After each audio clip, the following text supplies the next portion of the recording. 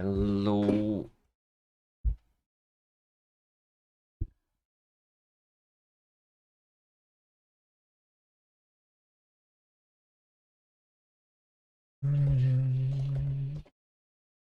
Okay. We're back. We're back, and I'm going to work on the Kast, on the programming language Kast. All right. Yesterday we didn't do much stuff, but I did get the nix to run the checks. So I do have my tests, although I only have one right now, to be written in nix like this. I am testing the fact that print hello world program is expected to output hello world, right? So if I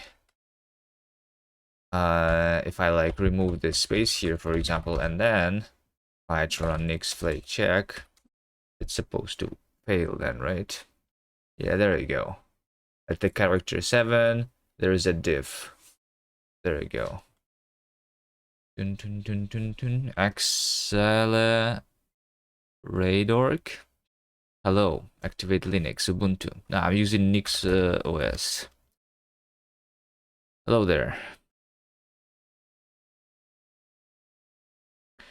Using Nix BTW. Um,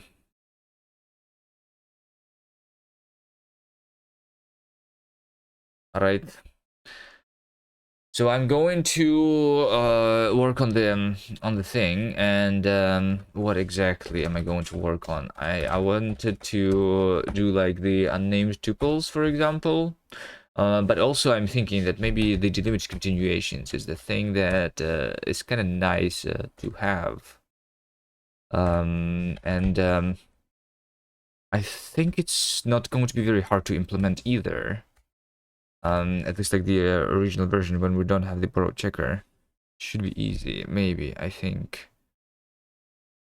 So what if I just try and do that immediately?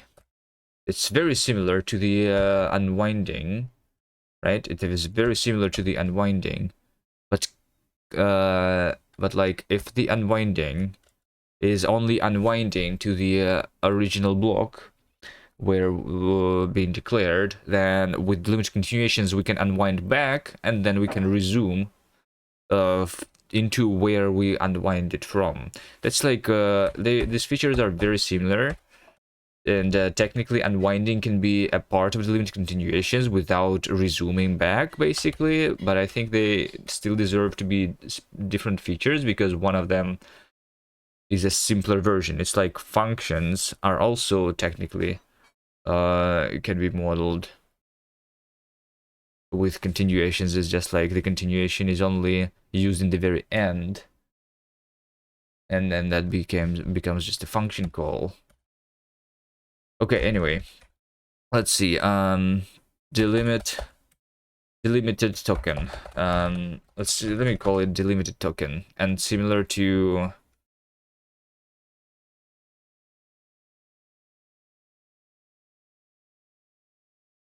the record field in never read. Okay, we go back to the horrible errors of the OCaml.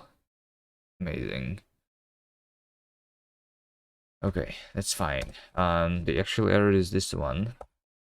Maybe I need to like configure it somehow so that, like it's actually correct. Anyway, let's see. We have a delimited token. We have a delimited token A, and we have delimited token B. Then I want to say basically the same thing. If A is B, then delimited token A, otherwise fail the inference. If we have a delimited token and anything else, then we just fail the inference. Okay. Next, we only are interested in the exhaustiveness checks. Unwind token.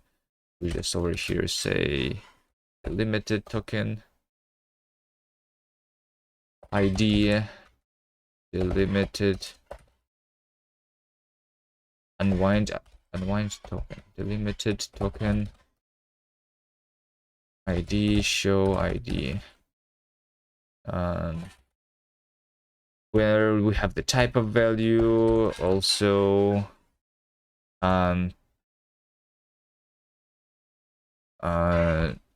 delimited token should give me the delimited token stuff, right? I feel like both the unwind and delimited tokens, though, they should be like it's not only the ID, it should also hold the information about the type of the value that we are going back into with, kind of. But yeah, that's going to happen a little later, maybe. Limited token. Okay, exhaustiveness check. Type ID for delimited token is going to be a delimited token, which is going to be a new ID. Show type delimited token is delimited token.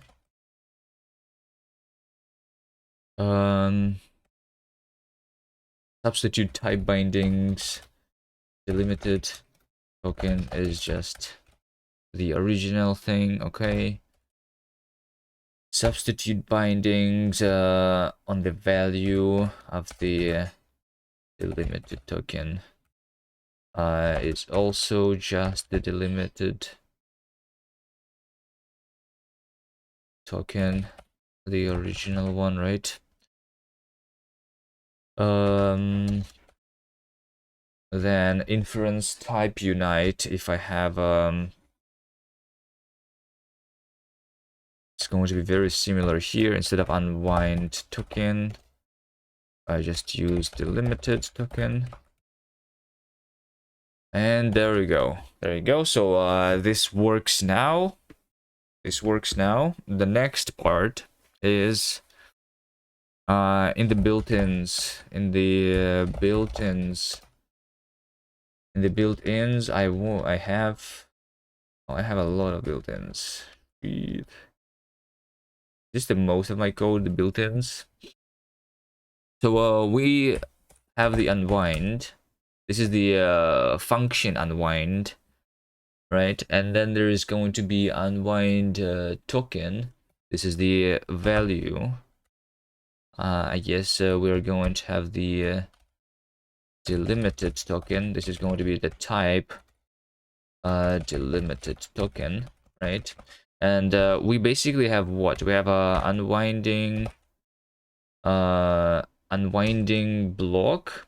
I want to like rename the unwinding by the way, to let's rename the unwinding to unwindable block.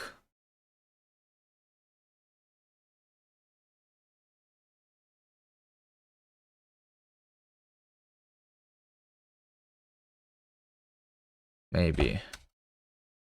Is it going to be renamed properly? Unwinding. Unwindable block. Unwindable. Unwinding. Okay, so over here, instead of saying unwinding, I would say unwindable block.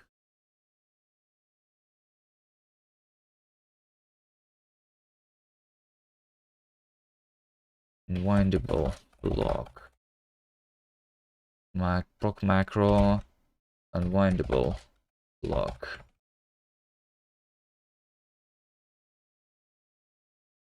Unwindable block. Unwindable block.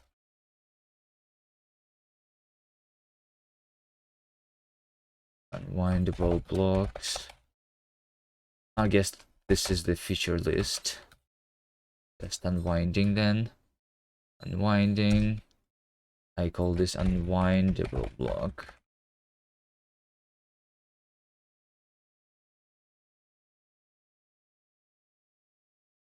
I don't know, I feel like I will rename it again though.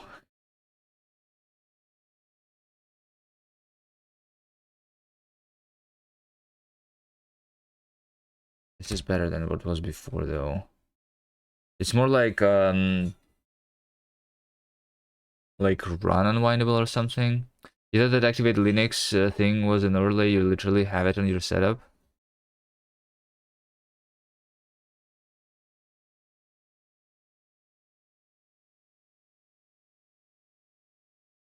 Yeah, I'm not as rich as you are, Justin.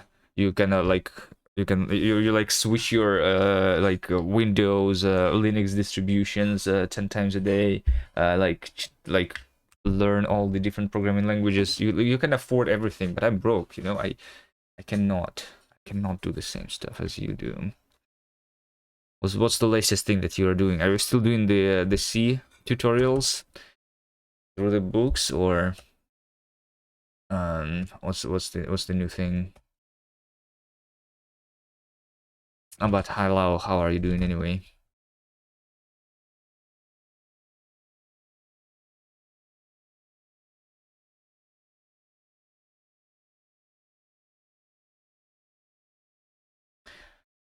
Like getting you on Gentoo? Oof. Oof. Good luck. Good luck with that. I think Zach is hating you or something. Why would anyone force another person to use Gentoo? Nah, I think that's not a good idea, to be honest.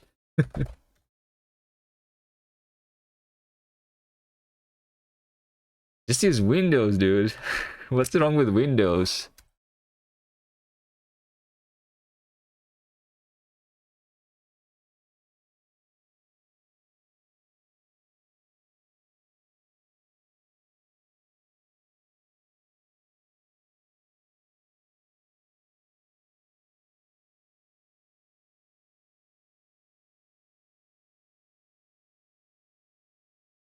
All right. I mean, I personally would not. I'm obviously not using Windows. I'm using Linux. But like, I don't know. I mean, it depends on your goals. Like, if you just want to try out different things, figure out like uh, what's your end goal? Just like learning things. Then sure, go for it. If you want to like do that. If you want to learn programming, you don't need Linux. Just do like your thing, whatever it is. On Windows, you don't need to like learn Linux to learn programming, right?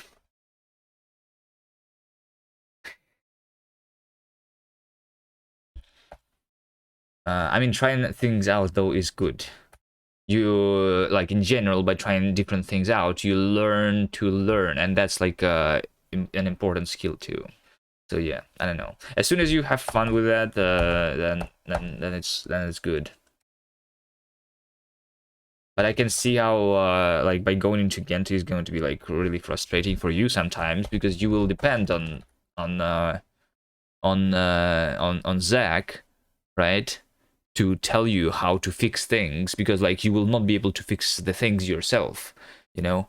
Like if you are using Windows, you can basically like Google search for a problem that you have, and like it's going to be probably like easy to fix, because there's a lot more people, and like it's easier to like, I don't know. Like Linux has its advantages, but I don't think that yeah. Anyway,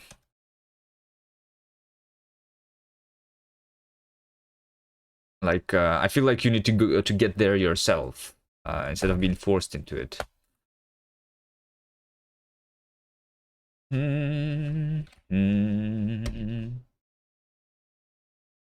All right.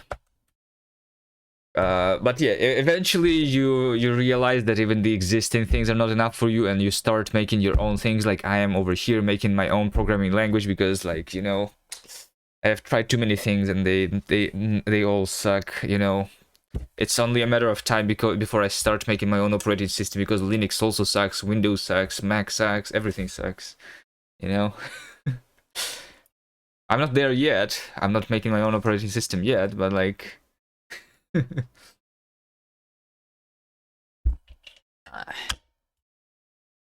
We're getting closer to that point. For the love of God, please put a link in the description of your programming language in the about section of your Twitch page. You want to see more programming language people in this stream? Hardware making then? When? I don't know. I don't know. Hello. Twitch. Alright, let's okay. Let's do this for the love of God. How do I do this? Let's do this for the love of God. Yes, exactly.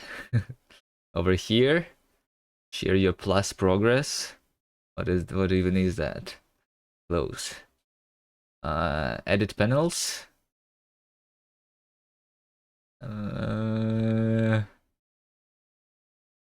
Imagine being a streamer and knowing how to like customize your stream. I think it's somewhere in the dashboard or something. Settings, channel maybe. This one. Username, bio. I am streaming sometimes. Yeah, that's a good description of the channel. My panels are blank. What the fuck? Yeah, I mean, I have a couple links to the GitHub, to the itch, to the Discord, to the vote archive, right? Where should I put it? In the bio or like what? Is it like the panel? Or what am I supposed to do here? What do you want?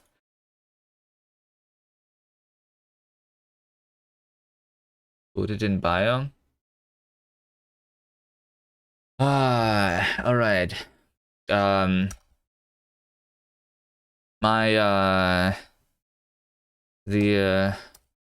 Currently working on a programming language. On my programming language. Kast. Can I put a link here? This is not a markdown, right? Yeah, no one is going to know you're making a programming language by checking your GitHub. They need to know right away when they're ready to stream. Well, I mean, it is on the stream title, right? It depends. Like, I'm not only making a language. Like, recently, all of my streams were about this, but is my main project Rust? No more Rust games. I am going back to continue my Linksider, but I'm waiting for the trailer to be finalized for that. I don't know. I feel like it should not be in the bio though. Like, why is the title not enough? Isn't people seeing the title? Like, who is even looking at the bio? No one is even looking at the bio, no? Yeah, I think people are looking at the title most of the time, and that's it. And then it just says that I'm doing language development right now with a camel, right? That's what I'm doing. Some viewers look at everything. Okay, fine. Writing words, here you go. We're going to write this bio thing for like an hour now. Currently working. Okay, let's do this. Let's do just a current projects I'm working on, right? And we have like a list. Like, so here's the list that we have, right? You never looked at streamer's bio, but when you do, it is so well designed. Not for me, right? Mine is not. Please put something about making a programming language. Lang dev is not enough. Why is it not enough? Is lang development... Can lang dev mean something else than making a programming language? Is... Like, you just want it to be like... What? Just, I like the title though of the stream also should also be short, which is why I'm putting lang development is instead of making a programming language, which is like 5 times as long. It just means you're studying OCaml language. Yeah, I guess I'm no longer studying OCaml. I guess OCaml being in the title is no longer very relevant, like, because OCaml doesn't really matter much. I agree with that, I guess. Current projects. Anyway, let's put this in the bio. Fine. Current project are working on. Making programming language. Kast. HTTPS. Kastlang.org. Is this going to like work as a link? And then a puzzle game. Link cider. And we have a Steam link to that, kind of, right? Which is, I mean, I'm just going to put that even below as the Steam page. Yeah, like I said, I'm waiting on the trailer to improve the Steam page.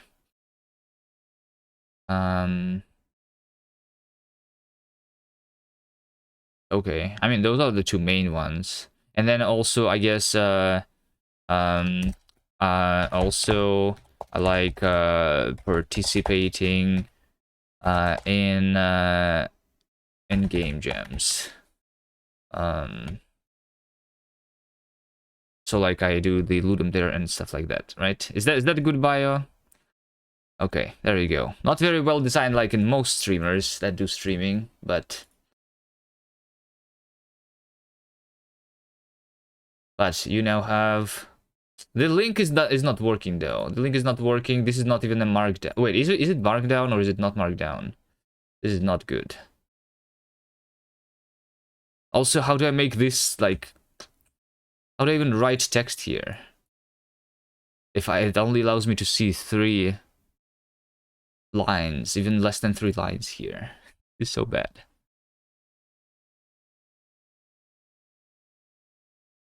Maybe you cannot link in the bio. So the links should be like here, but this list of links is also, should it be a panel? But the panels are like extensions, it's like different. Markdown doesn't seem to be working either.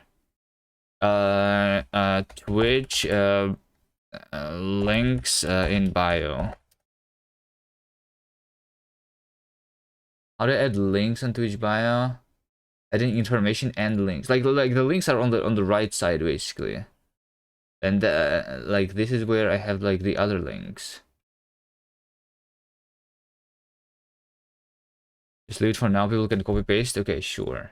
But it still treats these as a single line, it seems, right? So I probably need to do this or something for that to work properly. Maybe. Is this better? This is not better. They don't support like the line and like the /n. How do I do a /n? Twitch bio multiple lines. Is that possible? Like if the links are not possible. How to end line breaks in the Twitch bio? Display a line break in your post. Place 2 spaces at the end of the line or use a double line break to start a new paragraph. Hit enter twice. That's not... Wait, hold on. Twitch Markdown basics. Is that actually Markdown? Hold on. Help Twitch. Formatting, line breaks. Is it actually Markdown then? Markdown. The channel page features a section for browsers to create their own personalized info panels. Panels are edited from the channel page, but display on the info section and the profile page as well. You can use Markdown to help customize your page even more by adding things like headers, horizontal rules, or even lists. They talk about what? The channel page section to create their own personal info panels. What's a panel? Is this so the bio is not a panel, right? I think I need to literally add a panel or something, right? This is a different thing. Where is the Markdown? 1 plus add a text or image panel. There you go. This is the one, right? And this is the Markdown. There you go. There you go. The image links to. Okay. Do I want to have like basically like if we have a proper image for this? Okay, I guess for now it's just like without the images. Okay. Programming. Creating programming language. I don't know. What is it? Supports Markdown, no HTML.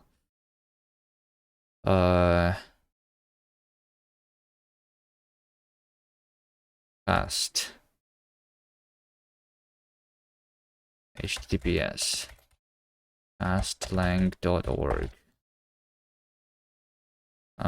Making my programming language Kast.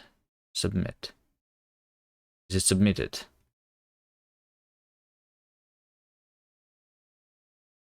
So I think the bio then is going to not have that, if I understand correctly.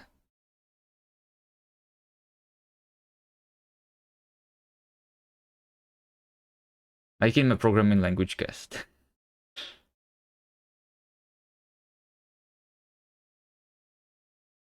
Amazing, right? I guess we can have, like, instead of a bio, basically over here, this is going to be like the list of my projects, right? Something like this. Projects I am currently working on, right? Making my programming language Kast, making a puzzle game link cider. There you go.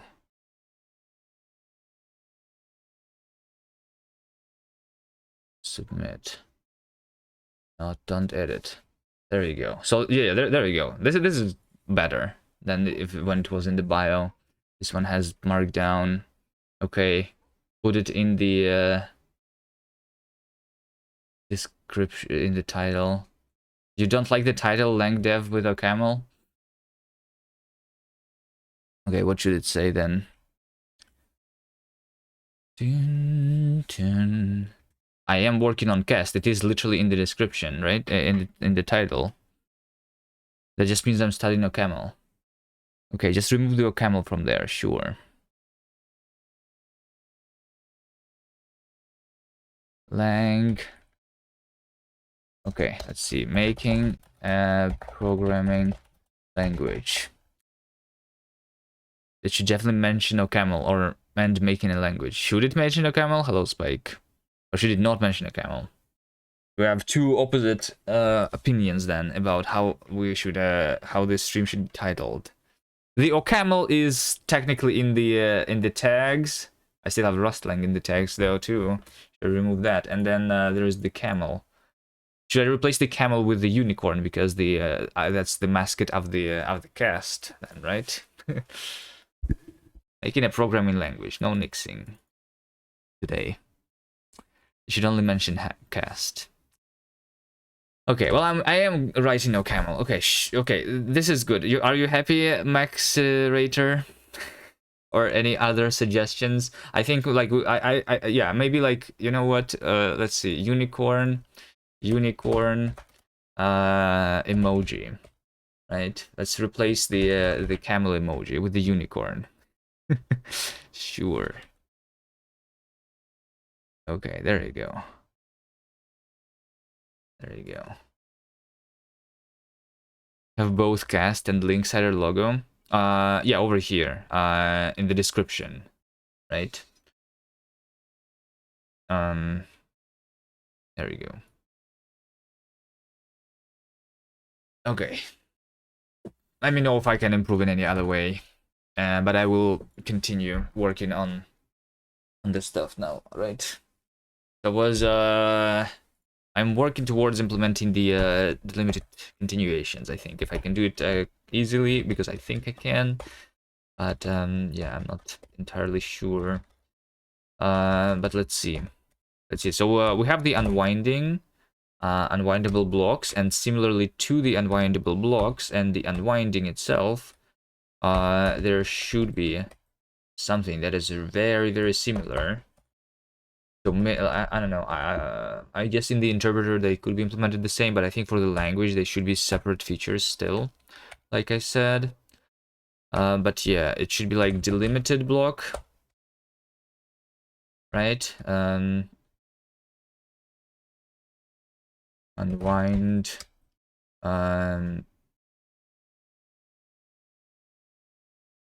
delimit. Okay, not delimitable, delimited block. Over here we say delimited block definition. Okay, so for the delimited block, there is not only the body of the block that I'm going to be executing, but the delimited block also needs to provide the what am I going to do when the it like needs two functions basically: the handler, which takes the resumption as an object, and the definition, which is the body that is going to be executed. You've have 128 Hello, hello. How are you doing? And this one, so let's maybe start even not with implementing this, but with writing an example, right? So one of the easiest, bad cop, one of the easiest examples for doing this. How do I make a new file? Just open a new file that is going to be called examples slash 4,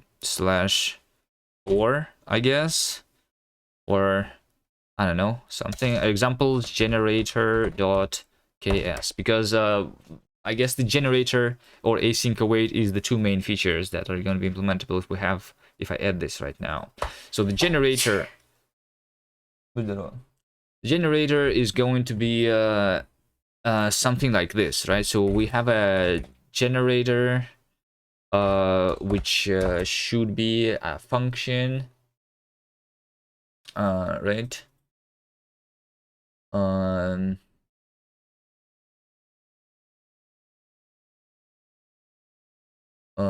Like I want to be able to make a function, something. Dr. Java, hello, morning. I want to have a function, and the function is going to like basically yield like 1, and then yield 2, and then yield 3, right? I guess that's the simple example. And then we do something like for a value in generator, or I guess like, because I don't have a way to convert integers to string yet, I will just like yield the string values immediately. So just for value in generator, right? For value in the generator, we just like print a value, right? That's what we want to have. And then over here, I say like print yielded 1 or something. Right? That's what we want to work, but this is supposed to work on top of a library, right? So how is that supposed to work? So the for is supposed to be a syntax construct, something like syntax for loop, I guess, is something, some priority, and then we have a for and then pattern for like value pattern, I guess, right? And then we have in, and then over here we have like the generator, right? And then I should just have the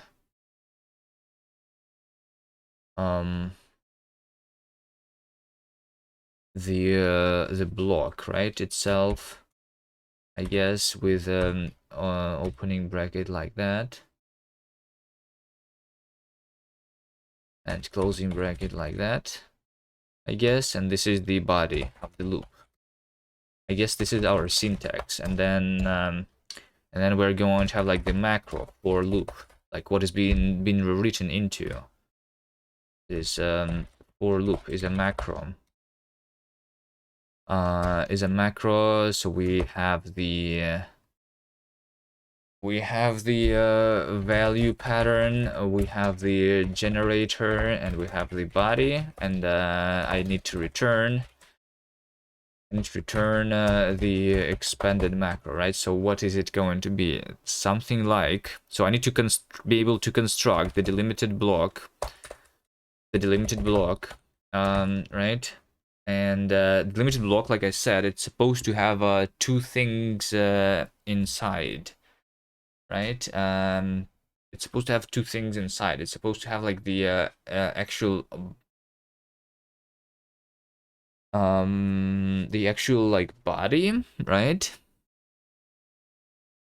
This one should also like have the similar to the throws keyword, to the throws when I'm like throwing exceptions. This should be like yielding string, right? Something like that. So we know that it is a generator. So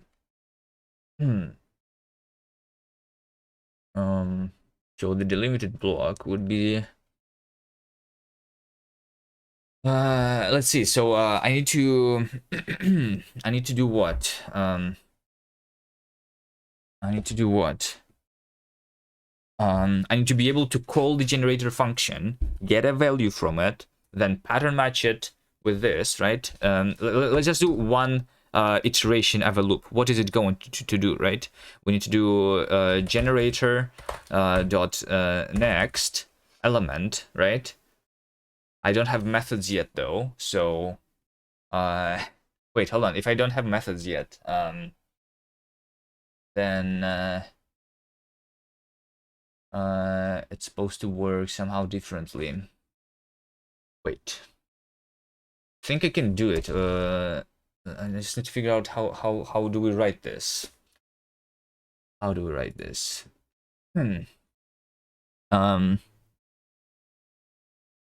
No, it's no. We call the generator function. We call the generator function immediately, but we need to do it in a context, right? Because generator is a function that is only supposed to work inside the context that knows how to handle the yielding, right? Similarly, how a break function can only be used inside a block. So the generator function needs to be inside the context. So I need to construct a context, right? And a context the loop context. So with loop context, I'm going to just call the generator function. And that's it. But we need to construct the loop context. What is it? What is it? Loop context is going to be the thing where.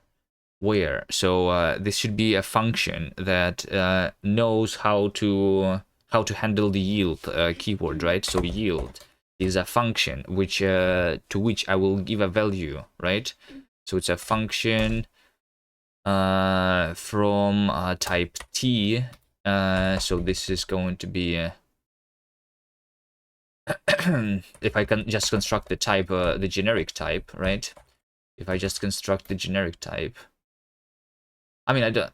Yeah, like I want the generic type, right? This is going to be like the I don't know. Let's call it the generator context because the other context is the loop context is just like for the loops without the generator. It's called generator context, sure. So yield. So this should be like then f for all t, which is type, right? This is a thing where yield is a function from t into what? Into the u, back to the power line. What we measure? Yeah, I'm back to Hyperland. I still want to like change this into a different bar though, because I think it's ugly, the power line style. But I don't want to work on my config too much. So I think the yield is literally a function from t to u. U is, wait, hold on. Yield is a function from t to u. So I want to be able to resume my generator by giving the function back. So like the yield keyword is supposed to have like the value back. So like value I got back is equal to the yield one, right? So like I guess this is what you can do in Python. Can you do this in Python? Hold on. Python value of yield. I think I saw this in Python, right? What is the result of the yield expression in Python? you can send values to generators. Yes, so this is the idea, right? I want to be able to send the value back, and the value that I send back, is this a value that is constant, or is it dependent on every single yield operation? Depending on, like, no, it cannot be like, yeah, no, I think it's a fixed one. So generator context is the one that can yield the type T, but where you can give the generator the type, I don't know. Let's call this let's give meaningful names instead of T and U, right? Yielding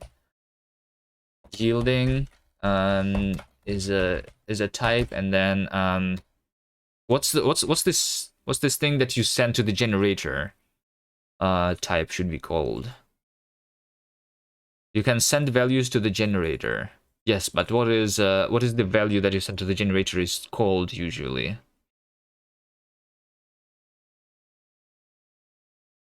I don't know. Let's call it send. Is another type, right? So yield is an operation that basically gives the yielding back to the context, and then once the generator is resumed, you are going to resume this function with the send, right? I think that's it. That's in the entire context here. So then over here, I need to since I have the for loop. I need to construct this context, right? So context is the one where yield is equal to so this is a specific implementation now, right? So this is where I have the value that I have yielded. And then this is going to basically use the delimit continuation function now, right? Which means what exactly? This should mean, so like I need to get something from the delimited block, right? This is the body of the delimited block, so I should be able to have the token, right? I guess so in the Lisp they call it shift reset. In my Rust library I called it switch resume. I don't know. I guess I can use this because that's what I came up with before. So I switch the I don't know.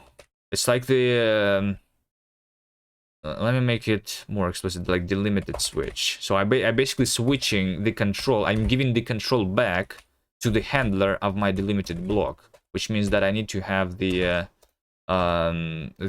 token somewhere here, and this is like the actual like body. The body is a function which takes a token and then executes something with this token. So we know what the token is. This is of type delimited token, right?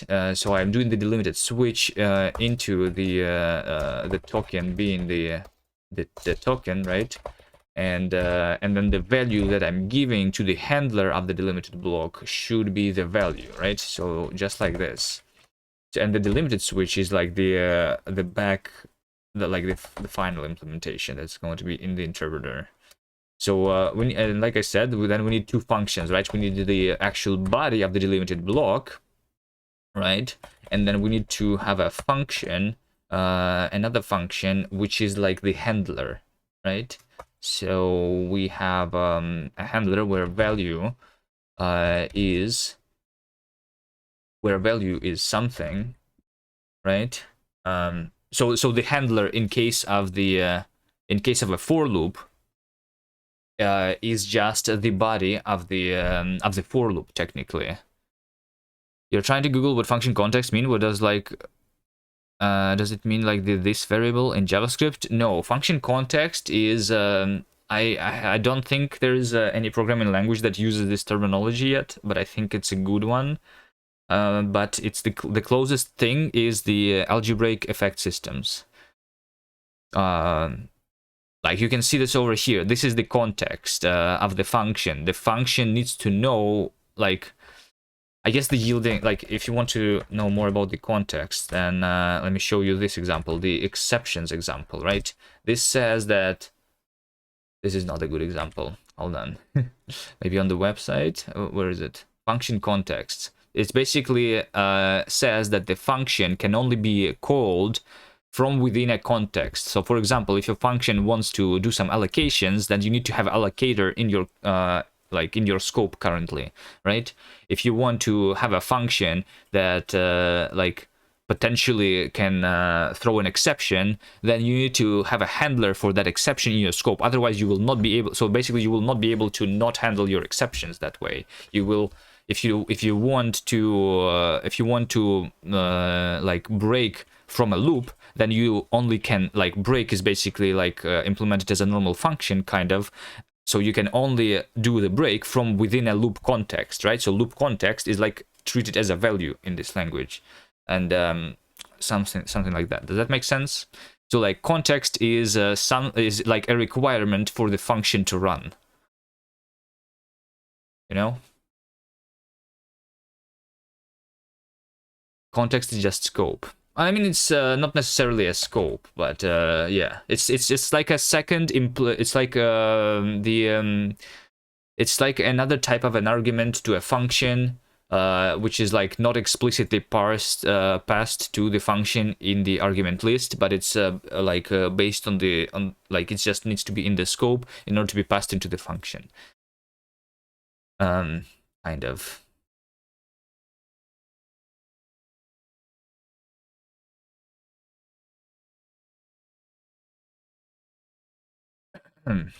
The stack frame. It's not exactly the stack frame though. Like I said, it's like the limit. It's like the effect systems, but like not like effect systems is something that not a lot of people know about, right?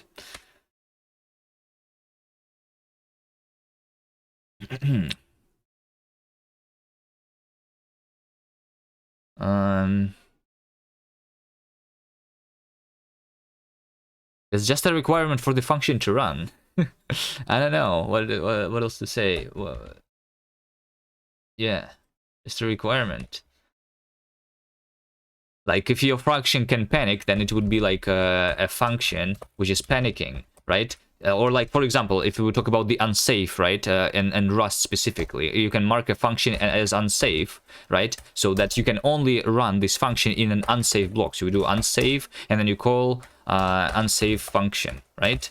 So like you have unsafe function is a function which is unsafe, right? This is just another type of context, which is a value of like a zero-sized type basically, but you still need to have it in your scope. So like the unsafe keyword is technically would be something similar to like with unsafe. So this is the with keyword is the one that is bringing a value into the scope in order to be passed as an implicit argument to your functions. So like to use it as a context basically. Does that make sense? So like you can only call the unsafe function if you have the with unsafe somewhere in your, like, if the compiler can figure out that you are inside the unsafe context right now. Does that make sense? If you do the if you do a function that is like await some async function, right? Then you should only be able to call this await inside the async stuff. So you will do something like with async, and you do like this await, because without this you will not be able to await anything. How do you return something to the generator? How does the break call the context if the function signature does not show the past context? Because there is a there is like basically like the two building blocks. There's like the with context, which brings the context into this implicit scope of contexts, and then you have the another argument which is like current context, so like which is giving you the value of the context so you can do something with it. Basically that's how loops are already implemented. If you have missed that part, here's my standard library, and here's the here's like how the exceptions are also doing the same thing, right? With the throw context, literally the same stuff. The loop over here we say with current loop context. The loop context is the one that like knows how to finish the current iteration, and then takes an argument whether we should continue the loop or whether we should not continue the loop, right? And if we should continue, then we like call and then we continue the looping basically. And then when we actually do when we actually see the break keyword in the code, what happens actually is we are calling this function, which is taking the value of the final value of the loop, right? This function should be called inside the loop context, so I get the current loop context and I finish the current loop iteration with the value of false in case of a break, because I don't want to continue executing the loop. Or in case of the continue keyword, I finish the current loop iteration with the true value to signify that I should continue running the loop, basically. Does that make sense?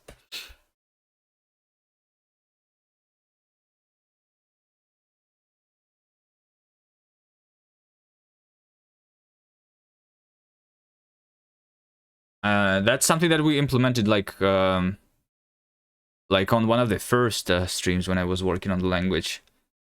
So and then this also works like for the breaks to work, we also need to like this unwinding mechanism, right? Because in order to break out of the loop, you need to unwind the current like function call stack, kind of, right? Because you want to like go back to the loop body. This is what the unwinding does. And then what I'm doing right now, the delimited continuations, is basically unwinding to go back to the handler, and then we want to like potentially continue from where we unwind it from. So this is how the delimited continuations is different from just the unwinding. It's like the resumable exceptions, I guess, is like what you can call it, kind of.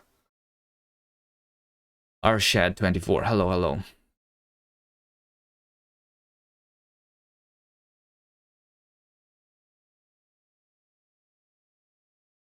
Cannot save file, parent directory does not exist. Wait, what? Can I save as? Rename?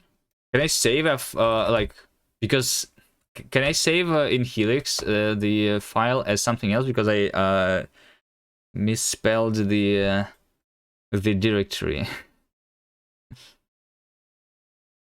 I guess I can like delete everything from here, and then I create a new file,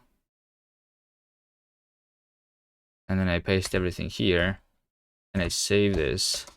Cannot save with no path set. Oh wait, hold on. So how do I like set the file path? File. Helix set file path. For new file. WArg? Oh, so you like just do W, and then accepts an optional path. Yeah, there you go. I see it now. Okay, so I don't need this one then. Oh shit, that was bad. I just closed everything. I wanted to close one file, but I closed the entire Helix instead. Is it still saved somewhere? Is it still saved somewhere? Helix, open, Helix, restore.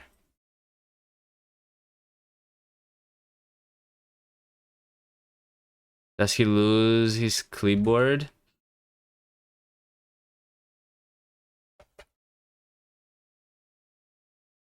I mean, in my clipboard, I have I have this in my clipboard. In my Helix clipboard, which is like not the system clipboard, is lost though. Yes. Helix restore unsaved file after close. Is that a thing? Is it possible to recover lost work after a crash?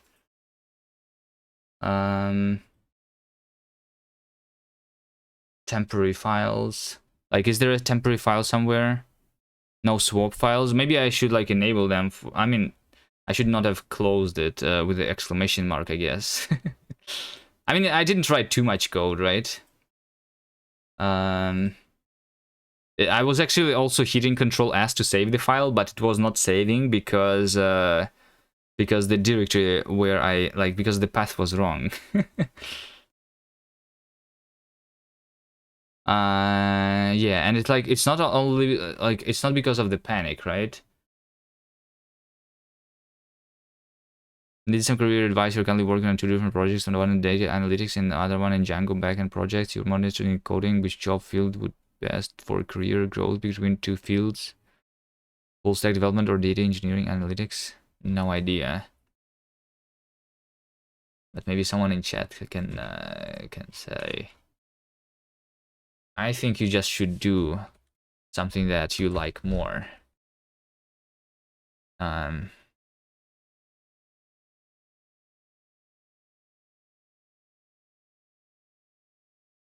mm, mm. Okay. Okay. We can look at the stream board though. Hold on. That's how we recover the lost files.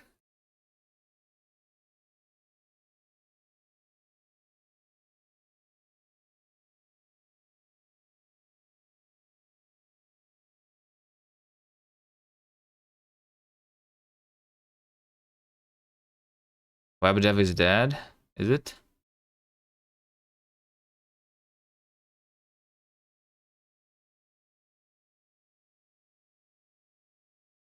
Can Twitch load it though? Okay, Twitch cannot load it. Okay, we are going to write it from scratch then, fine.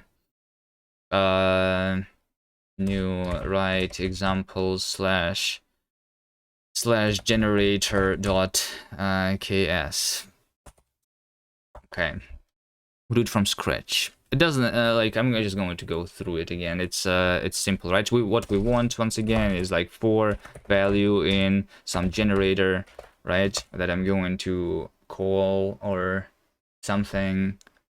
Maybe it's like easier to just like call it immediately because like that's the generating thing. But yeah, and then we do like print value. And so this is the generator that generates the strings, right? Generator is a function which is yielding string, right? And we do yield 1, yield 2, and then like, yeah, JS will be replaced by KS soon. Yes.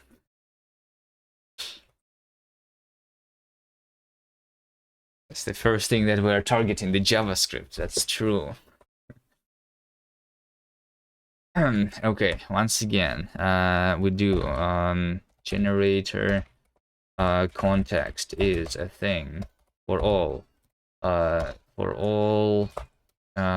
have yield type, and we have the resume type, right? And for all of those, we have a thing where the yield, I don't know. I guess yield is going to be like probably I don't know. Yield does not need to be a syntactic thing. Let's do yield. Yield is, but I mean it's easier if yield is going to be like a syntax thing because of priorities, kind of, instead of it being a normal function. You lived in Silicon Valley for 5 years. You're telling you it's dead and that the machine learning is hot. You're saying programming is dead? The AI is the new thing. You are not supposed to program at all, right? It's not only the JavaScript, everything is dead. Or why are you only saying that the web dev is dead? Why not other things? Are you saying, or is it like because the web dev is like the simplest thing, so it's going to be replaced with AI easily? How come programming is dead? Yeah, I'm not sure like why would web dev is dead. Why would web dev be dead either? Web dev is not dead. I don't think so. I don't even think that JavaScript will die.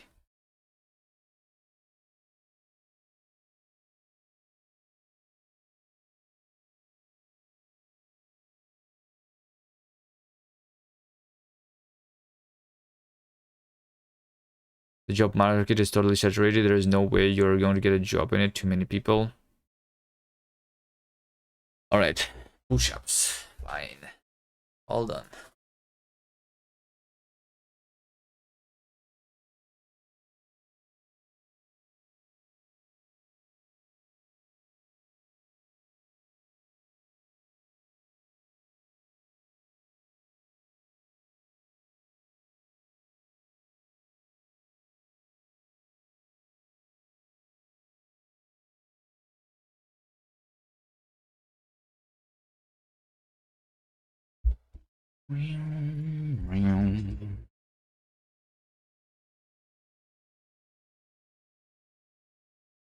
Okay. We go back to yielding. Okay, there we go. My saving works now, and we're not going to lose the progress anymore. So yield is a function that takes the yield argument and returns the resume. Basically, that is it. That is it. That is it. So, yeah, this part is like what goes in the standard library. This part is the part of the example, actual example, and like over here, this goes into std, right?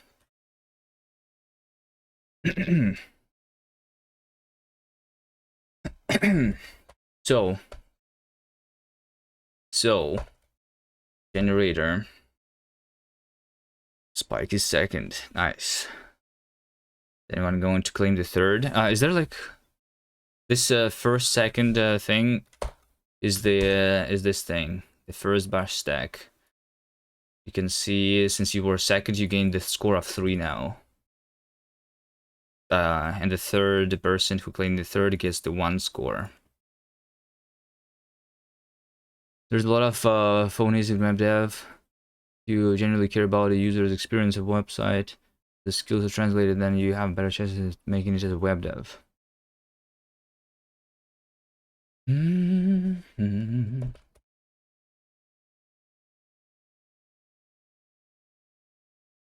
Okay, we have the generator context, which is this, right? And then, then we need to like figure out what the for loop actually is. So, alright, so once again, syntax for loop is something something is for value pattern in generator, and then we like I use the normal brackets this time.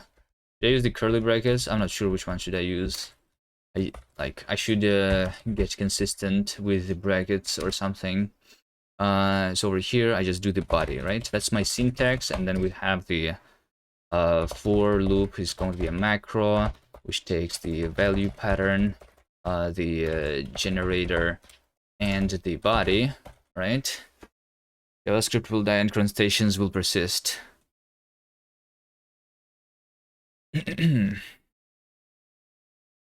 Well, I'm trying to replace Rust too, not only JavaScript.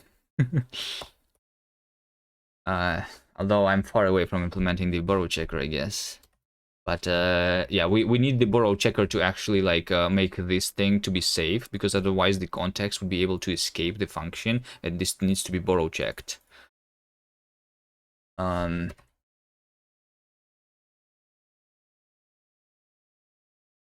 You occasionally see crypto scam jobs and apply there, but they reject you.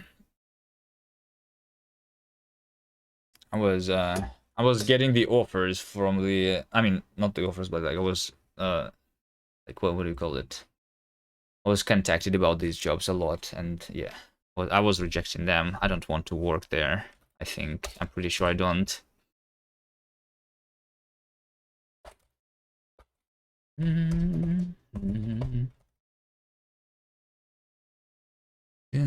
Canonical was hiring specifically Rust developers recently.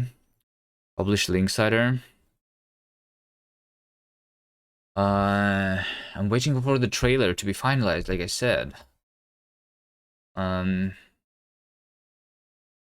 then there's probably like, then there's more work that needs to be done still on the game, right? So at some point I'm going to take a break from this project and go back to Linkcider. Not yet though. value pattern generator and body. So once again, one iteration. So we're basically just going to call the generator in the end. This is literally just the expression that I'm going to call, right, inside the context, right? Or I guess, oh, yeah. So we need okay. So we need to have a delimited block once again, right? One of the things is the body of the delimited block, which is going to be having the token, which is the delimited token, and the body of that is going to be the generator. But for the generator to work, we need to have the context constructed, right? So the context constructed is going to be the thing where the yield operator is the function that is taking the value and returning the thing yield being a value.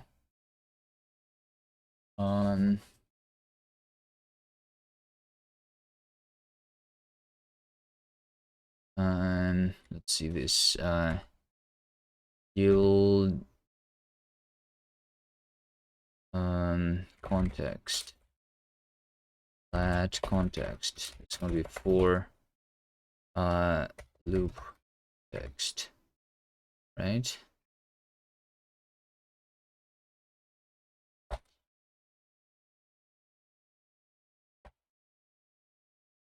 That and that. Yield, taking the value and return. So over here I need to return, right? So we should have this this feature. So similar to unwinding, we want to do this, right? So I think I called it delimited switch, right? So I need to switch to the handler. Is my push-up counter stateful? Yeah, it should say push-ups.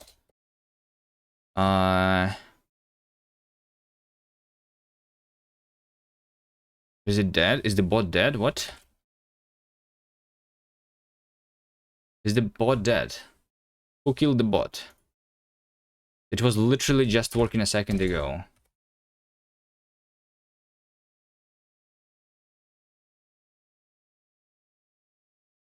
It did not crash even.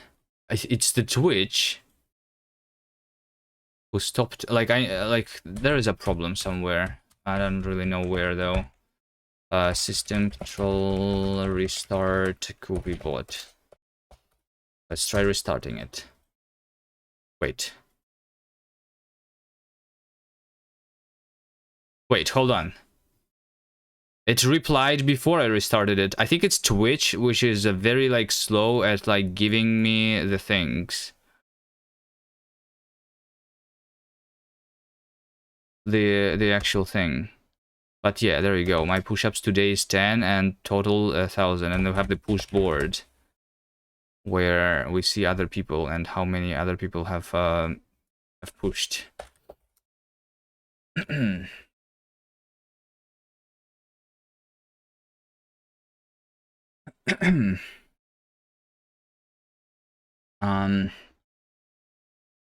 Okay, context is this. So we need to do the delimited switch where we have the token and we have the value, right? So delimited switch is this is going to be a built-in function which takes the token and a value and goes back to the delimited block marked by that token, right?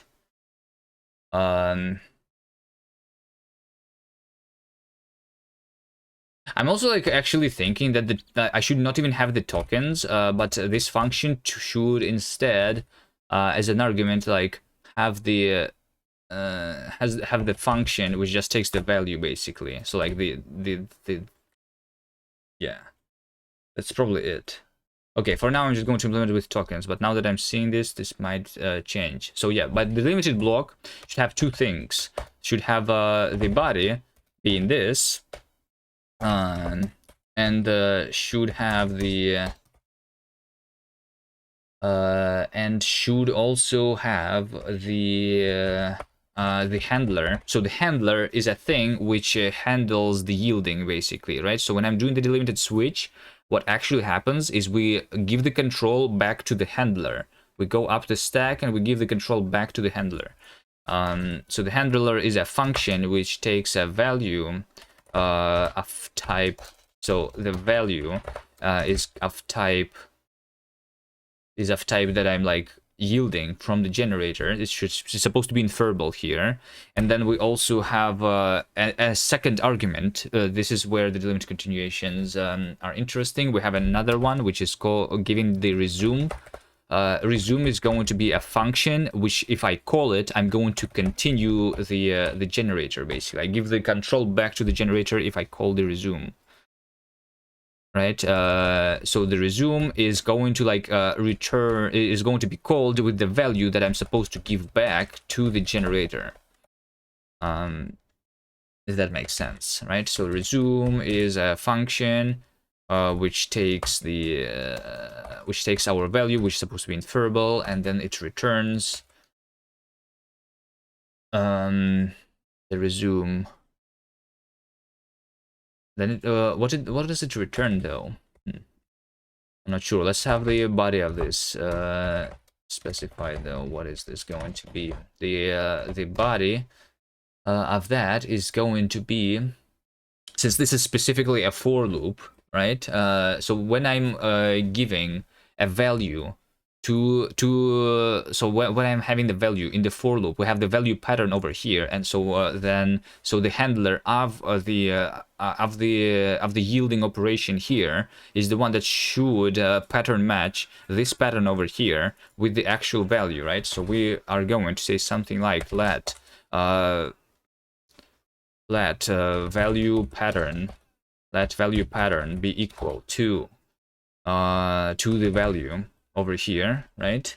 Or I mean, I can do something like value colon value pattern, which is like literally the same thing without the let, just a little bit easier. And then once I have this, I'm just going to do the body over here in the handler, right? So the body is just going to be done there, and then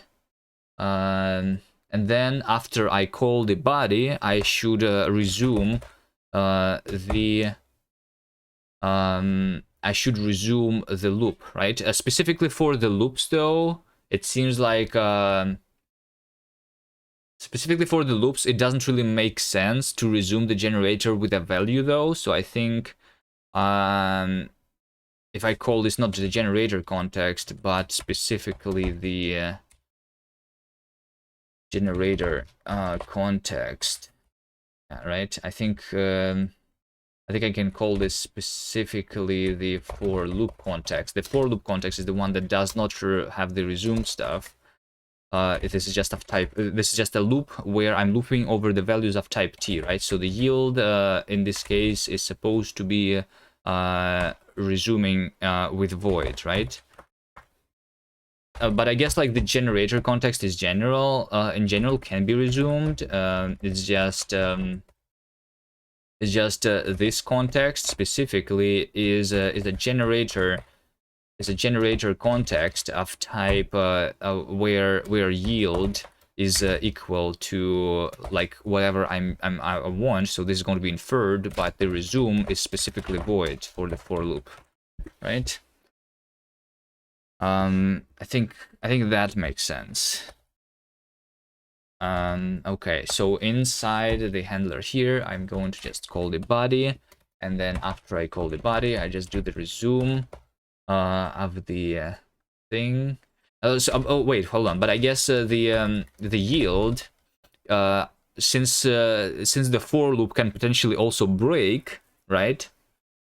Since the for loop can potentially also break or like just finish, the generator potentially can finish, right? So the generator is not an infinite generator, right? It might potentially finish, right? which means that the generator context is having two operations, the yielding and then the finish operation, right?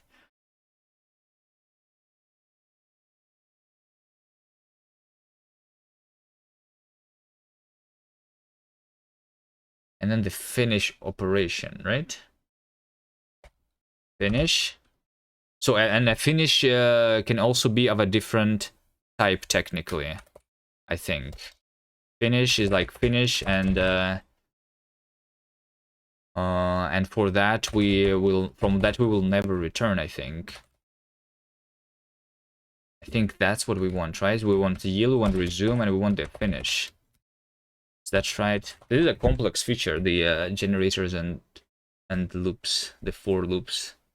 If I do it this way. Okay, so we call the generator, right? So the generator in the end is going to be a function that's just going to return something like the final value, right? But I guess I guess the generator specifically, let's see, generator specifically should be a function which takes nothing, right? Because, oh wait, no, the generator might potentially be already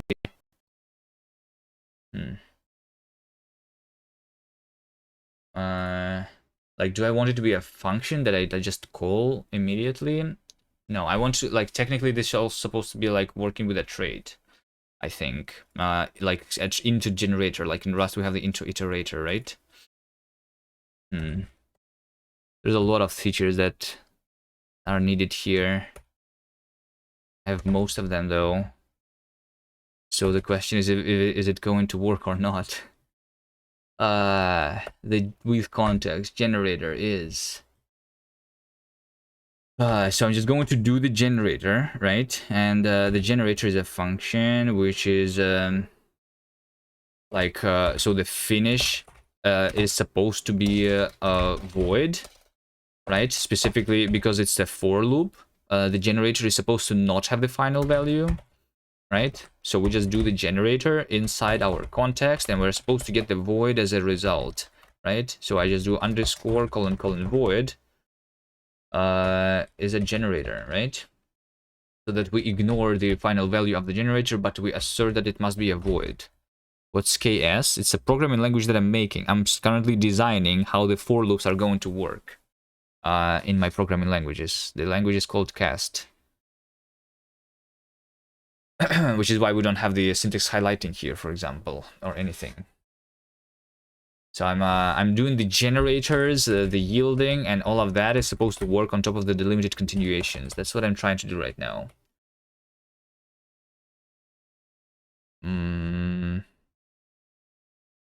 With context, let underscore void is generator. So I'm like trying to like understand how it's supposed to be implemented, and then I need to like implement, like the only feature that I don't have right now, I think, is the delimited continuations. And then once I have them, it's just supposed to work, because like these things, the generics, I call them templates, are already working. The type inference is already working, so I can do over here the underscore for this to be inferable. I think it's supposed to work, but is it actually going to be? I don't know. Maybe I'm missing something. So with context, let underscore void is generator, right? Yes. I think that's the entire body, and then over here once again we do body and we resume with void. We always resume with void. Yes. So the question is, what is the resume stuff though? What is this resume stuff? The resume is supposed to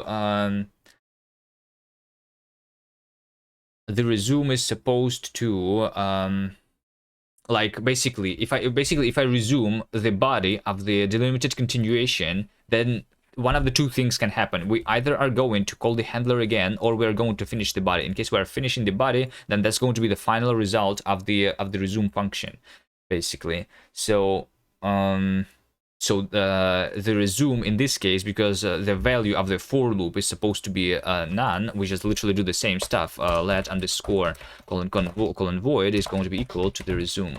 I think that is it. I think that is it.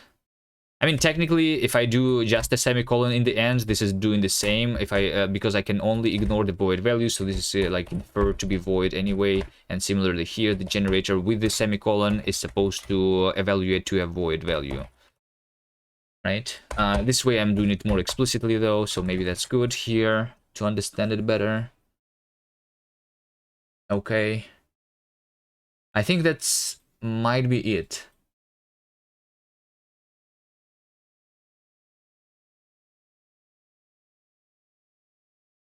Colon set language to a camel. I'm going to change the language into a camel now, yes, because I think I have finished the thing and how it's supposed to work. So we are going to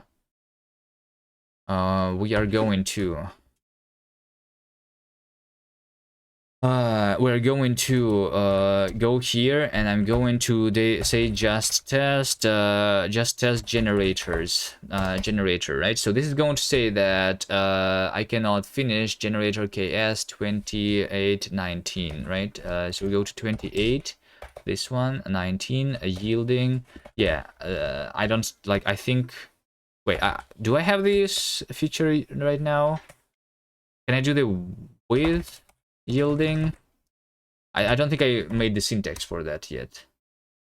So like, yeah, I'm supposed to write this, but for now, I think the type inference does not work for the context. Yes, exactly. So like, that's going to be a to do here.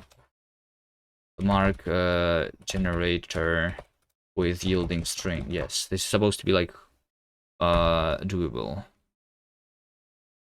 But right now it's not. Even syntax highlighting. This is not going to be highlighted as a camel, I think, because the let is supposed to like end it with the in a camel instead of a semicolon. Okay, so there you go. Now we have line number 30. On line number 30, so generator is a function. Wait, what? This is supposed to work. 3019. So this specific, oh wait, hold on. Yeah, okay. Yeah, if like I need to have something inside here. Okay, would you function void? This should work.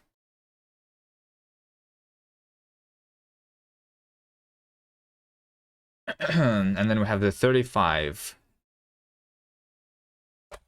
over here for value in generator. Okay, so this means that probably this is not a good enough priority. Maybe like the priority should be 2 here or something. 35, 24. 24 is this. For value in generator, this. For value in generator.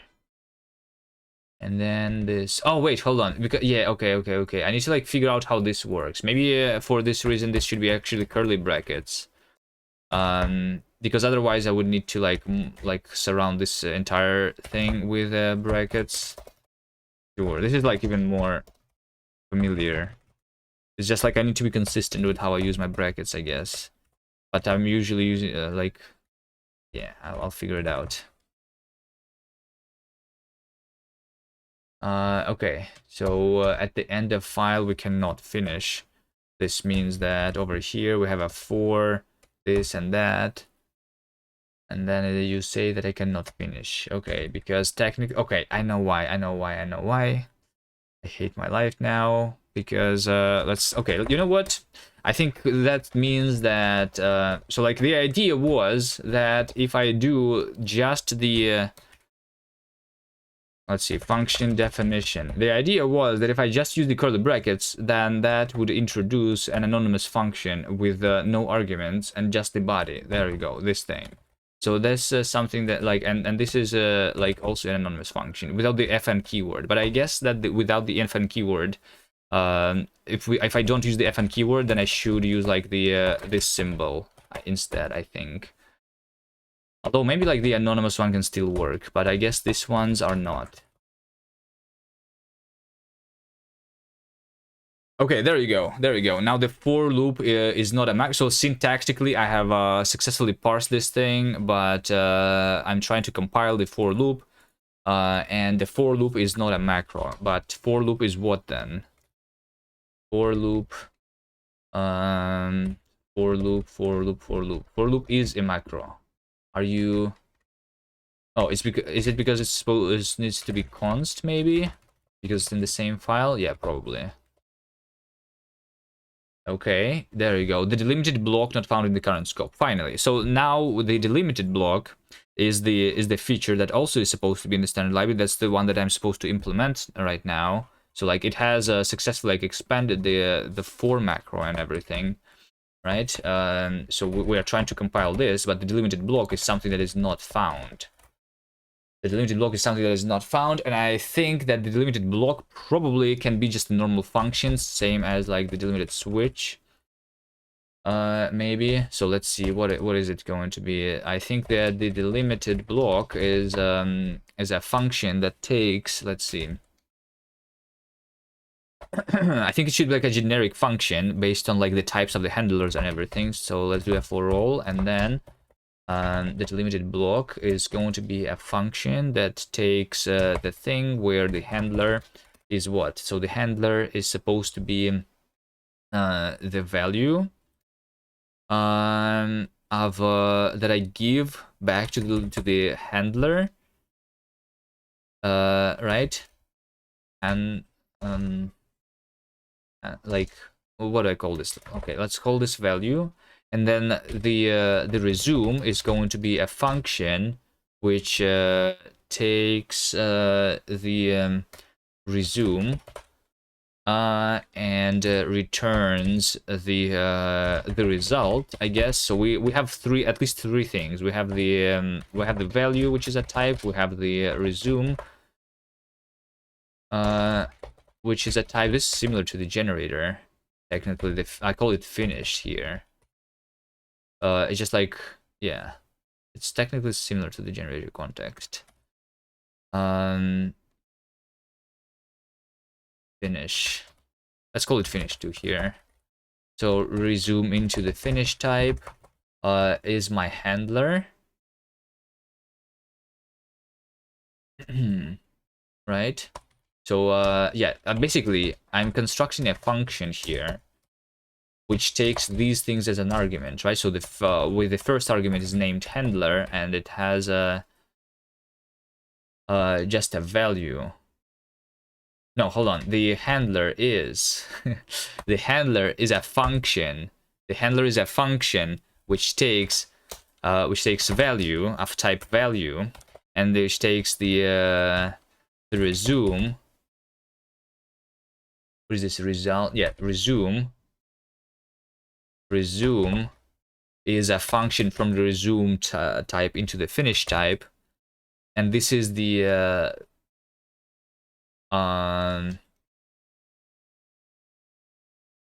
function. This function should return also the finish type. Yeah, there we go. This is the correct thing.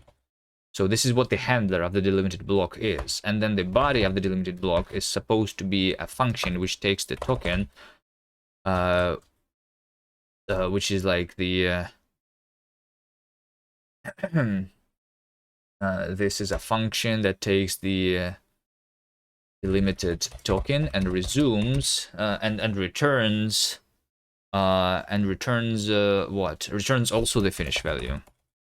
I think this is the thing.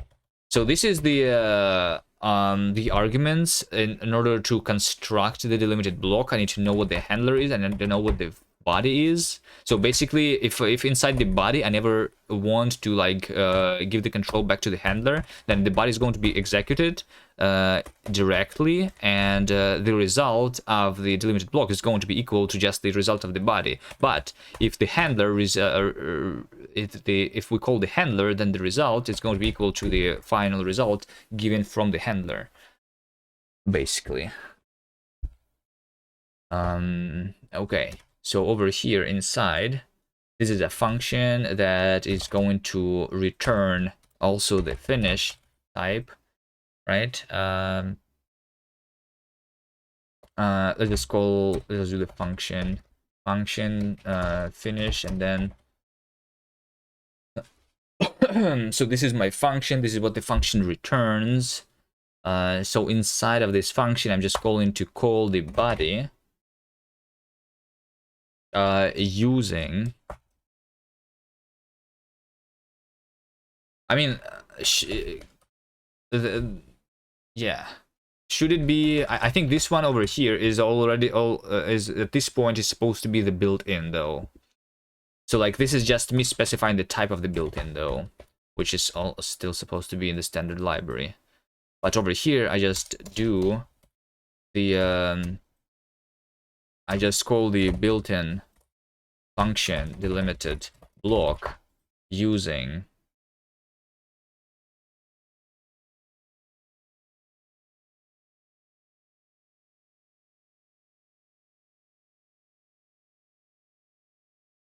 using this thing, right? So the arguments are of type arguments, and then I just say that the arguments is this. This is the type of my arguments, right? Where the handler is this function, the body is this function. So then I just call the built-in function delimited block using these arguments, and this is supposed to be implemented in OCaml now.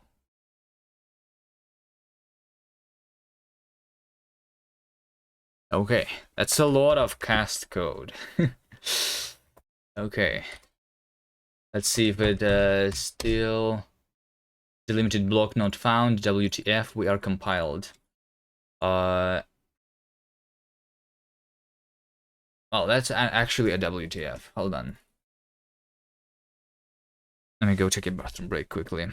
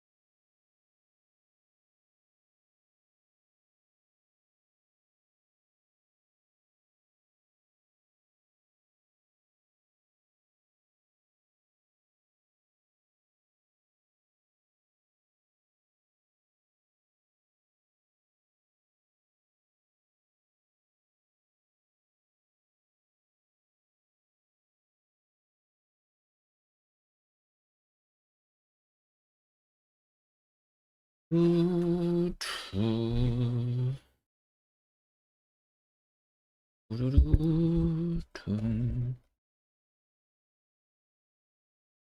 it because this one also should be const? Maybe. I need to figure out my const stuff.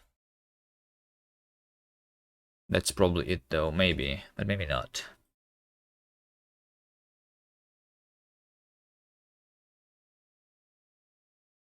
Yeah, there you go, there you go. So now the built-in function delimited block is not found. So we technically are now trying to actually call... No, it's not found in the scope. I'm not... It's not... It's before the things. Okay, so now we go back to the OCaml interpreter. And we go to the list of built-ins. Right, and one of the built-ins... delimited switch. No? Unwind. So we have unwindable block, we have unwind, and then over here we have the delimited block, and then the delimit. So this is where I like left off, kind of. Right? So the delimited block is one of the built-in macros. Hold on. Hold on, wait. But Where is the delimited block? It's a built-in function delimited block. Yes. The delimited switch is the next thing, right? That's also not specified here. Okay.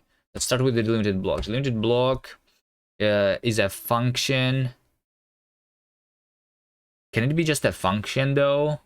For the unwinding, I did specifically the thing. Okay, let me try. Let me try.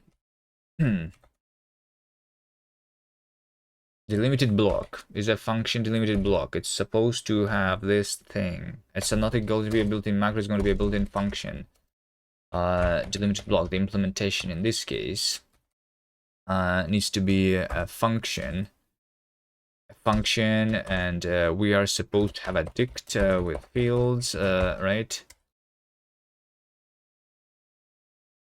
Expected a dict with a delimited block args.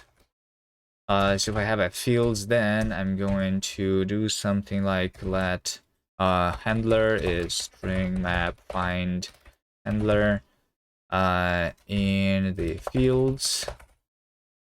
Then I say that the body is string map find body in the fields. String. Okay, and then fail with to do. Let's see. What do I want here? It's supposed to be a vertical bar here. Okay. Do I still have the syntax error somewhere? Delimit token, yeah. Okay, so I'm going to call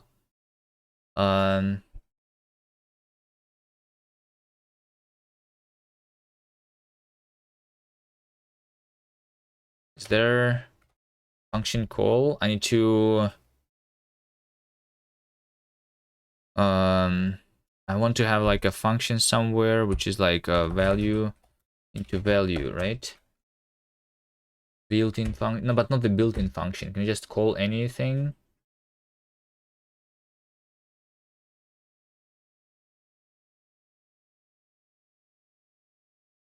Value to type. No, I don't have it. So I need to be able to call a function, right? Kind of.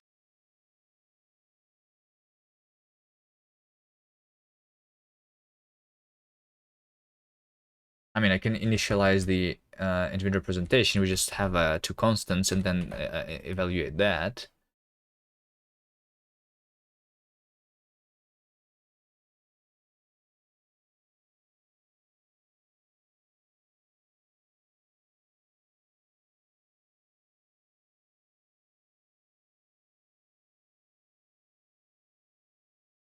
Yes, this is it. This is me evaluating the call, right? Let's just do evaluate call.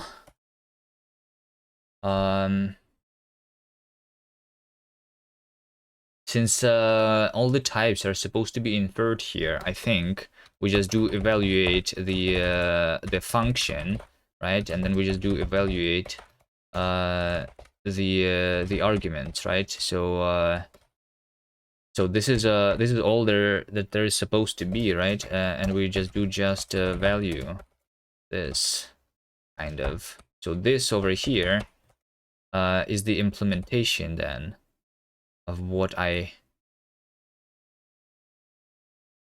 want, right?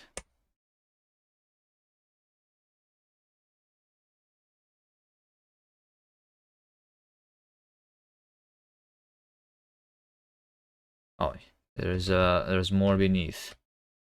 Yes.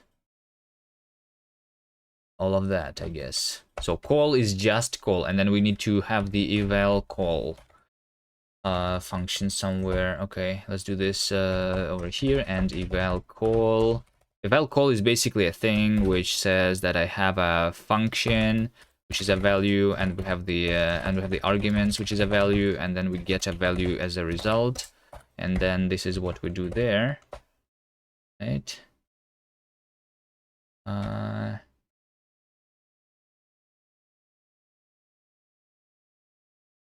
This is not a colon. I just need this.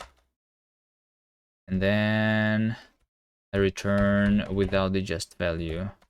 The args are already evaluated. Unbound value self. Oh yes, so I need like the contexts, right?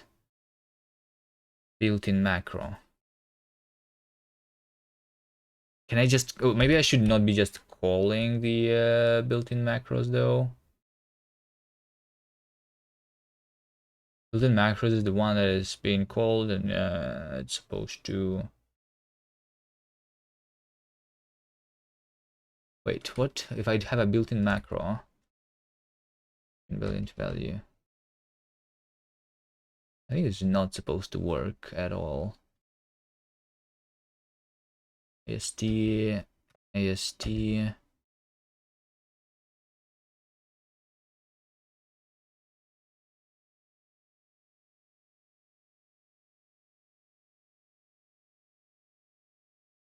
I think I'm going to like comment this out for now. I'm not sure if I want to be able to call just macros because they're called in a different place anyway.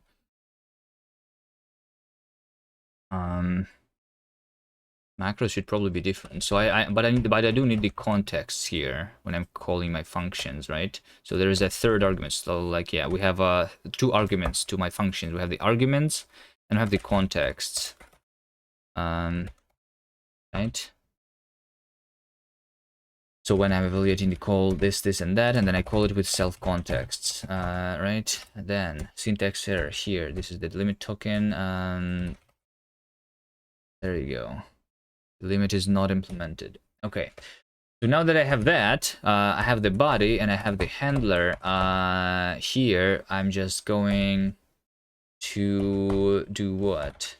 We need to call, we need to eval call body with the argument. So like the argument of the body, once again, is just the token. So I need to construct a new delimited token and pass it to the body of the delimited block, right?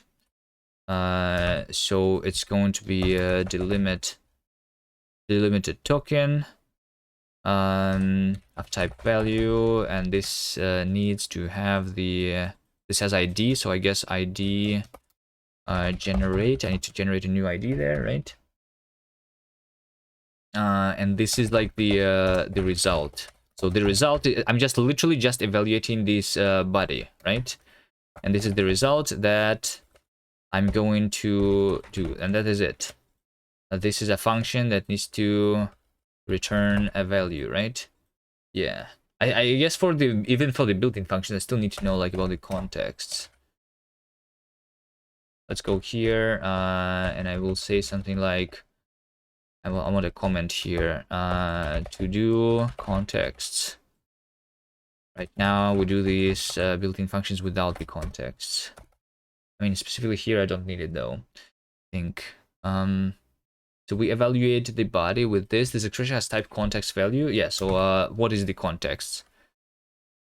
What is the context here? I'm calling the body with the context. So yeah, I guess we just do empty context, which is not correct specifically. But yeah, let's yeah, I need to like fix the I needed to fix the context before going into the continuations, but I guess we can make it work like in a dynamic way without them being checked. I don't have the checking for them yet, as for other things. But yeah, we do the evaluate the call here, and so what can happen, right? While I am evaluating the call, what can happen is that we can potentially want to give the control back to this handler. So I want to call this handler with something else, right? Specifically by using the other built-in function, which is going to be called delimited switch, which is going to switch the okay. So what this function does is it gives the control back to the handler. So should it actually be called yield, because I'm yielding the control back to the handler. maybe. It's not like the same yielding as in like the generator. Generator yielding is different. This is about the continuations, but I guess the yielding is the correct word here. So we do over here, this is a function that is going to take, let's take a look, the delimited switch. We're giving it a token and a value, similarly to how we do the unwinding, basically, right? We have a token and we have a value. The token specifically must be a delimited token, not an unwind token, right? Like in the unwinding. The variant is expected to have type value, but there is no construction delimited token, right? Okay, so there we go. We have a delimited token ID, right? And we have the value that I want to yield back to the handler, right? And we do this, the implementation right now. I'm going to do this using the exception mechanism of a camel. Although, I don't know. Wait, hold on. Do I? Yes, I think I do want to do that exactly. So we need to like capture the resumption object, right? So what is the resume? Resume is a function that is going to like be called, right? So I will have a value which is going to be the value that I go back to the resume function. And this value is going to return the value back. This is just like the untyped version of the resume, right? And so the resume is a function that that takes the value and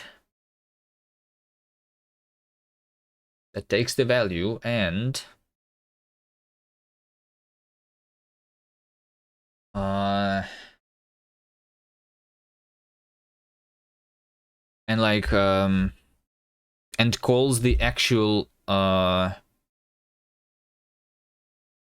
on, what?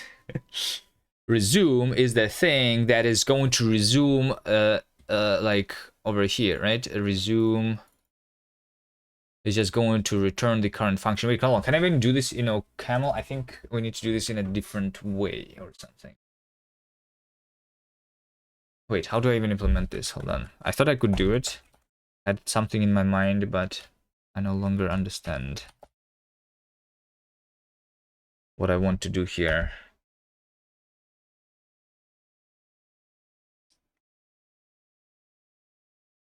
Might just need to like actually use the camel continuations. Let's look at that. Camel continuations.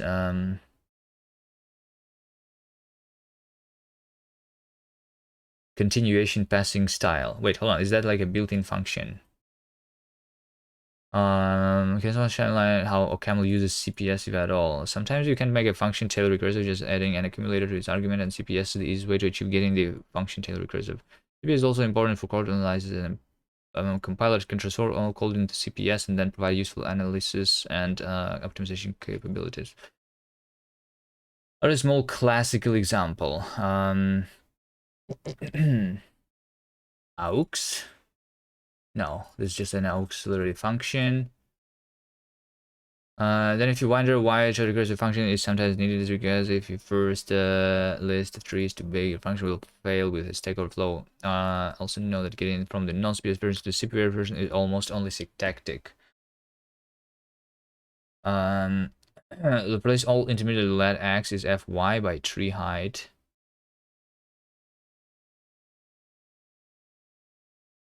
Is there like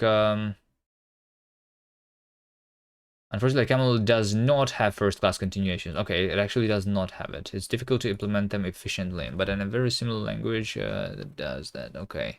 I know that OCaml, though, has the effects here. Right? Basic. Just in the basic, let's define an effect. This is an operation that takes an integer argument and returns the integer result. We name this effect exchange. So computation is we are performing this and we are performing that. Yes. So how then?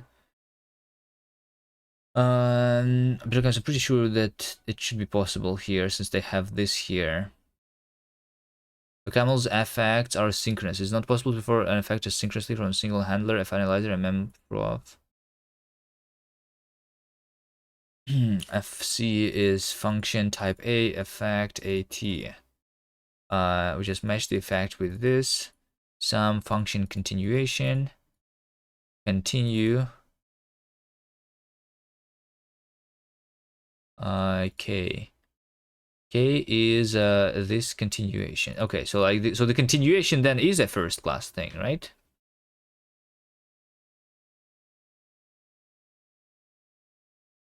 I just need to open the effect. Is it implemented as a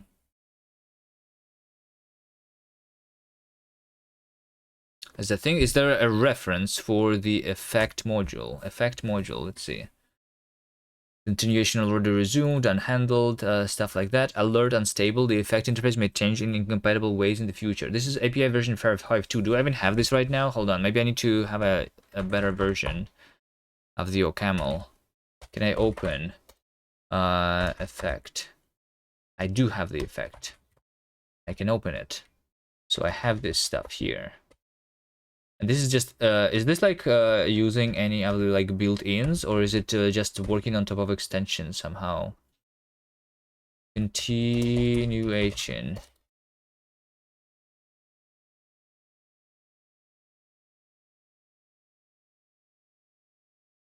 Module deep. Module deep. We have the last fiber and everything. Like the implementation of this is actually very, very short. They only have 150 lines for the continuations, it seems.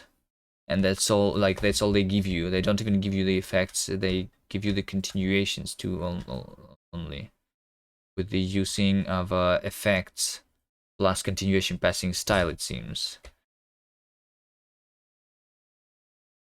Exceptions plus continuation passing is equal to the thing, right? External update handler. Yeah, I think it's like implemented somewhere. So this is like a percent repeat from. Yeah, so like this means that it's implemented in the back end of the language, right? Algebraic effects are not exactly the same as continuations. Algebraic effects, if they are using the continuations for implementing them. So like if you see over here, something somewhere. Let me see here. Algebraic effects are basically like a feature that is built with continuations in mind, because in the effect handler, you want to be able to resume the thing. So that's why I'm implementing the continuations instead of implementing the effect handlers directly. Because the basic building block is the continuation, in my opinion, as far as I understand it, at least right now.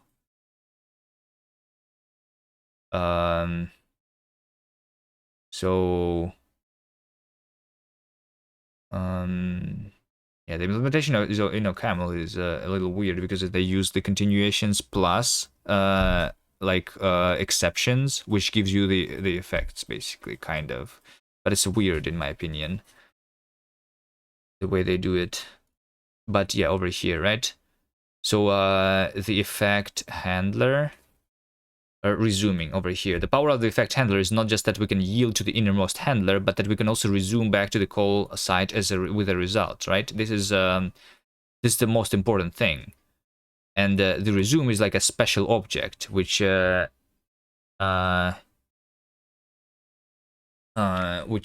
like the captured continuation.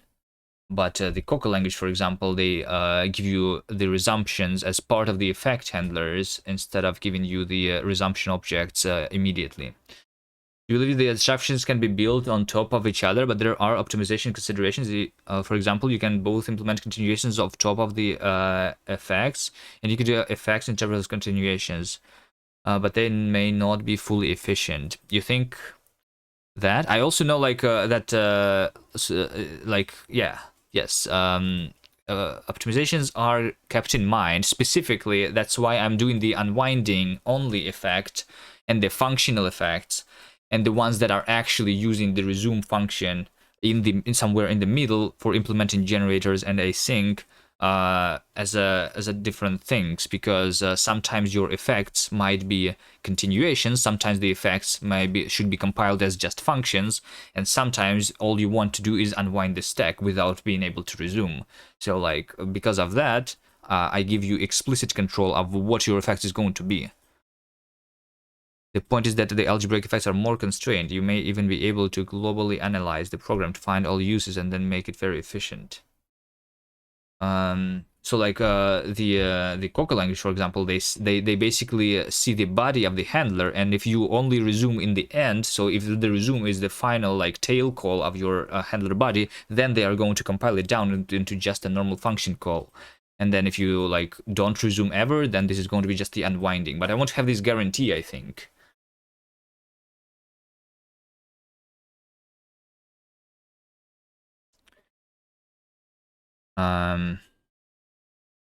But yeah, maybe like I don't know how like I have only like read about them. I have not like actually used them, but like that's what I understand so far. Like the global analysis.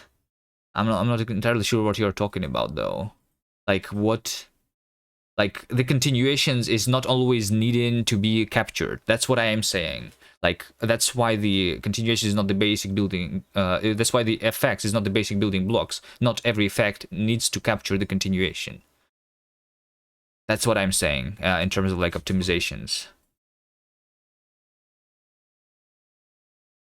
But some of them need the continuation.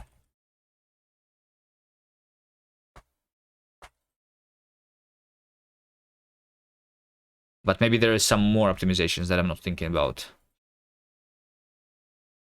We'll see. Okay, so then that's what I use, right? I think I just don't even want to open it. I will fully qualify the thing. So the delimited yield then is going to be let's see. So we have effect dot unhandled perform. I need to like hold on, perform.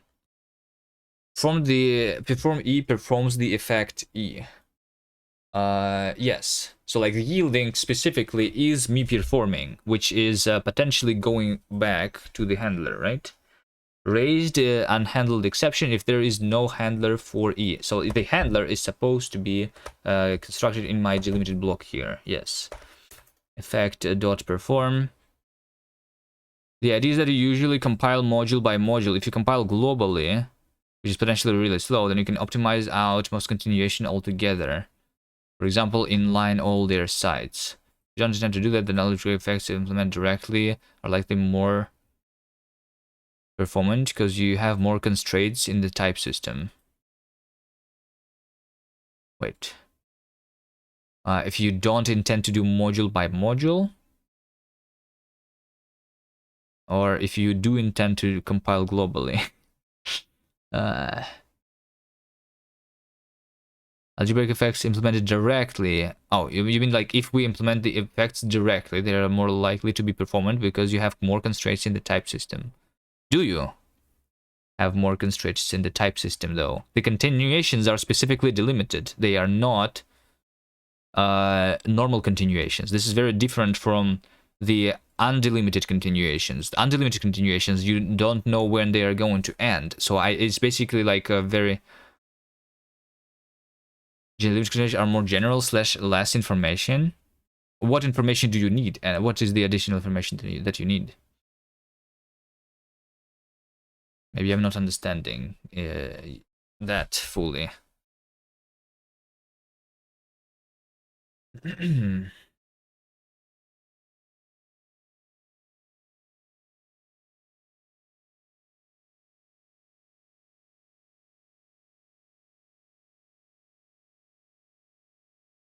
there's one thing that is supposed to like help me with optimizations also in order to like restrict more. I want to have the borrow checker so that the things are supposed to not escape, and I should not be able to like have this thing which is like the unhandled stuff, right?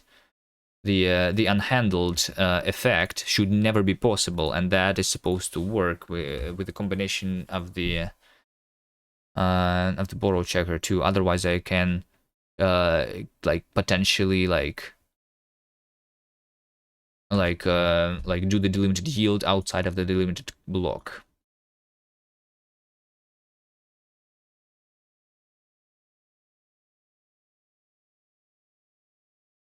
Have you implemented the things? Or you're using, what's your language that you use, Lumi? Is it Haskell or something else? No, Haskell was someone else. Or maybe you also use Haskell, I don't know. In Haskell, they implement the effects using the monads, and as far as I understand, you can do it the other way around too. We are going to have the monads using the effects on the other hand. The monad is not the basic building block for me. And I think it's it can be optimized pretty well. But yeah, I'm doing this without like thinking every single detail through, obviously, and I don't know too much about like the research that like people have done.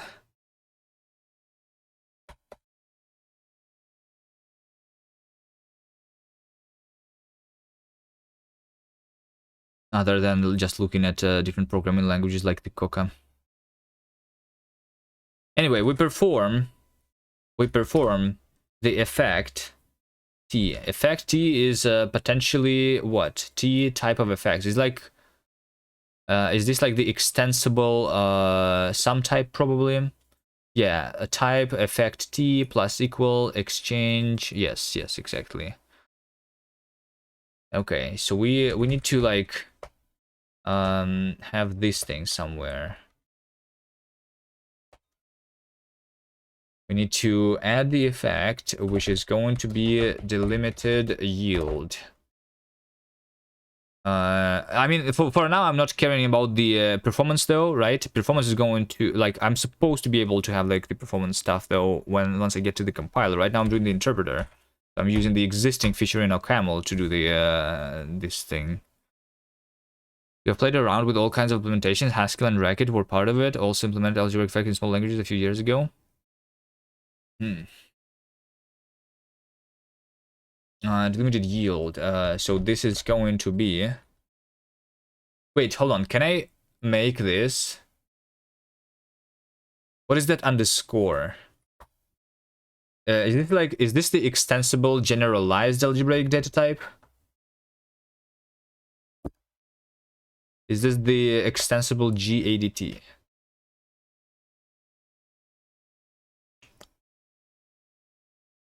You don't have borrow checking or precise tracking lifetimes in that language though, so no idea how that interacts. Borrow checking is just like basically allows you to have more efficient code because you know that there is no way something can escape the the scope, kind of, I guess, right? In Haskell, there's the st monad that I learned about recently, which allows you to do the same thing, the strict thread stuff, which allows you to have like efficient like mutation and everything.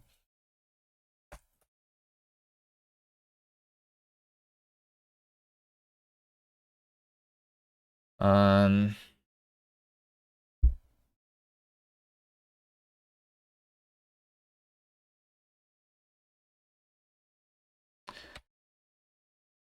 uh, um,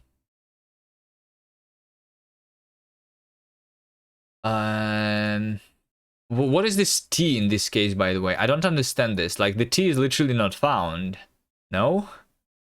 Or is it like because it's effect t, this is still the t? Yeah, I'm pretty sure. Yeah, this is the generalized algebraic data type, and this is like the constructor exchange, which takes an int and gives me the int effect, right? Okay, I think I understand this now.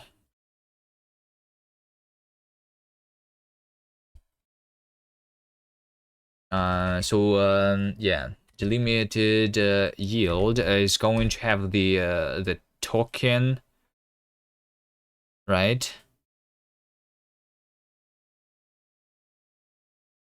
Yes, I need to have the token, which is delimited token, right? Which is ID, right? And then this is going to be ID, just IDT, I guess, right? Consider not satisfied. The A should be an instance of effect T. Should I just do effect.t here specifically? Okay. So like, why does it work for them here? Because like this syntax literally does not work. Because they opened it. Because they opened it and I did not open it. Okay. So they technically did type underscore t plus equal this t. It's like weird that they use the fully qualified name here and not fully qualified here. If you don't have a module system with boundaries or dynamic cheating, you can determine a lot of those lifetimes without borrow checking though. I want to have the borrow checking because you want to have guarantees as a programmer anyway. It's the same as like you want to specify the types of your function even though a lot of the types can be inferred. And sometimes something cannot be inferred, so you like actually need to help the compiler to infer the stuff. It helps both the programmer to understand what's going to happen, and if something is going to be like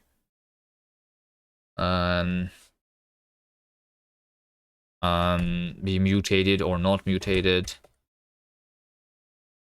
You want to know that information, right?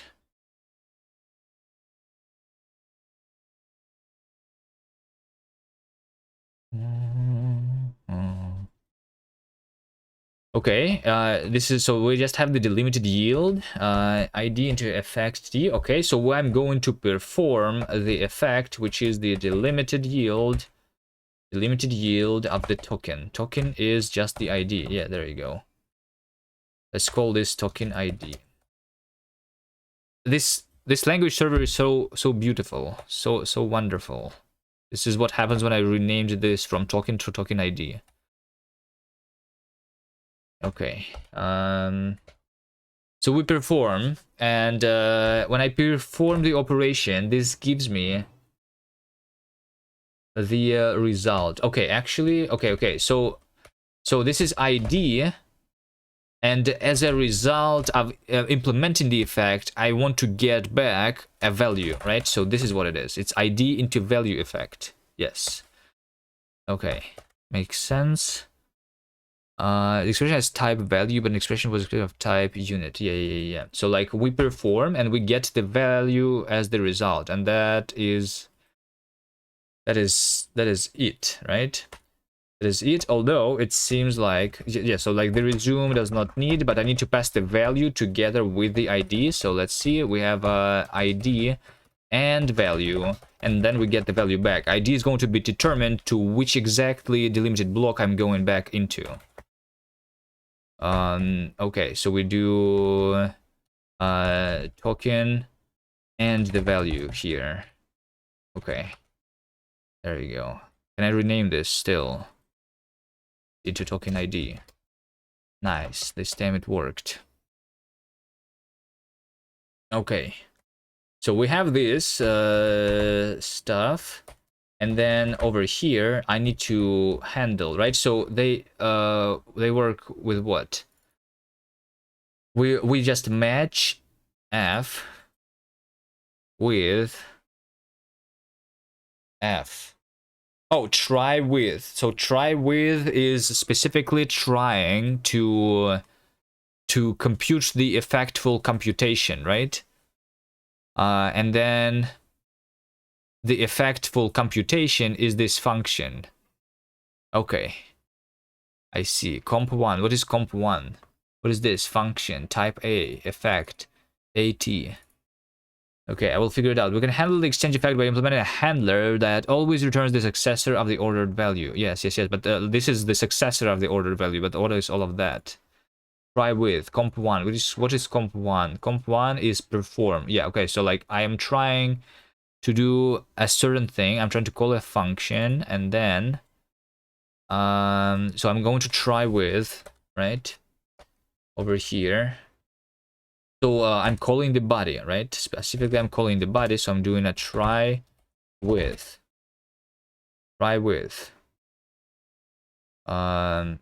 This. And then the second argument is a record where the FC try with runs the computation comp1 under the X handler that handles the exchange effect. The handler uses the continue primitive to resume the suspended computation with the successor. Okay. I mean, I understand what's happening here. Just I'm trying to understand the syntax here. Or it's implemented on top of a functions. It's a function where this is type A. What is this thing? Type A. Does this mean that this is like a polymorphic function? Is this like more like a for all stuff? What is this syntax? I don't think I've seen that in OCaml before.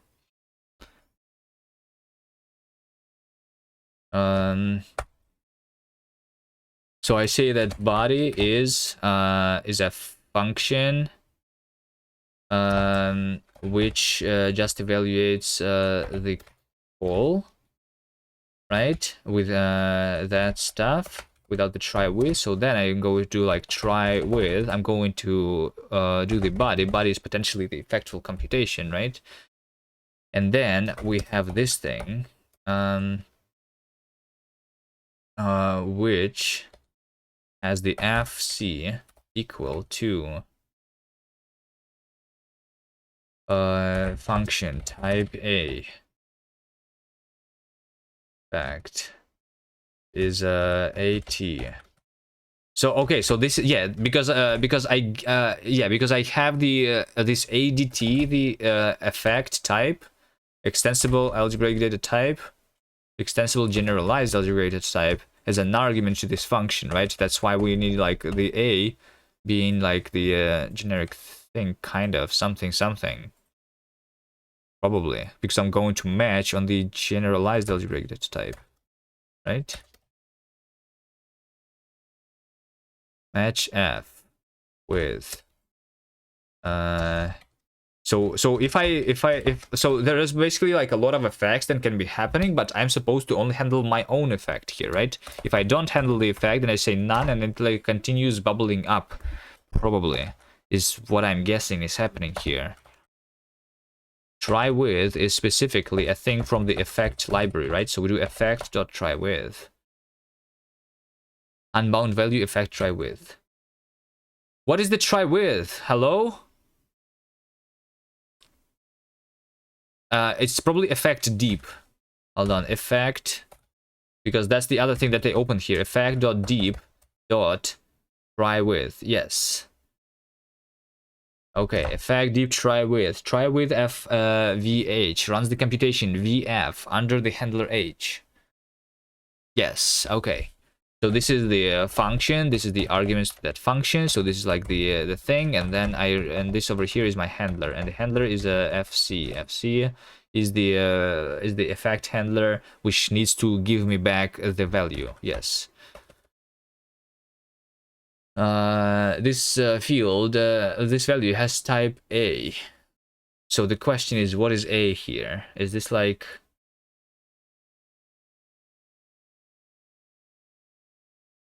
What's the problem here? Let's say that this value has type A effect D, which is less general than B dot B effect D. Oh wait, hold on. So is this the explicit syntax to make the polymorphic function? The for all? That's the one that I was struggling with before.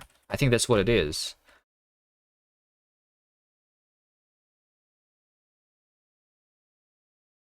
So this function makes it explicitly polymorphic. Even although they still say that the value has type A effect t instead of like for all A effect t.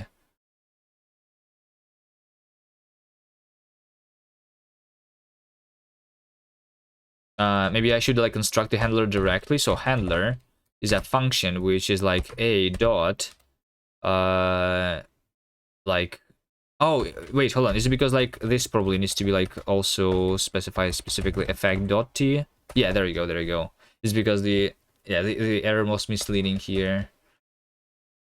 Okay, so there you go. So if I have the effect, this is like this stuff, right? So I am matching it with the things, and the one that I'm actually interested in is the delimited yield.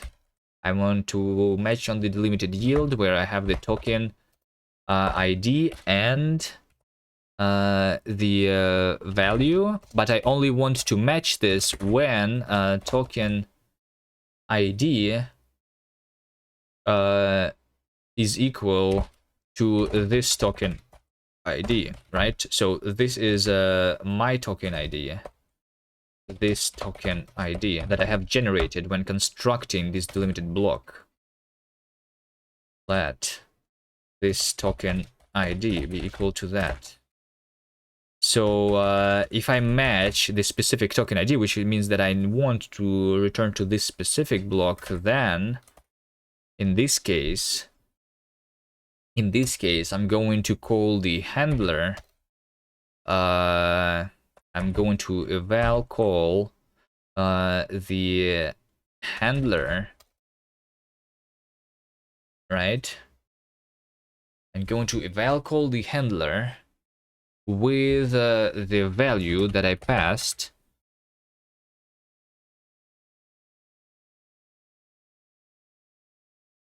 And the handler needs to have the value and the resume function too,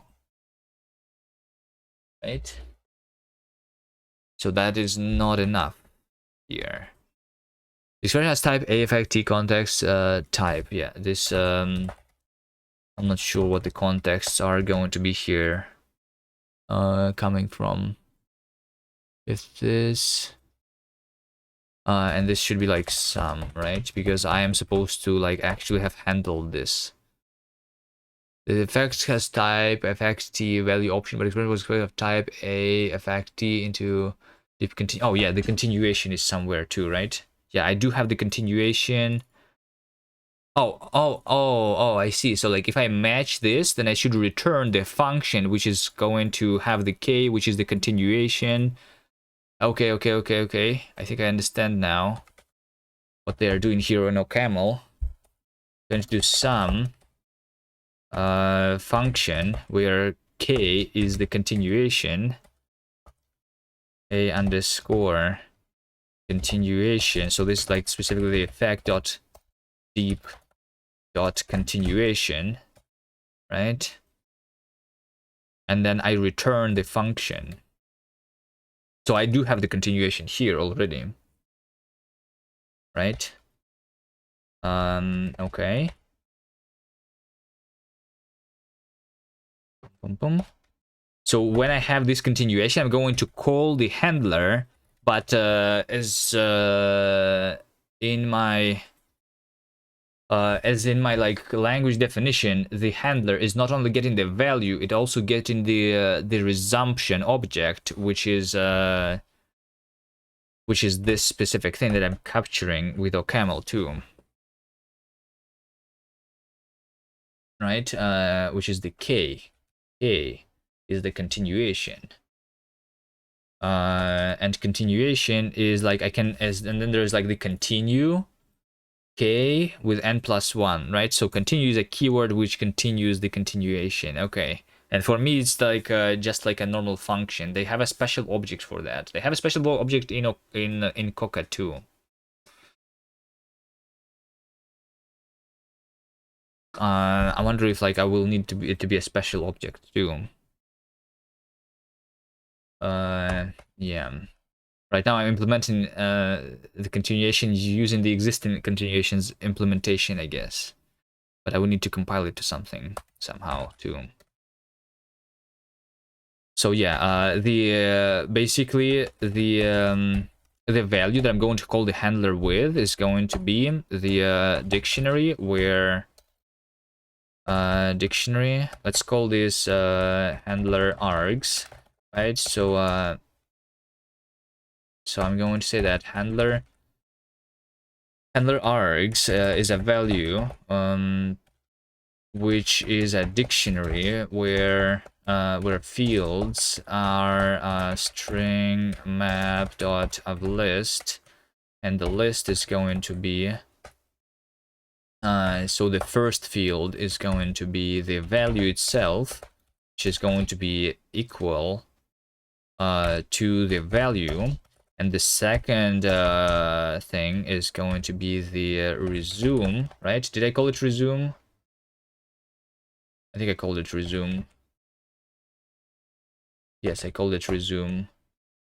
So resume is going to have the value of so I need to construct my own like resumption object using this continuation object here, right?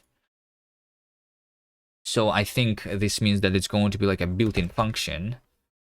Probably a built-in function. Name is resume. Resume specifically the ID show this token ID, right? And the implementation of this is I'm getting a value. So I'm getting the implementation is going to be a function resume argument into what? Into what? So over here, when I give the argument into the resume, I say continue. So continue is specifically effect dot deep dot continue, right? I'm continuing the continuation with a value. Yes, so I'm continuing the continuation k with the argument being the resume arg, right? And that is my implementation here. Okay, it does compile too. Does it work though? Okay, that's actually like nice because I see how the effects are implemented in OCaml too, which is yes, an okay implementation, but yeah, not super nice because we can have the unhandled effects still. And yeah, because I'm not checking, I can have the unhandled effects too, technically. Okay, that's done. I think that's done. You think it's going to work first try or not? Test generator. Built-in function delimited block not found in current scope. Okay, I forgot to put this into the list of the built-in functions. So built-in functions, we have a new list, right? So we have the delimited block, and we also have the delimited yield as another, like these are the two new functions. Generator context is not found in the current scope. Okay, generator context not found in the current scope. This means that, no, I don't want groups. I want the full screen instead, I think. Okay, so now the problem is in the Kast source. The generator context is not found in the current scope, they say, because the for loop says generator context, but the generator context is over here. No, why is it not found? Should it be a const? Maybe potentially. Let's try making it a const. That's usually fixing my stuff. Okay, generator context not found in the current scope. So I'm trying to do stuff and I'm trying to compile to the intermediate representation the generator context when I'm instantiating the template, something something. Built-in macro instantiate template, a generator context. Generator, yes, because this is it. This over here, this is me instantiating the thing, the generator context, the yield, or the resume, and by the way, the generator context has also the finish. The finish is also equal to the void in my case of the for loops, I think. Delimited switch, this, that. So this generator context cannot be found in the current scope for whatever reason when I'm compiling this thing, but it literally is shown up there.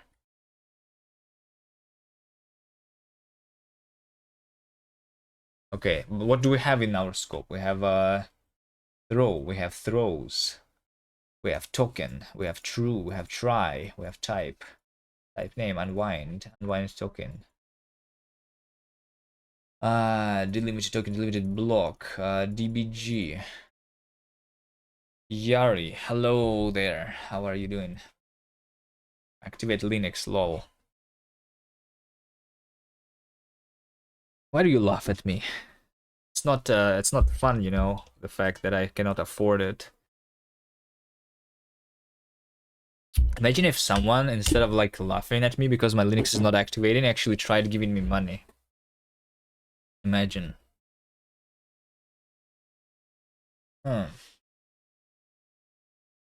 Loop context. OP binary plus. So I cannot find the thing. The generated context. Why not? Hold on. Why not? It's literally is there. Either egg, option, parse, result. Everything is here. Everything is here except for that stuff.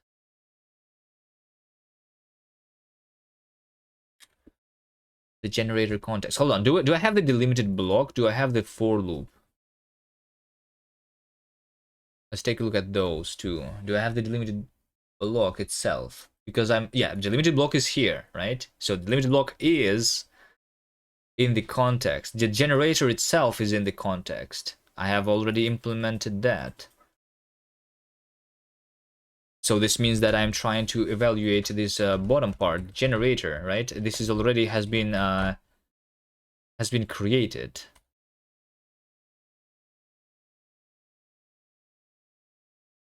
You're actually thinking of making mod that replaces activate Windows for install Linux for my friends.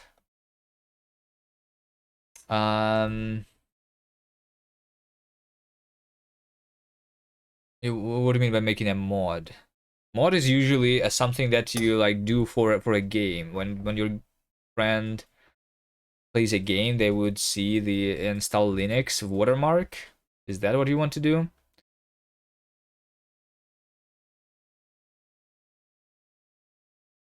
Not exactly understanding that idea, but yeah, you want your friends to install Linux. I see. Yeah. Like I was saying before, I'm not sure if like forcing anyone to use anything is a good idea. If they are happy with Windows, I think Windows is great. If you're happy with it, it's just like once you go down the rabbit hole, you're no longer going to be happy with anything. We go into Linux. Now I hate both Windows and Linux and Mac OS. I hate everything. When is there going to be an actually good operating system? Why everything sucks? You want to replace the tags that tell to activate Windows. Yeah. Like it's not going to end well. I'm telling you, like I'm already like unhappy with all the existing programming languages, which was why I'm creating my own here. I'm going to continue being unhappy with the operating systems. Then I'm scared of what I'm going to have to do.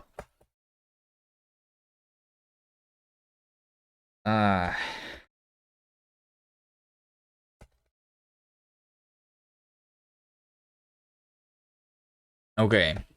Is it a bug or something? Hold on. So I have the generator. hold on. So if I don't do this, if I don't actually activate the for loop, if I do this, if I do that, if I comment this out and I try running this is supposed to just work, right? Because I have, yes, it works. I just made a function, but like I obviously don't execute anything. Am I unhappy with Rust? Yes, I am not very happy with Rust. There's a lot of people who are not happy with Rust. Like the language is evolving still. Like right now, for example, the folks in Rust, they talk about like the move trade to have proper like linear types. Also, you know, there's a lot of posts recently about like the async and the pin stuff. You know, where basically so like when you go from a garbage collected language where everything can be like basically shared everywhere, right, to something like Rust where you have like your references being checked with a borrow checker, so you no longer have this implicit thing where everything can be cloned everywhere, right? But Rust still has this implicit thing that everything can move in memory, for example, right? That's like another thing that people are talking about right now. They want to remove that restriction and have this as an optional thing, to have more guarantees. And yeah, also like there is I don't know, there's like a lot of things. Rust is a good language, but there are a lot of things that are missing still. Yeah, they talk about the effect systems in the Rust too, so maybe Rust will have an effect system at some point.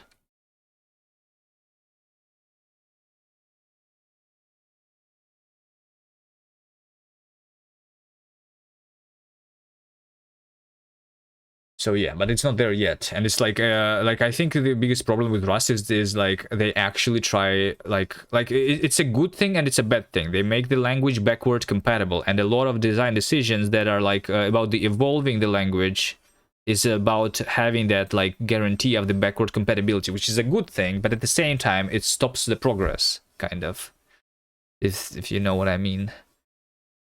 What's the programming language I have the more experience with? Well, I have been writing Rust for the last 8 years, so I guess Rust it is.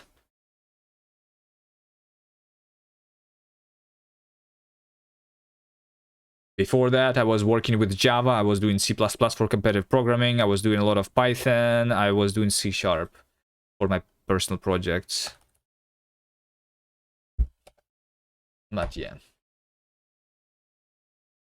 I have also been like reading a lot about Haskell, but I have not like really written a lot of programs in it. But reading about it is something that I have done a lot.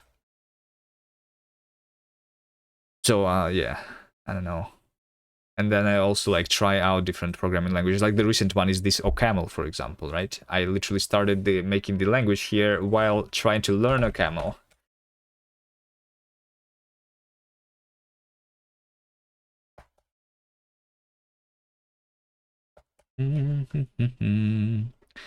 Haskell is your favorite with C and Golang. Well, Golang is my least favorite. Golang is the shittiest language ever. I'm sorry. uh,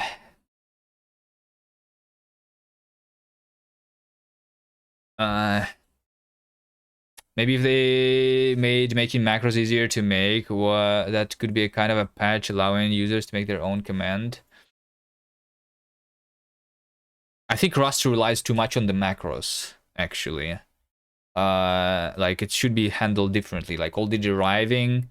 Is there? So we have Yari who knows Haskell, right? Haskell is your favorite. How is deriving works in Haskell actually? Because it's not generating the code for the thing based, like it's not parse, like the way it works in Rust, the deriving, like for example showing, right, in Haskell they have the same stuff. It's not done with like template Haskell, right?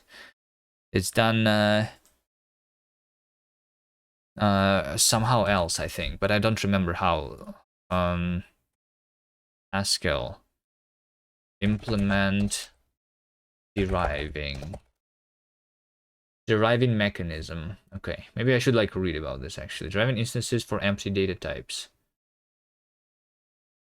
Empty data deriving. One can write data types with no constructors using empty data declarations flag, which is only default in this. So I think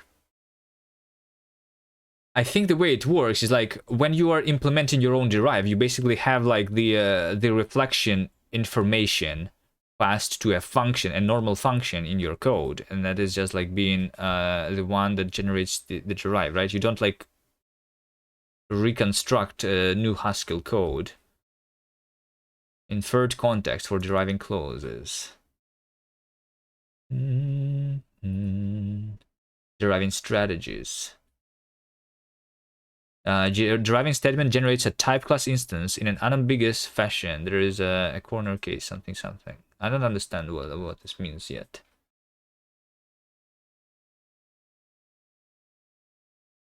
Haskell has several ways to do it. It can be done with template Haskell, but from what I heard, like the template Haskell is like the last resort if you cannot do it with like the generic deriving. Yes. So like yes, that's what I think is missing from Rust. Like instead of like because writing the alternative of the template Haskell, which is like the procedural macros, is basically they are giving you the raw tokens. They don't even give you the AST. They give you the raw tokens of your Rust code, and then you can generate the new tokens that's supposed to like represent the implementation of the like of your derivation. But then there is also the generic deriving thing that gets you types that describe the type. So like yeah, basically like you get this type reflection data as a value, right? And then you like describe how you want to implement your type class. Yeah, I think like that, like it makes sense. The idea of that makes sense to me. It's similar to, I guess, the comp time stuff in Zig, kind of, but you don't like query the type. I think if I am correct, it's kind of similar though.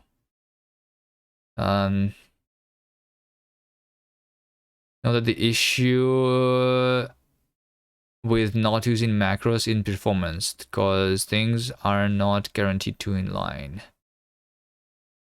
There's like distinct between data and types. One is about having like bits in memory, and one is about composed types. The other can only you rather can sense only in Haskell itself. You can combine it with like OP style and make types, for example, that have int numbers and bool. No, I know how like I know like how the types in the Haskell work, I guess. Not much different from the OCaml here. It's just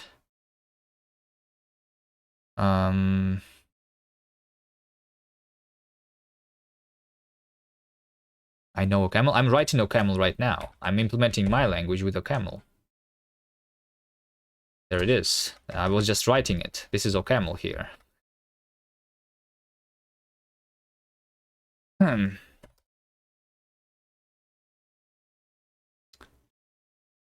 They're pretty similar then. Yes, the OCaml is missing the type classes, which I think is a big downside of OCaml, which makes the language kind of annoying to use in my opinion.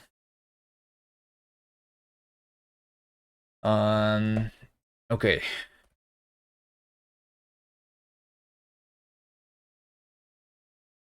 Boom, boom. So yeah, I want this to work.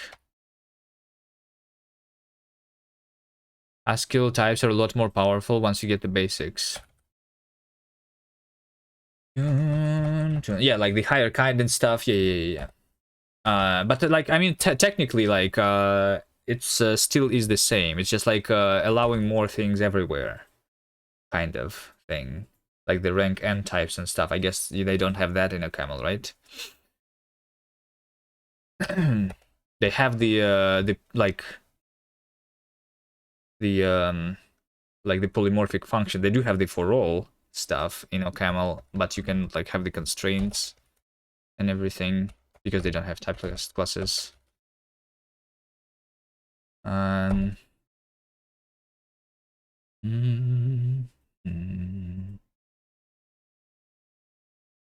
generator.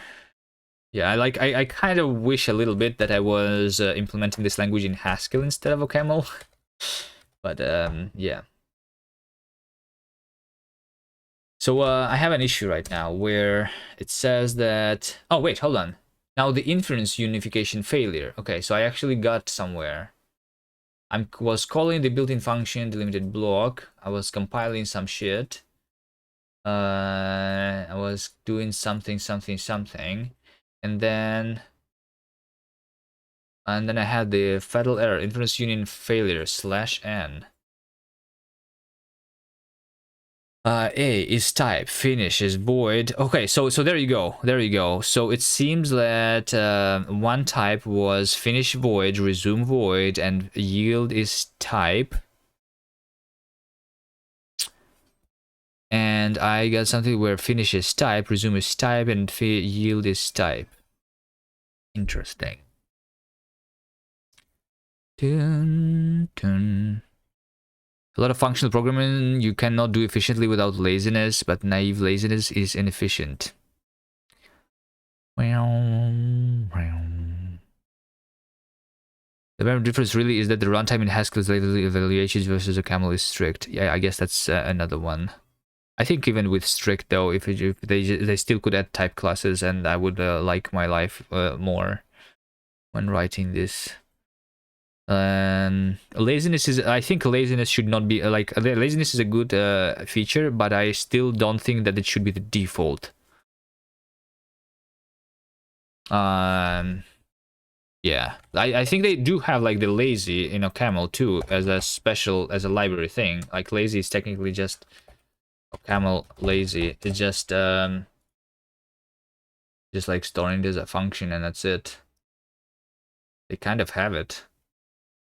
I'm not sure if it's like implemented just as a library or there is something in the runtime that's supporting that. It's just more explicit than it's lazy. In Haskell, it's the other way around. If you want something to be strict, then you say that it's strict.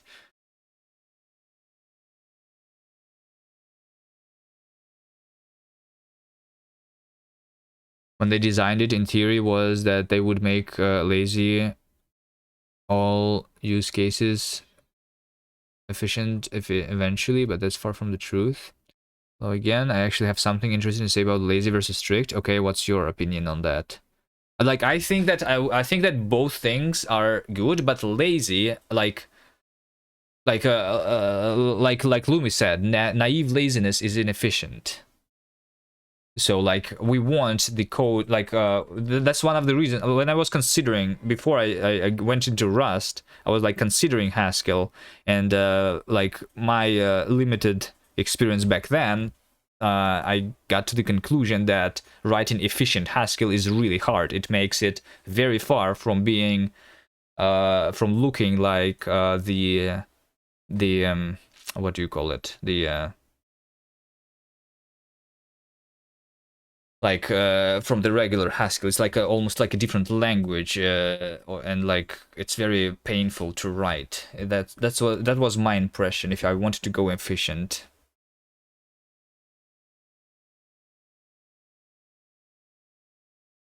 Idris is strict, but do you believe Edwin Brady expressed some regret about this? But first, let me tell you pain with Haskell laziness. Do you believe I am true 100%? So you like have the same you agree with my conclusion?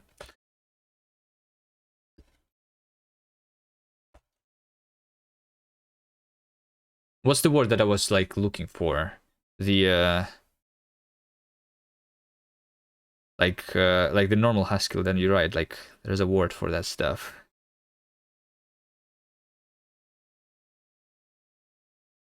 Once you was writing a type checker in Haskell, you had a data structure that held inferred types. Somewhere you accidentally inserted an infinite loop into this data structure. The infinite loop did not happen until you pulled the value out.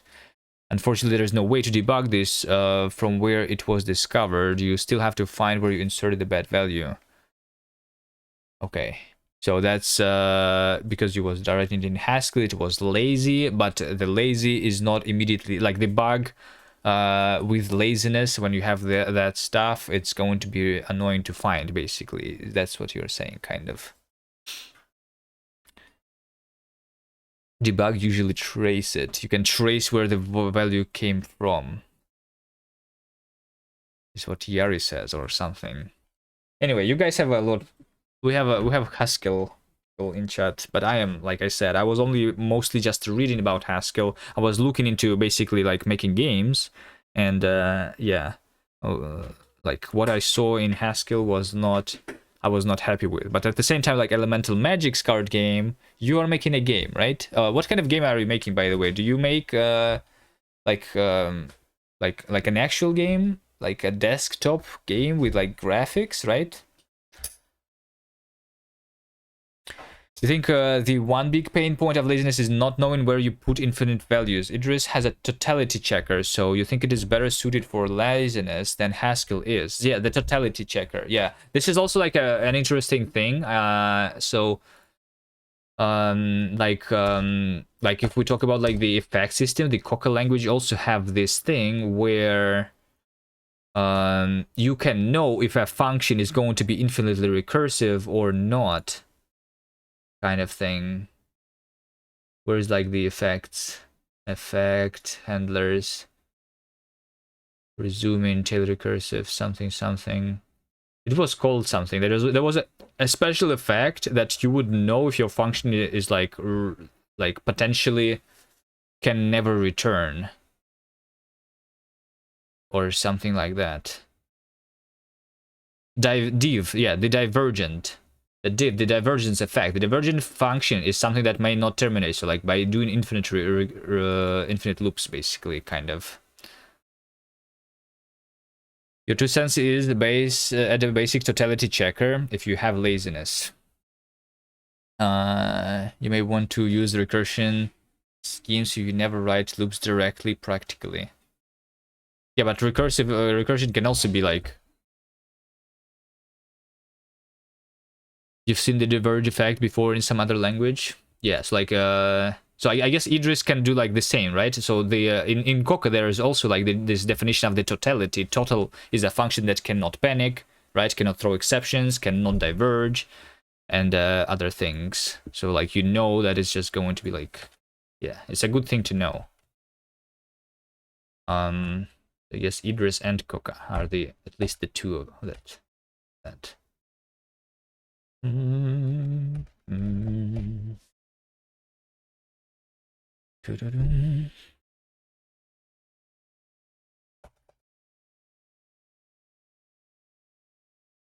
Recursion schemes are essentially just patterns for all the different kind of loops and for which we know their properties without a full totality checker. Okay.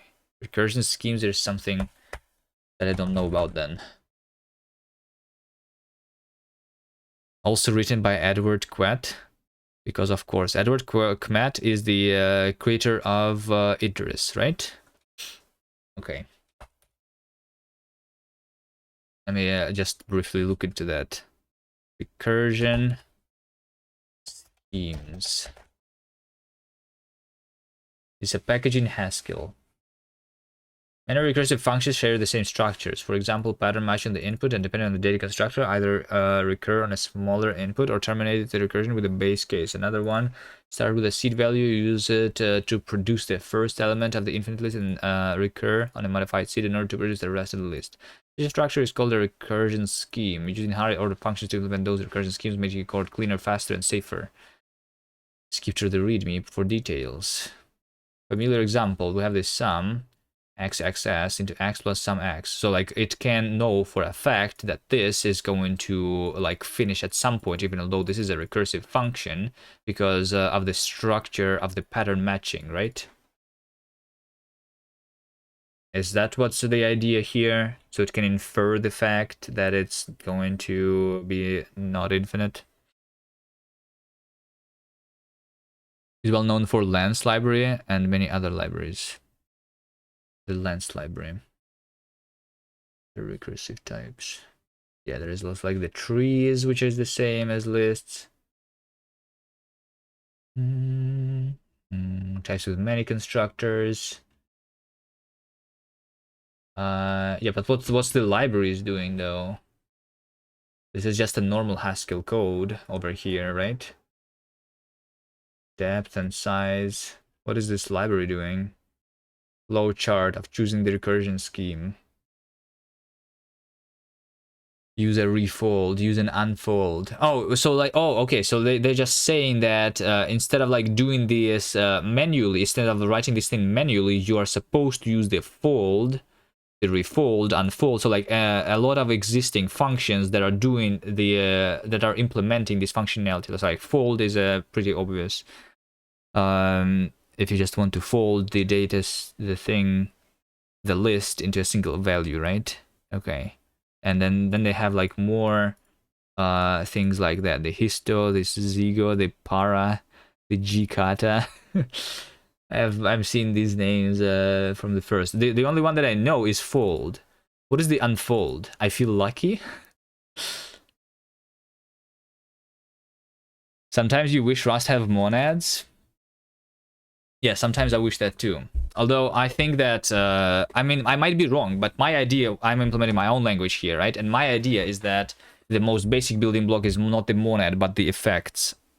And then the effects are also not actually the basic building block. I'm saying that the delimited continuations and functions and the context system is also important. Those are the basic building blocks for building the effect system, and on top of that, building the monads.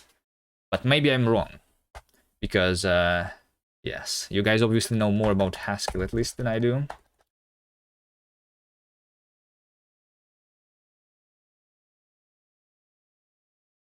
So yeah, that's what I'm trying to implement here. Let's see, just chess generator. So I have the inference failure, right? Because something was inferred to be this type, and then this type at the same time. So this is the thing. Finish void, resume void, and yield is at type. But over here, finish is type, resume is type, and yield is type. Interesting.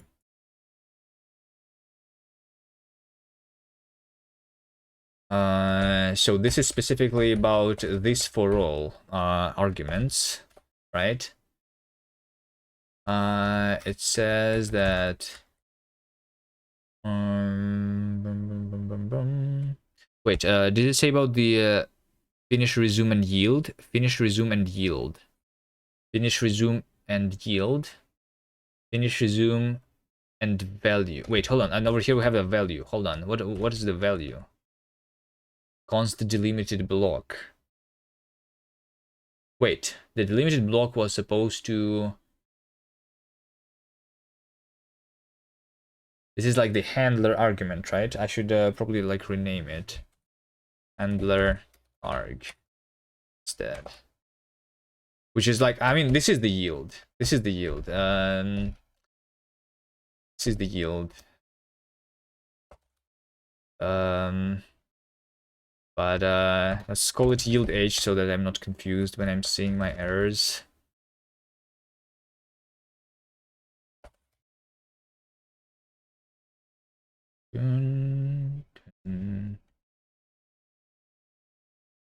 Delimited block. And then it just is supposed to be inferable here, yes. But yeah, that is not the issue. The issue is the generated context. Something here. Even programming beginners can understand the concept of effect. Monotransformer, maybe not. Yes, that's like, I think if effects is a base concept, makes sense because you can simplify stuff like monad transform. Yeah, monad transformers, I think they are also like, from what I have seen, monad transformers are a lot harder for, like, when you're writing your functions, you don't really care about the exact composition of your monad, right? Whether you have a whether you have a result inside a maybe, or whether you have a maybe inside a result.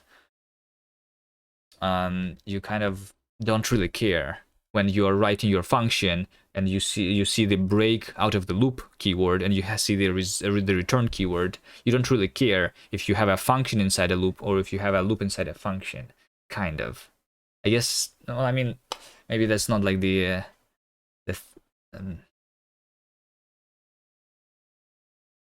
you think is the thing that you get used to and then you're happy with it? No, I heard a lot of people who are even like experienced with the idea that the monad transformers are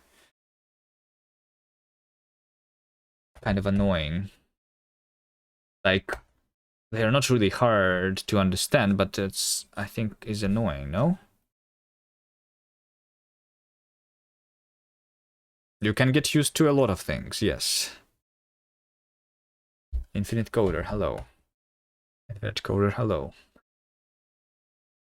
I'm making the delimited continuations, Infinite Coder, since you asked when. Now, if I can finish the work. Here, because I have the type inference failure.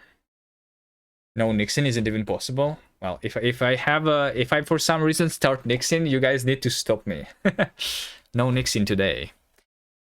Your major is math and it's pretty similar to common monad from theory of categories. Yes. But even then, even knowing the theory does not really make them not annoying to use. If I, but yeah, knowing the theory, it helps with understanding them, but it doesn't make them less annoying to use. On transformers, make your head explode. If you have an either T inside an either T, falling at the highest level is represented as right left. Yeah.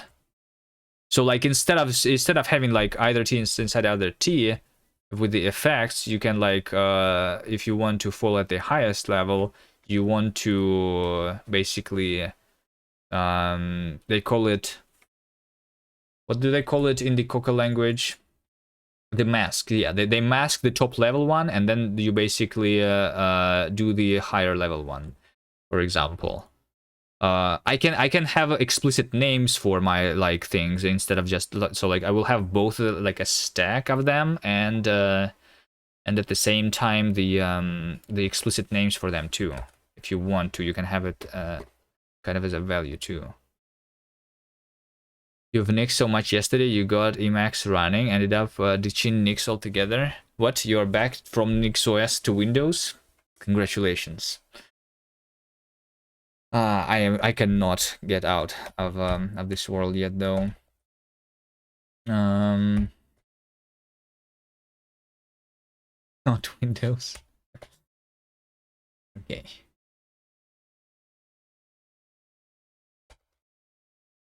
Okay. I need to fix the code, guys. I've basically written the thing already. It's just supposed to work. I have a bug somewhere. So the type. This is the type that I'm trying to see of my loop, right? My loop is supposed to finish with void. It's supposed to. This is the type of a generator, right? A generator that I have is supposed to return void. It's supposed to be resumed with void, and it's supposed to be yielding strings actually. So like, why is it saying type? That's the real mystery here. It's supposed to be a string, and over here it says like the finish is also type, which is like really weird. Monotransformers strongly remind you of when Java programmers learn design patterns and slowly realize their language is actually bad.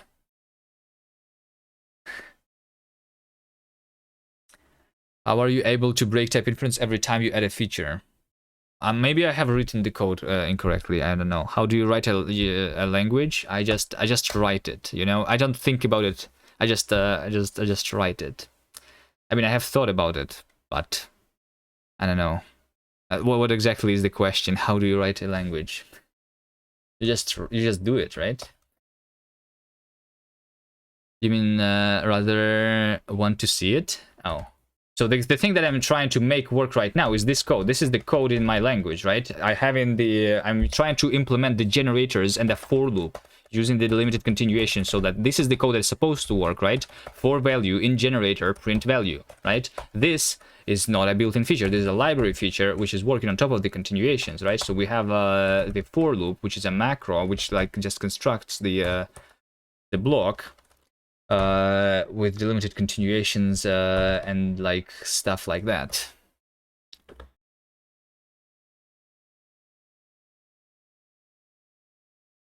Telling you how beautiful is Hask.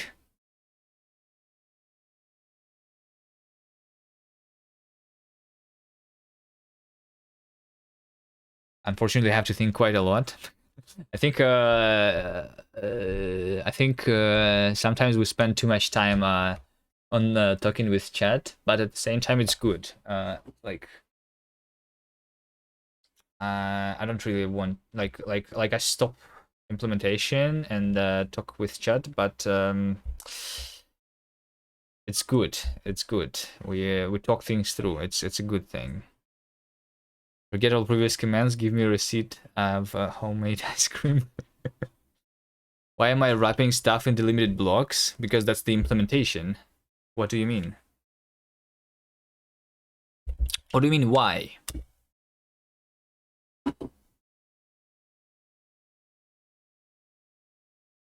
What do you mean why? Because that's how it works. In Coca they have they also work the same way, but they just have a syntactic sugar where you have like with something and then you do something else. This is technically the same as with something call this thing. You have seen Coca, right? They also wrap everything. I'm just having it more explicit right now. How is it limiting the scope? What do you mean limiting the scope? Okay,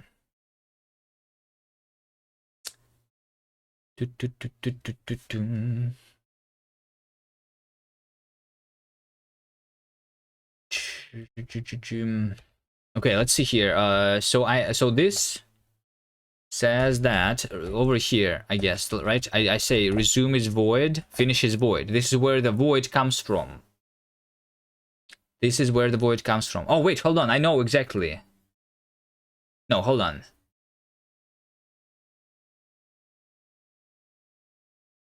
No, wait. Hold on. I think over here we say generator context. I say that the yield is going to be inferred, that the resume must be void, and the finish must be void, right? Yes. And then over here I say that those three are types. And this looks like where it becomes wrong for some reason. Because this looks exactly like my error message.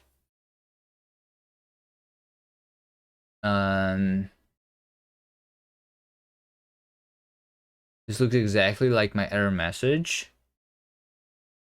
But at the same time, why? Hold on. What if I do dbg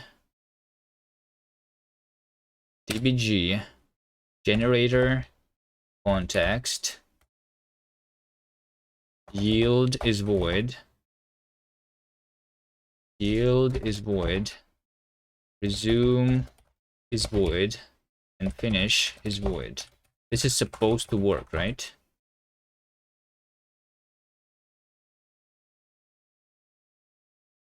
Yeah, void, type. So, like, hold on. This is a feature that's supposed to work. That was working previously, unless I am writing something incorrectly here. This was literally supposed to work already.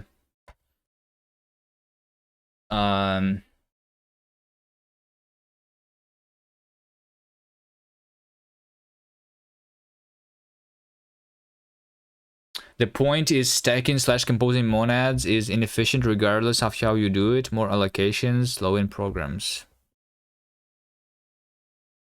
And it's kind of an over-engineering to something you rarely mind doing actually. Unless you do experimental coding.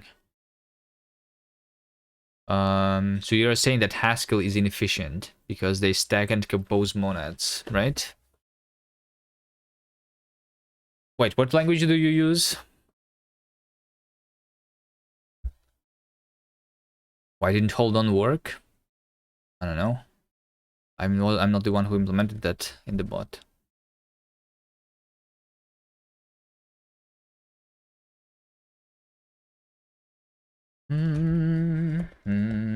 Generator context is for all. This. Am I using my own syntax incorrectly or something here? Let me do something. Wait, no. What? No. Let me copy this into a different program now. New, do this, And I'm going to save this as examples test. Okay, so can I just like test the test? Okay, yeah, see, like this is the issue. This is like the smaller thing that it was supposed to work. What if I do it as a let? For some reason, maybe. No. Generic content is not a template. Because that's literally supposed to work already. Let's try a simpler example then. Let's do a const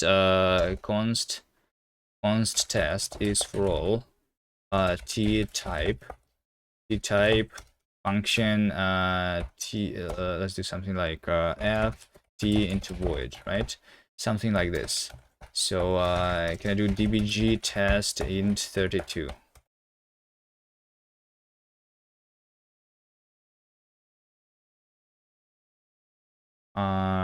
Well, it's compiling the entire program anyway. So I mean, this means that I need to comment this out, but it means that this actually worked. Okay, so let's figure out what exactly happens. What? No? What? Wait, what? No. Hold on. Inference union failed. Failed. A is type not. Wait, what? Just test. Guess a number. Which not found in current scope. Hold on. What? Hold on. Everything broke actually. You're saying you shouldn't overuse those abstractions in Haskell if you bring everything serious in. Notably, though, if you write it manually, you can often make monads efficient and light allocations. To do that, you need to understand the details, not compositional.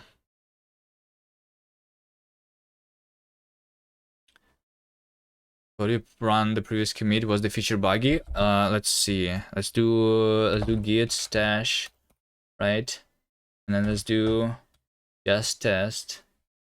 Guess a number. Yes, you see that it was working. So I definitely broke something. Guess a number was working before. Okay, the question is what exactly did I break? Git stash pop. Let's guess a number, and it doesn't work anymore. It says quit was not found in the current scope. Let's see what I changed. So these are just my code, the interpreter. The standard library. Is it the standard library that I changed?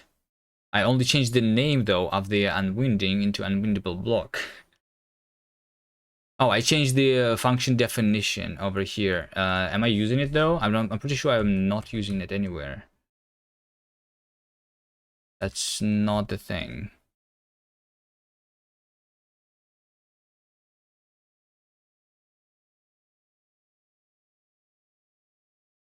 Have I ever talked programming with coding? No.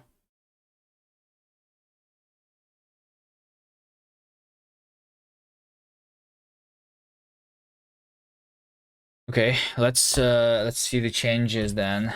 The limited tokens is like the new feature, but I should have like committed separately, I guess.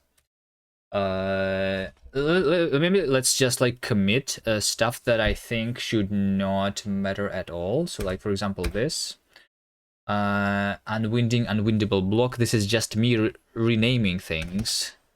Delimited token is a different thing though. Delimited delimited. So over here this is just me renaming stuff. Unwinding unwindable. Unwinding is unwindable block. Unwinding is unwindable block. Unwinding is unwindable block. Unwinding is unwindable block. Unwindable block must take a function. Okay, this is oh, hold on. So this is maybe it. I deleted. No, hold on. I did not delete. I extracted this into a function. Right? I didn't even delete anything, did I? I only deleted the fact that I can call a macro directly.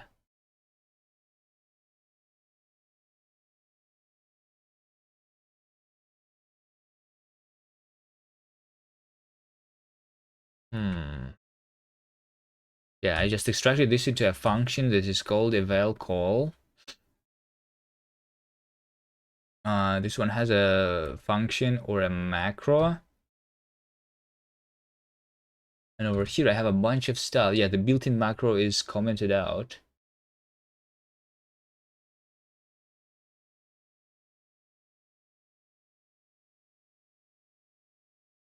That might be like is an okay thing though.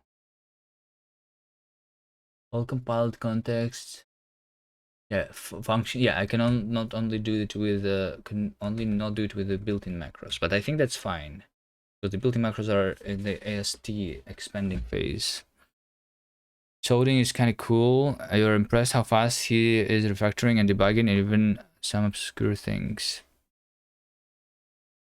He just made his own language.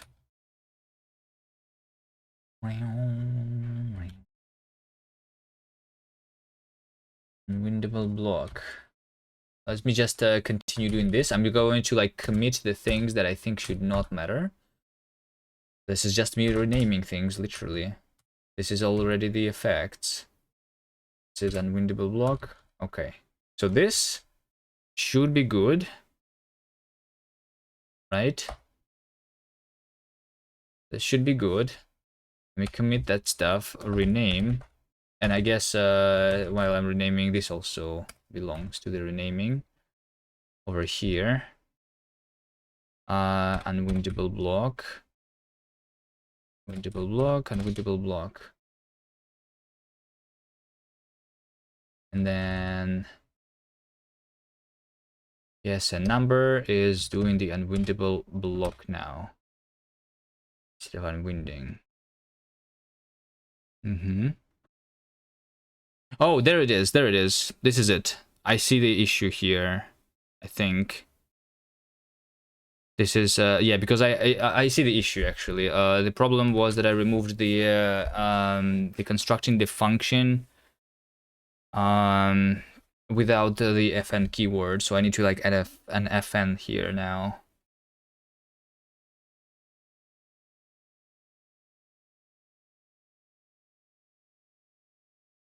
Commit rename unwindable block.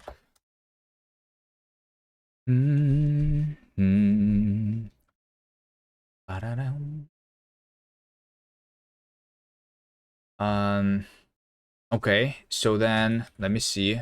Guess a number. Let me try fixing the guess a number then.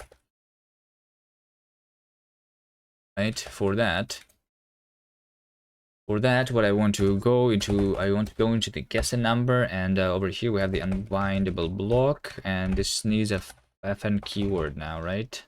Otherwise it is not going to work anymore.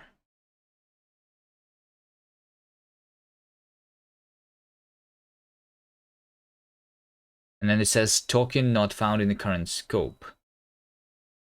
I'm calling with arguments.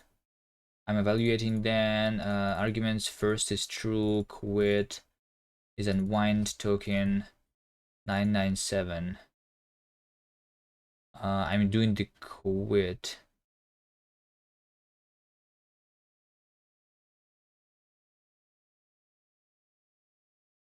First is true and quit. This is like just me first evaluating the function, then I'm compiling to this thing.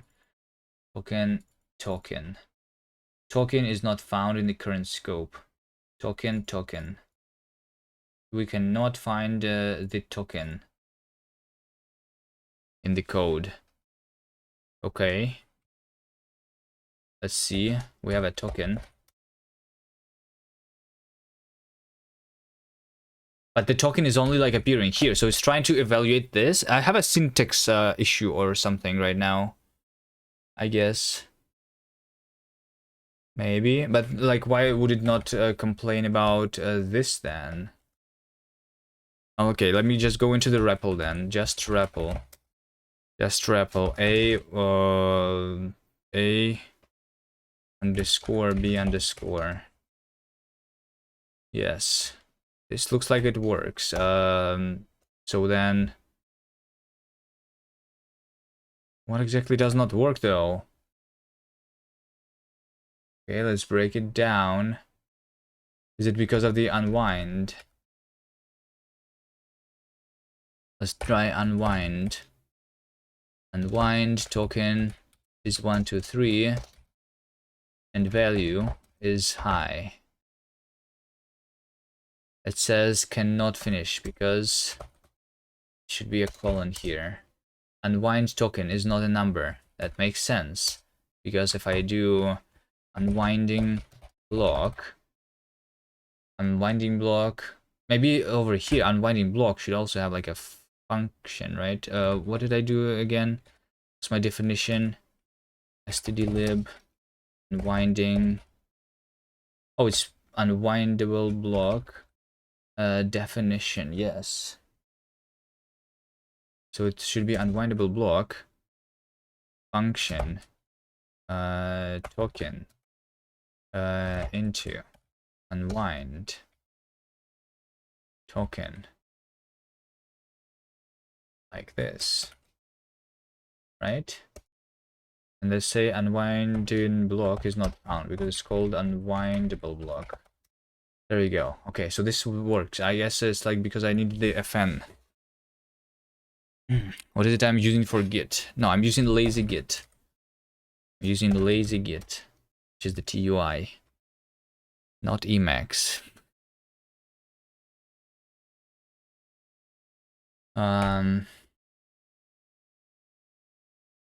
Okay, so this works, I think. Let's take a look at my uses of unwindable block. Yeah, over here, and the fn keyword. Yeah. Because I removed the syntax.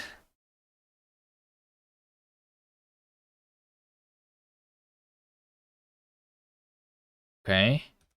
Yes, a number. Yes. Yes. Okay. Just test, guess a number. Okay, it works now. Nice. Yeah, literally like the problem with the syntax. Although I expected it not to compile then. Okay, let's take a look now at the generator again. What the fuck? Please activate your Linux.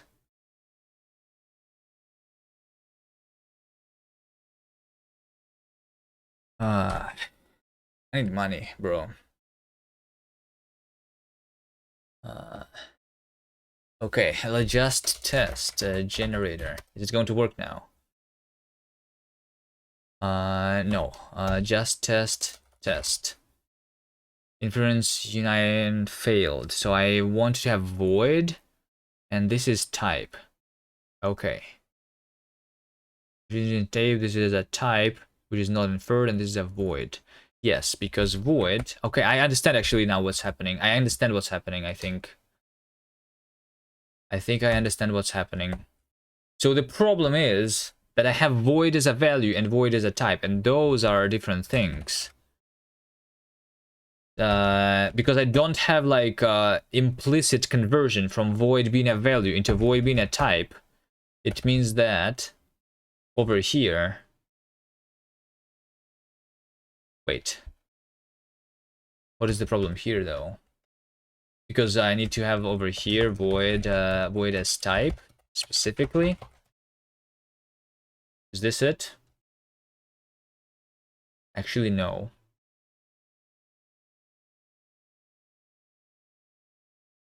Void as a value? Yeah. I mean, you call them unit usually, or an empty tuple. The operating system is Nix.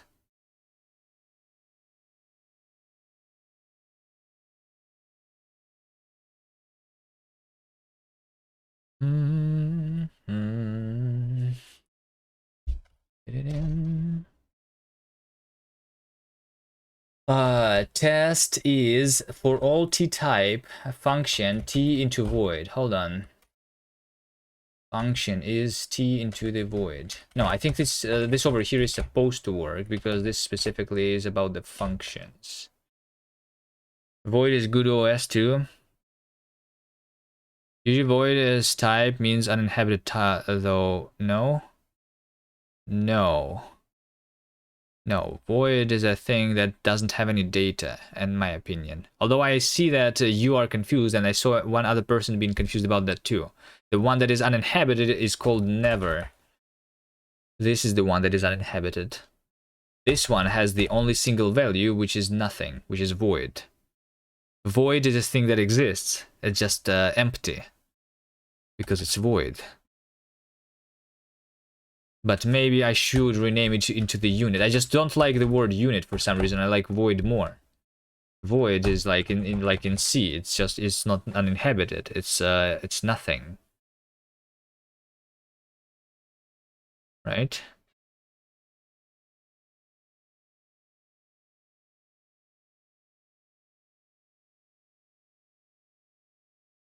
Like a nothing in your maybe. It has no data associated with it.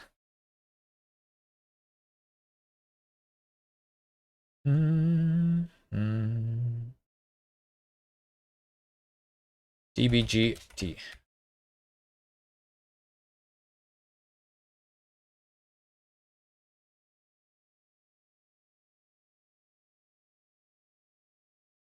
I'm not sure what's happening right now. To do type. Wait, why? I have to do type.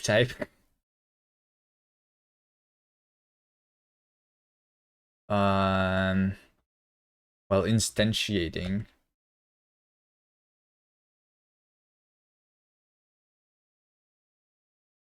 You only heard the names void is this and bottom 0 for uninhabited and unit is T stop is 1 is this for the type. Well, you have heard of C, right? C is a pretty popular programming language and they have void. The void in C is not uninhabited. I'm not sure why. Like, yeah. But yeah, different programming languages calling things differently. Like, why would the void though be in the uninhabited? Because I don't understand the idea here.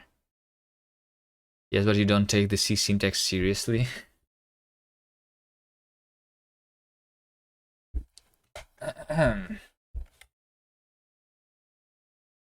Because I think never makes more sense. That's the naming they use in Rust. In Rust they don't have the void too. They call the void unit. Yes, they call it unit. Maybe I will even call it unit after all. We'll see.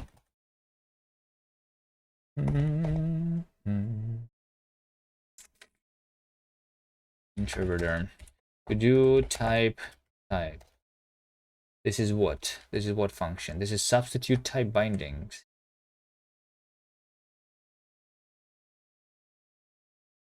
Substitute type bindings. This is supposed to be just T.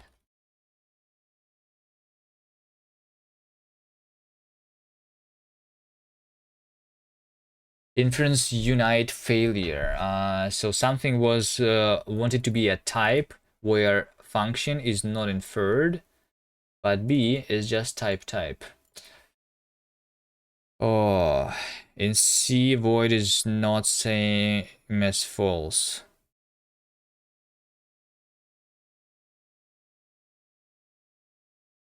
Yes, it is not the same as false. False is a boolean. Void is void.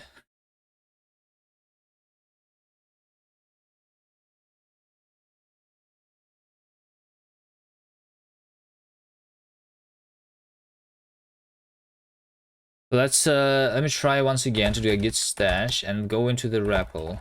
Go into the REPL, not git REPL, just REPL. What if I say let A is for all the type T to this. This doesn't even compile because yes, because it's supposed to be an equal here. Okay, so A is a template. A int 32 is supposed to be this. There we go. So why do you why did you not work there? What's the difference here? A int 32, and then I do a dbg int 32, And then you say A is not a template because if I do this in one line, then it needs to be known in compile time to do a const, and then you do an inference unite failure. Okay. Okay, so this is something that was not working before either. So okay, I see the issue then. I see the issue. It depends if I try to instantiate the template at compile time versus like after the compilation. Kind of. By the way, in C, not in C++, an empty struct is size 0 and is the unit type.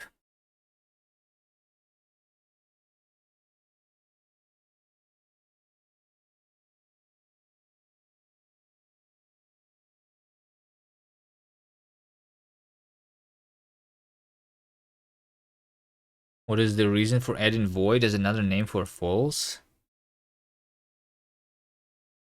Wait, what? Who has the void as the another name for false?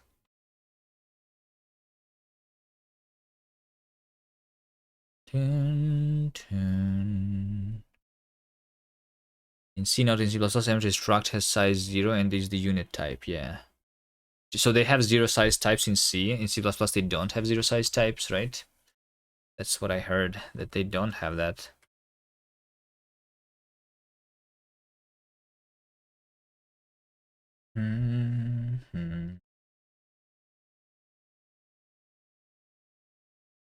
Sometimes void might be called false and the unit true, but this confuses the issue, I think.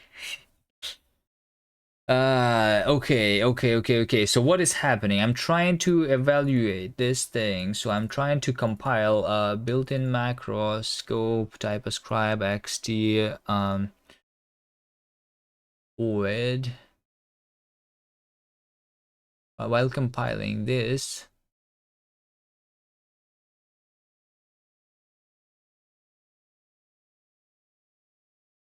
x is t. Wait, xt. Where's the x?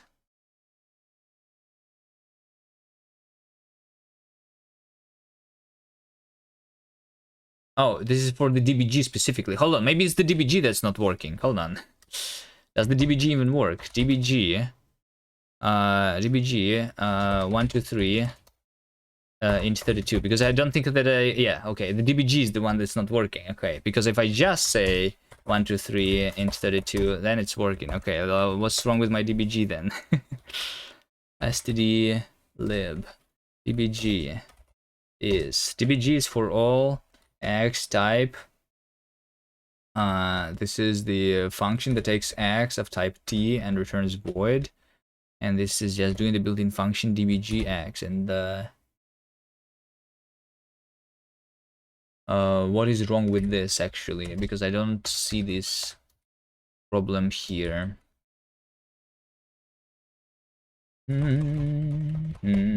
I do have this syntax being there, right? If I do, instead of that, if I do function x type t, this function returns void, and the this is built-in function dbgx, right?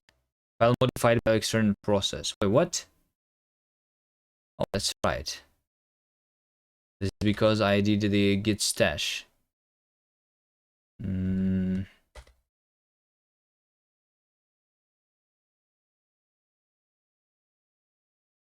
Let's do that here. Let's do reload all. No, let's first of all do git stash pop and then do reload all. Okay, then I want the dbg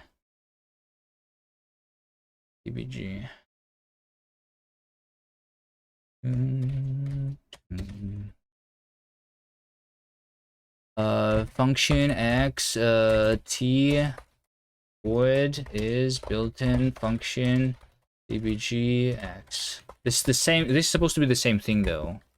So dbg hello. Okay, dbg 1 2 3 int 32. Okay, so the int 32 for some reason does not work because the inference union failed, type int32 and type string. Okay.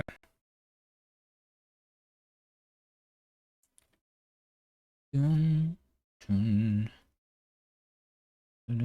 were meant to say that the void and unit is false and true in the Curry-Howard correspondence. Okay.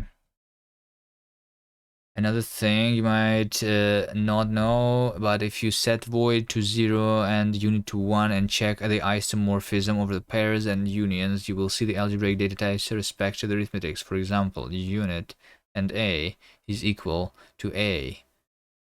Means 1 times A is A.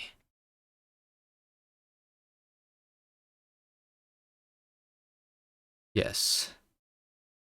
All the other laws, including distribution, hold as well. Now you know why ADT are called algebraic.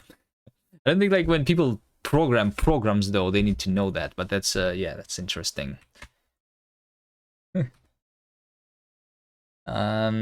Wait, now it works. Hold on. I think I know the problem. It only works once. Yes, because when I did it first time, it said that it was inferred to be an integer, and then the next time it doesn't work anymore.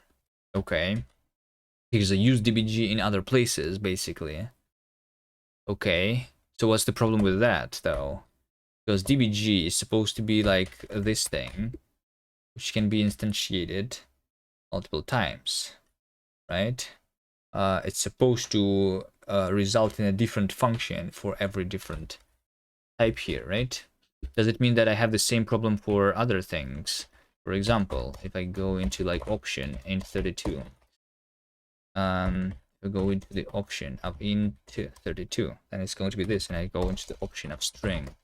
No, but this still works because this is not a function. So I have specifically a problem with the templated functions then, right? Okay. Okay. So if I say something like, hello Brainoid, if I say something like id is for all t,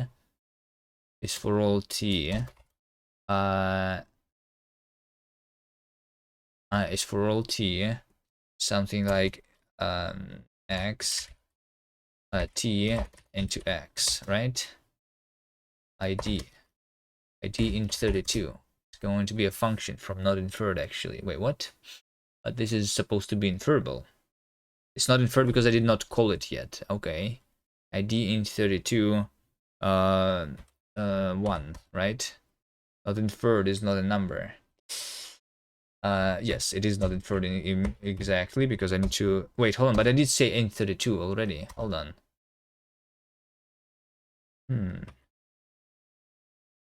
Okay, I have a small problem before we continue with the continuation stuff.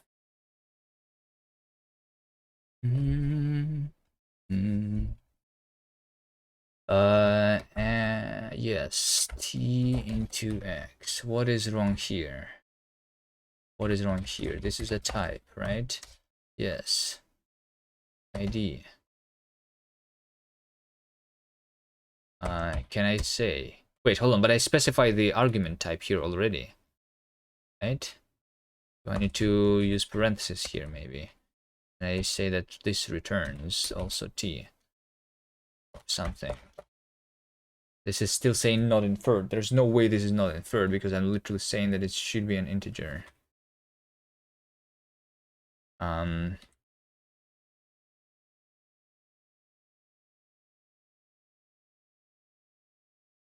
Okay, what if I just have a function x? What if I just have a function x into x, right? This is a function, and where x is int32 into x. This still says that it's not inferred. Okay, I have a very, very bad bug somewhere. Say this should return int32, right? This says not inferred. Why not? Why not? Let ID is this, right? ID 123. Yes, not inferred, obviously, because okay, what if I say so it's just like the functions, they don't work, right? Anymore. Okay. Let's do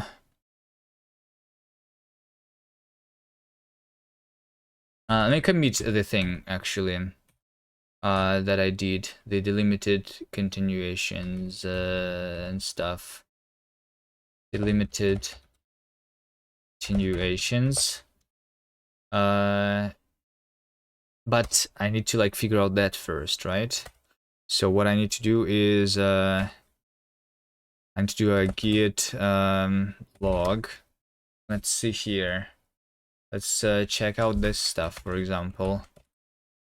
I don't know. Git check out this. Okay. Can I just do? Can I just do just REPL?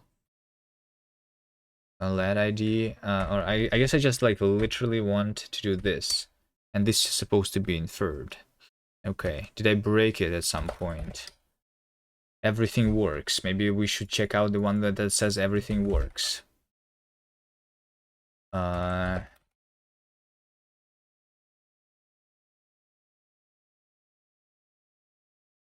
std no such file or directory.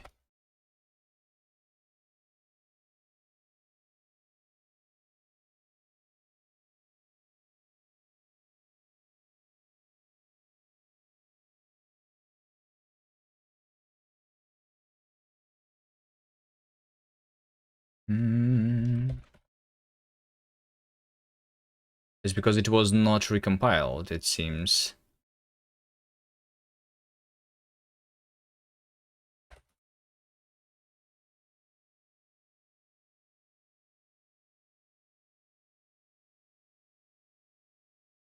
It says that restarting current build, the OPAM doesn't have the corresponding package. Yes, because, okay. Just Dune is going to be like this. This OPAM file does not have its corresponding package stanza in the Dune project. Since you have at least one other package, you must a package stanza for each OPAM package in your project. What does that even mean? I never had that issue before. What does that even mean? Dune build. File cast.opam. Oh, it's because I have the cast opam. That's from like the all. That's like, wait, what? Why is this file still here? This file is supposed to be like deleted because I checked out a different branch. No. Like, why do I have these things? I mean, those are ignored. In the other branch, I guess. Dune build. Okay, it was built. Okay, just REPL. Okay, it is still not inferred. Okay, maybe I should just like look at the code and see why is this not inferred, because this is definitely supposed to be inferred. I'm literally specifying the things manually. Right? Or maybe... No, it is supposed to be.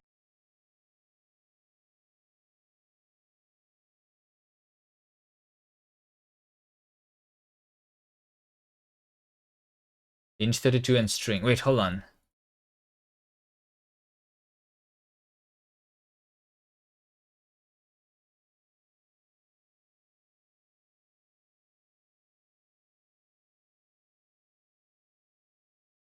So this is when it's compiling it, actually. Okay. The more features you add, you break the basic functionality of things. No, I think it's just like something that I did not test. So like it was missed because the guess a number kind of works. Okay, let me check out the main. I like I can run the guess a number still works kind of, right? That's my main test basically right now. But that's not using this thing. Kind of. Just REPL.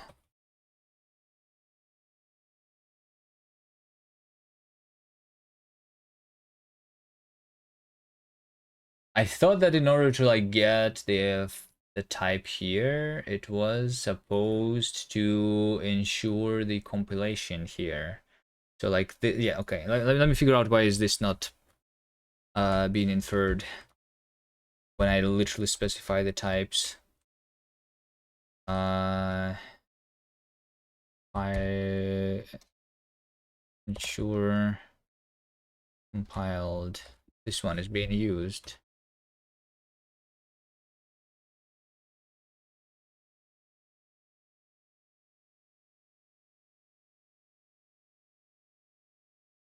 Yes, over here. Over here. Isn't this supposed to like get the type of this function?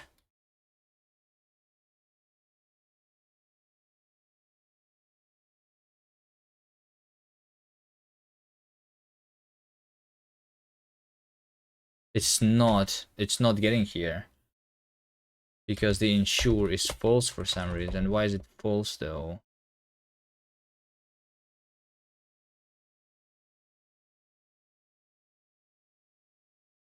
Type of function. Type of value. Type of value over here, right? Type of value is supposed to be. What am I writing in my main? We do run REPL, so we show type interpreter type of value. Oh, wait, we do ensure false here. Okay, let's do ensure true, because I feel like this is what I want. Oh, okay, it is inferred. Okay. Let's You're amazed you haven't completely broken things yet. You thought you needed several hundred white papers before getting to this point, or else something. Okay, it's like I'm only inferring the types when I am compiling the function, which I'm like doing like in some places where I need it. Ideally, I would like change the compiler to be completely like lazy evaluate when enough stuff is known. But that's for the future. Now I'm doing like the this thing where I ensure compilation at certain points. For example, in the REPL, I'm ensuring that it's compiled. 1 second.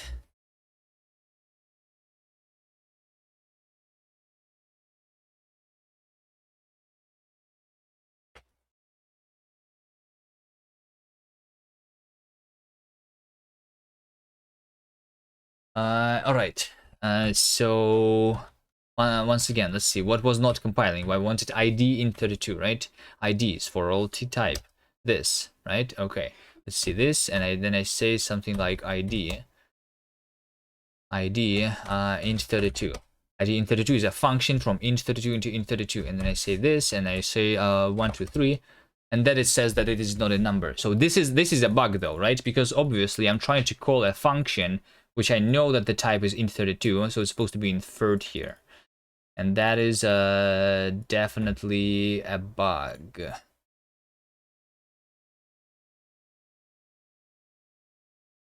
Although that's like a different bug from what I had in the other place. Okay, what if I try doing the same stuff? ID int 32, and it says ID is not okay. Const. Okay, there we go. Just so that I can do it in one line. And then I do 1, 2, 3. Let's do a type of. Okay, so this is supposed to be inferred, obviously, right? So what if I try to do type of 1, 2, 3, which is int 32 specifically? Then it still is doing that, so that it is not inferred. That makes 0 sense to me.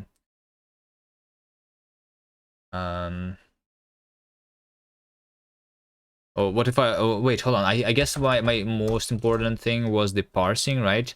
So if I do, what if I do parse 1, 2, 3 plus 1, does it still work? Yes, it does. But like this does work in the same. This inference works the same as this inference is supposed to work. So what's the problem? What's the difference? What's the difference? Okay. The example is good. The example is good. What if I just say then? What if I just say then that the id is just literally the t, and then I say I want to know the 1 2 3, which is going to be id int 32. Does that work? Okay. Yes, that works. Okay. Okay, so it's something about the functions then specifically, I guess. If I say something like option int 32 dot sum 1 2 3, and I'll get field sum of type. Option int 32. Okay, I think I broke my my options too. When I did the maybe I didn't test it when I made the thing. Just grapple. Okay.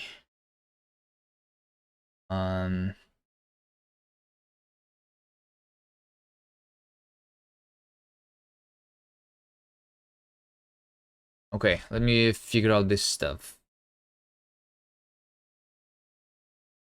So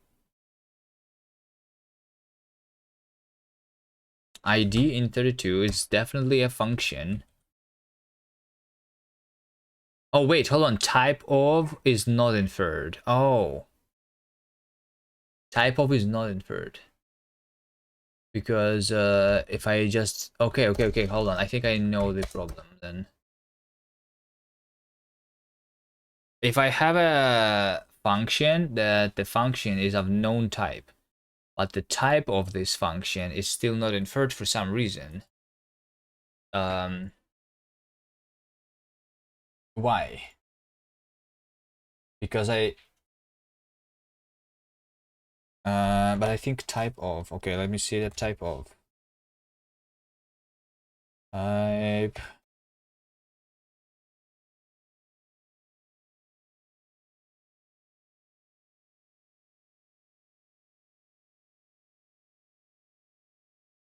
Type of value and type of fn.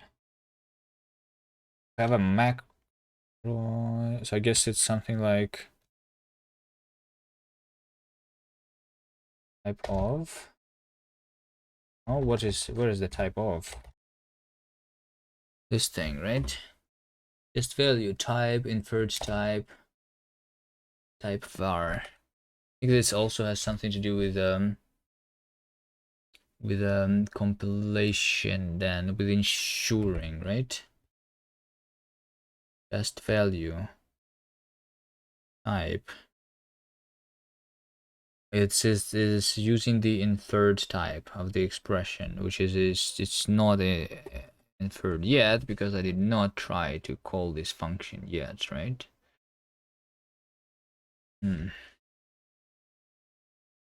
Okay. Okay, I mean, it kind of makes sense to me right now.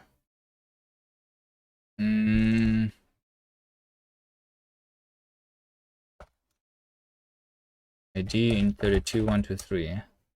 Not inferred is not a number. Okay, let's see init. See the init. And then let's do a show here, an info.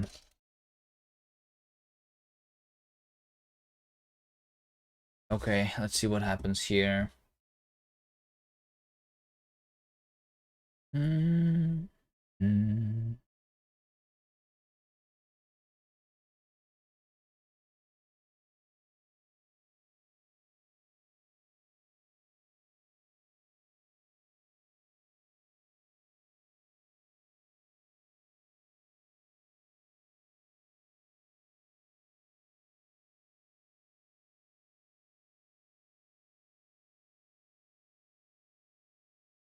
Not inferred is 952.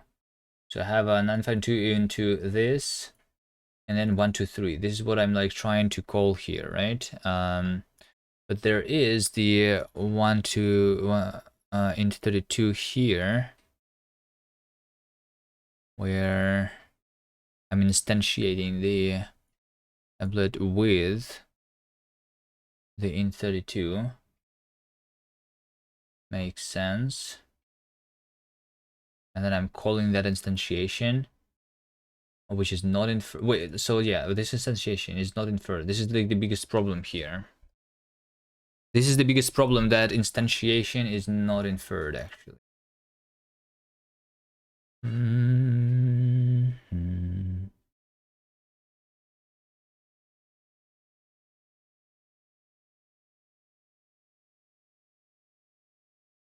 Not inferred 952, not inferred 960.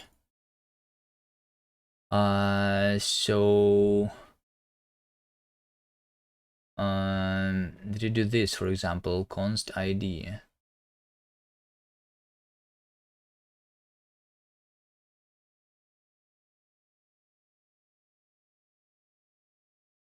Initialized const template times template. This is the one.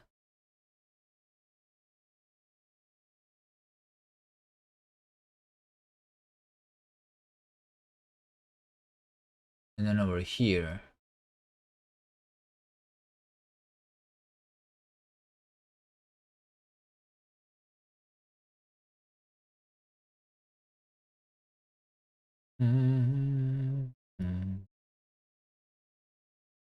initialize this a const template. Yes. I don't see the compilation of the thing. What if I try to do this but with a const keyword? Does this change anything? For some reason, no, it's supposed to not change anything anyway.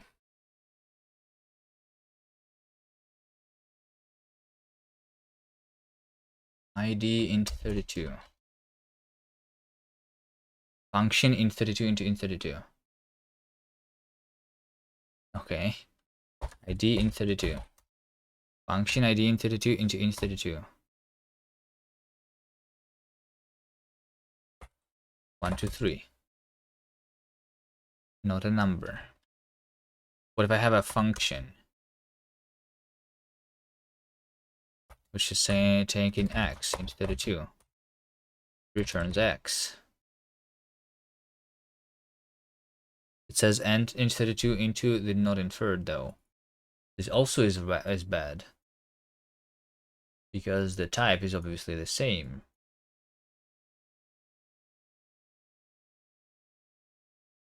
F 1, 2, 3. 3f is a function from not inferred into from int 32 into the not inferred. This makes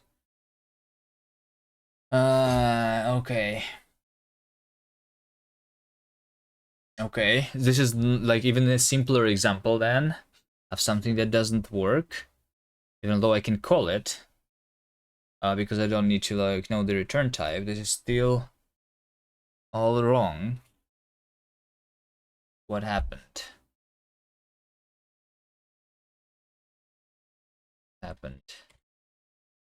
This 3, and then this cannot even infer it anyway. Okay, yeah, if I don't bind it to a variable, right? It just says not inferred. Exception failure, not inferred, is not a number while I'm evaluating this. But before I'm evaluating, I am supposed to do this.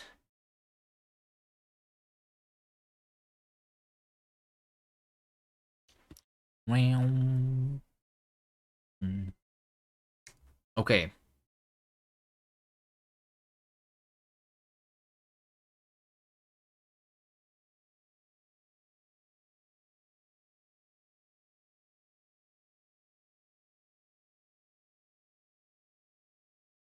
Okay.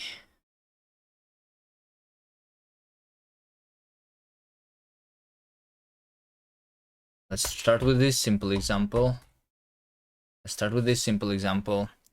I have a function which is not inferred. I evaluated this, which is int32, binding x. This is type int32, so this is good.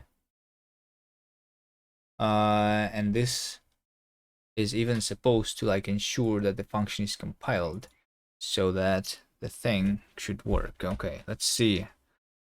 Let's see then. Initializing this stuff. So what I'm making is a function.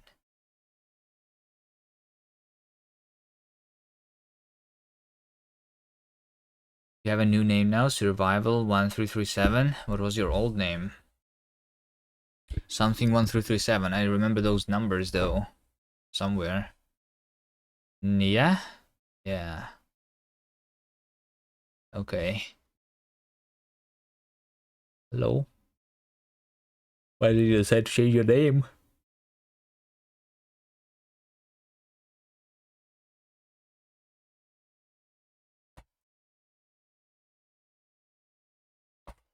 If I have a function, then and I want to initialize it, this is supposed to be of known type. That. Okay, well, I mean, technically, this kind of makes sense. What happens when I evaluate the call then?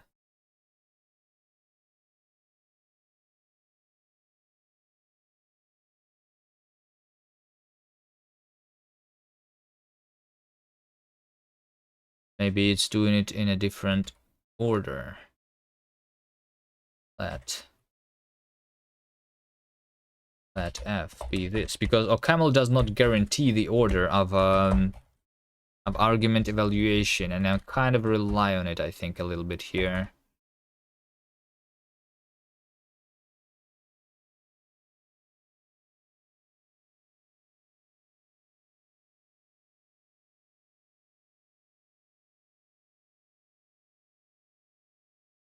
Yes, I do rely on it here. So that might be the issue. This is so yeah. So the problem then, one of the problems that like I refactored this into a function, which is which I called evaluate call. Can this be the issue?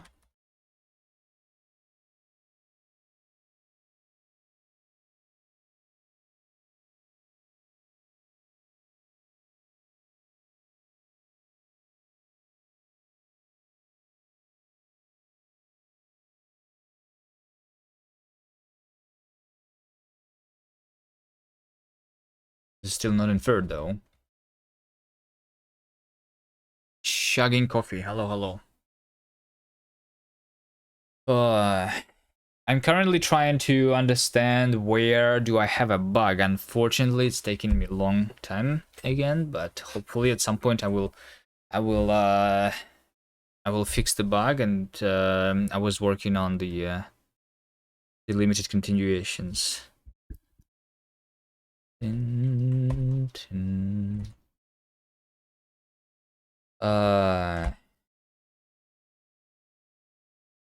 This is supposed to say that the function should return the inferred value, right? Right. Yes. Type of value is what I'm doing, and and this thing is a function. I'm getting the type of the function. Let's do an info here.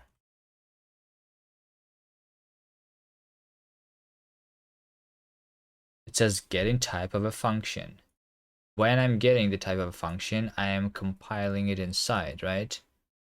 Which says that I'm initializing the binding x. Know that this is a type int32. And then there is initialized something that is true. Type boolean.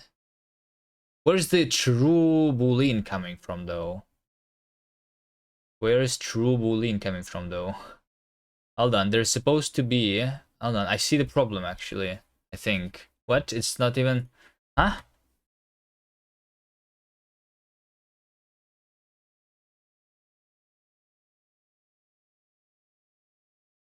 What is the const true? Anyone sees true anywhere nearby?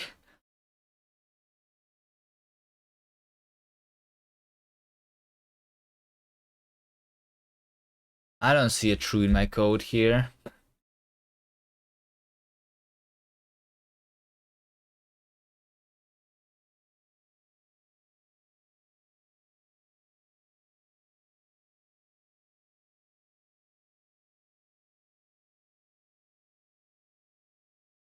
Okay, ensure compiled. Log info. Compiling. Sage, not truth found. Hello, Raymarch. If you will survive through me figuring out this bug, then potentially I have implemented the generators or something. It says compiling.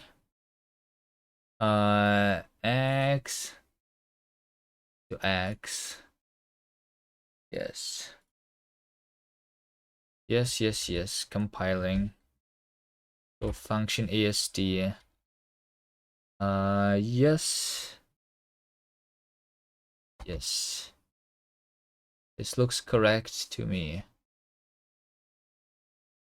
I say that the arguments are X of type int32 and the result is X.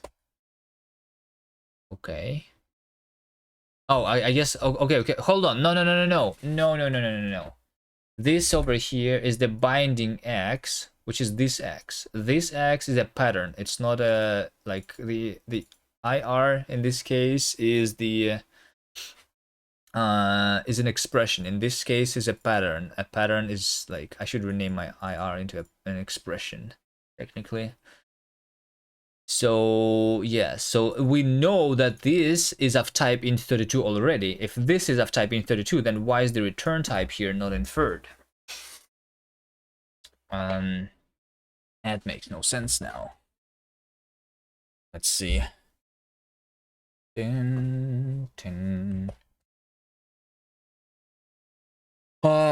Result type is f.vars.result type. I'm making a new function. If I'm not making them equal or something somewhere. We have the body, which is this thing that is compiled. And this thing... Okay, actually I see it. The body is not compiled with the result type being the same. It literally is not. Why is anything working? Hold on. So this is the body. Let's see, let body is this, right? I'm compiling the body of the function. I'm compiling the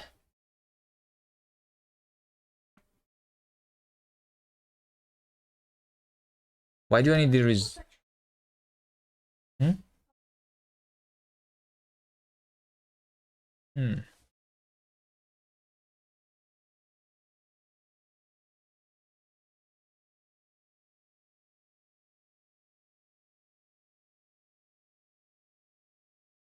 I need the body result type to be equal to the result type. So I need to say something like let's see what do I want to make in here. So this is the function that I need to call, right? My inference dot make same. So I'm making the fact that the argument type is equal to that stuff. That makes sense. And then the body should be my inference dot make same.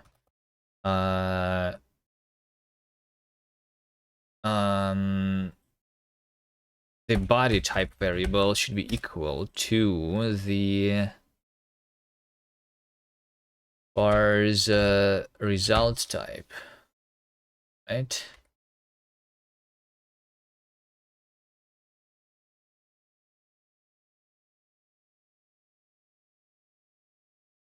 Like that.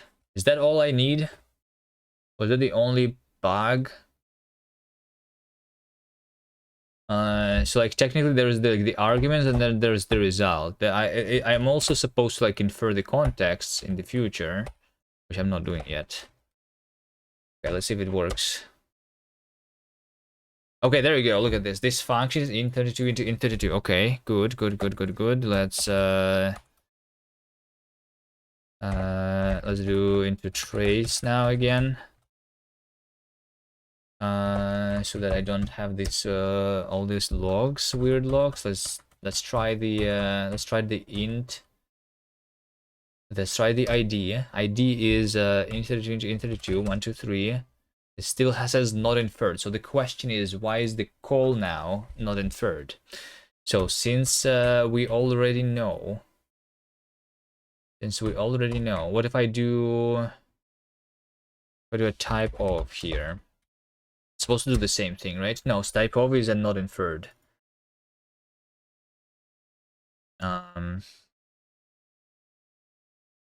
Polymorphism go brr. Yeah, hold on. The ID is still something that does not work because of what? So I have a bug somewhere else. Let me commit that stuff though anyway.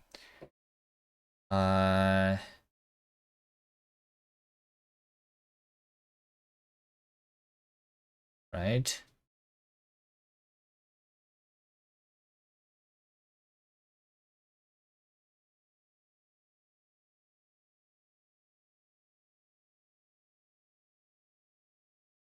Okay, yes.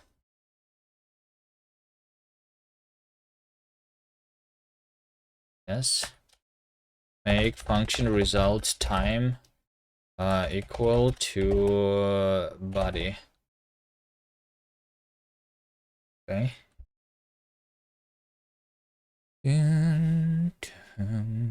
Basic GTUI looks pretty pog. Yeah, pretty cool. Okay, so why is this not inferred? Because of what? Because the type is literally supposed to be written there. At the same time, if I do this, then it's doing that. Okay, but if I do this, then it's not doing that. Okay. So why? Type of is not enforcing the compilation of the function, but even if I don't do the compilation of the function, it's supposed to still know what the function is because I have the variables there which are supposed to like specify that. I guess like yeah, okay.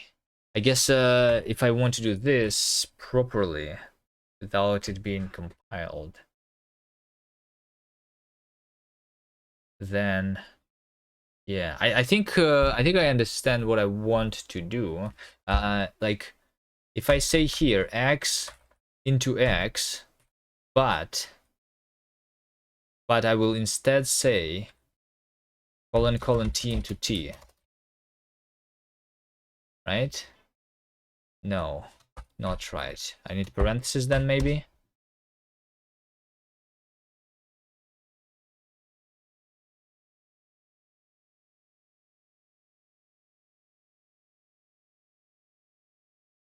While initializing the let,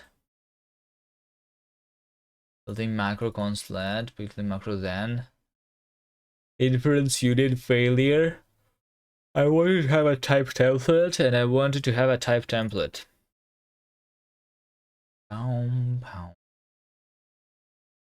Without, okay. Is not inferred the same thing as a fresh type variable you know nothing about? Yes. It's not necessarily a fresh one. It might be like potentially like known to be equal to some other type variable. But yeah, I don't know. I cannot know about like this group of variables, I guess. The details.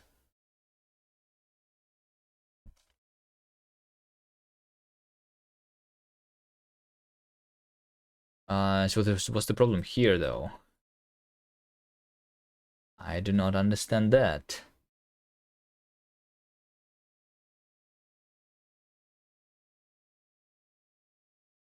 The transitive closure of all qualities you know about it are only on type variables, right? I mean, technically, I am preparing to infer the other things too. I want to be able to infer values too. Although for that, I need to like imagine like in Rust you have the const generics, right? Those are things are values. They're not necessarily types. I have variables in general, not necessarily type variables. But I guess it doesn't really matter too much.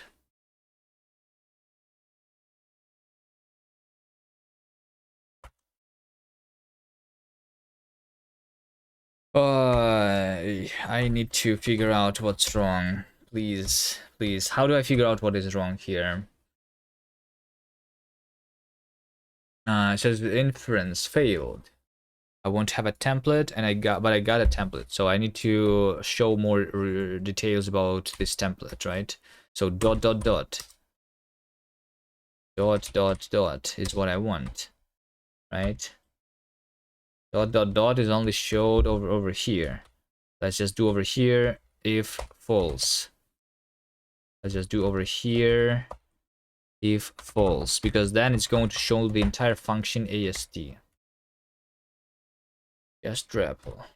Okay, so I expected to be T into that, but I got this into that, which is exactly the same thing. Is this source public? Yeah, I also made a, like, we also have a website. A small website where I briefly explain the ideas of what I want to make.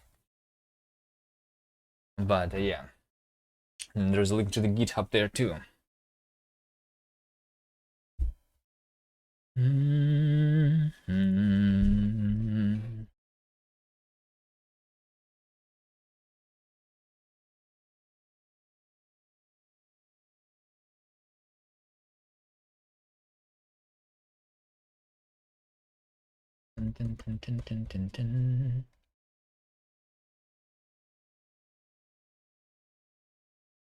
So it's literally exactly the same thing, but it cannot figure out that, because I probably just have it telling that, let's see, inference unite.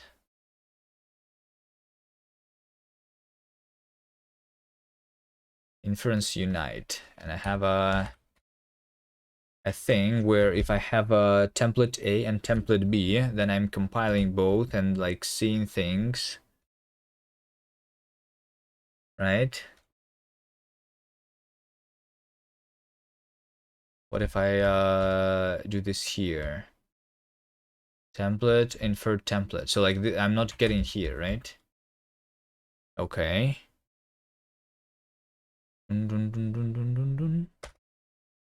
What if I over here do log info, log info, show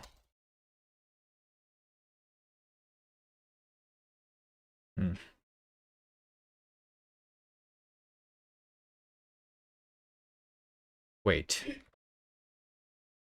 Infinite failure. One is a type template, another one is another type template. Built-in macro type of, built-in macro type of.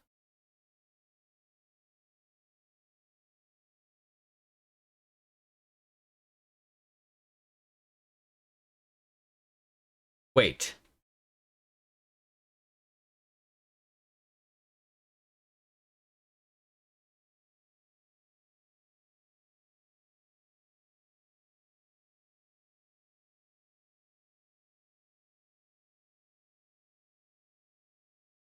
Built-in macro type of. This is not enough information. Wait, what?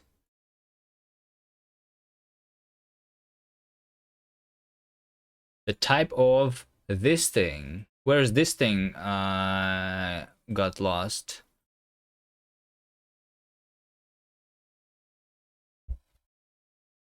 Let's just make sure that this over here, log info, I'm here.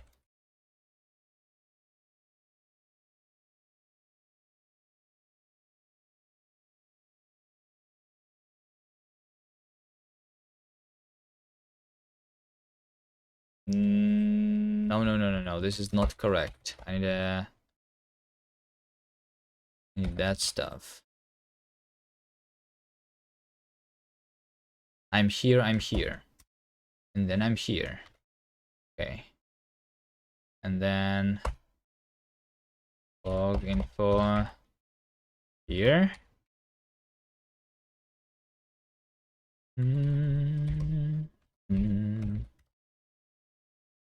here. One of these things is supposed to fail, right? No, actually it's not. Oh wait, hold on. Over here. Yes. So the failing problem is the me trying to infer the bodies fully. Okay. I think I just need to. I know what I want to do. Know what I want to do here. I'm going to say that this is going to be try. It's going to be a try. And with fail infer. No? Inference. What is my inference failure?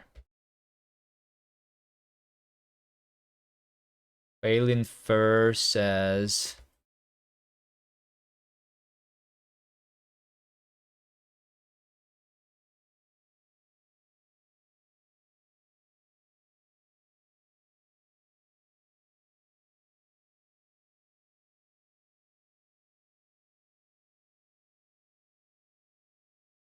inference.failed unite. Okay.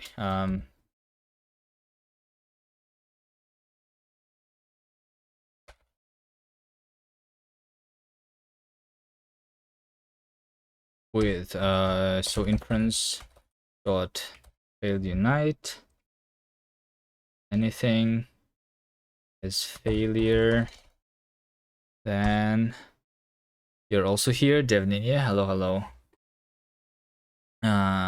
Then I re-raise the failure, but I say something like while log error, while uniting show type A and show type B.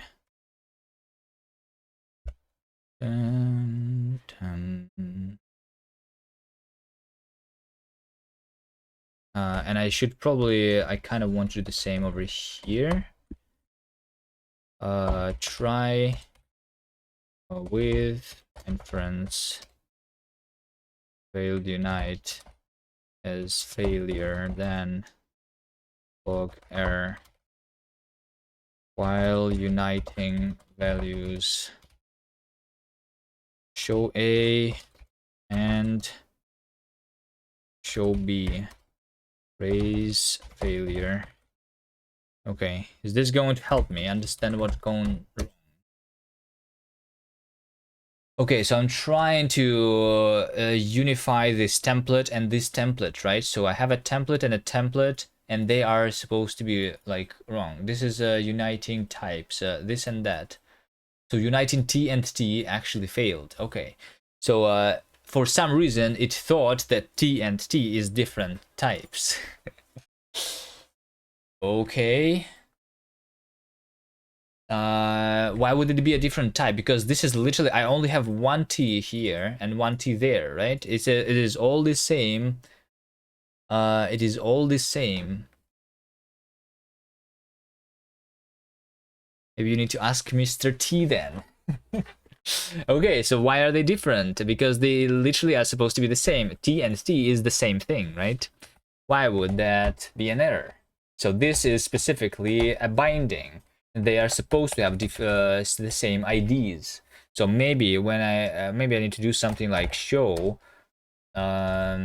show. Oh my god. Did I see where exactly? No. Why the only way to find code in a camel is by doing like actual search instead of using the language server. And show. There we go. And show. So if it's a binding, I want to say something like binding name, and bindings also have IDs.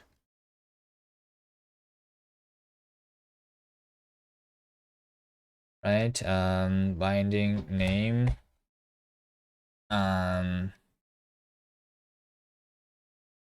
ID show ID. Let's do that. And then we have the and show type over here to be the same as here, right? Because there is a type and then there's a value. Okay. Now it says binding 938 and binding 962. So the question is, where would I create a binding that's of a different ID? Why would it be different? Why would it be different? If I go into the REPL and try to see what T is obviously not found in the current scope, so this is the only T that I'm making, right? This is the only T that I'm making. Am I using Helix? Am I liking so far? Yes, I think Helix is nice.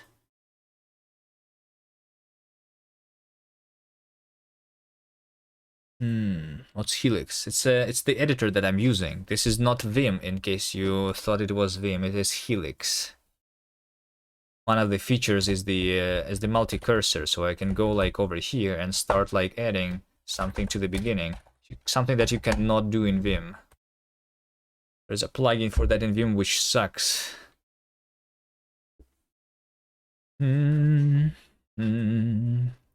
V-key bindings. It's very similar to the V-key bindings, but it's different. For example, in order to delete a word, I need to say word and then delete, and say word and then delete instead of so WD instead of DW as in Vim, because you do a motion first, then it highlights your last motion, and then you do something over that motion basically.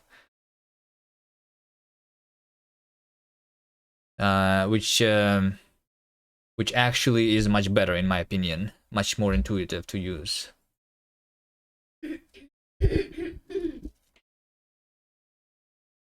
So yeah, if I go over the words, then it like shows the last thing that I did.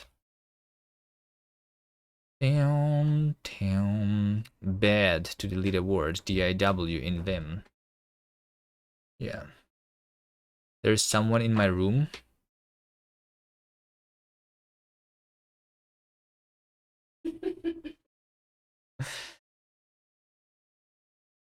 There's a TOML file for configs. It's not that extensible if you're confined to a TOML file. The plugin system is not there yet, but you basically already have the telescope. You already have like you even have like the hop plugin already built in. They're working like on the plugin system, but it's not there yet. Yeah. For plugins, obviously Vim is better, or I mean, personally, I prefer VS Code anyway. because the multi-cursor is just too good, and Vim sucks without having that.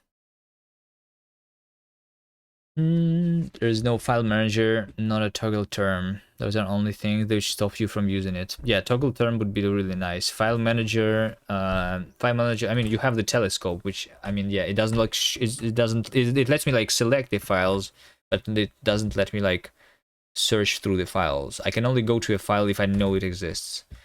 Just searching through is not very nice here. Yeah. True enlightened use XWM.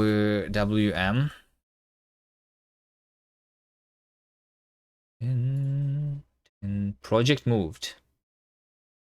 That's not what people use. They use that. Emacs XWM. No. Emacs. I mean maybe yes. I never tried Emacs.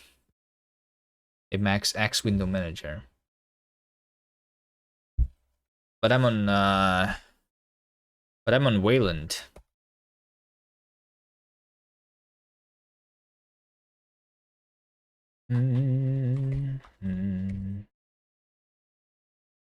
Okay, so we have two bindings which are different for whatever reason. Why would that anything here be different? Let's see.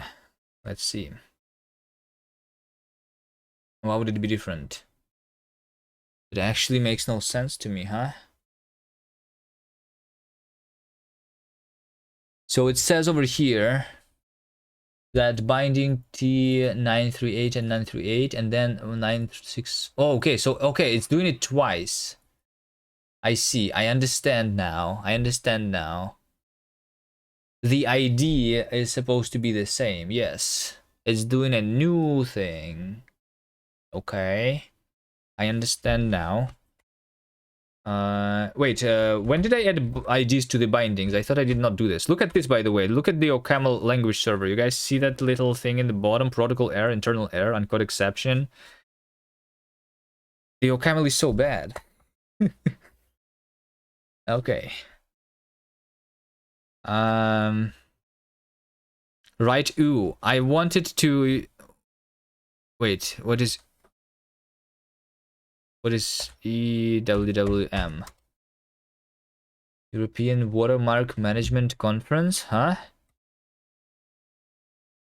Nah. I wanted to use the ooh instead of my top bar here though. Because from what I understand you can do some nice bars there. Some cool stuff. Like this over here. But I need to like get to doing that actually.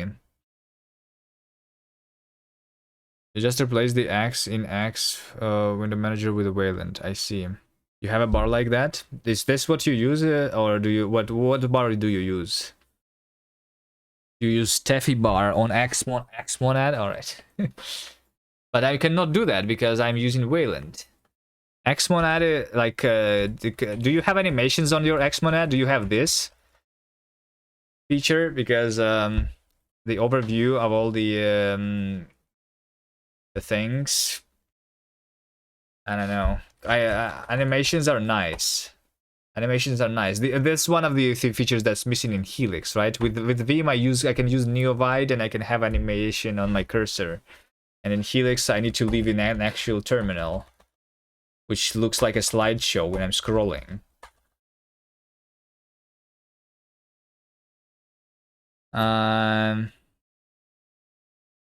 Anyway, what are we doing? Trying to fix the things. So the bindings are different because I'm supposed to compile the thing only once, I think.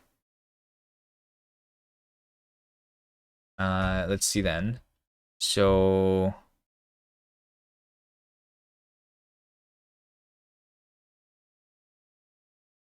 let's see, when I'm instantiating, we are doing this template to template type. Template to template type. And this is where I'm doing these vars where args type is that. Context is that. Result type is new variable. Yes. AST is that. Body is that. And otherwise we have the FAST. Let's specifically say that args is FAST args and contexts is FAST contexts. And where is FAST where. And returns is FAST returns.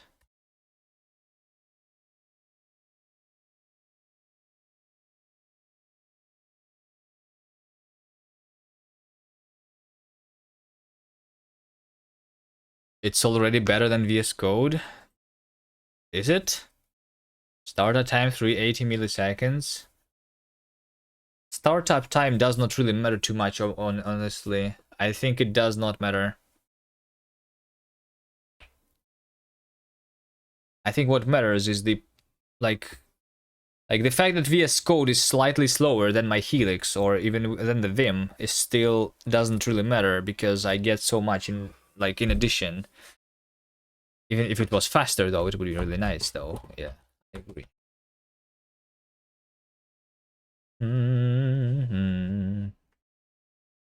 Your VS Code takes 2 seconds. Let's see. Let's see here. Code. 1, 2. I think that's it. What if I open? I mean, yeah, opening just the terminal is like kind of faster.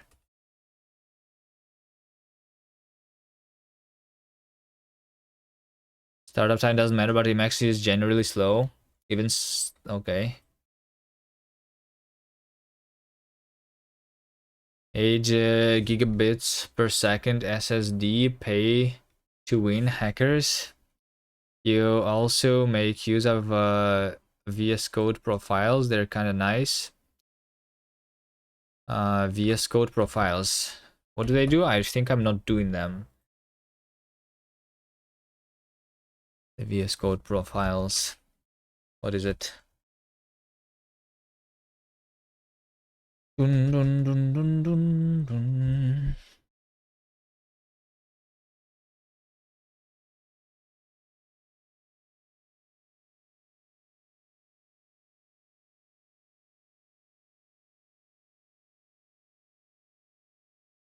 So I see. I am basically recompiling the identifier in order to know the type of a template, so it becomes a new identifier. So I guess this thing broke when I made the IDs, right? This is when it broke. When I did the IDs.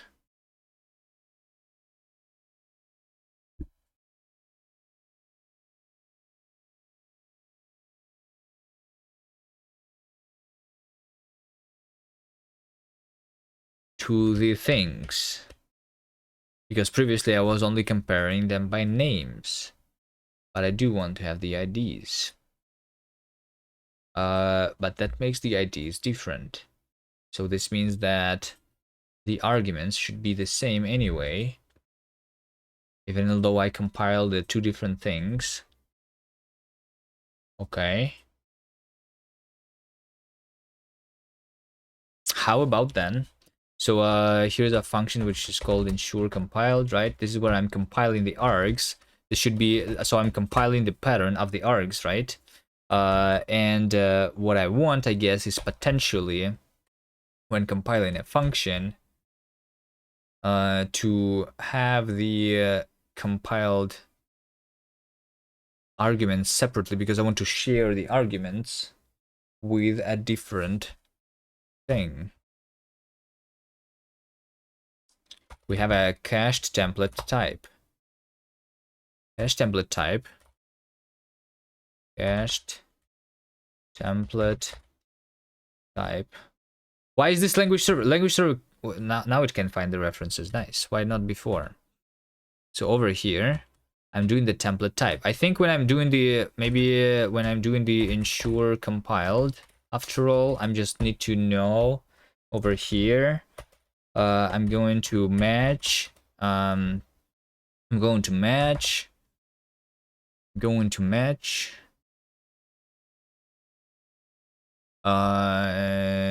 f.cached template type with some tt. Then I'm going to say tt dot compiled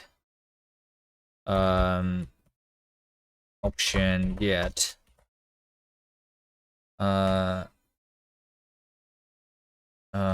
function f args, and if none, then only then I'm going to compile this stuff, right?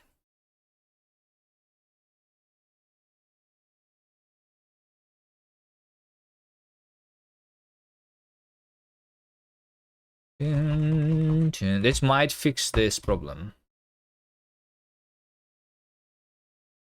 It did not. Inference union failed because the binding T is different still.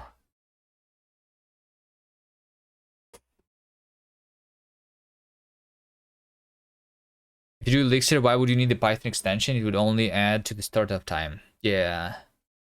Yeah. I wonder if like the like since I'm using like the nicks and the flakes, you can like I'm already using the environment to like install like the compiler of OCaml only when I'm working with my OCaml project. So like I can only also like configure the Helix or VS Code probably the same way so that it's configured specific way in a specific directory. But this is like also like a built-in feature in the VS Code, it seems, right? So you don't need to do it in the nix way. Why would anyone need a Python extension? It's the worst language. No. The worst language is Go. What do you mean Python is the worst? Python is the second. All right.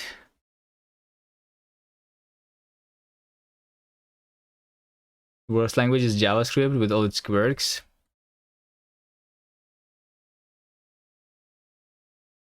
JavaScript. But I kind of like JavaScript. I like JavaScript. Like if I don't use it, like JavaScript is something that I'm going to use it as my compilation target. The first one, I'm going to compile into JavaScript. I wouldn't like writing JavaScript myself, but like I don't know. I think JavaScript is okay. Especially if you like do the type annotations. In the modern JavaScript, you can write your types too. You was thinking C++? No, C++ is a pretty good language, I think. And it's like good and horrible at the same time, kind of.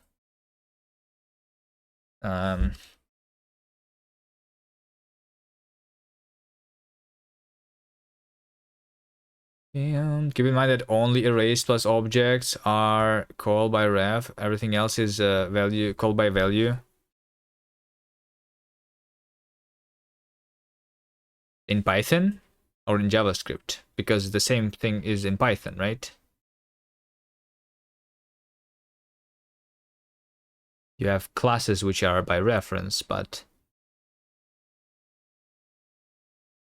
do you have value types in Python? Did they add that? I don't think they did they? Classes is objects. Yes. They are by reference. Everything is by reference in Python, no? What is by value? Like only the primitives.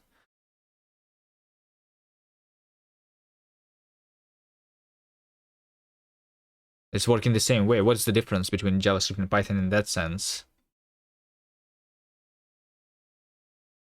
I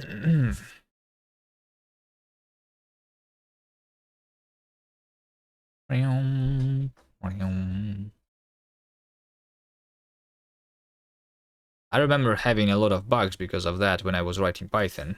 That was a long time ago, though. The language has changed. Kind of. They also have like type annotations too these days.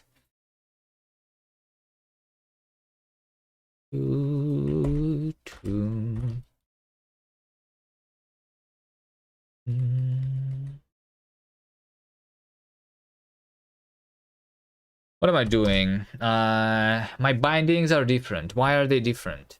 While uniting this thing, while compiling the macro, while uniting types, template, and type template. Why am I uniting anything anyway, by the way?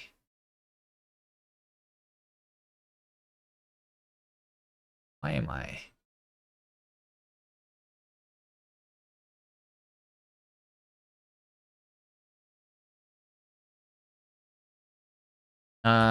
Let's see, maybe binding value type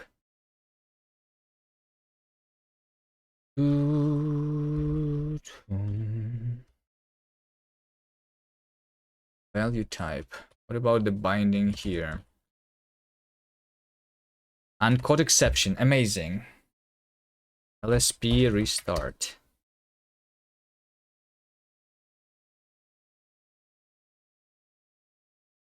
Go through the references. It cannot find any single reference. Why is this language so stupid?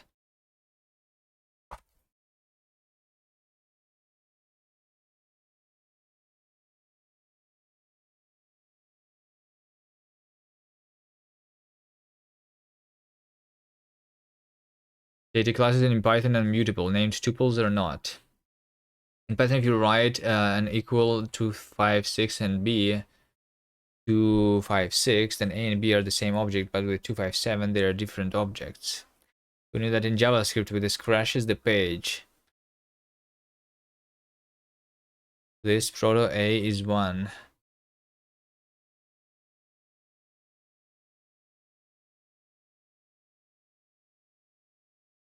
That is actually smart. I don't know. Attributing everything is as object is not very smart in my opinion. But okay. I'm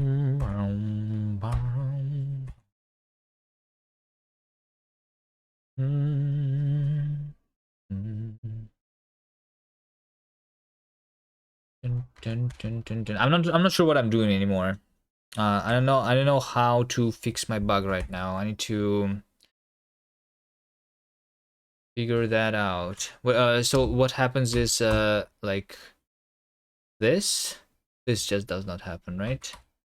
Okay, so if I do this does not happen. What if I do this? Wait, wasn't it working? Like, it's because, oh, hold on. So it all is because I just specified the type, right? Yes. If I do, yeah. Okay. Yeah. T into T. This is not working for some reason.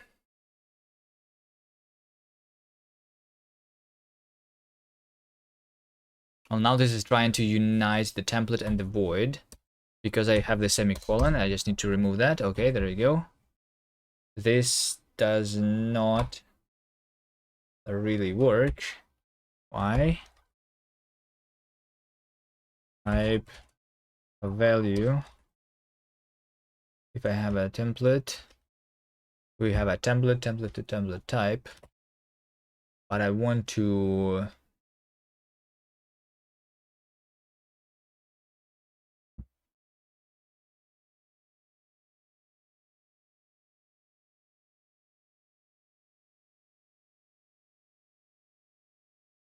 okay. I mean, it makes sense, kind of. There was only a method of making it reproducible. What? This thing? Yes, there is. I added the tests, actually. I can add a test. Here's my test, for example. Oh, not this. There's a test. There you go. I have a print hello world, and I expect it to output hello world, right? Let's do another test then. Sure, fine. New. Uh, sure. Source. Right test slash id.nix. Sure. Let's do that. So let's do this here. Source is this is what I'm testing, right? ID. I mean, it doesn't really matter. Like, I mean, converting this into a test. I want to test it in the future once it starts working, so that it doesn't break in the future. But it never worked in the first place, so like, writing a test doesn't really like matter here. I'm trying to like come up with a smaller test, basically, right? I will need to rewrite my tests anyway, because I'm going to rewrite a lot of the language anyway. So it's, I don't know. Tests are like good, but at the same time, they're going to take so much time. They are not always worth it. Right now, I think it's like, I'm not sure if they're worth it yet, basically.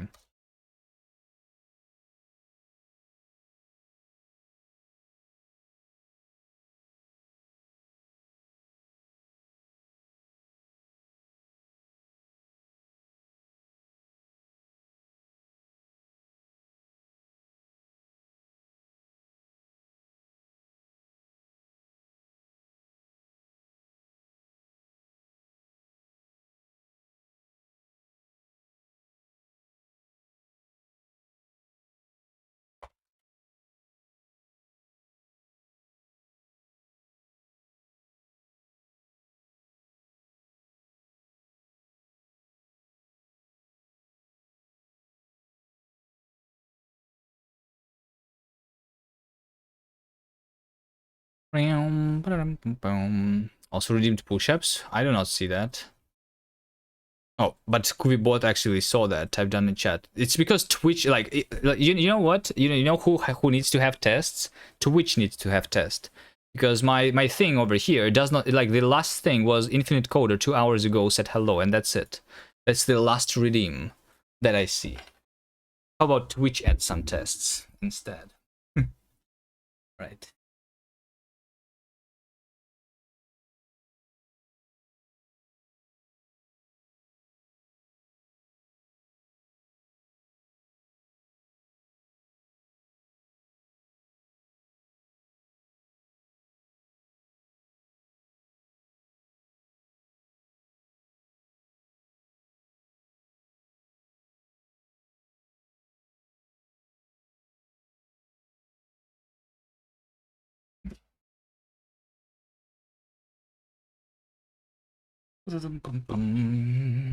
Done. Expected output.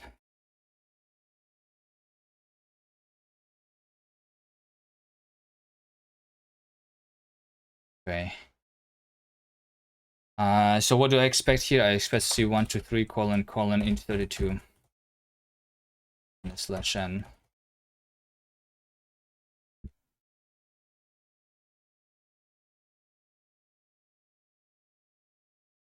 I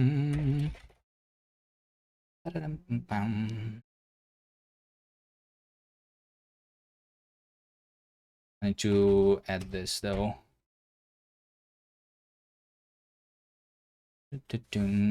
Binding is not a template.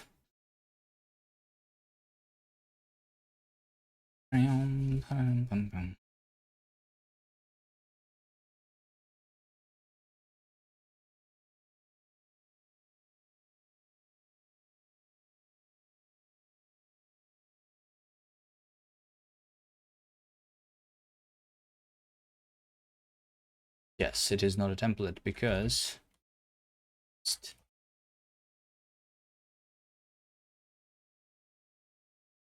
yeah, and we have the same issue basically. Like, it's just easier to see this specific one in the REPL, but once we get it to work, this is over here. This is what you wanted, right? It's going to be preserved as a test. Sure, why not? I can test like that the examples compile then later and everything too.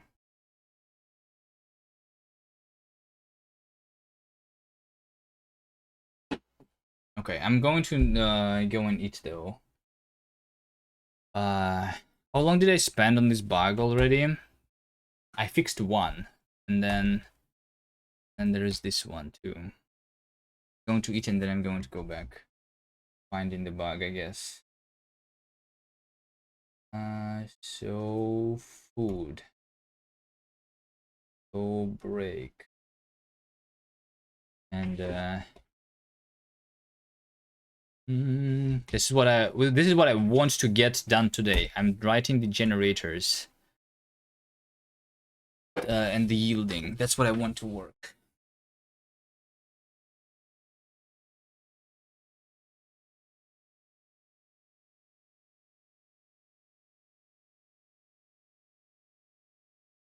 Okay, I'm gone.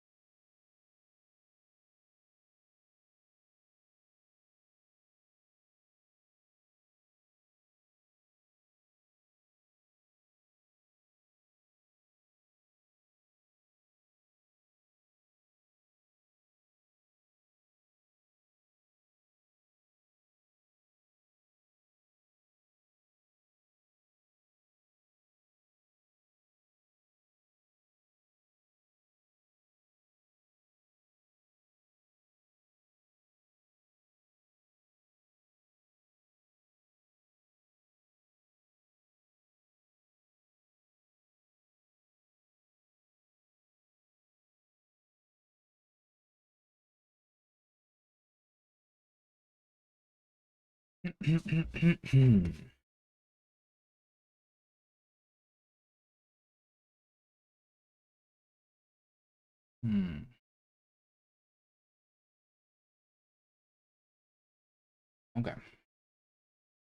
Let me back.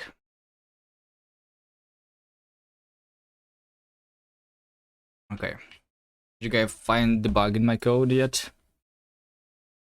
Oh yeah, that's right. I didn't even commit it, right? Didn't even push it.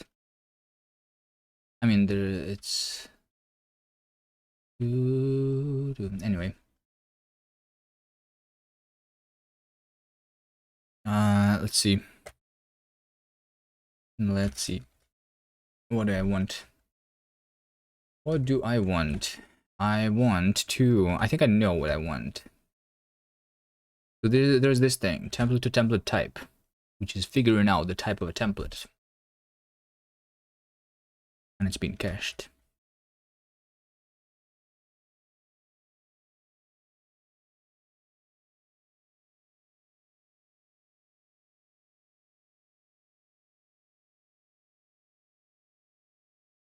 So I think what and these two functions are where it gets wrong, I think. So the function, because the function and the template and template type are the things that share the they share the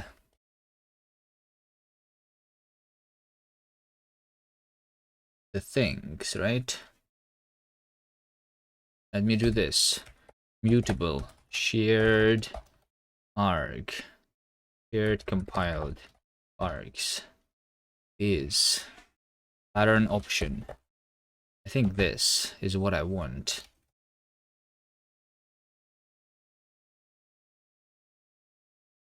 So when I'm doing template to template type, I want the shared compiled args to be equal to the function shared compiled args. It should not be mutable actually. What it should be is it should be a reference. Pattern option ref. The reference is going to be the same.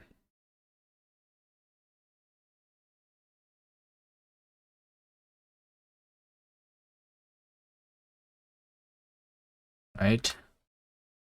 So when I'm just constructing a new one, the shared compiled args is ref none.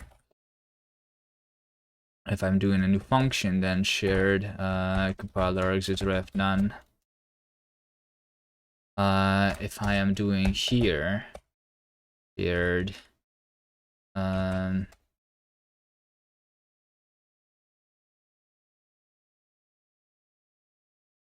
shared the language server is ref none.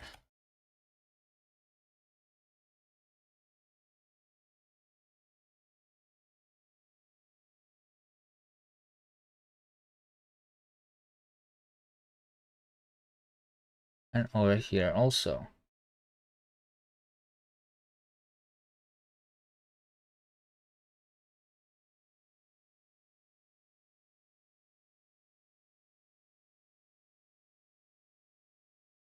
Wait, hold on. If I had an existing function, then shared compiled args.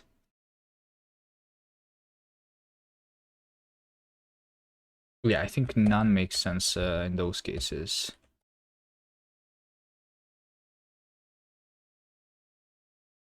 Not none, ref none. Okay. And then when I'm doing the ensure compiled over here, instead of doing this, let args be that, I instead want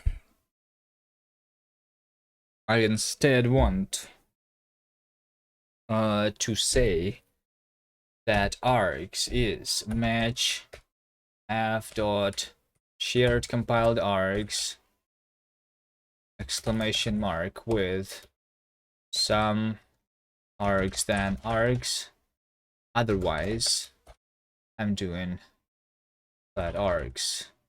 The compile pattern captured fast args in args. But I also want to do f shared compiled args to equal to some args now. Okay, so now they have been shared, compiled. F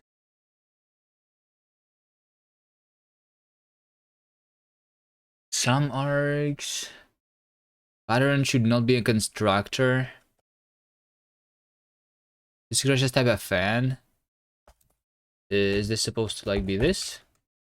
Okay, there you go. Is this also supposed to be that? This expression has type option ref. Oh. No, yes. Okay, what is wrong here? This expression has type pattern option ref, but it is not a function. It cannot be applied. Yes, I'm not trying to apply it.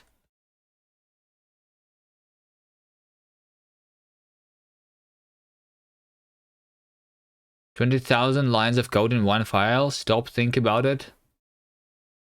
If you ever tried writing OCaml, then you will understand my pain. And how hard is it to actually split this into multiple files. I would like to do that, but it's not that easy.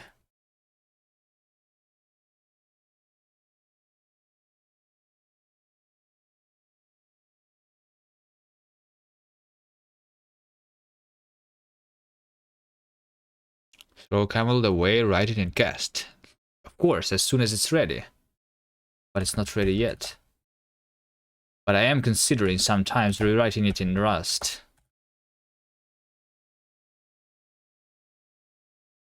This expression has, like, just because, like, there's a lot of things that are very annoying in OCaml. Like the language server, for example, being bad. Expression has type pattern option ref, but expression was expected of type unit because it is at the left-hand side of a sequence. Where does anyone see a sequence? This is the arrow, which is the... Oh, I have a syntax error somewhere. Who is the unclosed error? Syntax error after unclosed, opening bracket, expecting in. Where are you expecting the in? Where are you expecting the in? If I combine... If I do this, then it works. So what is wrong here? Should OCaml, Haskell, or eList be your first functional language? X doesn't count. I think Haskell. eLisp is something that... This is the Emacs Lisp, right? I think Haskell is a good one to learn if you did not learn it. I mean, I wouldn't say that I learned it, but like knowing about how Haskell works, at least like a general idea, would be really nice. I think it's very useful.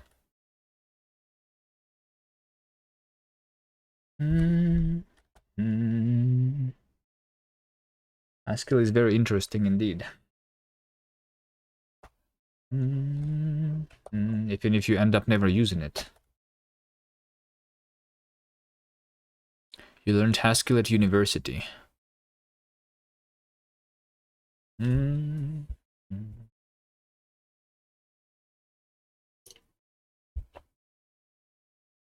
Well, I mean, the surface language of Haskell is really easy, but you're supposed to like learning Haskell is a lot more than just learning like the surface language. Like, did you teach you like the lenses and prisms and stuff like that? Probably not, because that's just a library, right? There's other things like that. A lot of the things. Even though the language itself is simple, learning to use it requires you knowing more things than just the language. Should you create a game to learn it? I think it's not very good for making games. You should try making something else, but I might be wrong. That's what I was considering it for before I went full Rust. I was considering Haskell, and I ended up figuring out that it's not a good language for that. I wonder if it would make sense to do an online course or something rather than the same way you learn other languages, tutorials, documentation, etc. I don't know. I feel like learning Haskell is something that's like requiring time. Like I don't know how quickly did you learn Rust, for example, because Rust is very similar to Haskell in the way you learn it. Like it took time. All of the other languages are really quick to pick up. Like OCaml was like, I don't know, like I could basically start writing it almost immediately. Like you can do the same with almost any language. Like Haskell is not working like that. It's like relearning a lot of things, and Rust was kind of the same. So I don't know.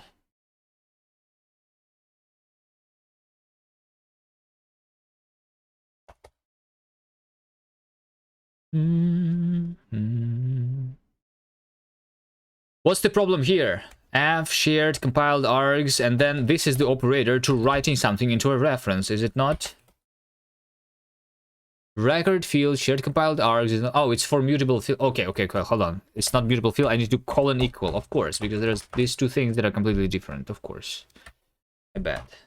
Not that good in OCaml yet.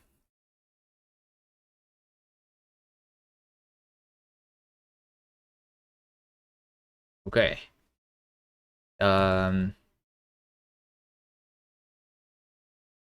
Okay. Okay. Wait, what? So I want to unite values of type binding 945 and 945 and 969. Okay, hold on. It still is different. What? But it's still different. Why is that still different? Hey there, the other thing with Haskell is that there's Haskell and there's Haskell with any of those dozens of extensions. Yeah, there's like also a lot of extensions. There's like, yeah.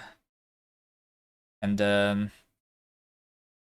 I guess these days you can't really like use like you use Haskell with extensions always, right? And yeah. The base language without the extensions is really simple though.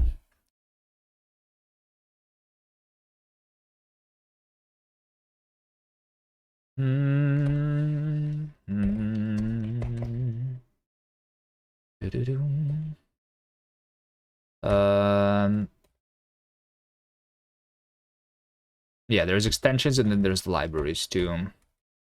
I feel like the library part in Rust, for example, doesn't matter that much.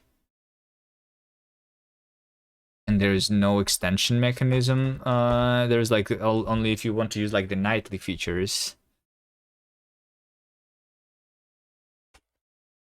So yeah. At least Rust is not doing that. Not yet, at least.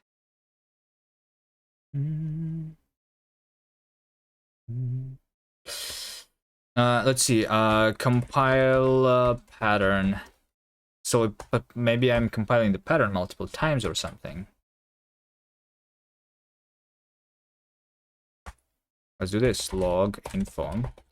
Compiling pattern. Show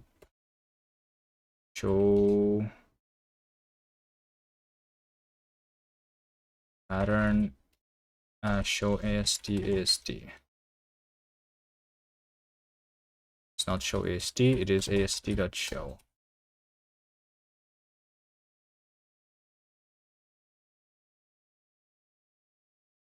Okay, let's see. So I'm compiling, yes, see over here, I'm compiling the pattern T 2 times, and this is not supposed to happen. This is not supposed to happen. So the question is, why am I doing it twice? Because I'm doing it twice, I'm getting the 2 different IDs for my binding. That is not supposed to happen.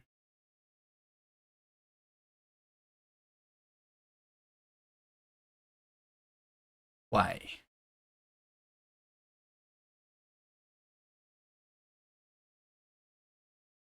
Because I'm compiling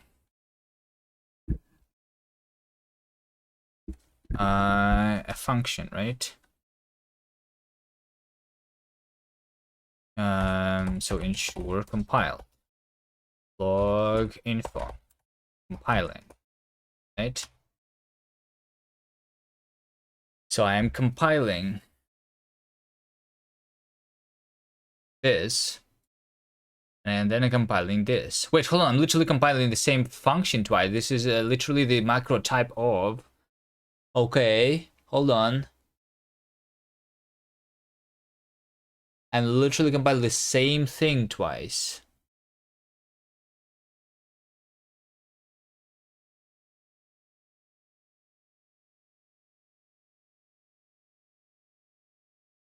Built-in macro type of. Why is that the thing though? Because that's not what it's supposed to do. Let's see, show function ast is supposed to be ast.show body, ast.show impl false. So it is supposed to do a built-in macro type of. Like, it's literally not telling me the entire thing.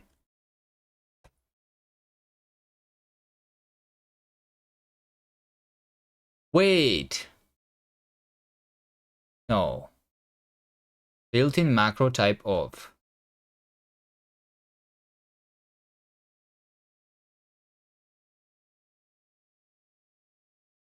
It's not this type of that I'm writing here, by the way.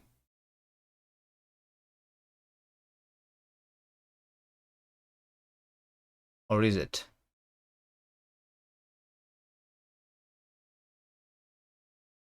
Yes, it's not this one. There's still another like macro type of. So the reason is because in order to know the type of this thing, I'm rewriting this into a similar one for all type of this, which is then supposed to like say that by evaluating this, that the type of this template is basically like a function that takes the type and returns a t into t, basically. That's how it is supposed to work here.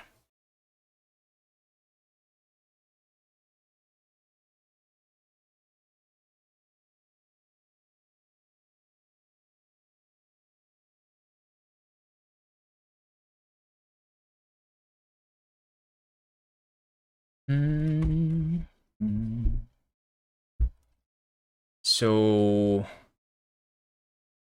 I'm doing somewhere built-in macro type of this over here. Yeah, the parts are empty. This is wrong. Wait, no, this is not wrong. The values are this. Oh, it's just like, I think it's just like this showing is incorrect. Parts is a list of definition part, right? And definition part is a keyword or a binding, right? I mean, is this used to do the show though? Hold on, AST.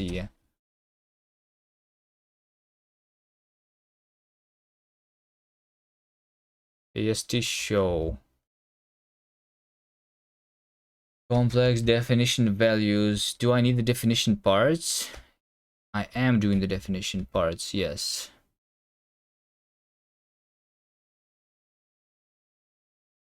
Okay.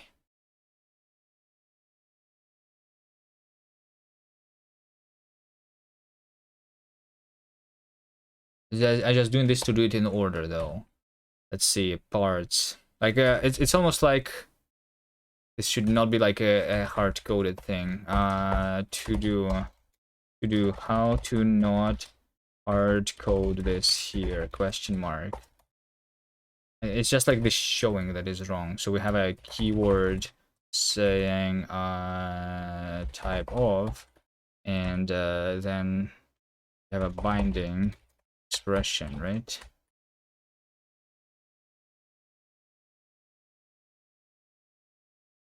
Type down when you did. Oh, hold on. My Twitch is still broken.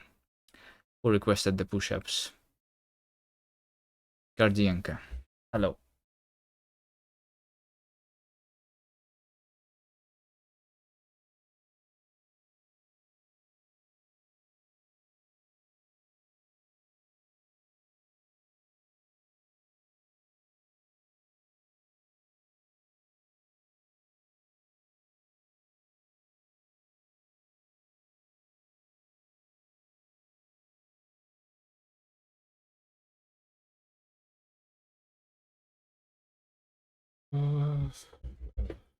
Done.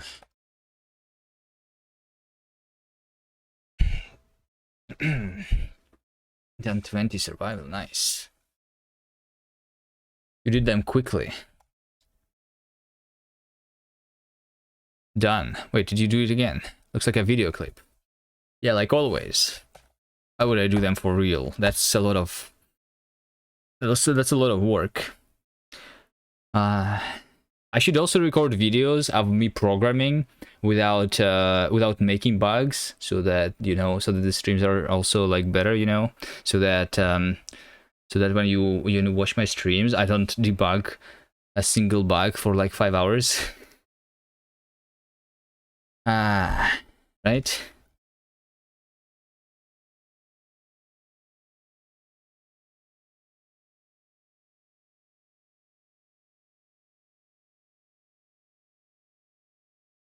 Okay, so it's literally the same thing. It literally is the same thing, type of that stuff. And it is being compiled twice for some reason. Why would it be compiled twice? Just pre-record the terminal and just sit and talk while watching it.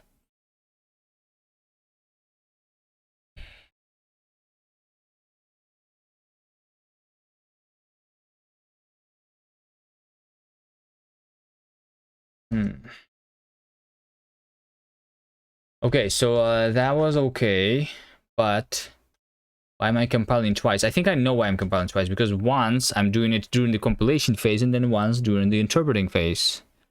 Is that right? But no, but it is supposed to be a const, right? Okay, let's see. Evaluate log info. How about this? Change this to the log info. Okay, let's see here. I'm evaluating pattern ID. I'm compiling pattern ID, then I'm trying to evaluate template. Infer this template. So I needed to compile it then. Why would I need to evaluate the template though?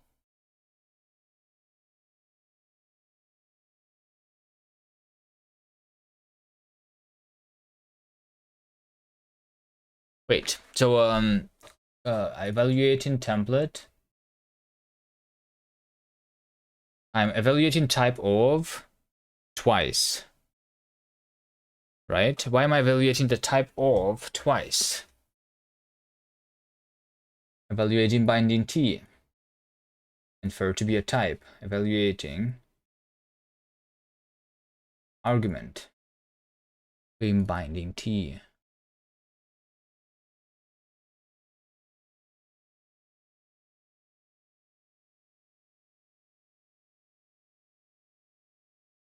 The bug itself is so stupid, probably. It's a one line that I need to find somewhere.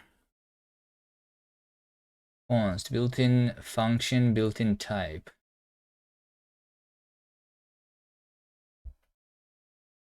I'm trying to compile the built-in macro const let. Yes, that's what I'm trying to do. Yes, that is what I'm trying to do. Okay, so I understand then that I'm compiling this thing on the right. I'm compiling this thing on the right.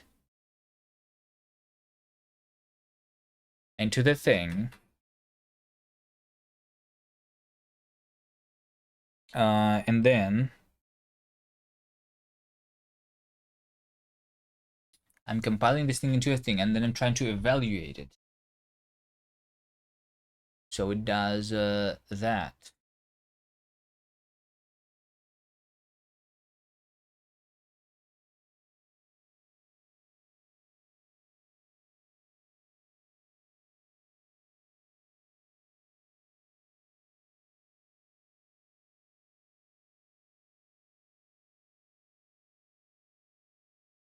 Maybe what should be done is that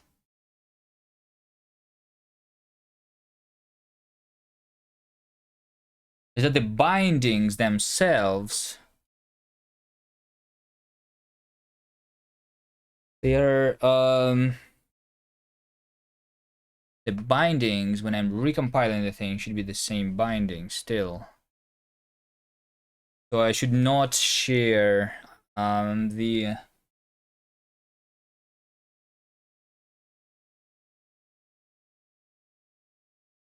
I mean, compiling it twice is also kind of weird. Like, why would I want to compile this thing twice? I'm literally supposed to evaluate it once. It's because I'm trying to do this. I'm trying to compile this thing. I'm trying to infer its type. I'm doing stuff.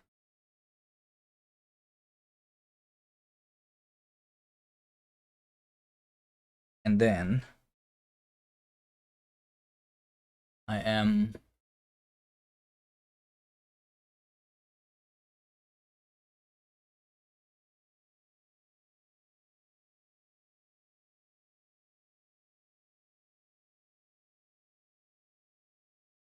evaluating it, which which makes it a new thing. I feel like the maybe actually, you know what? Maybe the templates. Nah. Like if I make the templates to be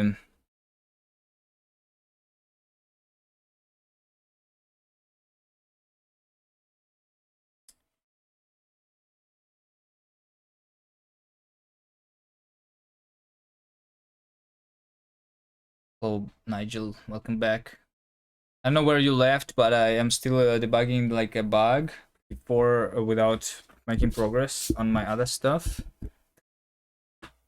I can go the easy route right now and say that the template. I mean,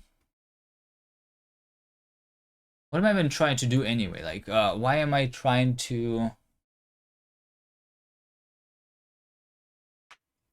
So what happens is I'm converting this thing into the intermediate representation. In order to do that, I need to compile a little bit of it in order to know the type, kind of. Right? So that we infer the type of this expression. And then, when I actually evaluate it, I construct a new thing, which is basically very similar to this. I reconstruct it because it's not a comp time known. Because yeah, because something, you know. I think what I need to do is I need to replace the bindings actually then.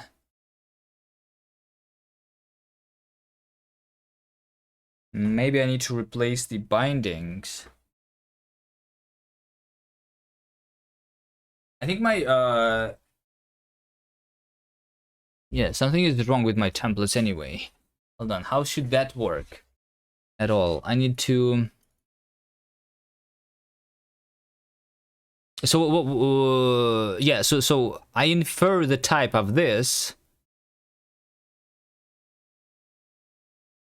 thing to be the function t into function returning t.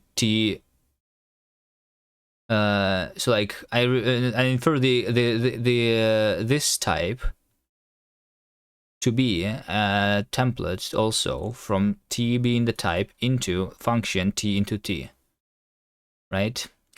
Without the actual value of it. That's what I want to do. In order to do that, I am treating the bindings as values when doing the type inference. In order to do, and then I'm calling the template being rewritten into the body being rewritten into the type of body with these bindings treated as values. So I have inferred the type. The type is basically of this const ID is basically like t, like for all t into t. That's the type, right? But this was done by making me construct the I basically made a new binding T here because I was compiling this pattern, right? Right. And when I was doing the evaluation, when I actually constructed the template, I did the same thing, but I did lose the binding, and I am reconstructing it from the AST again. So I'm making a new binding with the same name, but the ID is different. So I need to share that part somehow.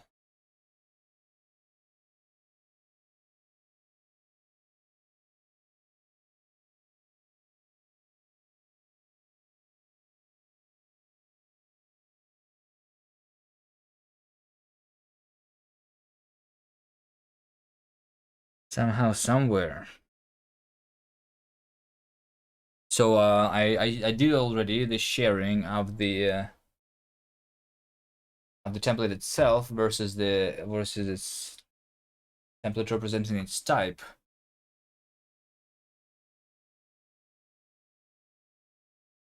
But that is not enough.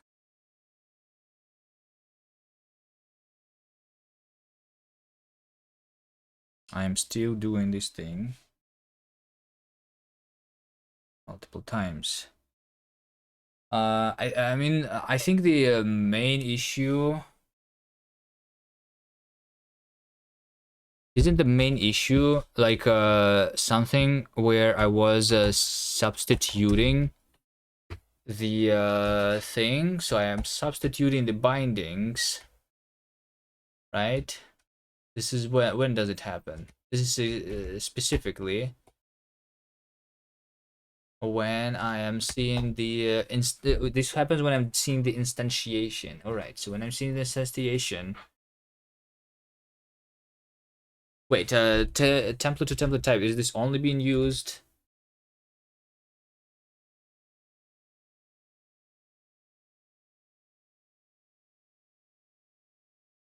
No, this is, yeah, this is where I'm initializing.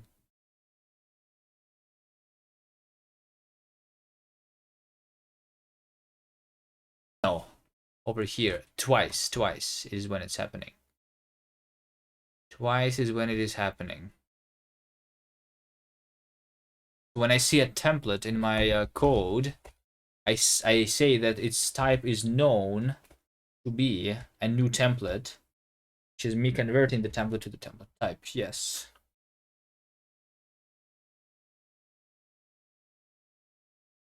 Yes.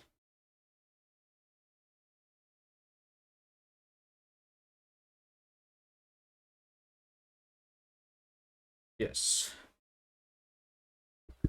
And then the second time when I'm actually instantiating, I'm doing the same stuff.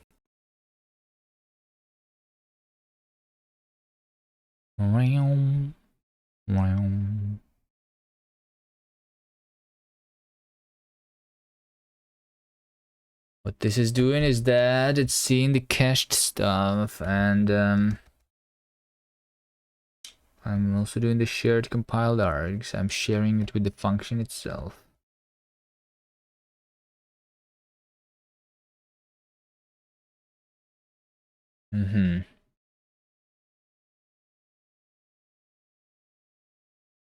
And then when I'm compiling the function, I'm going to reuse the shared compiled arguments if they were already done.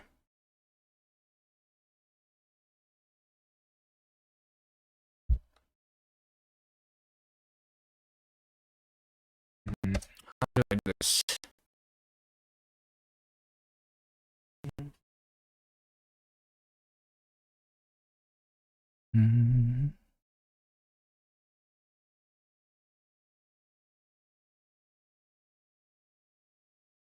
So the only problem is that I actually specify this type here, t into t. If I don't use the t,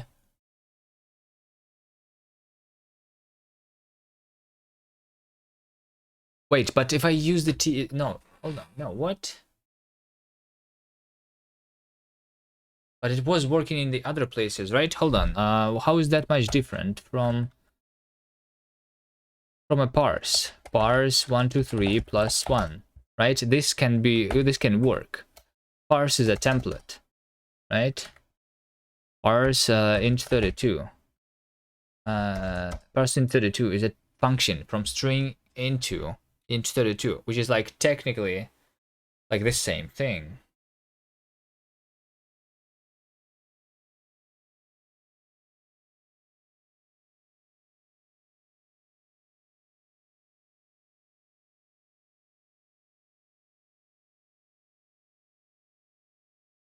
I guess not really, because the body of the function is different. Parse. Like for the trait itself, I use the self stuff. I mean, hold on. How is this different, right? How is this different? How is the parse different? Parse int 32, right? So parse int 32 is this stuff.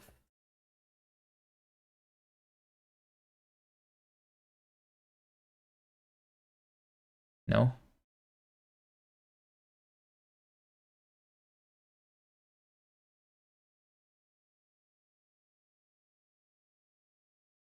What if I do this, right? What if I do this? And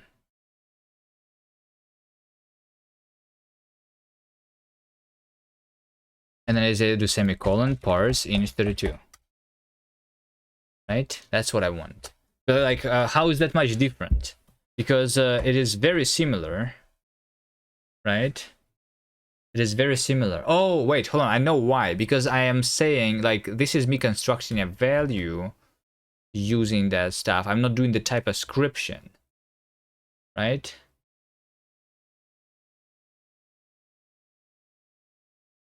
Because this is a generic type, not a generic function like the ID. So the generic functions have something different somehow for some reason. If I say for example here t type, and then I say over here like string into t, which is like the parse. This is the type of the parse function, right? This is the type of the parse function. Like I can do this, but at the same time I cannot do function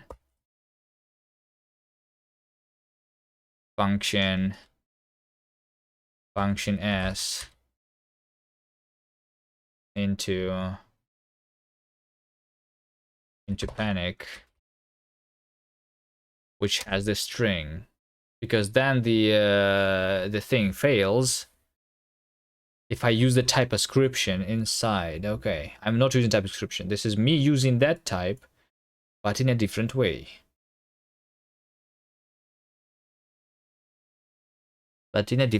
So it's right now I'm doing the substitution of the bindings.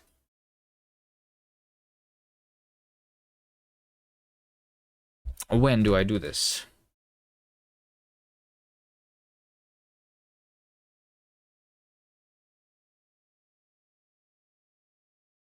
I'm doing the substitution over here when I am figuring out the types of the instantiation of a template. So I'm literally, what I'm doing is I'm just calling the function, which is the template representing the type of the current template.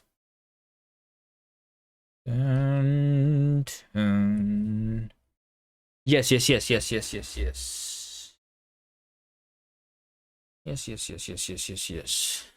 I think like I was saying that this was wrong already before.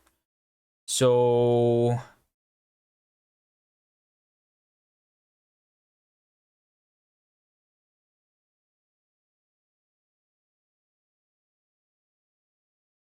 I think the problem is in me evaluating the type of or something. I think I don't even need these substitutions here. Potentially. Let me see how I'm doing the type of. type of, and how am I evaluating this, right? So I'm just saying that the type of expression is literally the same as the inferred type of the expression inside, right? But the inferred type can contain bindings inside, and those bindings might already be bound to values. So in case that happens, I need to replace those bindings with the actual values, I think. This is the only like operator. The type of is the one that is buggy, I think. I think so, but I am not entirely sure. So I have my state right now, so I know the values of all my local bindings currently, right? Type of. I know all the locals, right? Let's see, substitute type bindings, right? So this is my inferred type, right? Let inferred type to be equal to this, and if this inferred type contains the the bindings to the values that I already know about, then I should substitute them here, not in the other place, right? This is the most confusing part of my entire thing right now, I think.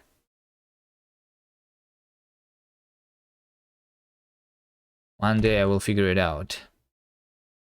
So the inferred type is the type, and then I do a substitute type bindings. I have a string map. Let's see, substitute type bindings of self data, save data dot locals.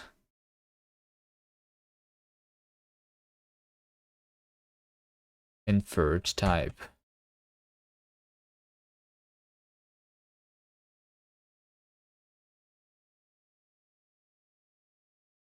I'm just going to pipe this over there.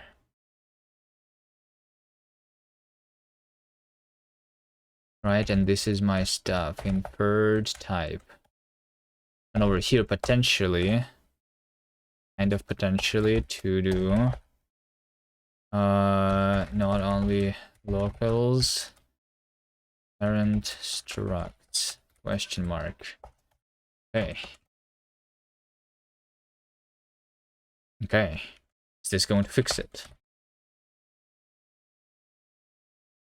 It says panic not found. Okay, actually,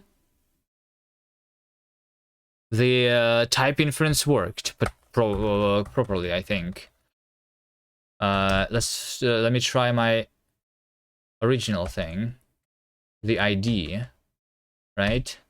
The ID is a function from int32 into the int32. There you go, there you go, there you go. And then we do ID 1, 2, 3. Not inferred is number is not inferred. This is the next step. Okay, this is the next step.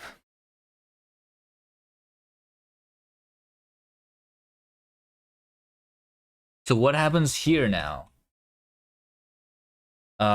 Because if I try to construct the ID is now properly type checked. It seems now I want to call this with 1, 2, 3. 1, 2, 3 should be inferred to be int 32, right? But it cannot do that because it's trying to evaluate 1, 2, 3 as this. I'm evaluating the function, and then I was evaluating the function, the other function. Okay. I am evaluating this.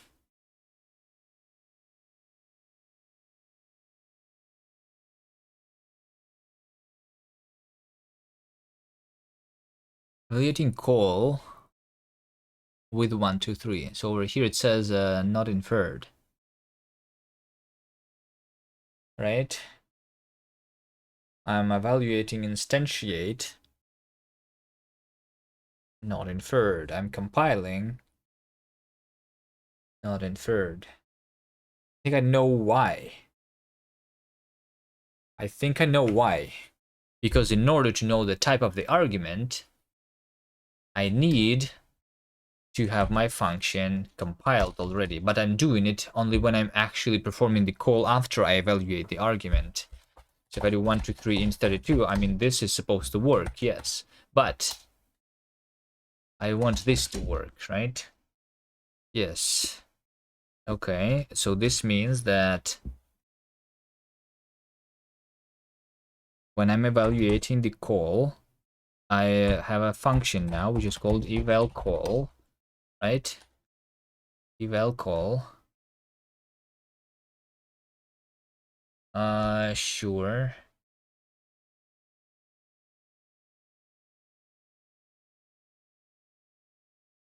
So yeah, you see how over here I already have the value, right? But I am only ensuring the compilation when I already have the value, right? So the problem here is that I should everything should be compiled. Basically, I'm doing the compilation in the wrong position, in the wrong at the wrong time. Like I said, like the ideal way of doing this is that the compilation should be a lazy thing, and then in order to compile something, I need to know some other things, basically. And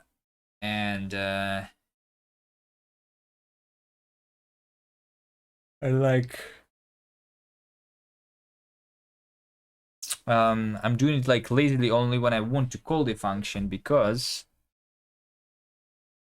that makes it easy to do a just-in-time basically compilation.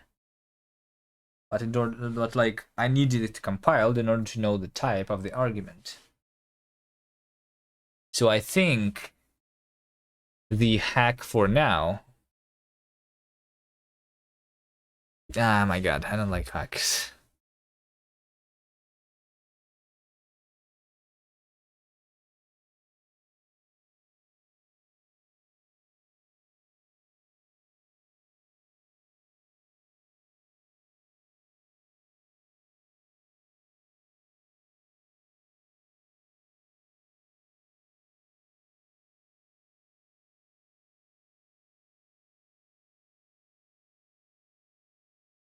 This is okay. Handler args I think is okay. Yeah, I think this over here is the only problematic part. I technically need, in order to evaluate this thing, I need this function to already be compiled. So how about I do something like ensure compiled. I guess I don't know, the easy way of doing this, I guess, is just match f with a function, because like I mean what can I even call? I'm right now I can call built-in functions and function. The built-in functions, for built-in functions to work, I need to know the argument already anyway, because built-in functions are going to be polymorphic, and because I don't know much about should not know much about my target. But this thing, so function and a macro, are what should be compiled already. Yes. So just do this. Match f with function f or macro f. Then I ensure compiled f, but I ignore it, right? And then if I have anything else, then I just do not do anything. And then I want to just do this. Okay, let's see if this works.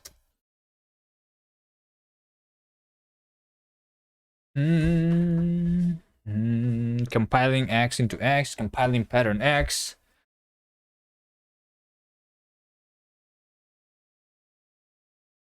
It still says the not inferred. It says not inferred 989.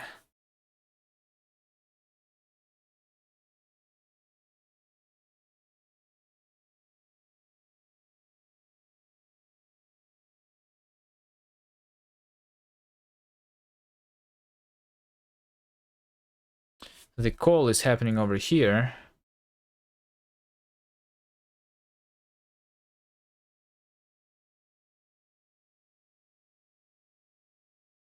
No, this is a different call. Hold on. Where's the call that I want?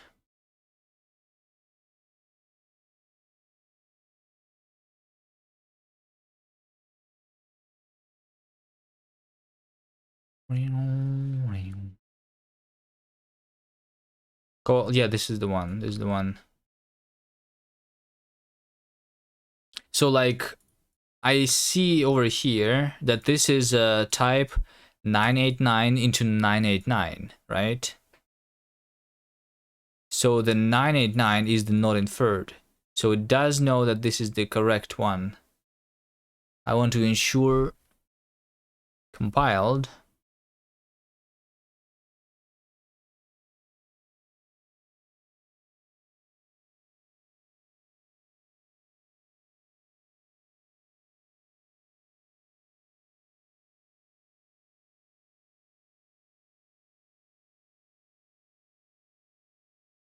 So the type of the instantiation is 989 into 989. That makes sense. That's correct.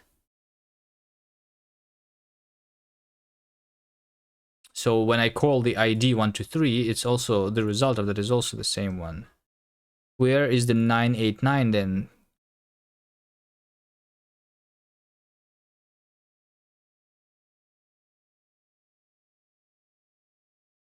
If I do not see the 989, no, over here.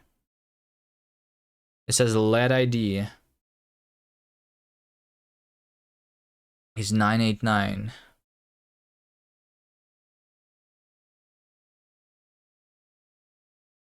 But why? Wait, what? No, 989 is the one that I want. Hold on. Where is the... Oh, just like never inferred, right? No, hold on. The type is the correct one. It's correctly inferred to be like that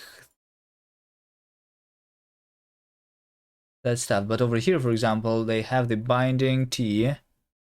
It's the binding CT956. It's not the not inferred type. 989. Block.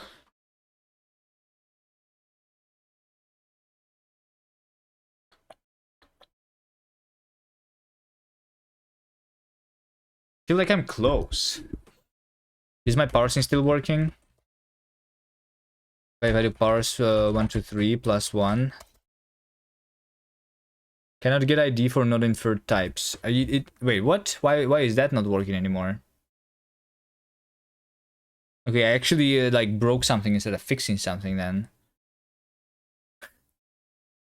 What did I just do? This thing? If I comment this out.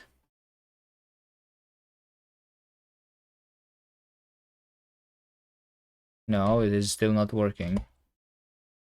I also did something else, I guess.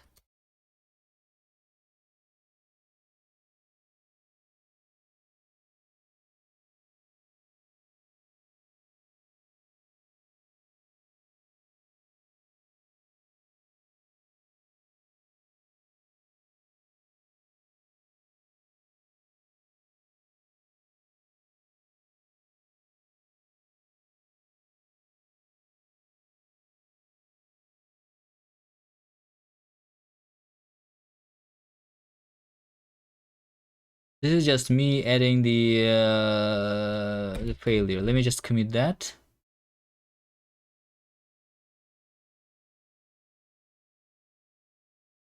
Unless I did something else there.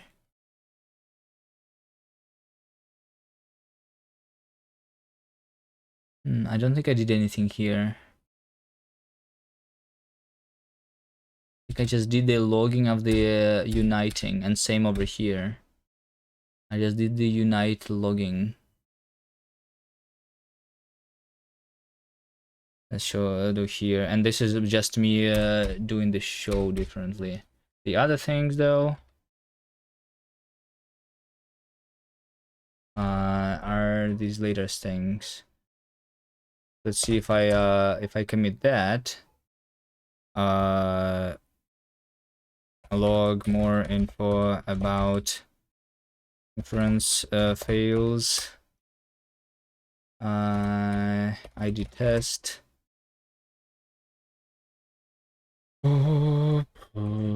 Git stash.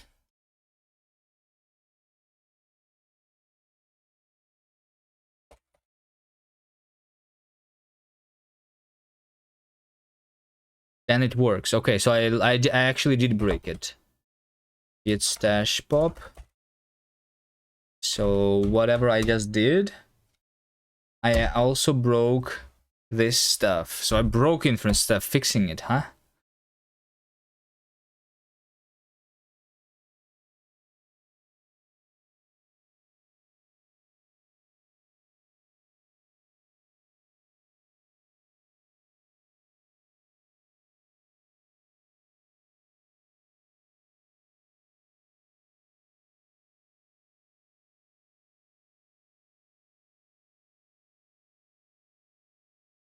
This is the same thing. Doesn't matter.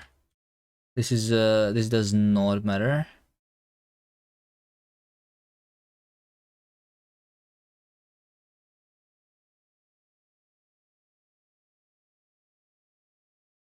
Is it the type of? I'm substituting the type bindings with the locals.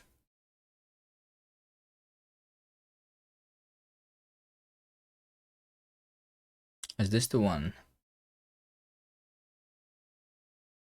Shared compiled arguments probably should not matter.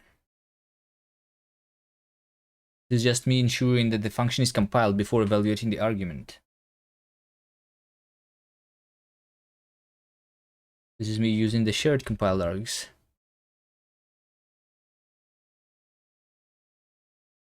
I think the only thing that can fail out of all of these is the fact that I'm substituting something here.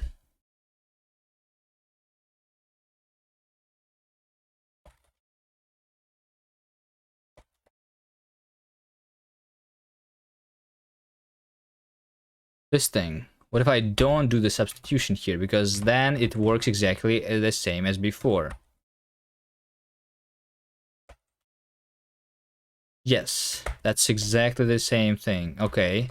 So, but I think this is the correct way of doing it. So the question is then, why did I fix something and break something at the same time?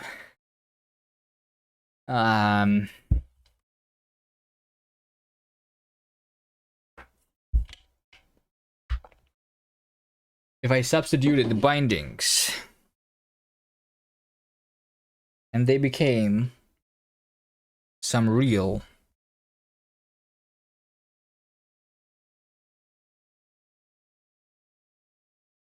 values, then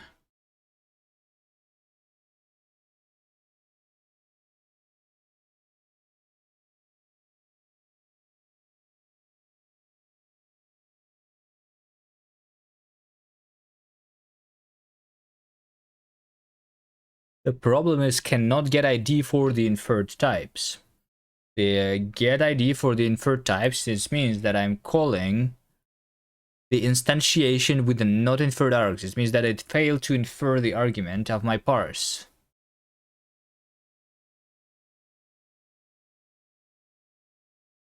So why is it not inferred?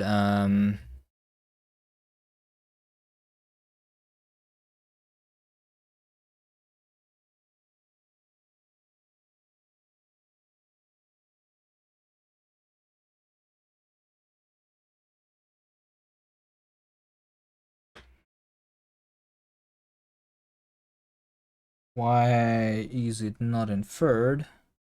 Is a question.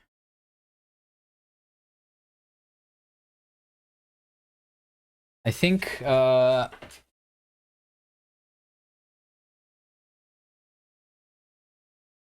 so let me see. I'm doing the substitution the correct way, but the substitution that I was doing before was happening.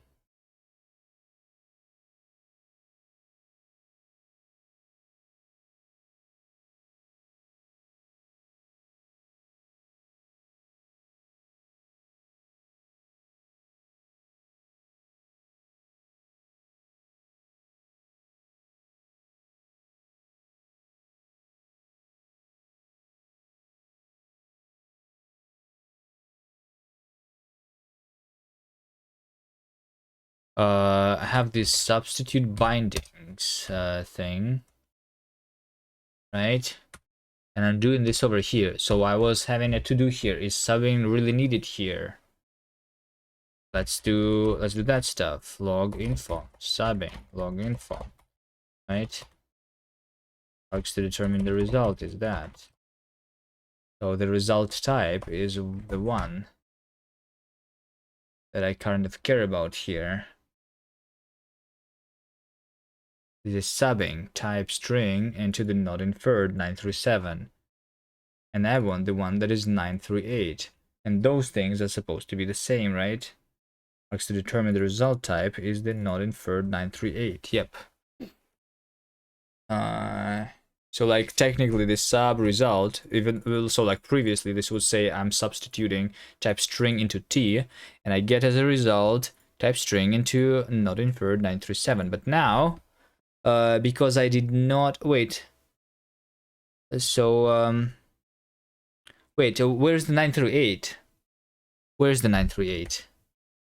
938, I was subbing with the substitute bindings sub. So the question is then, what is a sub? A sub is a thing which creates a new substitution variable for every single thing, right? So isn't the sub then the one that I should call the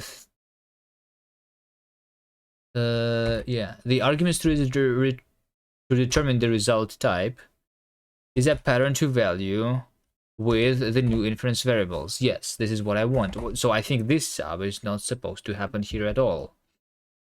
Okay, we're back to the same stuff. Maybe this time I'm going to get it properly, because I don't think this subbing is needed here at all. I don't think the sub is needed here at all. That's why their IDs is different by one. I construct the two variables meaning the same thing without saying that they are the same too, right? It's supposed to happen automatically, so subbing is not here, but when I'm evaluating the type of. Okay, that makes sense to me. But then I am over here doing, right? I'm doing the inference unite, args value, and pattern to value with binding being equal to the binding. So I am pattern to value with. So yeah, I am saying that this is equal to that. Because args to type template are the same as args to the actual template. Yes.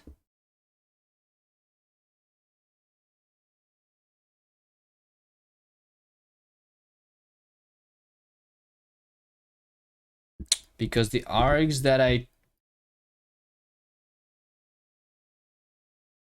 mean, it just means that these args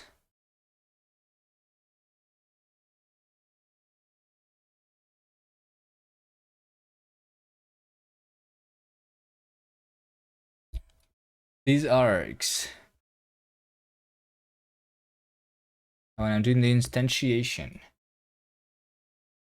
am I not just supposed to evaluate the args here and just call the compile TT with those the same args, because these are supposed to be just known, I think.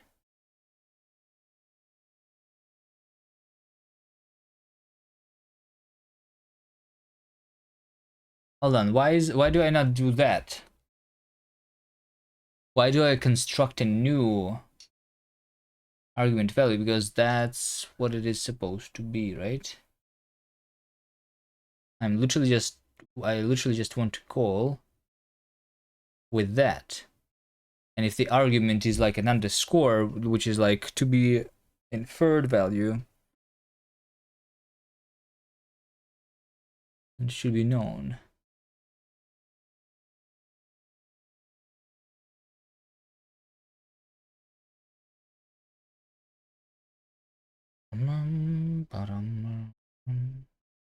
Why do I not do that?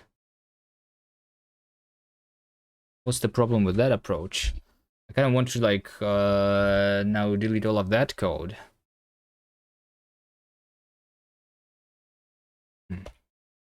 right? I just want to figure out the result type here, right? But the result type is just the result of me calling the compile template type, no? So the args is I want to evaluate them here, right? Do I not? I want to evaluate the using the captured state, the arguments, right? The evaluated value might be not actually known yet, which is okay, we can handle that. But then we just say that the result type, right, is the known one. I'm going to delete this and try to figure it out from scratch, I guess. Maybe. It looks like, yeah, I just want to do value to type, the result type, and the results type is literally just call compiled, the do I use the empty context here? Compiled template type using the same args, and that is it. Let result type be equal to the call compiled. Isn't that all I need?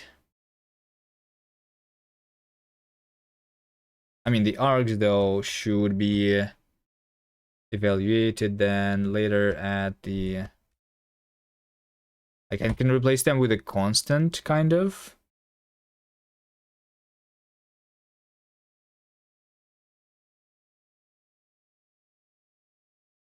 I mean, the question is, do I want, like, is there any way where I want to, like, instantiate a template where the arguments are not known into compile time? That's the only question.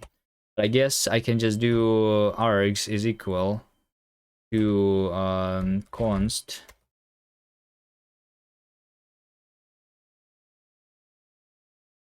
No. No. Let's have the original args actually then.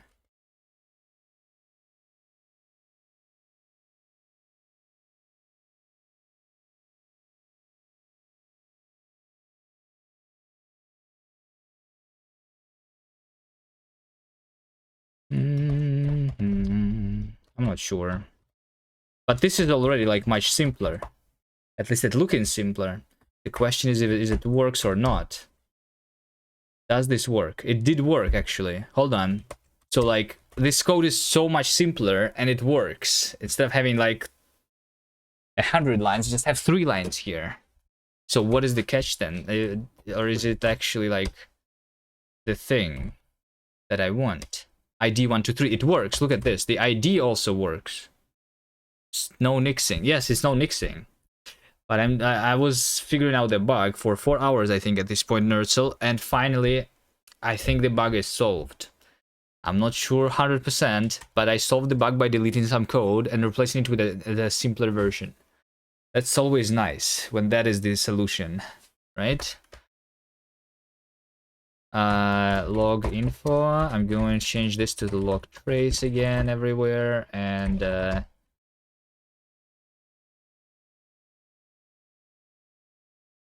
wait, screen dune. No, it is okay. It's fine. It's fine. It's fine. You love deleting code? Yeah, I also like deleting code. Okay, deleted code pog. Okay, now back to the thing that I was working before. Kast, SMH.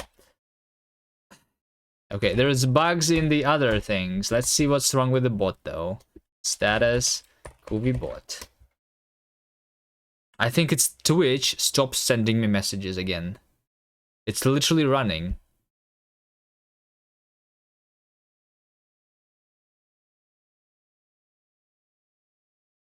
It literally is running.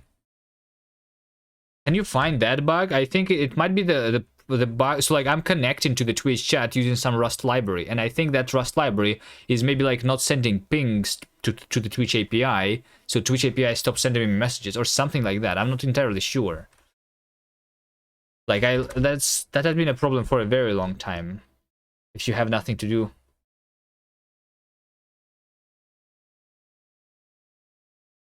then you can do that. But Nertzel, you are just in time. Since I fixed the bugs, are you ready for the actual thing?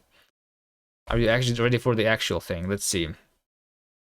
Just test generator. Just generator. Finish was only in A. Okay, so now like this, back to the thing that I was actually working on.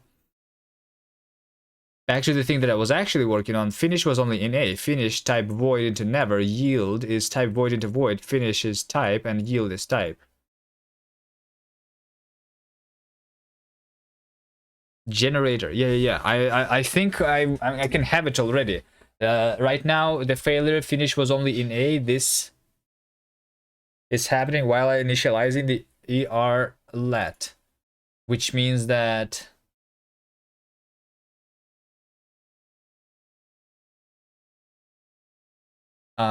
somewhere in my code, in my Kast code now, not in OCaml code. Let's see here. Let me show you the generator. I'm literally doing the yielding, and then I want to have the fors based on the generators using the yield keyword. So they said that finish was only in A. So finish. This the lowercase finish. Let's search for that. Finish is only here. Generator context. Oh, okay. I literally see it. Look over here. Generator context is the one that needs to know how to yield and how to finish. But the context over here, obviously, never finishes. If I have a for loop, so like, is this like the correct definition, Nertzel? Look at this. So the generator is something that can yield a value back to the calling function, basically, right? Back to the like the consumer. Actually, oh, maybe hold on. The finish is the result of the for loop then here, right? Isn't the finish the result of the for loop?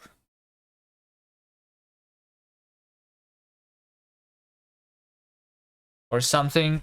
I don't know. How should that work? Exactly. Daniel Pancake, hello. How are you doing? Generator context is this. We have a yield, which does a value to the delimited switch. Okay. I mean, I can delete the finishing so that the generator is never finish. Yeah, why? Hold on. Why would I even finish? Finish is just like the result of me calling a function, right? I think the finish is something that I don't need, actually. Maybe I was wrong. After all, the finish is the one that is required for the delimited block, though. I think. Not for the generator context. Finish is not needed. Let's see again. New window manager, Hyperland. It's not really new. I have been using it for a long time. Python does not specify the field finish.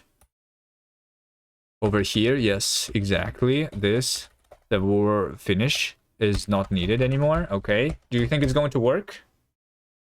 Delimited switch is not found in the current scope. Yeah, so like the delimited switch is supposed to be yield value yield to a built-in function delimited switch. There you go. This is the correct thing.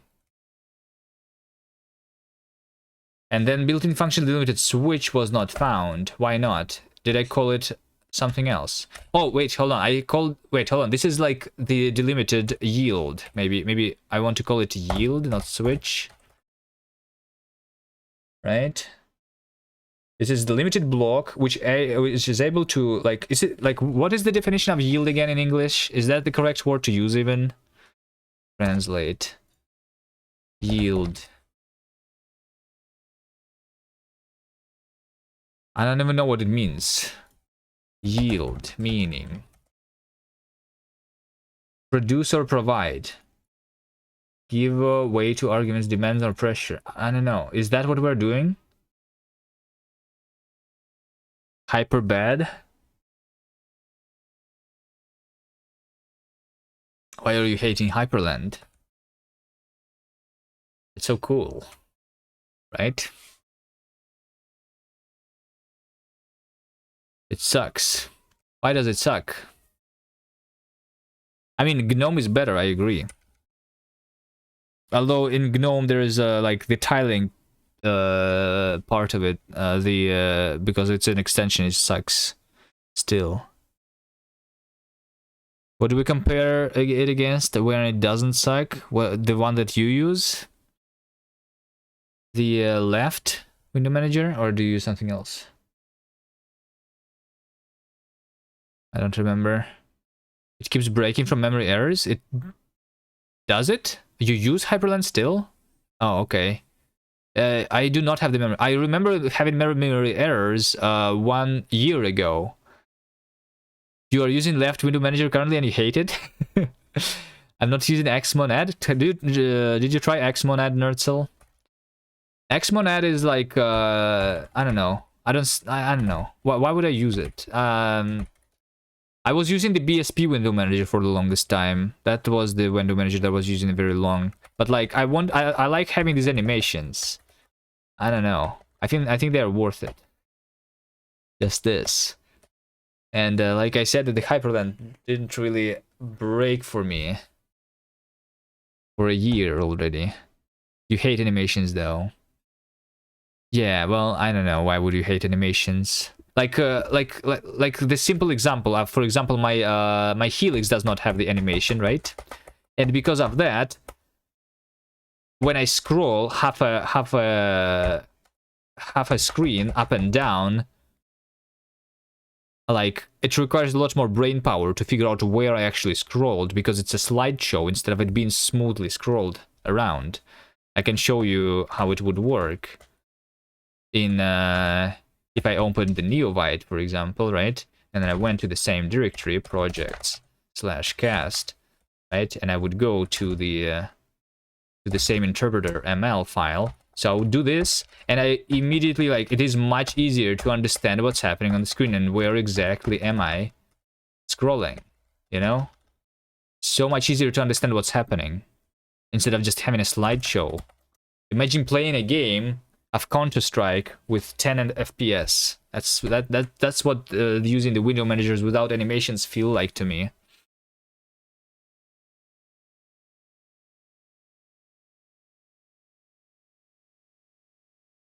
You don't like animations either?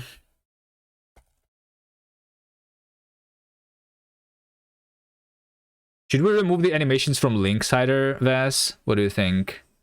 Animations and latency and it feels bad? Well, maybe your animations are too long for you. I don't know.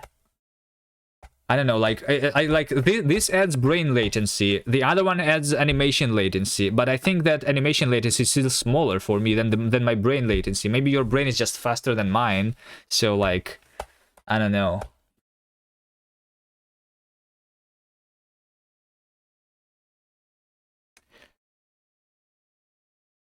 Like anti-aliasing, anti-analyzing aliasing, huh? I mean, animation is a quality of life similar to anti-aliasing. Imagine if your text was not anti-aliased. This is the same as the not having animations to me, actually. So maybe that is a good alternate, like thing. It's just preference. Sure, I think it's not a preference. It's a matter of what you are used to. Because I think like VS Code objectively better than Vim, and but like, you know. But people don't like.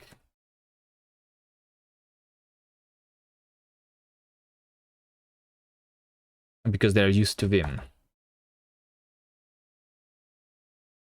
Have I tried Zed? I did not. I mean, I think I did try it, yes. I did try it once. Nix, run, Nix packages, Zed, editor. Yes, it's here. I tried it, but I think it was lacking the things. So maybe it is better now than before. What did I not like about it? There was something that I did not like. I remember this thing. It's downloading that update. It's just broken pipe. Cannot read LSP message header. Broken pipe. The LSP message header for what though? LSP was not working then when I last tried it. I don't remember when was it. So yeah, maybe I tried it just too long ago. I tried it I think before they announced the official Linux support. Right? It's official now, right? They support Linux. Dad is definitely superior. What is dad? Dad. Editor.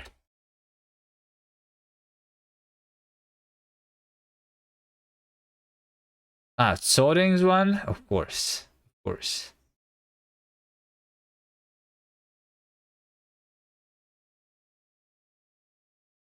Ah, too much work. There's no nix here.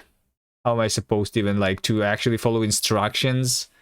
I no longer can even follow instructions. I'm supposed to just like be able to do like nix run sorting, like GitHub colon sorting dead. I could do that, but no. Too lazy to follow instructions. Not gonna try it. Sorry. Make a text editor with Kast plugins. Yes, I need to make Kast work first though. Right now I'm working on the generators.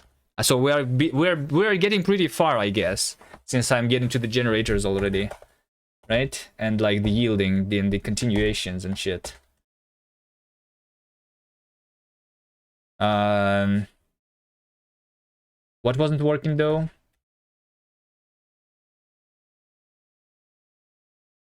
Wait, did I close something?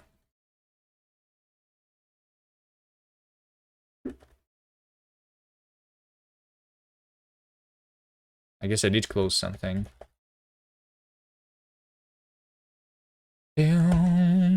Just test generator. Says cannot get ID for not inferred type. So something was not inferred. I'm calling it with arguments. Body is this, handler is that. I'm calling built-in function delimited block. So something was not inferred though. You want to work on a language too, but need to work on Linksider or something. Yeah.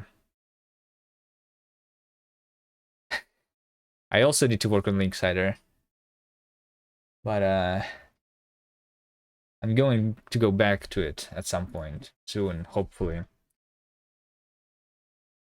Is the trailer almost ready though, Ves? What do you think? What do you think? You need a lot more? Maybe make a trailer forecast?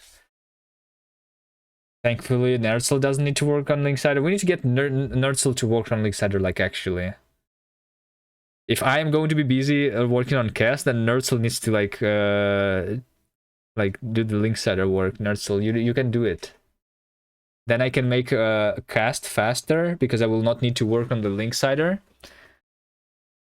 And you know, like, everyone is benefited, right? Everyone like wins, right?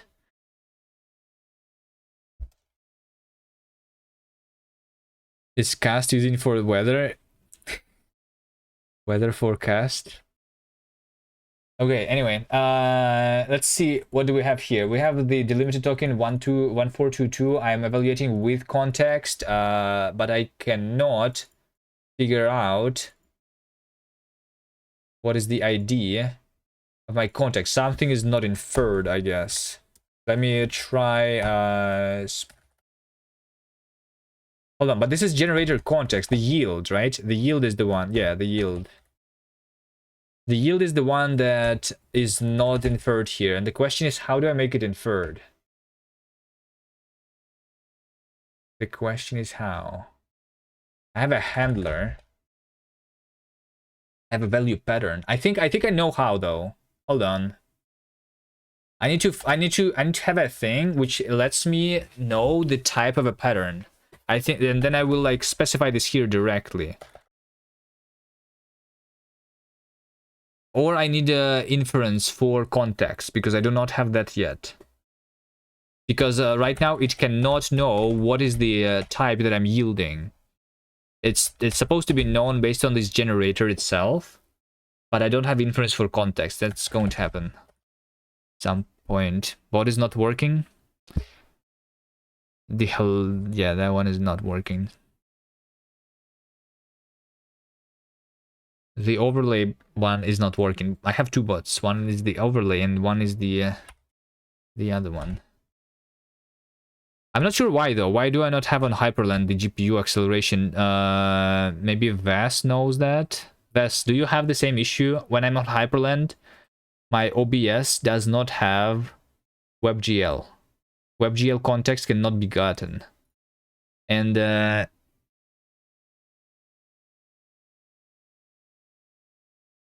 like if I try to play a game on the Hyperland, it also is not going to work, but it works on the GNOME. Hello, Veldek. Leonardo DiCaprio was also good in Cast Me If You Can. And the rest of the stream finding out why. No nixing today, Nigel. No need to. I'm not nixing. I'm going to so like I guess over here I'm just going to right now specify the type manually. So in order to specify this type here, though, I still can infer it manually, kind of, based on the value pattern, because the value is the one that I'm going to do, right? Yes. Yes. So how about I do something like let value type be underscore, because I can literally do this. If I assign an underscore to a constant, then I can say that over here the value is a value pattern of type value type, right? And then I can use the same value type to bind this pattern to this yielding function. I think this should work. It says cannot get ID. Pook. Close the reply pop-up and it still replied.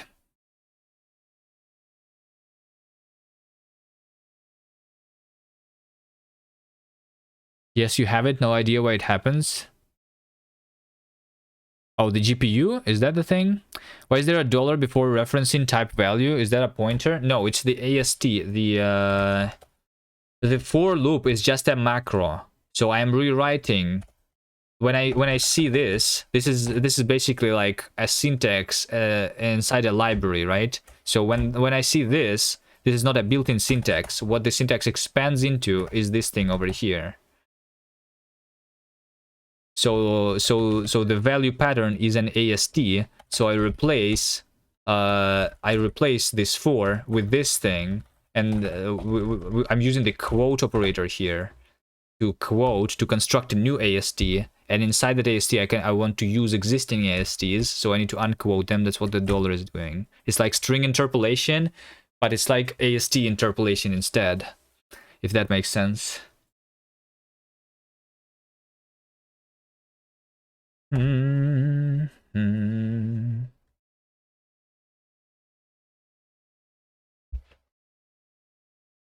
Okay, let me make sure that this is the one, though.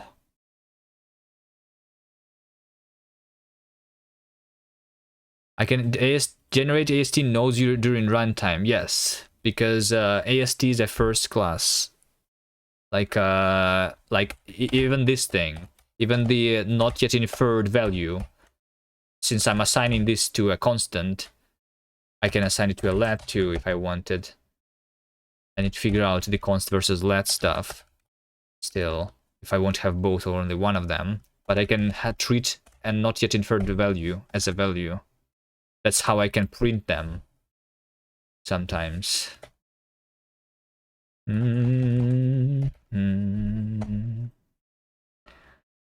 So value is value pattern, print value. So like, because this value pattern is this value, and then because I'm printing this value, because of that I expected it to be inferred to be string. Let me say that this is string, because this is what it's supposed to be. If this works, Yield not found in current scope. Okay, this kind of worked. So we went further. This was the thing that was not inferred for some reason. Let's do it to do here for now. To do infer. Okay, that is really amazing. Is it? Is there a screenshot at least? This software is unfinished. Last year, 3 years ago. No screenshot. There is a shader, an epic shader. I can imagine it. Shader is just showing the texture. GLSL resolution image time. Okay, it's just like doing a rainbow like effect on your text. Is that it? HSL to RGB based on time. Yeah, that's what it seems. It changes the hue of the code over time. You didn't see that? That's what it looks like. I mean, there is like multiple. I guess you can change the shader somehow because there is a simple epic, right? So you want to like somehow use the epic shader.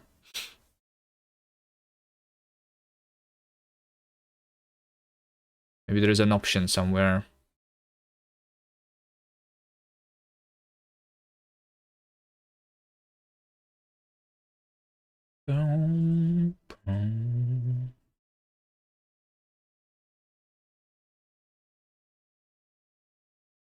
Okay, so it said that the yield is not found, right? Yield is not found over here. I guess this yield is the one that is not found, right? Yield, because yield is technically... Okay, I guess this is the last part of it. So what is a yield?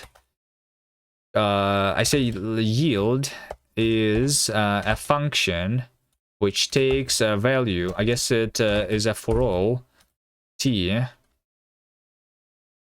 being type. I am doing a function that accepts the value, which is t, right? I guess it's t, and then like I also want to know what is the resume, right? So I want to have a t type, and then like the resume is also another type, right? So what I want to do here, function value t, function value t, yes. Function value t, and I want to do something like with, no, something like current generator context, which is yielding the t and resuming with the resume, right? With this context I call the yield operation on that, and I'm doing the yield operation on that, and I'm yielding the... I guess hold on. I think that yield should just be a syntax, no? I mean, this should also work though. Let me see. Yield value, I guess, right? But it should have lower priority so that if I yield like sign x, right? This should not be me calling the function yield with the argument sign and then calculating this. This should be like that instead, right? Without me doing the parentheses. I mean, I don't know. I guess it doesn't really matter too much. This should work though, I think. Does it? To yield or not to yield? I think we are in the infinite loop right now. Okay. We are in the infinite loop, but why am I in the infinite loop is a question. Too much yielding. Let's do print high. You think I'm printing high? No, I'm not. Or you think I am... can I print high over here, for example? What exactly is like high? Okay, so that happened. Okay. What if I do print high from inside of my generator? Will that work? It will work. Okay, I'm actually calling this thing. Okay. What if I do print high here? We do not yield. Okay, that does not work. So I guess it's as soon as I'm calling the function yield, right? But as soon as I'm calling the function yield, I am supposed to, hold on. Yield is just a function, right? That is supposed to like call this thing. I mean, the entire syntax is like yield yield t is string and resume is void, but this is supposed to be inferred here, right? And then we do this with 1 2 3, right? Okay, and then I like print before yielding, and then I want to print after yielding.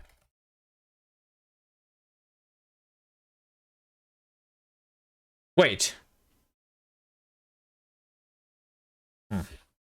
1 2. I literally printed everything. Hold on.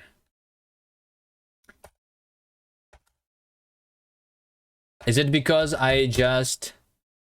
Okay. This worked. Okay. Is it just because I'm using the explicit syntax and it helps somehow, maybe like something? Where's my yield function does not overflow stack? Should it overflow stack?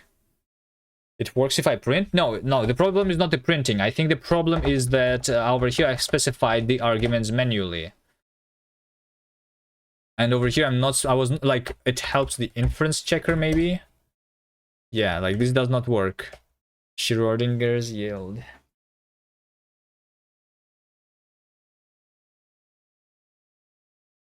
So yeah, it works if I specify, if I use the explicit syntax for this thing. Yield is another thing or something. What do you mean? I mean, when I do this... Wait a second. Is it because it's a binding and it doesn't know that it's a thing? If I do a const, I think it's a const versus let. Again, I have this problem again, I think.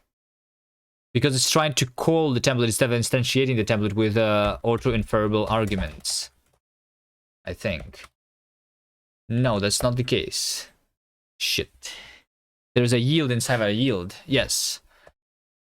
There is a yield inside of a yield. This is a very specific yield. It's a yielding to a very specific like generator context, right? Yeah.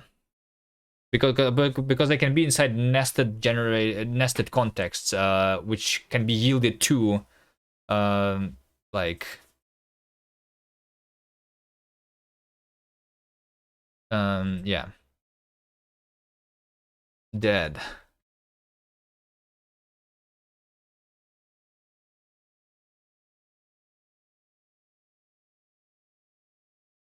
Okay.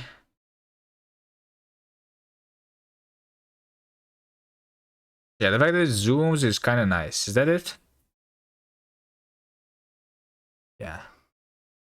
I mean, it's I mean, I don't like the fact that the text like changes its position on the screen though. I mean, it's a cool feature, but yeah. That's it, that's the editor. All right. Well, they do have syntax highlighting there.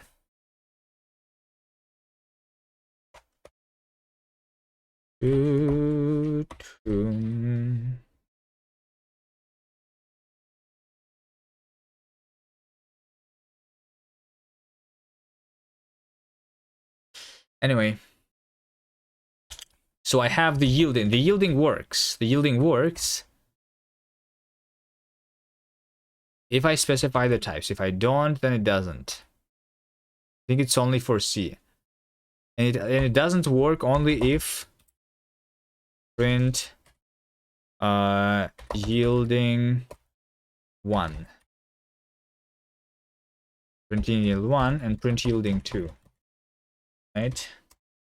Yielding 1, so like technically it looks like I did compile this. I think what doesn't work is that the yield function tries to compile here maybe, and then that is like recursing or something.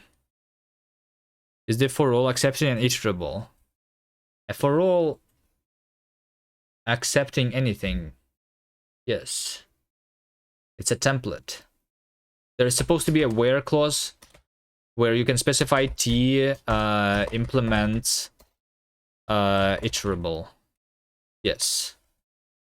Right now I have commented out the checks though, because I need to think about it more. Same as the context. These contexts right now are like based on the runtime, and they are not being inferred and not checked. If like I can technically try and use the yielding from outside of the generator, but it's supposed to be over here. The generator is supposed to like have this thing here, yielding string. That's what it's supposed to do. Or I guess like this is like iterator string or something. I don't know. Whatever we want to call this. But it's yeah, it's supposed to be like inferable and checked too. So I should be able to explicitly say it and everything. For all is just a template. A generic, whatever.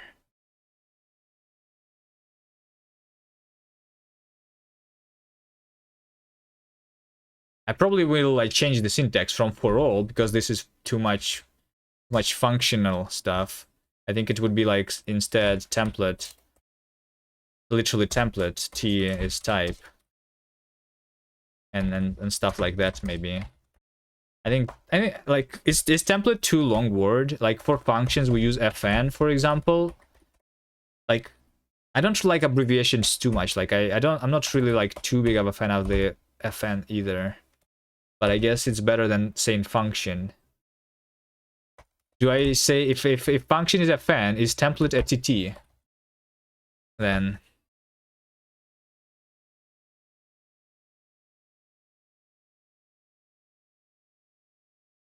WTF better than panic? WTF. It's panic. WTF Veldek.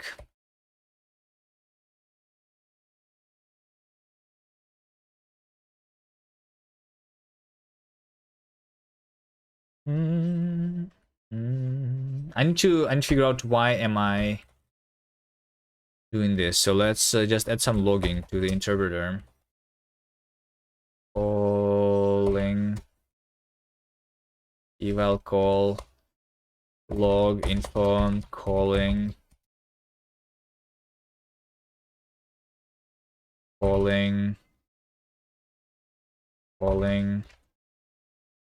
show f show args.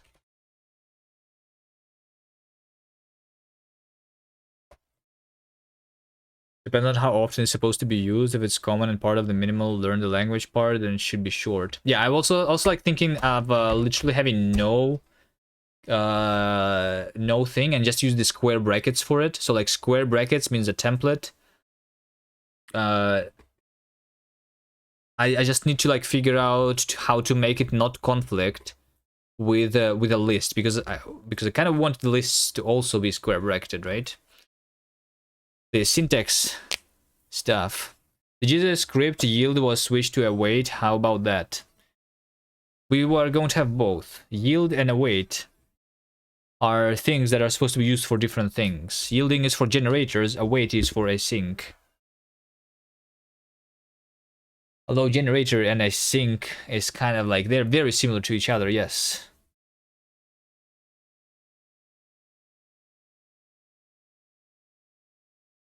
Wait, hold on, how are they even different? They're kind of the same. Like you can model a sync await with yielding. That's how like it worked in Python also before they had the built-in async await. Is generator I enumerator? Basically, yes.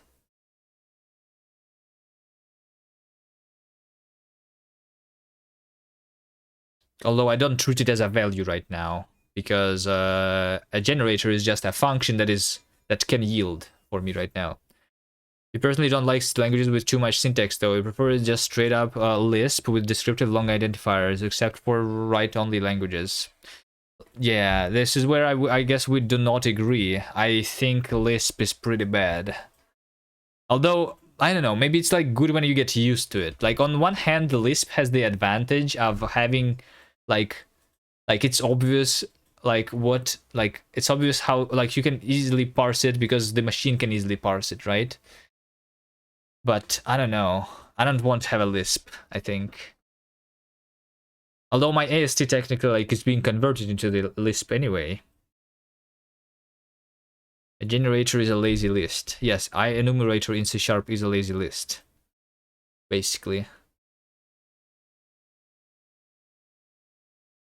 Syntax is a weird thing to get right. You're often caught between the need to overload meaning of some symbol or word or introduce a new syntax or symbol. Yeah.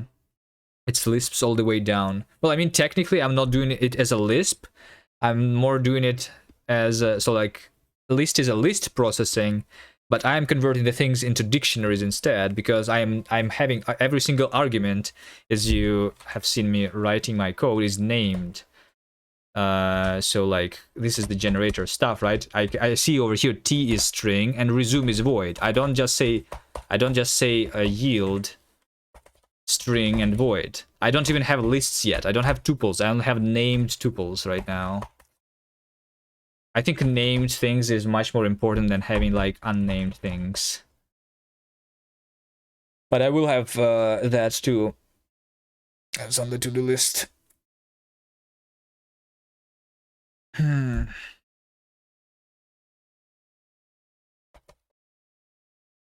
Okay, I want to say. So I'm calling built-in function. Argument type is not inferred and result type is not inferred. Argument, result. Built-in function, function type. Not inferred. Not inferred. Hold on. I want to also know if I have actually finished there. You love yourself dot zeros. Why is all the list not lazy by default?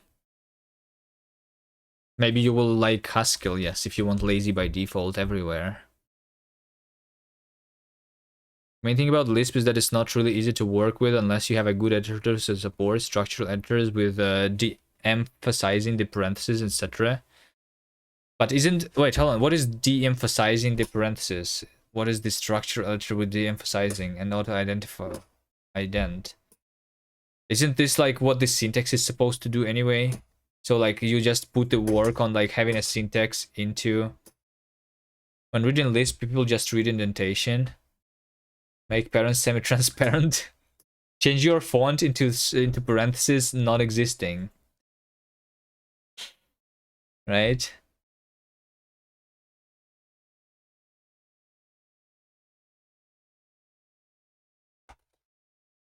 Yeah, I don't know. What is not working now? So I'm calling the built-in function type from not inferred into the not inferred because I want to compile it or something, right? I think I think over here I'm compiling this function once because over here I can compile it easily.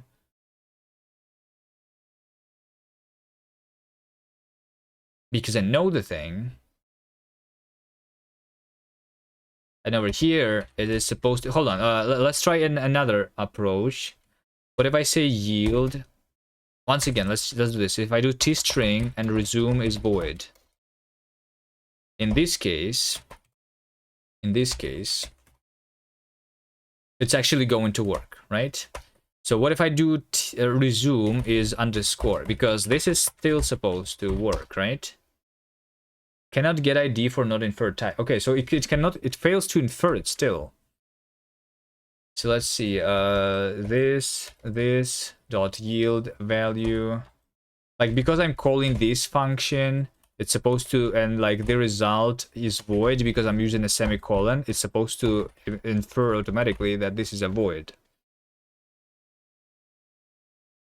There's a lot of steps involved in the middle. Although I also say specifically that over here the resume is void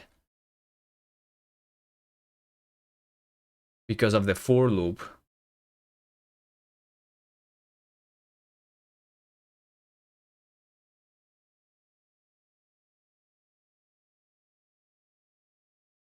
But that is outside of that function. So like when I'm compiling the generator, it doesn't really know about the for loop even existing, because that's a separate thing. Is there going to be a context for IO? Yes. Although IO is like a composed context. IO is a lot of things. I think I'm going to split them into a lot of like smaller separate parts, and then you should be able to like have an alias, a context, being composed of a lot of different contexts, right? So for example, if you're both inside of like, so like IO is input and output, right? So like at least there those things needs to be split, and then you will be able to say something like that. IO is I or O, you know, something like this. DBG printing should be easy though. Yes, DBG should be easy, I agree. DBG should not have IO basically. But it will only work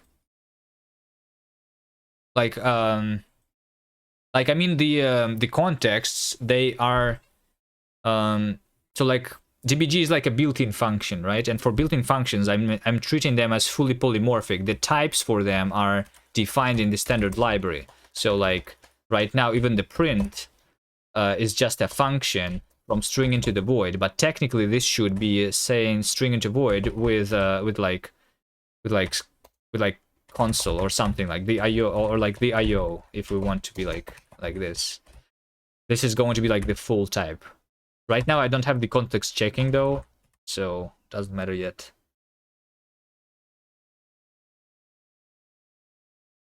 Cannot get ID for the not inferred types. What if I do the other way? IIO? IIO? Okay, what if I say resume is void? But what if I try to only like infer the yield, because that's what I call the function with, right? I think like both of them should work technically. Yielding 1. Yeah, so I'm calling the built-in function type, which is like this one is not inferred. Okay, yes. Argument not inferred, result is type void. Where is it? Yielding 1. It's because it's compiling this shit. Current generator context. Do I need the parentheses here? Maybe. Probably not though. I don't think I needed parentheses. Yes. I mean, otherwise the other one would not work. Dot yield. Value. Value is of type T. Yes. Will the compiler check that the included context has ever even been used? No, I think I mean depends. Yes, depends. Like the normal one is that the like there is like supposed to be like a borrow checker like in Rust, right? Borrow checker only tells you that something has not been something cannot be used more than once, right? If you move it. Right? But there is also this thing that's called linear types, which should guarantee the fact that something is used. So like, I don't think you want to always have that. You sometimes want to like say that your function potentially can do IO, even though you're not doing it right now because you're like planning to do IO in the future, maybe, you know.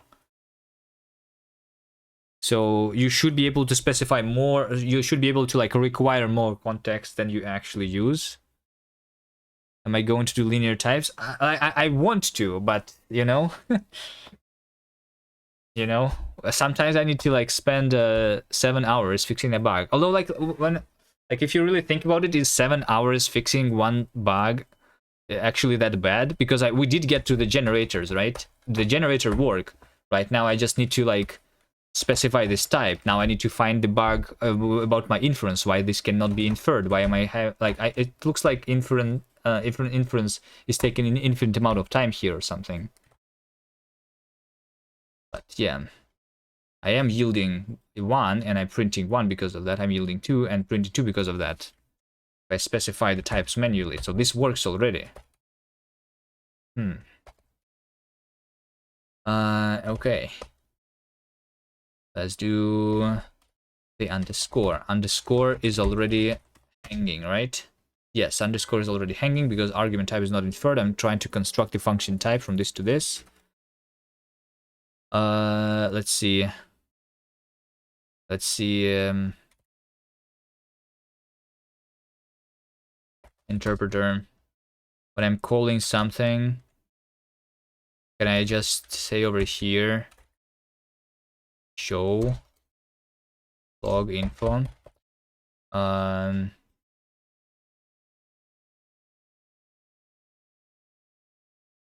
Result.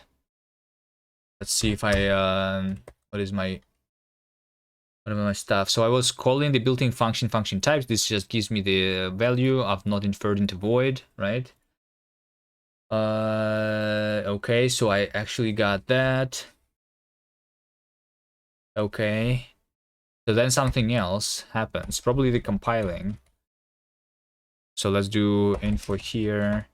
And when I compiled, let's say log info compiled as this, right? Okay. Oh, no, hold on. It's already happening. So I am compiling built-in macro t value of type t. Yes, so like this is exactly. So I'm compiling the body of the yield function, and it never compiles. So okay, what happens next? Should I learn how to use the actual debugger with OCaml? Like go step by step? Is that hard? Anyone knows how to do that? Instead of doing the print debugging? I think print debugging is better though, anyway, probably. All compiled, no, compiling. Compiling, so let's see.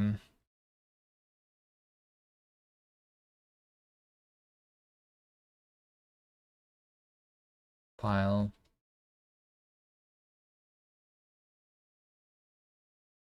Let result be this log info compiling ast to that ast show ast, and then result is this, and then I do in a log in result, but I do log info compiled ast as ast ast show ast as show that show result.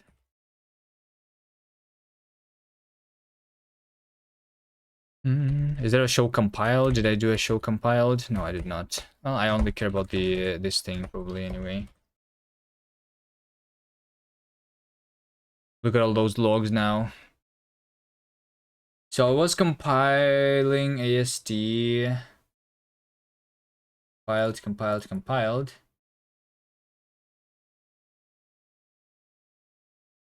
compiled. 1 2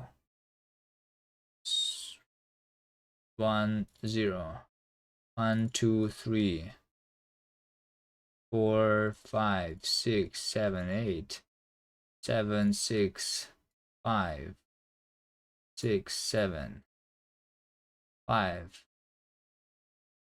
6 5 4 3 2 1 0. This one. Okay, so I'm trying to compile the field access.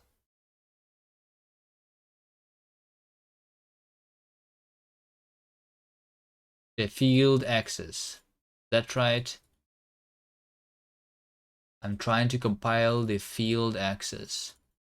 The dot yield is what I'm trying to do. Right? And that thing is hanging because it never is compiling. I think that's right. Okay. All right. So let's I'm going to comment that out.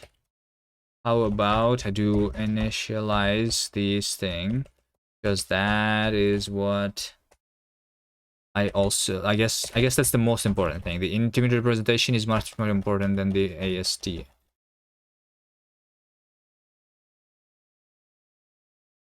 And then initialized.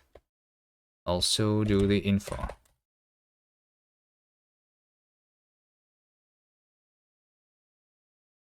What? Show reg body. This expression is type inference data, but this is that. Oh no.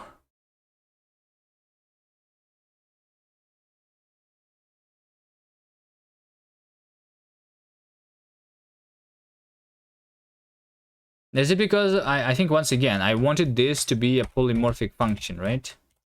And then it says signature mismatch. Amazing. Because the actual thing is the definition has type this, which is less general than that.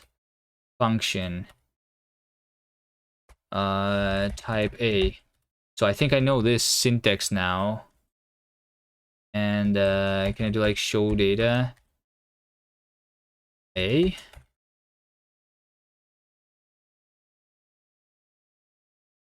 No. But it is not A.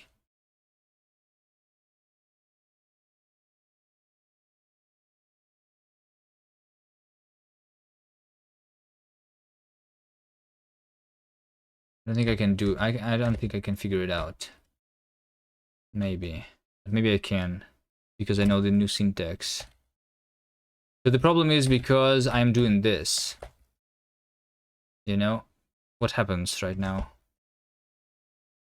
So because over here I have the this thing not yet initialized, so my data is known. I want this function to be like not about the no data. This is supposed to be a polymorphic function.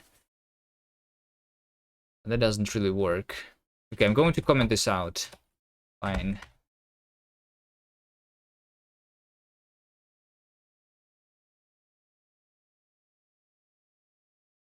Compiling, compiling, compiling, compiled.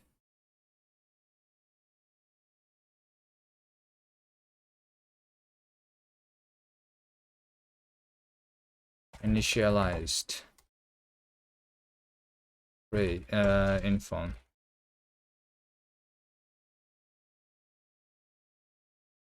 Okay. So initialized value is of type not inferred. Compiling scope.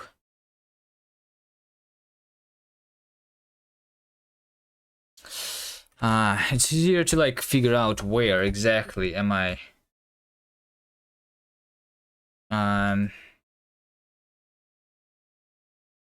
Log. What? Log. Trace. Remove the logs again. But I want to, since I think I know that the issue is happening at the field access, right? At the field access, specifically the compilation of that. Right over here, let's do log info in, and over here we do log info out, just to make sure. I'm not even getting there. Okay.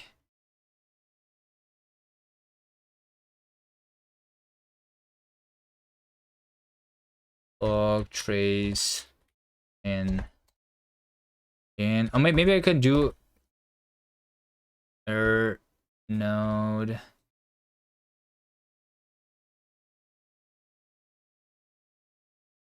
Can I do show? Hello, Mr. Language Server. No, it cannot do anything for me. Show. No, please. Why can you not do this? Show.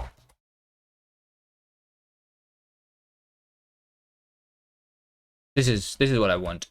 IR name. This is what I want. In initializing name of this.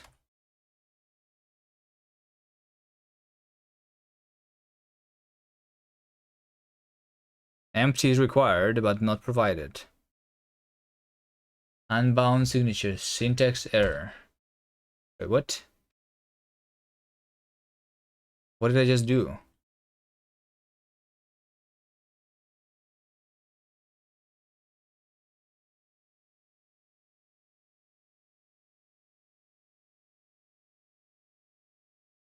What is happening right now with this language? Syntax error, unclosed. Why is it unclosed? What exactly is unclosed? Where is the start of that thing? Unclosed opening bracket. Where is this opening bracket that's unclosed? Where did it start? Comment not terminating. Because this? How did this even happen?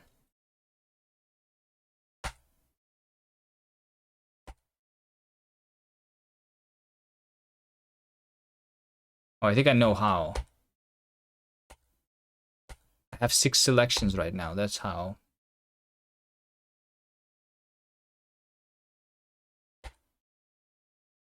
I need to switch to just one selection.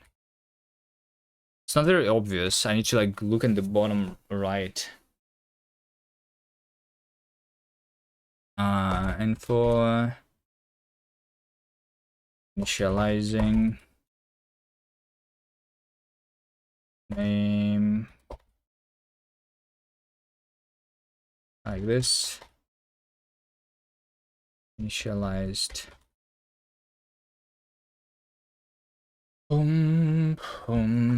Initializing call, and I did not initialize it. Okay, I was initializing a call. Okay.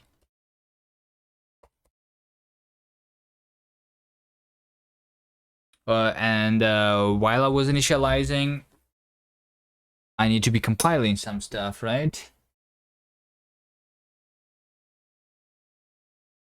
Initialized. Binding value is type not inferred.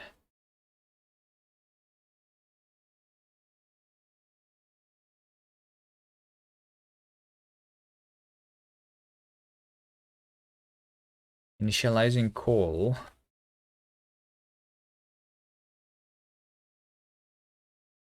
Initializing call. Okay, so let's see what we're doing inside the call then. It is a template that I'm calling, right? Which means that I'm going to try and instantiate it, right? Right? Let's do this. Log info auto instantiating template. Is this the one that is being initializing call? Now I am not having the auto instantiating here, which means that log info calling an actual function. This is what's happening, right? I call in an actual function. Okay, when I'm calling an actual function, is this like one of these things? So what is it? One of these two lines is the one that's been recursing, right? So they set the type of the function to be this. Let's just do log info 1, log info 2, and log info 3. Which one of them? Log info 1, 2, 3. Hold on, wait, what? This makes no sense now. Because there is no logic happening here anyway, right? So what's happening after that then?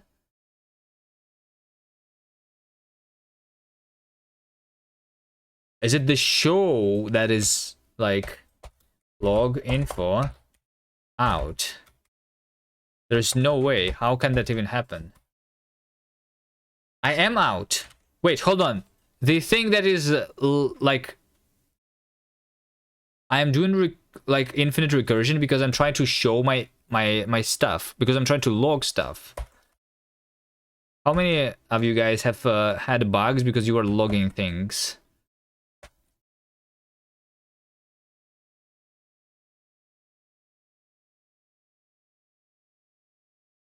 So why would I, when I show this thing,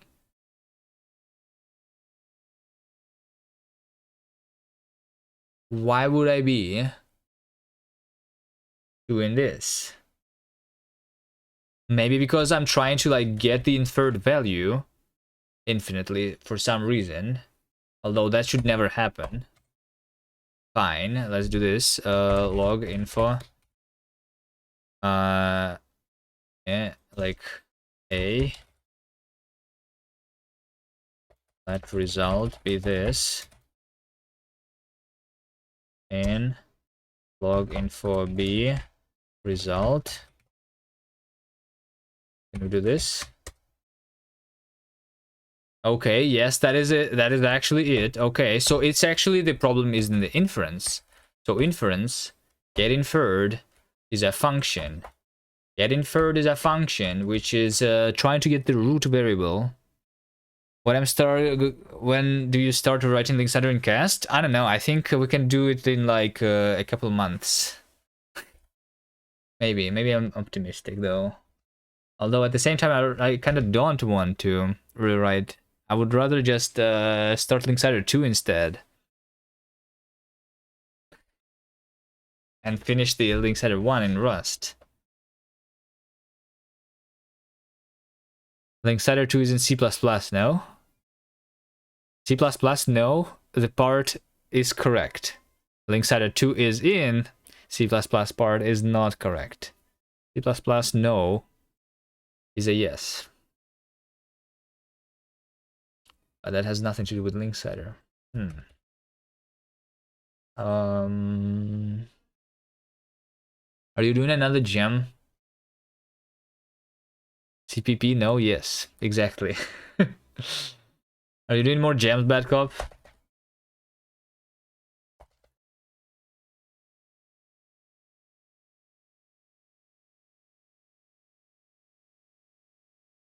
So here's what here's my inference, right? Inference is the only thing, one of the only things. It only is 100 lines. I think we can figure out the bug here if I need to. But maybe it is the checks. Maybe it is the checks actually. Check again is the one that maybe.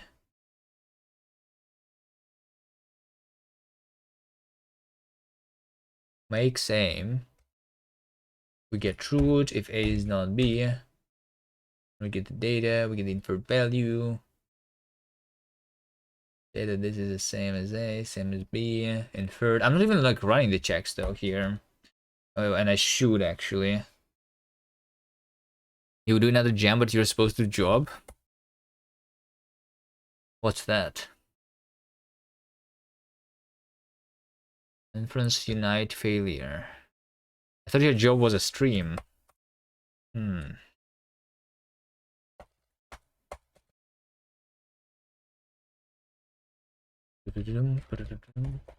Unite. No, the one is make same, right? Okay, let's do it here. Log info make same one. Make same one. Make same two. Make same three.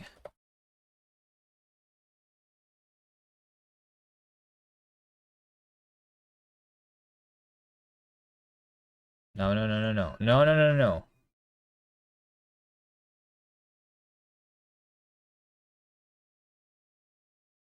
I guess it doesn't really matter.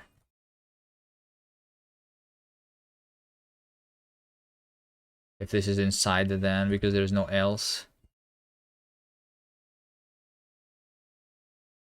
Make same 1, 2, 3. Oh, wait, hold on, what?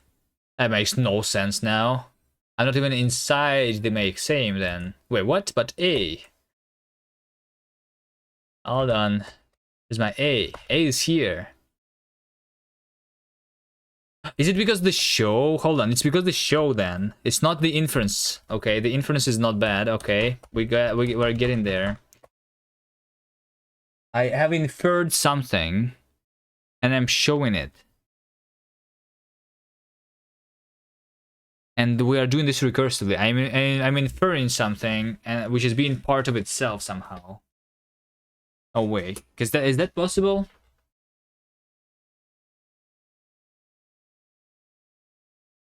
So everything works, it's just like the problem is the showing. The data structure, which is some reason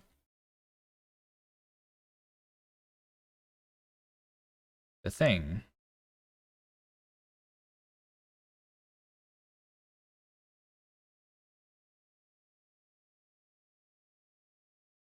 Let's do a simpler show. Let's do a simpler show. Let's do this show too. And we're going to have show is a value into string, which is going to be function value. Aha, I'm a value. Right? That's a good function. That's not going to recurse infinitely, right?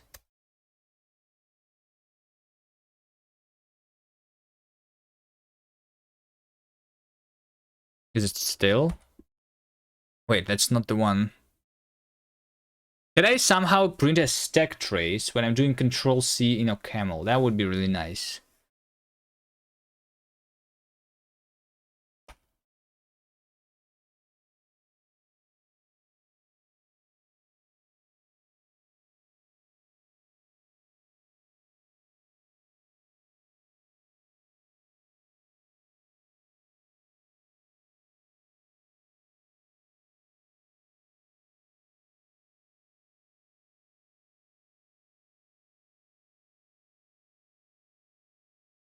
Wait, again, log info A, log info B, right? There is no return inside. I'm returning the value after. I'm supposed to see B. I am seeing B. Wait. But, oh, okay, but at the same time, if I say, if I change this, be a show 2, but this to be a show, then it's going to end up with an A. Okay, so yes, I do have a structure that is recursive somehow, somewhere. Why would that happen?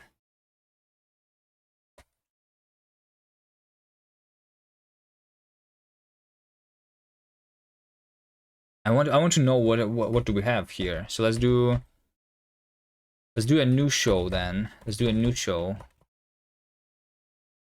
Right? I'm going to say over here, this is going to be a function. Or I guess it's going to be fun value. And I'm going to say show to value, but before doing the show to, I'm going to do something like log info. Value. I don't know. Let's do a match value with. Then I'm going to have all of these things here.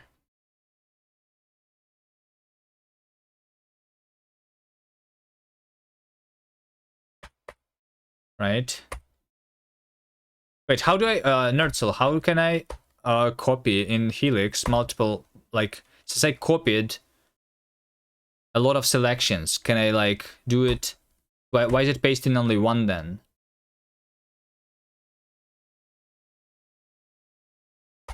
Because in the VS Code, if I copy paste, what do you mean? I want to copy, like,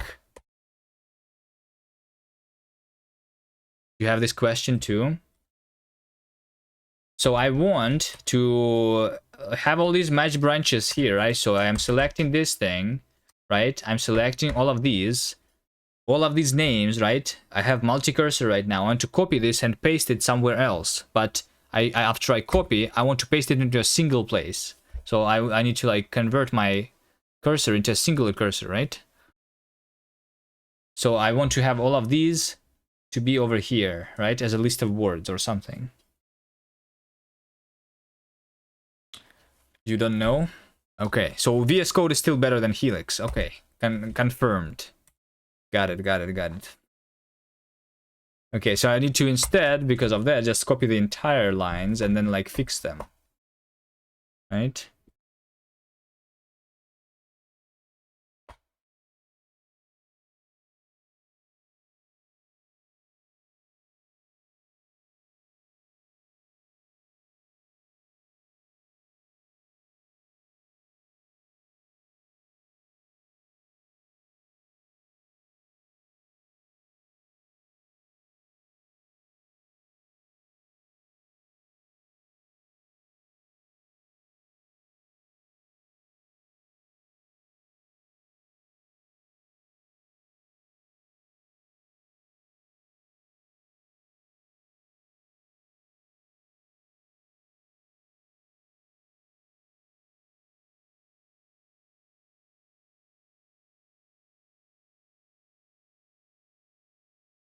What did I just do? What did I just press?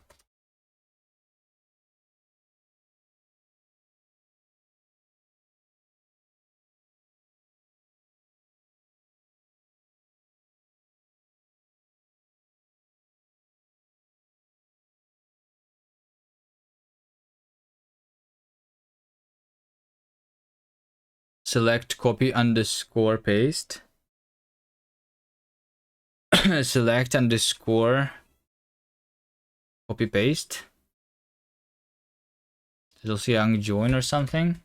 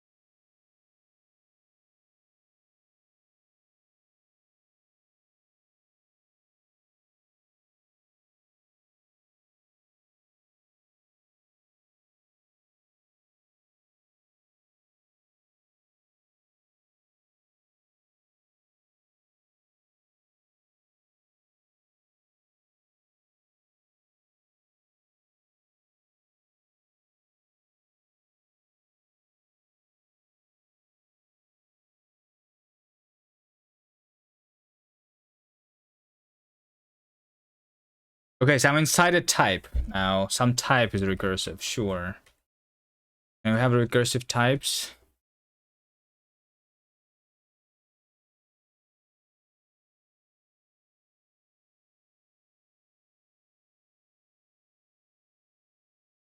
You want to select only the character on the cursor. The straightforward way is go left and right.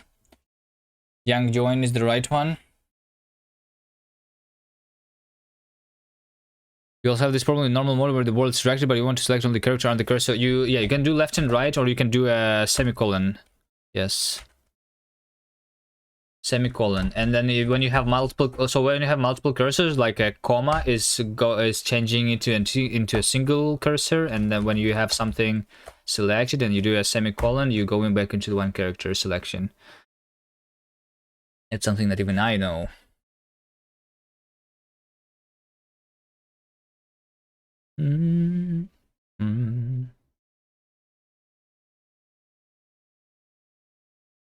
Okay.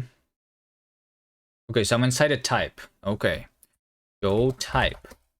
Show type. Let's go here. So we have a type that is recursive, so I want to do the same thing. So what again do I do? You're a Vimmer. What do I do again? Is there vertical selection in Helix? There is not.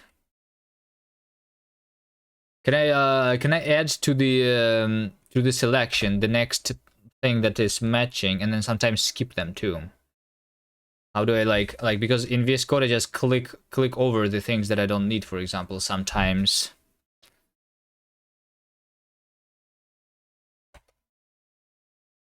And that's it.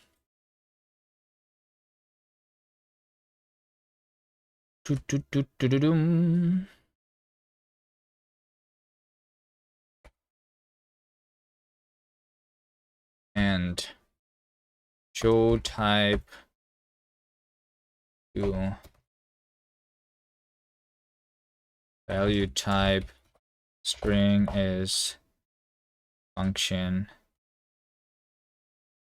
t, let result be show type t to t in result.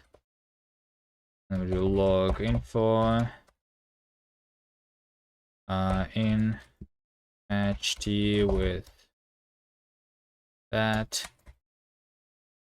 and then we do log info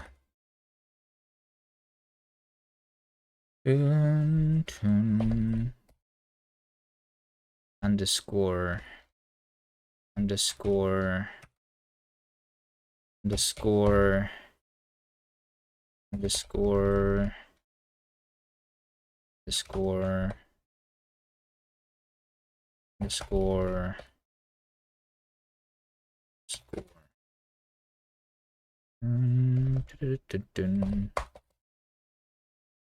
for var multi set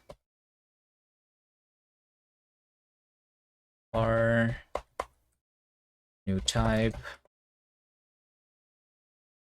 on of union ticked built-in macro template macro fn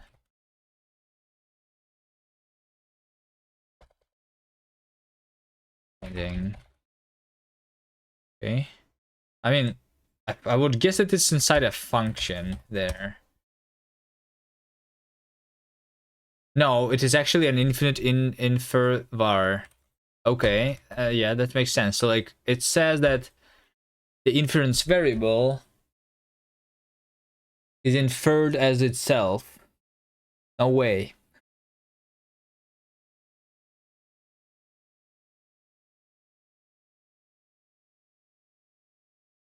An inference variable that is inferred as being itself. Imagine the variable being equal to itself. Okay. So what am I doing here? When I'm doing the show the infer var, I'm doing the show type inferred. I'm trying to get the inferred. And if it's none, then it's not inferred. If it's inferred to be something, then it's showing that thing.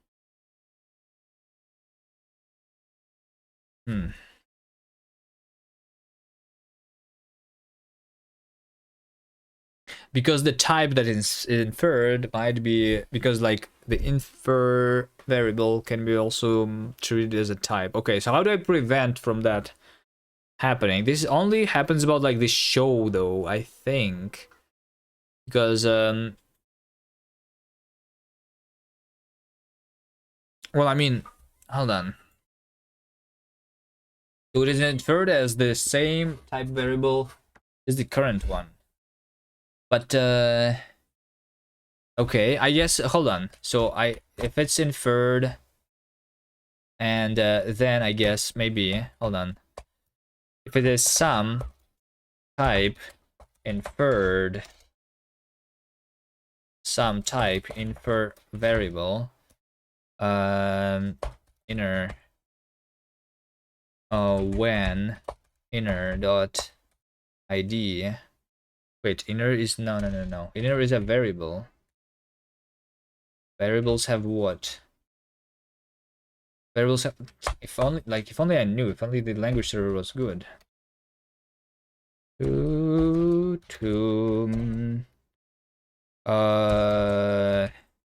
Not inferred.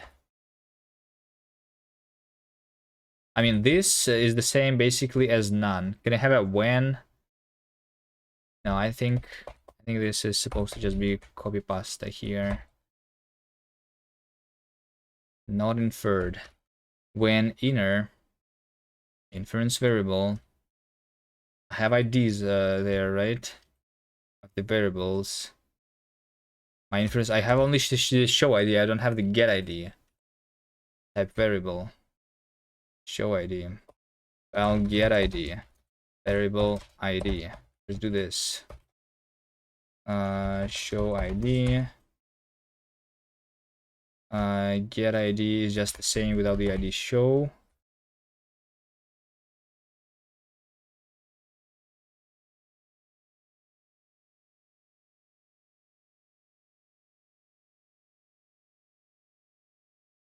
Get ID variable into IDT is not included, but it's literally is included. Are you blind? I think the compiler is blind here or something. I literally included the function get ID, it's not seeing it. Oh, it's because it's not doesn't know what's ID. So the error once again is misleading. Amazing. ID IDT. You ever use macros in Helix? I didn't even know that there's I mean macros as like in Vim, the same macros as from Vim. Yeah, I don't. In Vim, the only reason macros are needed is because they don't have the multi-cursor. That's what I was using macros in Vim before. But I just select something, and then I do S usually. I get them my multi-cursor, and then I like change this to something else. That's like what I'm doing. For that, I would need to do the macro in Vim before. And that's it.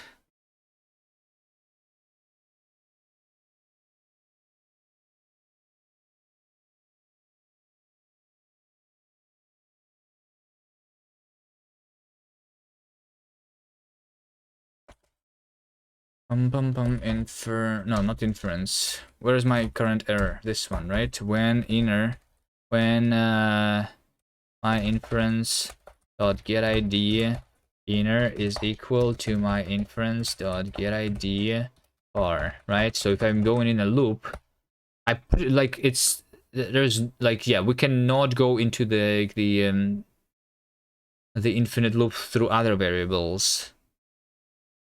Otherwise, they would be like joined together, right? Into a single one.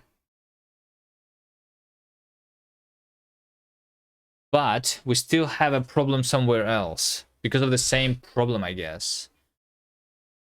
Because of the same problem. I have a thing somewhere else.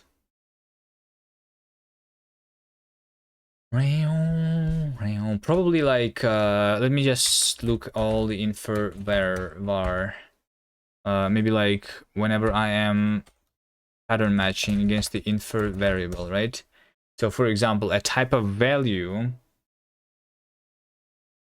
is equal if it's the infer variable, then if it's not inferred, then it's that. Otherwise, it's a type of value of that thing, and this can be like the same thing over and over again, right? So if I can, so if this is some value. Wait, hold on. So the value cannot be the type of itself, right? That's impossible. I mean, that would mean that I have a bug somewhere, right? Some. I don't know. Let's do this. Log info in. Let result be that. And result log info out.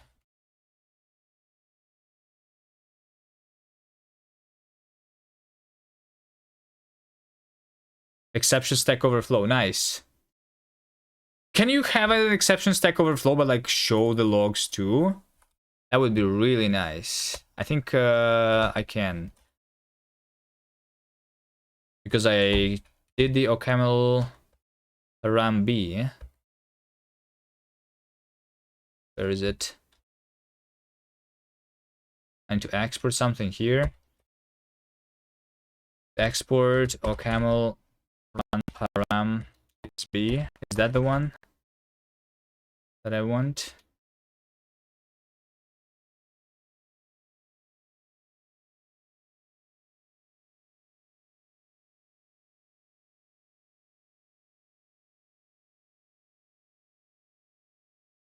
Do the Stack Overflow, but show me the stack.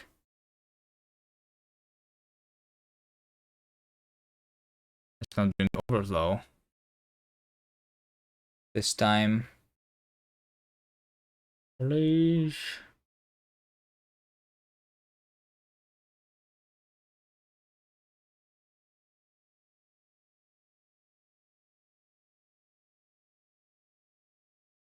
Okay, there it is.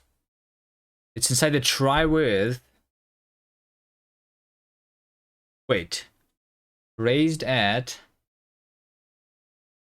Try with.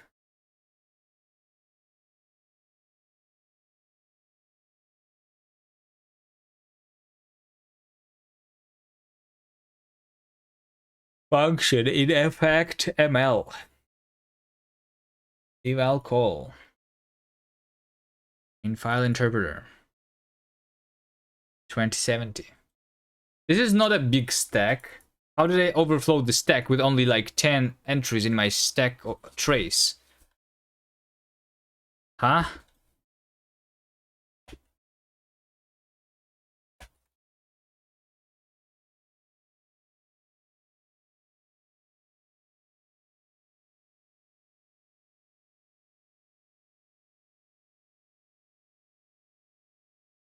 I'm trying to call some function and do something somewhere. Ooh.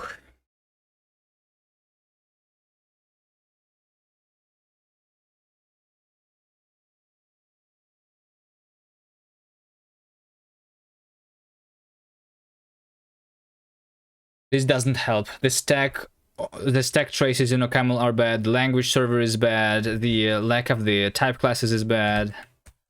Why did I start writing this language?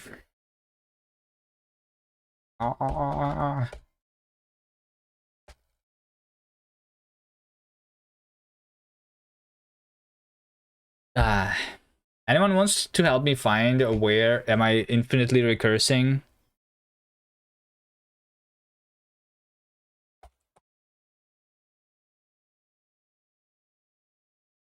Because I have like the generators kind of work. I just need to like figure out.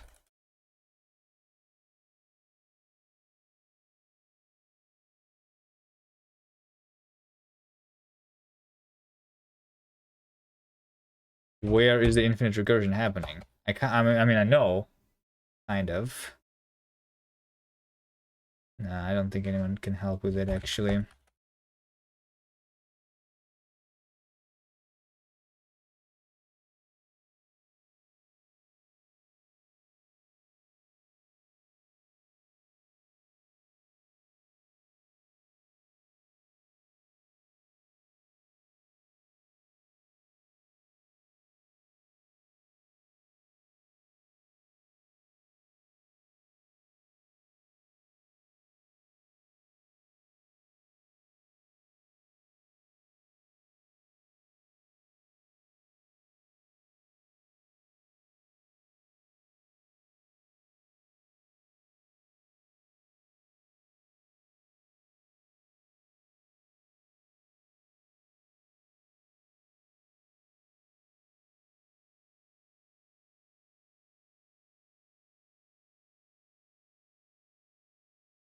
It's over here.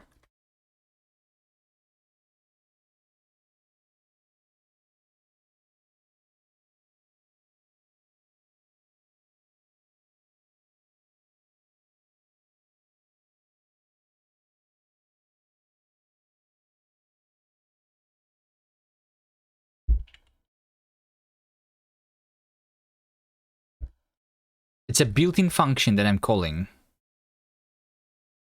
Is according to that stuff, right?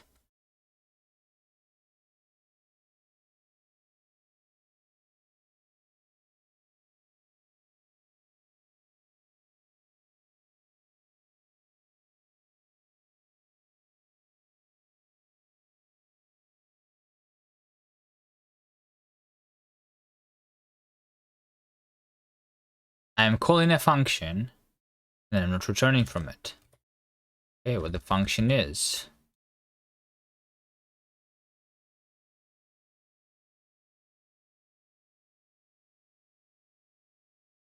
The function is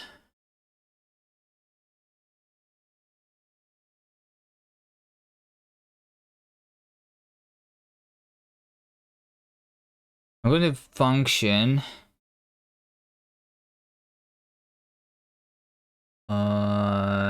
value is t and that, but so I already know the function,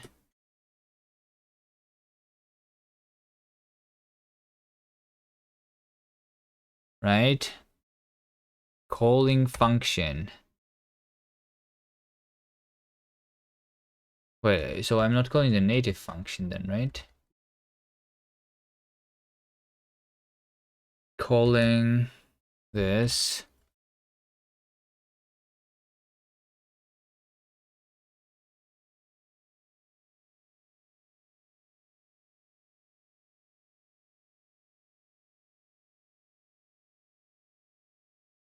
I'm going to remove this completely. I don't think I need this actually. Let's make the thing easier. Also, I'm going to change this to be f. F. Just that. Or I guess f impl is this without the get f impl. The vars, I don't need the vars either here it seems. So I don't need the type vars. I just need a unit. I just need value into value, which is like what the function is. So it's a built-in function. Then that is not needed. That is not needed.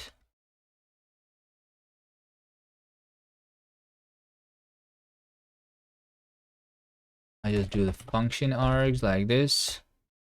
And then over here, I just say the all compiled.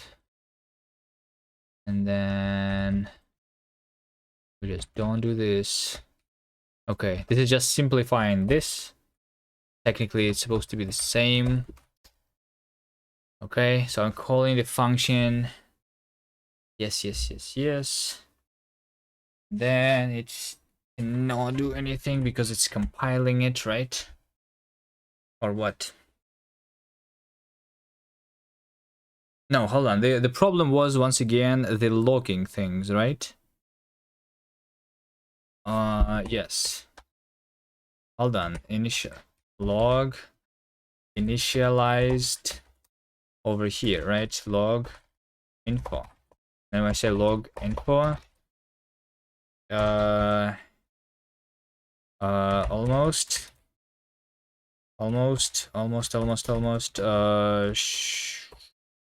almost name of the result, so that like before actually like showing it, I'm going to like show what is actually the thing that I'm trying to show, right? I have an almost const and then they say initialize. So actually this is not what's happening. Hold on.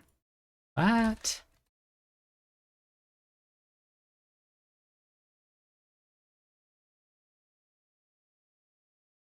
This is not it. Was it? Wait, hold on. Was it not while I was initializing something, right? It wasn't. I forgot what I already figured out. I'm calling a function. I'm initializing stuff.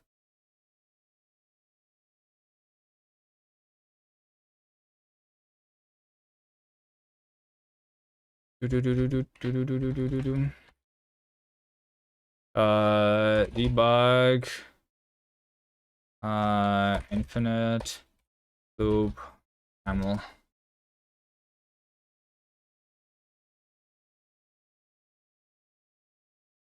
Help us why my program is infinitely recursing. The simple infinite recursion bug. Yes. But how would I do this? Oh, camel. Tracing function calls in the top level. The simplest way to debug problems in the top level is to follow the function calls by tracing the faulty function.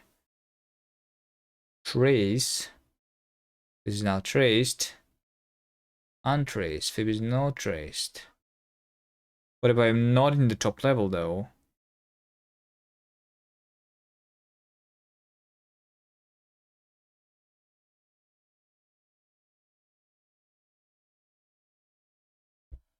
Uh,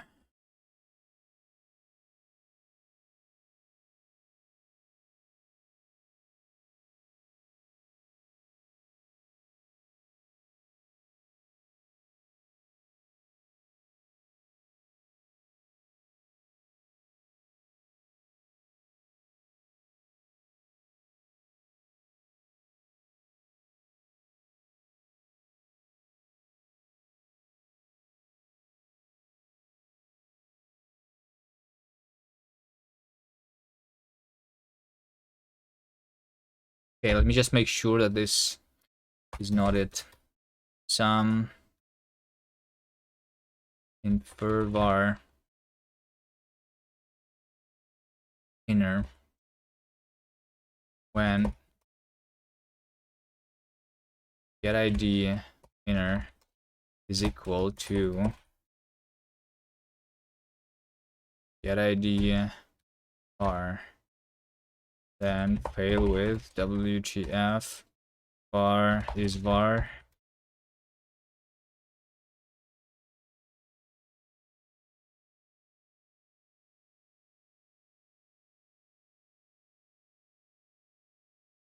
Okay, that's not the reason.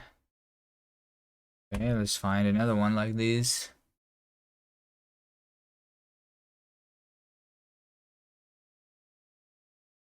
Pattern match.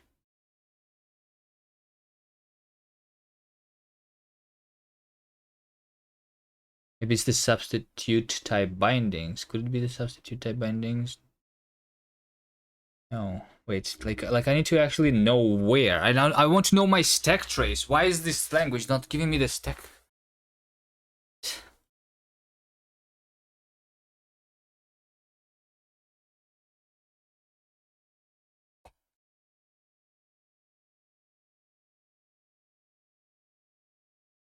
I'm going to commit.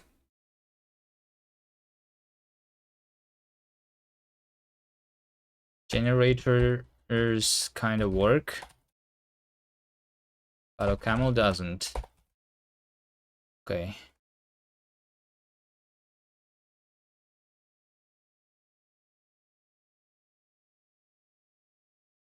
And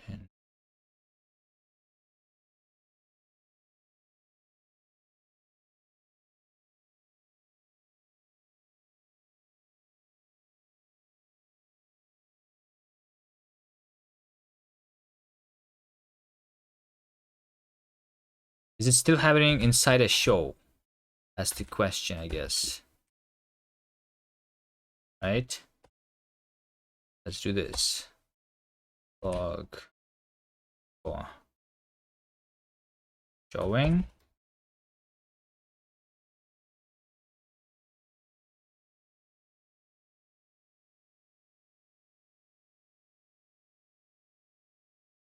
Log info shown.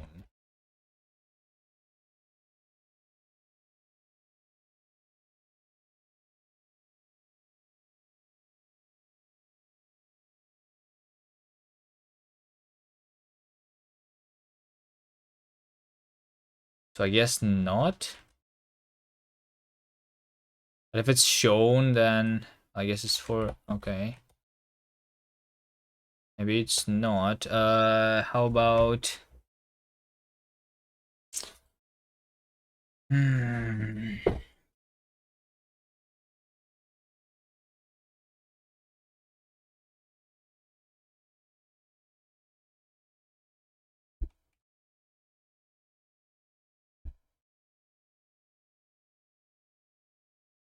how else can I find the bug?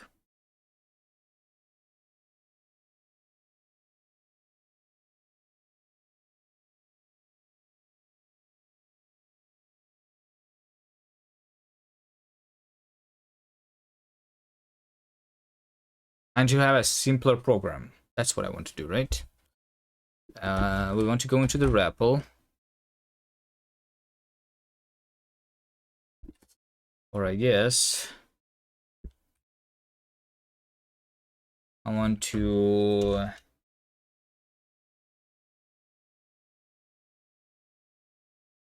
just run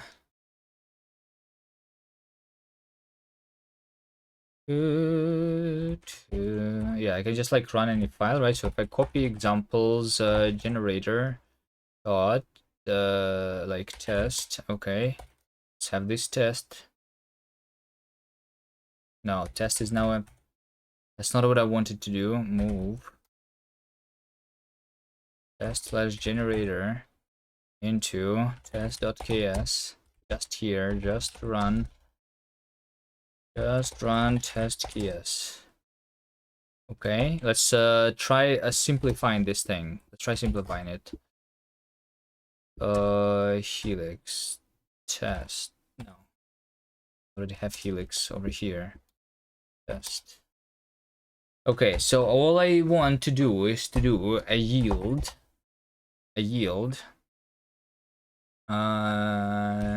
string and then ignore it. This is supposed to be yield. T is underscore resume is void, right? What I want to do. So this thing is something that I don't really care about. I don't care about the for loop. All I care about is the yield. It's like current generator dot yield, so I probably don't care about the delimited block. All I care is this. And that is a much smaller problem, right? So this is still doing the same stuff though, because the problem isn't like the only problem is the inference or something maybe. I'm not sure if it's the inference even. So what if I do this where it's not that, but this is the current generator context. This is literally just a function without even a comma, right? So we do just without the yield, we just do this, the value, right? By minimizing the example, this is still the same. Okay, good. Let's minimize this further. Do I even need a resume, for example? What if I remove the resume completely? And what if I just say the yield into void directly here, right? What if I remove this? And if I remove that?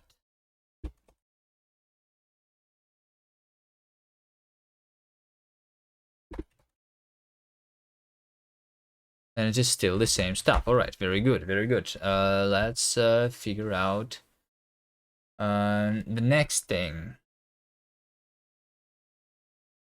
What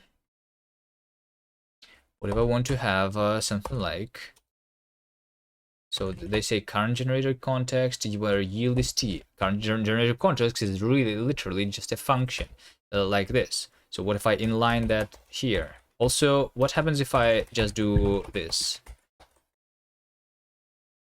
And it's going to say that cannot finish 7.1. Yeah, because there is supposed to be something inside. I can say that this is void. Okay, yeah, so that works. That works, but that doesn't. So the problem is the current then. Is this the problem? If the current t into void, I'm trying to call that with value, right? Is this not going to work? Because that's the same thing. Yes, exactly. Okay, we have minimized the example further. Let's have this.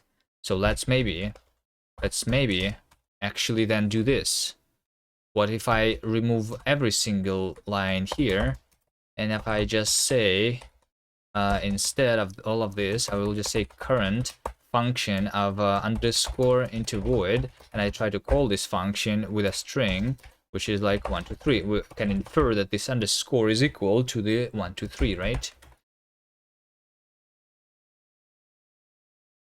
Or we can look at this thing instead, of course. Okay. So, but if I say that this is a string, then everything is going to, it's going to say that context is not available, but that makes sense. Because, yes, underscore, this is supposed to work. So, is the problem with the inference of the currents then? So if I do current underscore, and if I say that this is a string, because I like that is an even simpler example, can it not infer this? This I guess is not needed anymore. Okay. This says context not available string. Yes. Okay. So this was this could do it. This could figure out that this underscore is a string. So it was trying to get a current string. So that works. Okay. So the problem is literally when I say current underscore into void, and then I try to call that function 1, 2, 3, then it says that then it cannot infer the fact that 1, 2, 3 is a string or something. So let's see what happens, right? Not here, over here. Unless I can figure out how to simplify this even further.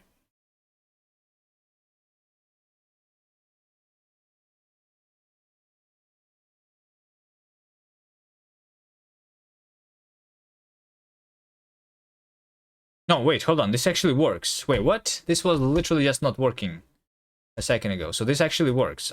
Context not available, string into void. Okay. Then what? Is it still the yield then? Let's go back to the bigger example.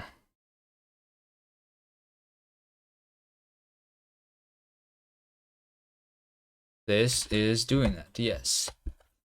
So if it has a function, okay, what if I have this but without the for all, right? Function value is a function value into current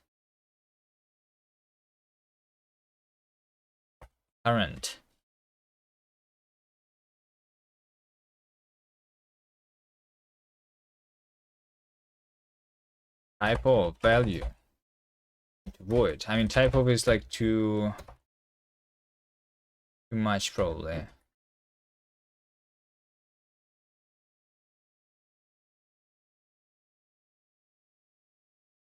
current type of value into the void. And I try to call this with a value, right? At yield this yield string.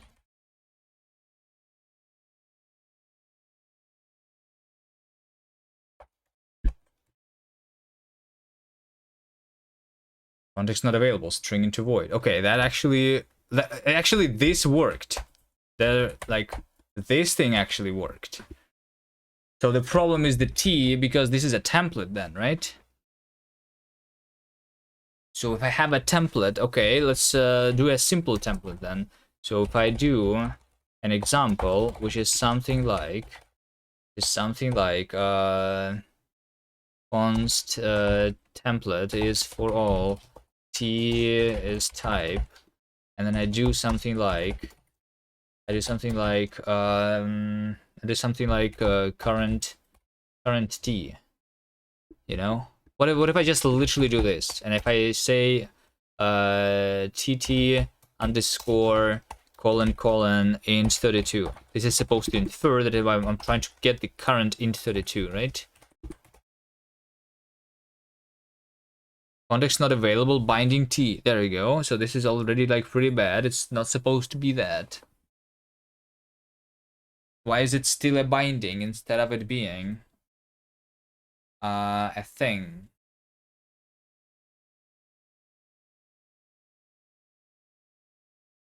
Context not available, binding T881.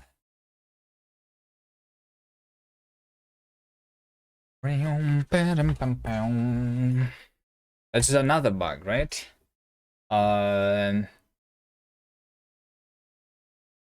Maybe.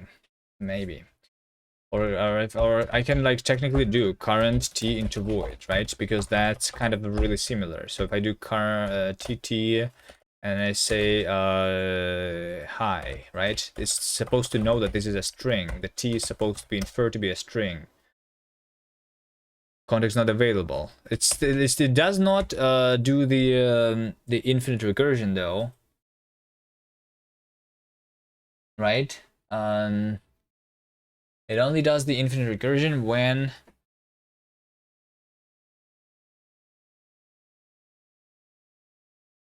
I mean, this is still a bug though, but it's a different one. Value into current TT value, right? That's what you want.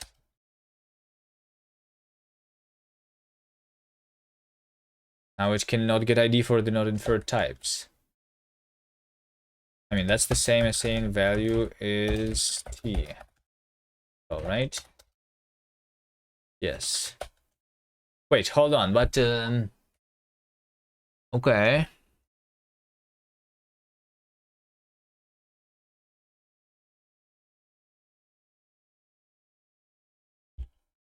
What about the current? What if it's defined as current is just a syntax, current context type? Okay.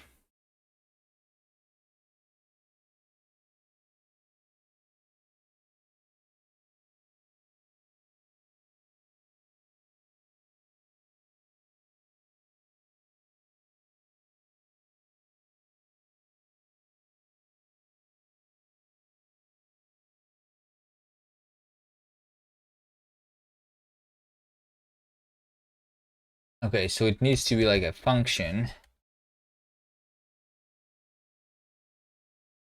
But if I do 1, 2, 3 here instead of a string, because this is going to mean that it could not infer the type, because it looks like it could infer the fact that this function was accepting a string or something, maybe. So like I actually tried to call it, or maybe no. T not found in current scope. Current. T into void. So yeah, this is not a number because it could not infer it, right?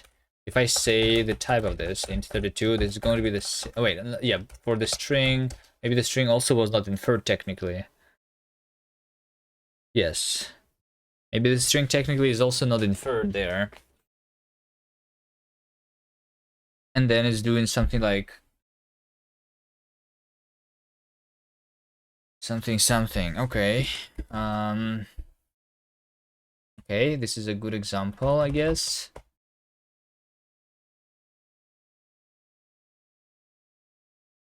Can I make this example simpler once again? If I just say current into void, then going to say that the context not available, binding t into the void. Yes.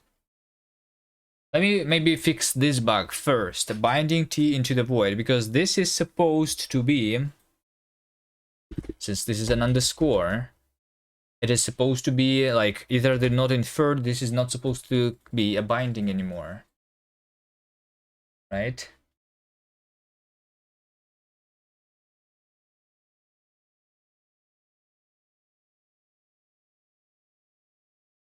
And by the way, I was evaluating instantiate, which was calling with arguments type string. Type string was the argument of the template instantiation, so I actually knew that that is the thing. Right?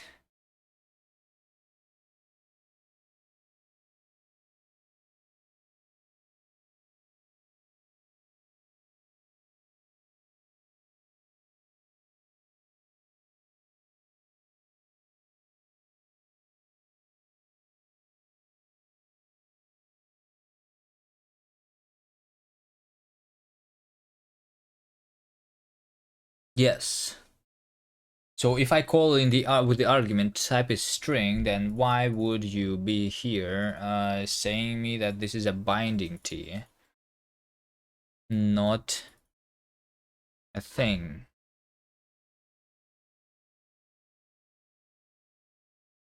Maybe because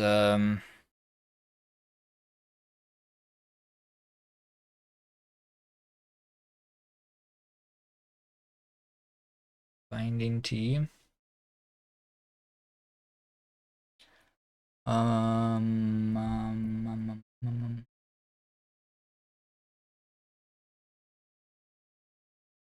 This is specifically when I'm evaluating, right? Since I am evaluating, if I try printing here, I'm here.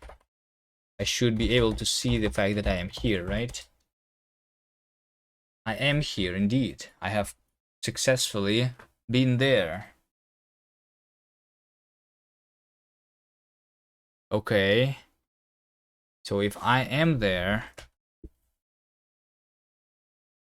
if I try dbgt, it's supposed to show me that t is a type string type, right? Wait, well, where's the I'm here? Well, I'm not seeing the I'm here anymore. What?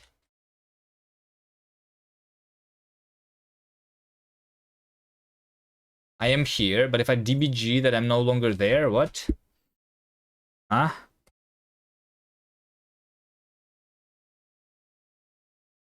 I don't see that anymore.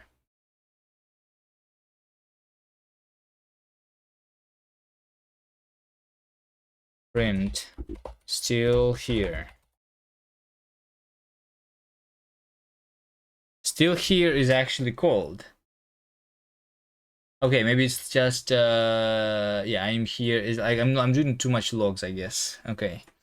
I am here. The thing is type string, which is type, right? If I try doing the dbg, yeah, okay. I think I understand though. I think I do understand what is happening. If I try to dbg t into void, this is going to be string into void, right? Which is going to be string into void, which is a type of a function string into void. There you go. It is here. Okay, so I need to look at the current interpreter. Current context. Current context over here.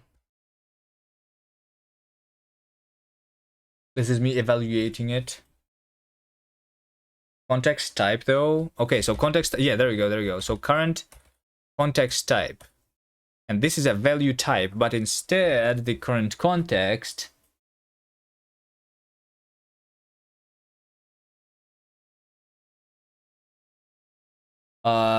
context type should replace the bindings with the values, similar to the type of like I had before.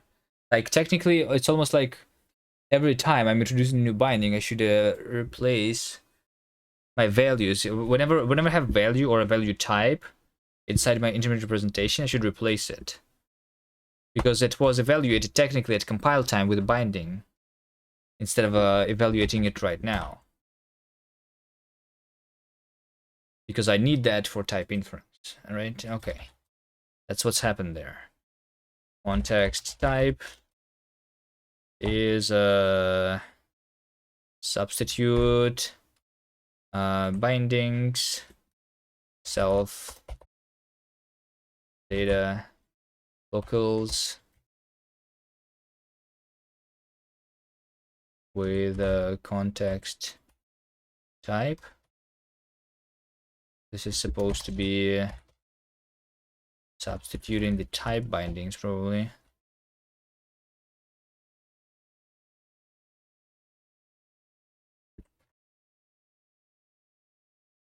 Okay, there you go. Context not available, string into the void. So this is no longer a problem. Okay, fixed one bug. Let me commit that, I guess. Fixed a bug. Okay. The next bug is test ks.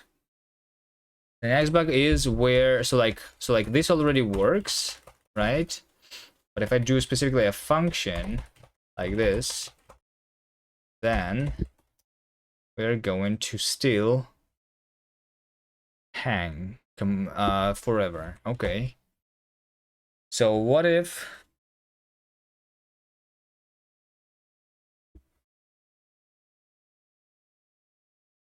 I do what?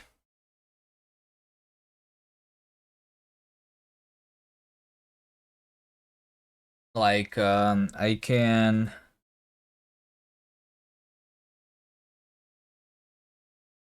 so I'm trying to just compile this function, I think, right? And this is the body of the function.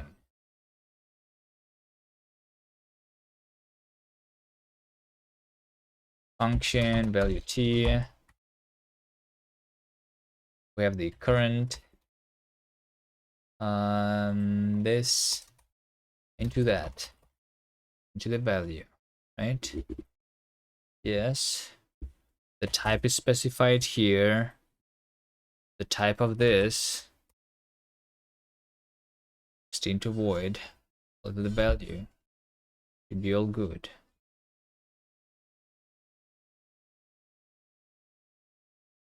But this is going to hang. Initialize something const true. I bool.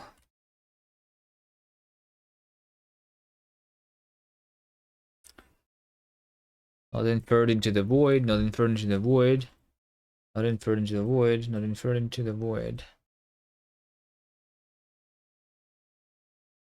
What am I seeing right now? Function value. Well, what if I do over here? If I have a value of type t, all I want is to debug this thing. I'm not even going to like get the current context. All I want is to like show what the t is here. I just show the t. What if I do this?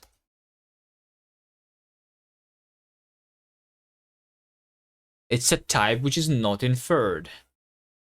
Why is it not inferred though? Okay. So why is t not inferred if I call the function with the string argument? This is almost like the thing that it should be called like this is basically called dbg type of value, right? That's literally what we're doing here. So we give a value of any type to this function, and it debugs it. Debug prints it.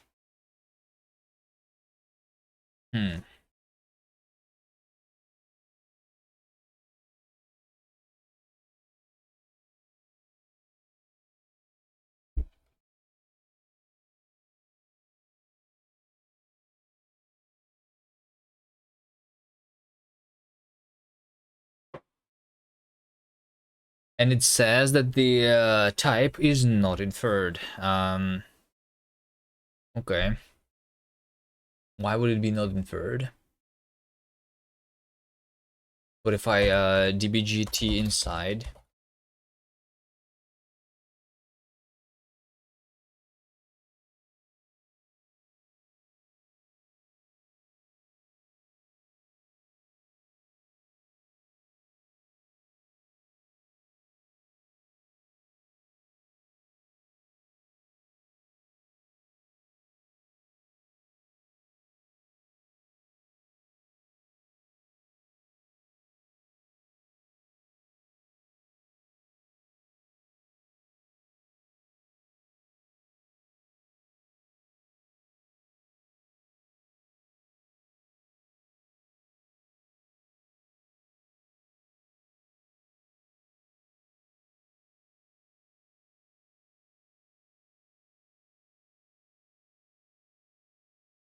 Then push-ups.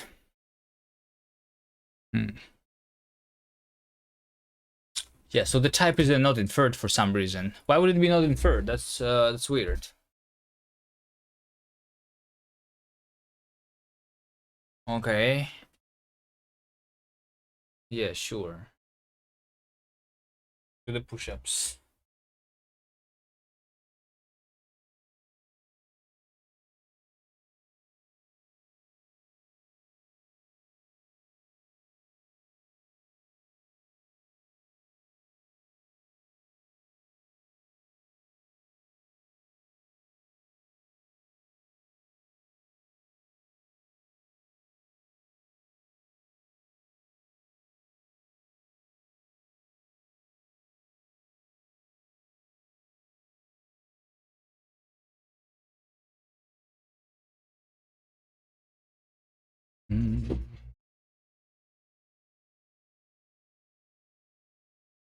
Veldek did 0 push-ups. Good job.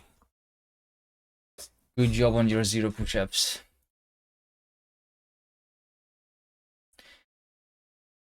Not inferred 980. So why would it be not inferred, right? Why would that be not inferred? That's weird.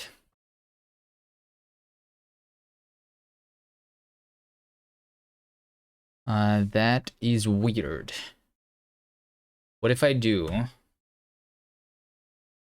If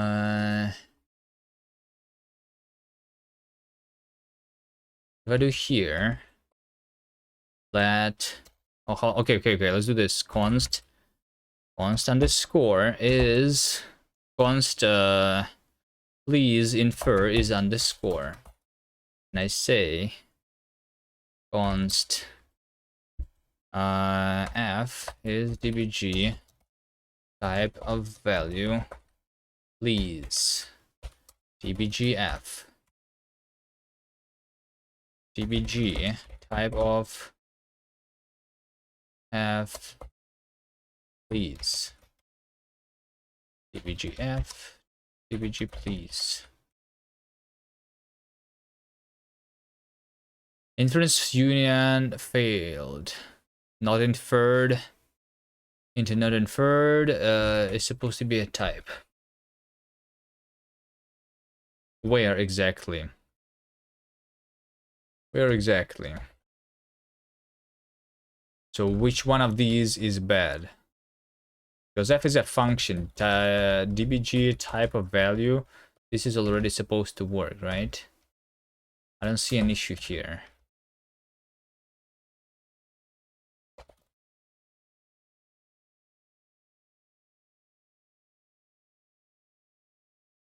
Okay, so I say that this is not inferred, and that is also not inferred.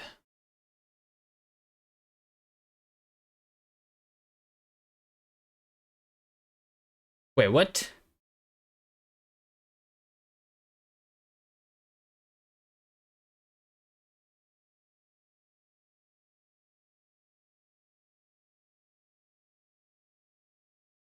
Wait a second.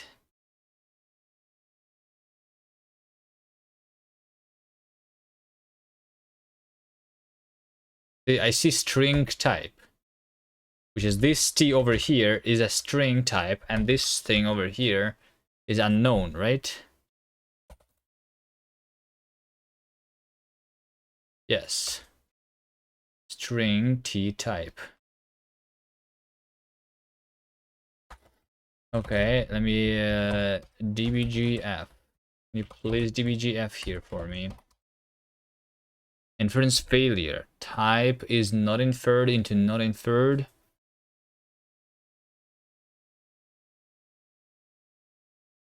B is type. So you're saying that the F over here, I don't even need to do a please, right? I can do an underscore here.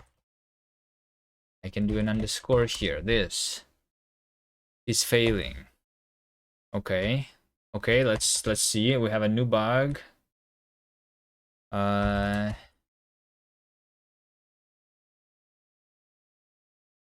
Which is very simple over here. Because I'm doing the dbg. Because of that,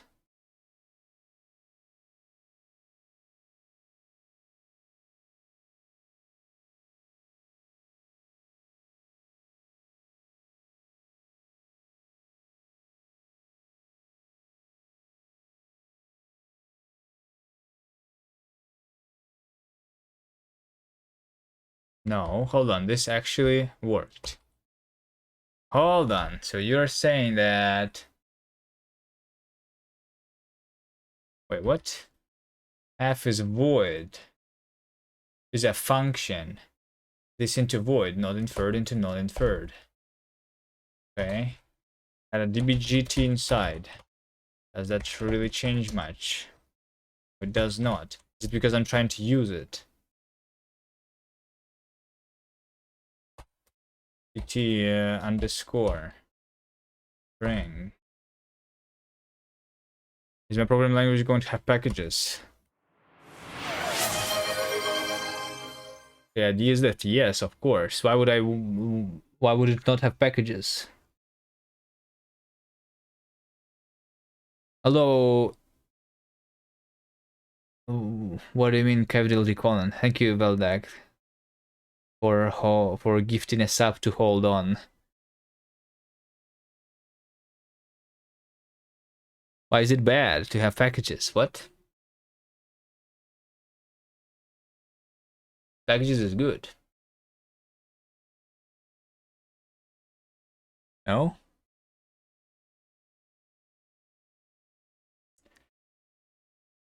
You just watched someone add 2 lines to cargo toml and 206 crates downloaded and you wanted to die? What's wrong with that though?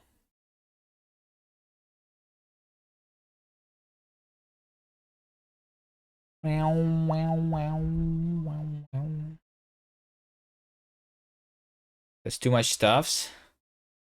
Well, don't add, like if you think that's too much stuff, then sure, you can like write everything yourself.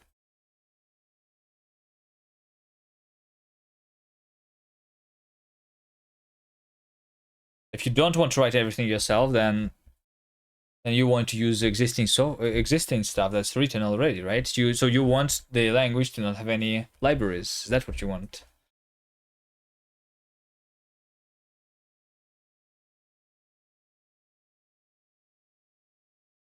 Can the packages be called casks?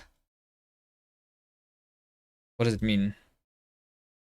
Maybe just don't let packages depend on other packages. Why not? What? I'm like, are you?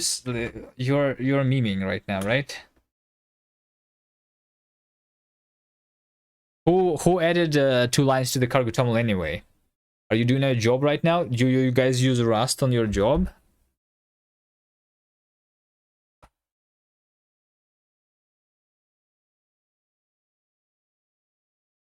Just watching a stream? Cask is like a giant barrel.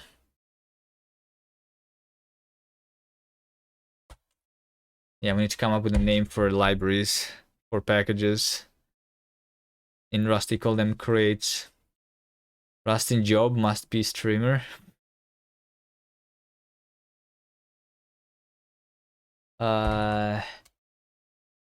Ooh.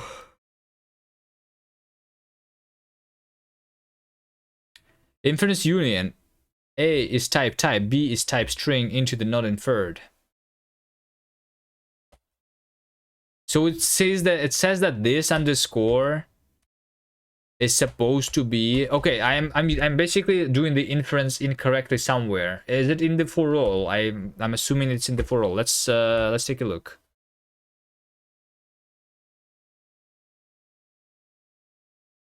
I don't know how can I do something like wait, can I do something like then dbg tt underscore. How about this? What is tt underscore?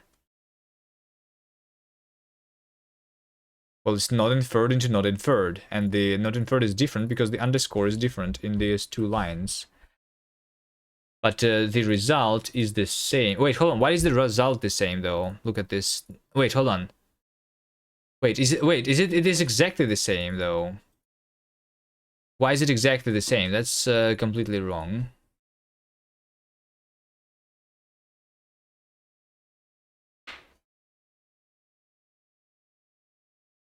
There are 5 games written in Rust and 50 game engines. You should make a game engine. I should design my own CPU and instruction set. Nah. Nah.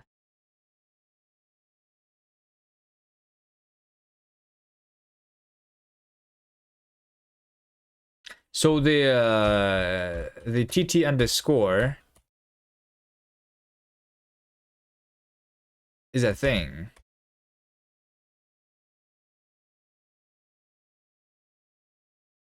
Which is not inferred 909 and then not inferred 909. Is it because the DBG though? Hold on. Is it because oh wait, hold on. It's because the DBG, right? What if I do DBG? DBG is not going to work, right? I think the problem is the DBG actually. Hold on. What is the DBG? DBG is for all types T, function, xt into the void, built-in function dbgx. Wait, hold on, no, it's not. But I think the problem is something very similar to that, just REPL. DBG the problem. If I do dbg1, dbg int32, and if I do dbg string, those are both types, right? But what if I do dbg high? Then it's going to actually fail the inference. So this is actually the core issue, I think. Kubi says known to own instruction set. You're storing this one in your calendar and you will remind me in 10 years. You think in 10 years I will change my opinion and want to design my own CPU, GPU?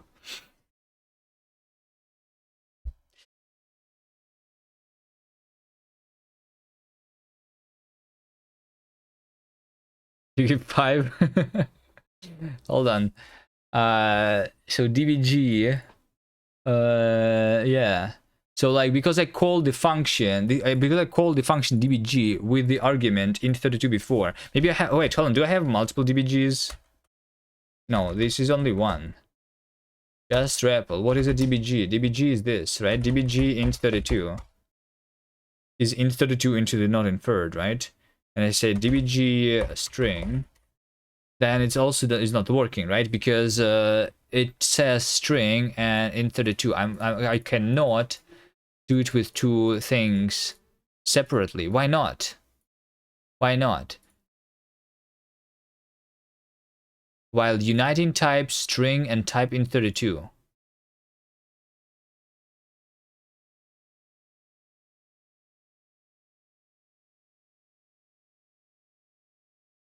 I started using first, yeah. See, this way, Kubi will fail the next 3 languages and 7 engines and will eventually blame CPU architecture. That's my logic. The language is only bad because the CPU is bad. The CPU is not ready for my language, right? So we need to make a new one.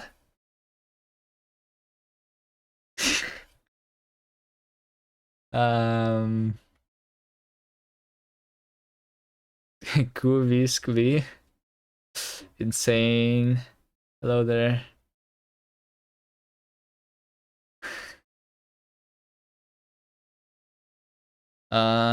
Type string, type in32. So like, why would that be the thing? What if I do a different one? What if I do a for all t type t type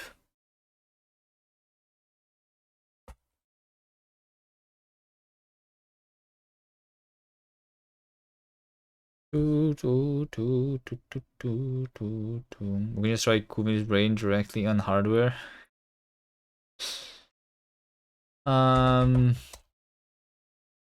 T. Let's do TTT. I don't know.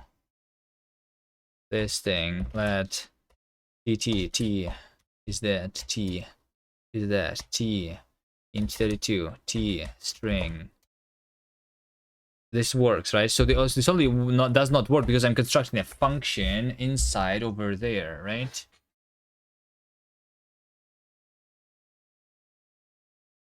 TT. Yes, TT. See, and my junior co-worker, I don't think they will be able to interact with any AGI.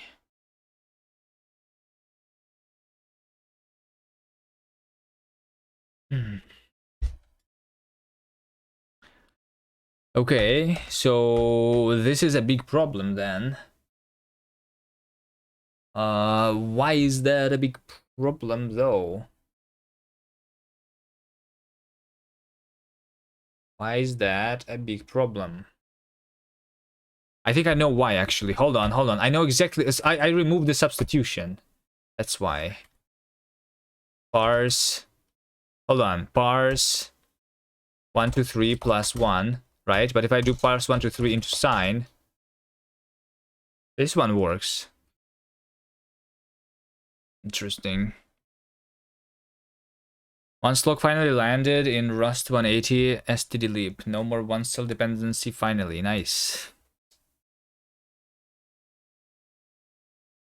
What Rust is it again? Next release date today? No way.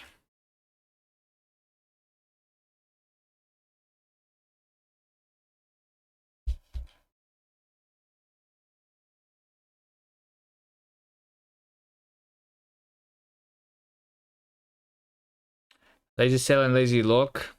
Checked CFG names and values. Exclusive ranges and patterns. Stabilize default for RC sister and RC stir and RCT and RC and arc. Okay. Duration, div duration. Seek relative. Binary heap has slice, non null. And last chunk.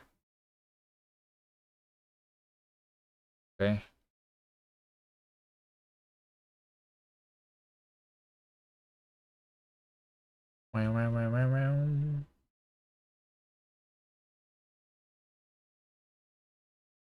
The lint table manifest can also be used to extend the list of known names and values to custom CFG.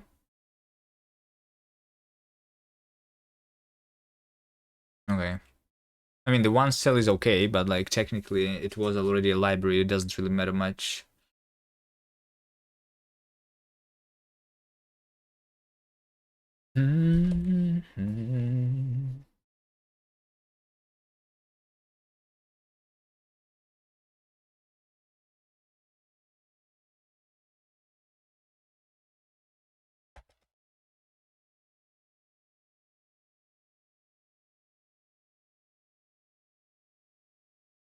Why does it work for the parse? Because parse uses a TS, it does not construct a new function, I guess. That's why. So the thing that is broken is functions inside, so like generic functions, right? Do I have other generic functions anywhere? I have a throw. I have a throw, which is another one, right? So if I use the throw 1, 2, 3, right? 1, 2, 3 is not a type, not throws, but throw 1, 2, 3, right? There you go. There you go. This is what is broken. It does matter much, but address the fewer dependencies for the C++ people. Oh yeah. Batcop, you can now download one less crate by removing the dependency on the one cell in the Rust, because that is merged into the STD now. Huge.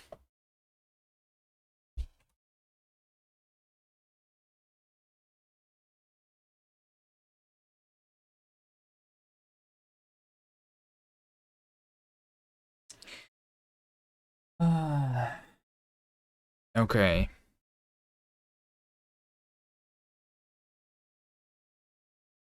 So the generic functions, you say. What would happen if we have a generic function? Let me copy paste this thing into the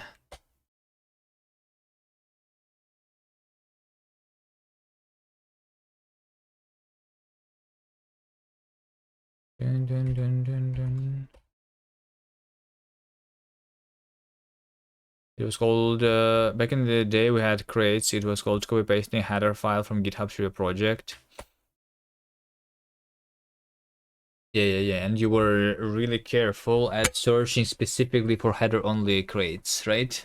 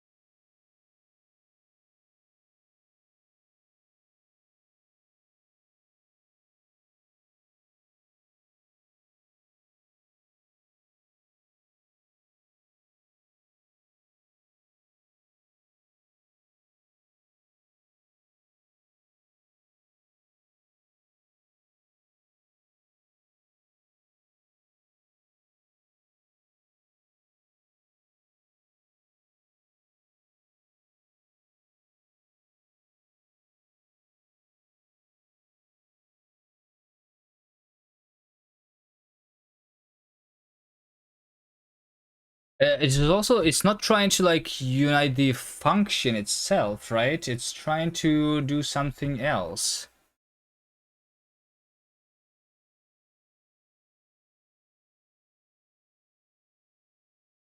While uniting, when compiling the fact that X is of type T, right?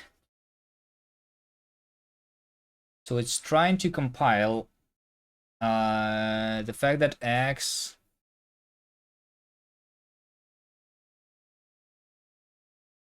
is of type T.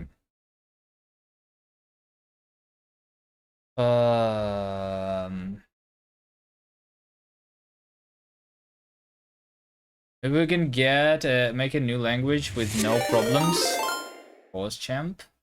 Pause champ. T2SDE. Hello there.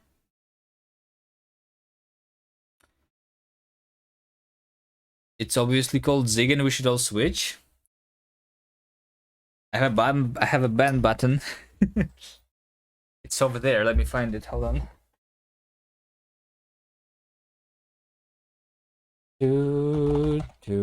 T2SDE. Hello there. How are you guys doing today? I'm continuing to make my language, although I'm streaming for 8 hours and 40 minutes already, so I'm considering stopping because I couldn't figure out my bugs, but I can show you what I have done today in case you're interested. We have this example now, which is called generators. So I have this thing where I have a generator, which is a function which is yielding 1, and then it's yielding 2, and then I have a 4 value in generator. I print the value, and if I try running this, then it's going to print yielding 1 and then print 1 from inside the body of the function, yielding 2, print 2 from inside the body of the loop here.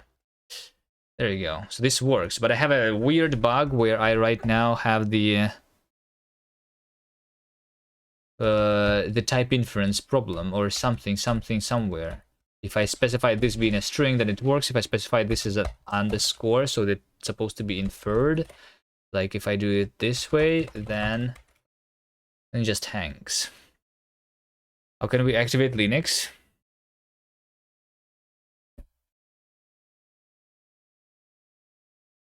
Shops in 6.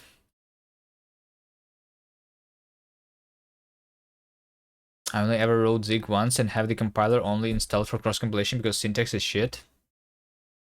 Syntax doesn't matter really much.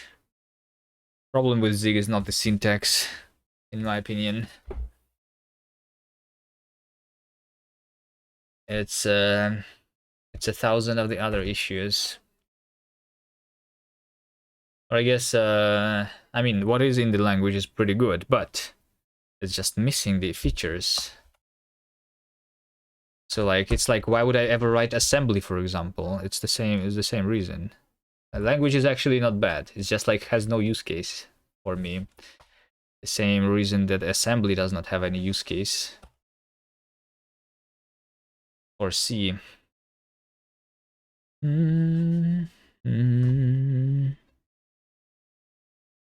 Too much work to do to get something to work when you only can work at a low level. You had use case for assembly? What was the use case?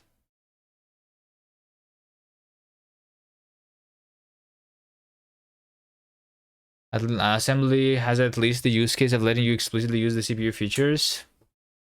Zig is just there. Well, Zig is the replacement for C, and like, yes, I don't see the use case for C. But yeah, that's just me, right? In high school, I learned a few bytecodes and was able to quickly deploy a malicious tool in MS-DOS.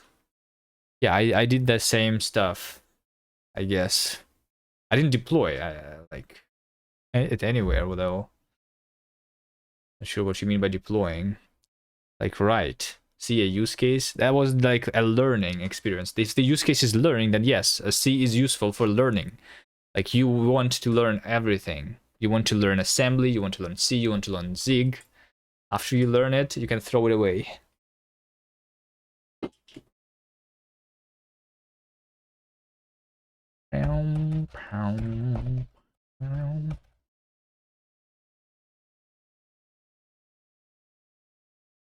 C is not your least favorite language?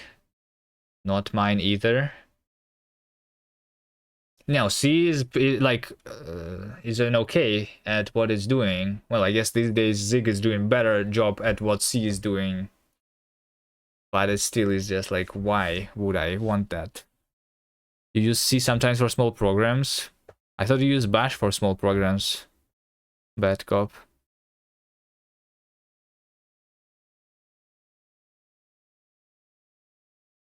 See if I want to go fast. I thought you would use Go if you, so you are saying that you would use C instead of Go? I mean, yeah, I mean, I don't know. Never use Go Lamau. All right.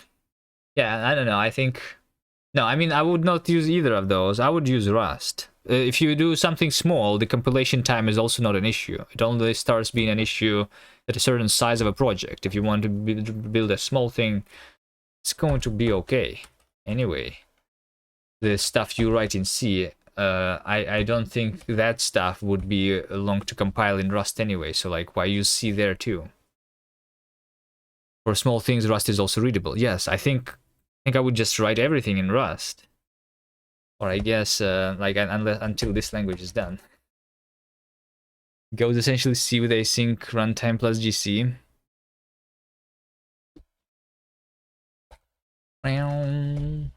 Well, I mean, Rust is essentially C plus plus a good type system plus borrow checker plus, right? Everything is just C plus. You don't know how to do syscalls in Rust? What is it? Like you are working actually at this low level? It is nicer with Nix because you can define your shared library dependencies so easily.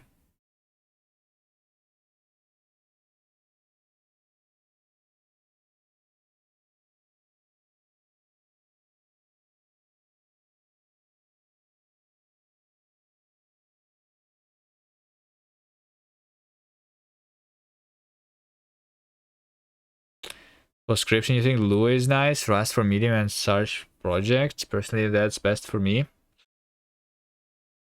I don't think I want to write Lua. I was previously thinking that I would write scripts in Python, but nah, I think you can even like if the program is 20 lines long, you can still write it in Rust. It's okay. I don't know. Lua is going to make me rage.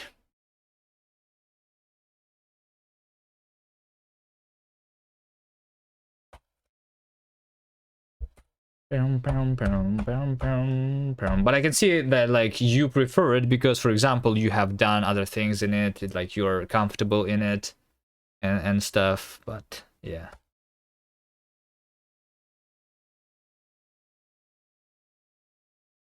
Never seen you, Lua, being used inside of plugins or other applications because of the linking.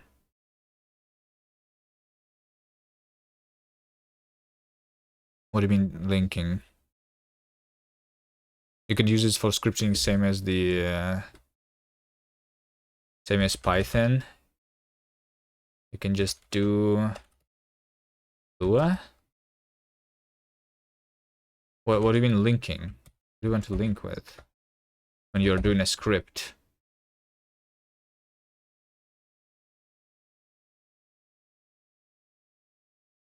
I don't think I can find the bug here.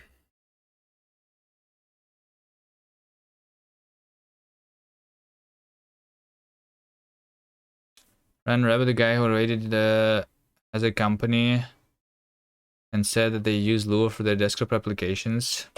The T2SD. Ran Rabbit. Yeah. Well, it's good if it works for them. I think like Lua was a good choice back in the days. Back in the days, Java was a good choice. These days, I would not choose it for anything new. Lua made sense to me like 15 years ago, I guess.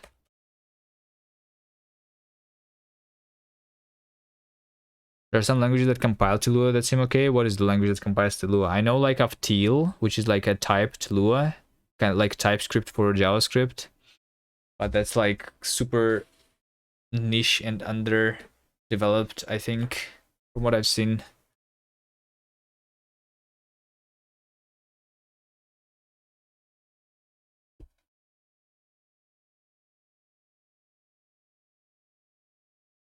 Yielding one. Just test.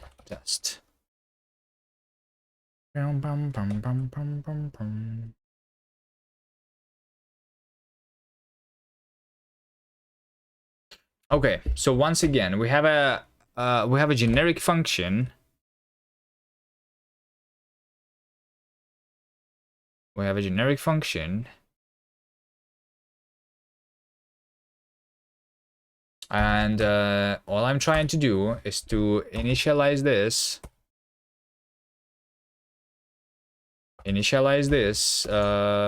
With one type. And then initialize the same thing with another type. And then if I do this, then it's going to say not inferred type. But what? This is completely different. Oh, it's because of the DBG. I think this can be like void here. and it's going to like try to unite. No, wait, what? I'm not even using DBG here.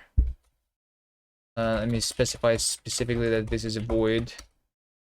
Okay. I'm trying to compile building macro call.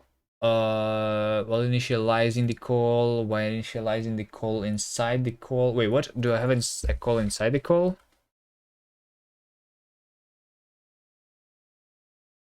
Oh, it's because DBG. Yes, okay. That's because that's why.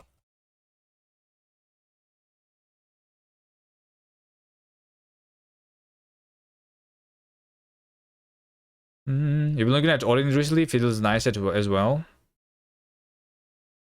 Odin has one of the things, as I understand, which is like the implicit context, which contains like the allocator and stuff. I have this similar idea, but instead of it being one global context type, you can have your own custom context, as many as you wish.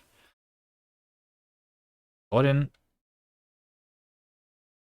also solves like the low level problems though. Like Zig, kind of. From what I've seen. It's not a very high level language. I want a high level language. I don't want to write low level code.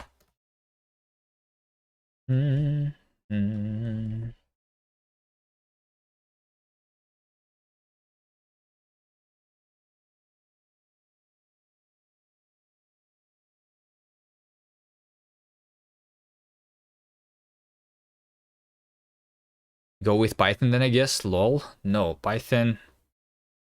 I mean, Python. No, you want. Okay. You want high level, but not Python way of being high level. JavaScript is also like you can do a lot of things with JavaScript. Like just being able to do high level stuff is not enough. You need to be able to do it easily, and doing it in Python is like the hardest shit ever. Doing it in JavaScript is the hardest shit ever. You want to have like a strong type system which is going to help you write your programs. You don't want it to be a dynamically typed language.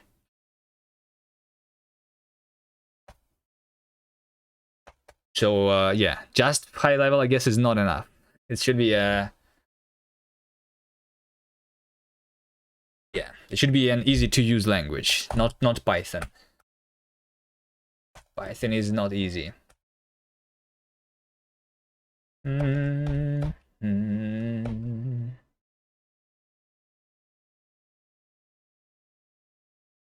What do I want here? I want not a camel now. Not a camel. No, I mean I am trying to write like I'm writing my language in OCaml. Or jury's still out. What do you mean jury's still out? Will I bootstrap it? I do plan to bootstrap it, yes, because I don't want to keep writing OCaml. OCaml is a little bit annoying. Okay, like OCaml is a good example of a language that's like high level, but OCaml is kind of like okay, but nah, I don't like it. If I cannot bootstrap it quickly, then I'm considering rewriting it to like Rust, actually. 1, 2, 3, 4, 5, 6. This should do it, right? No. While uniting F, not inferred and type. So like why? When does this happen? While compiling call, then. So over here, right?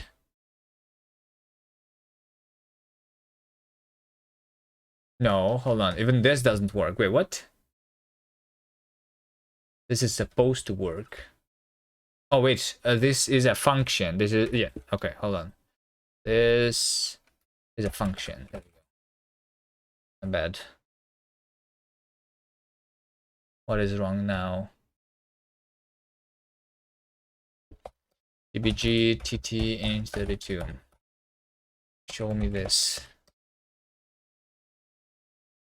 Reference union failed. A is type where F is not inferred. Where is F even coming from? Where is F even coming from?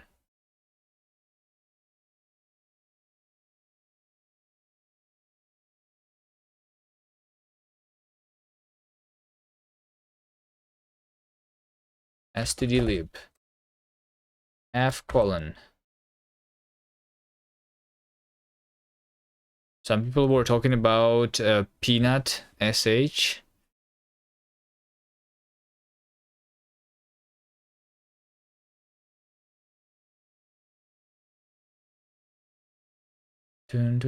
Search for. I think my brain is not working. I will take a break, I think, and fix the thing off stream like always. Like, hopefully. At least. Search for. F. It's a pipe. This is the only thing that has the F. No?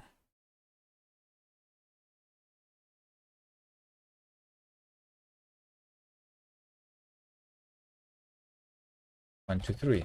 Just do this.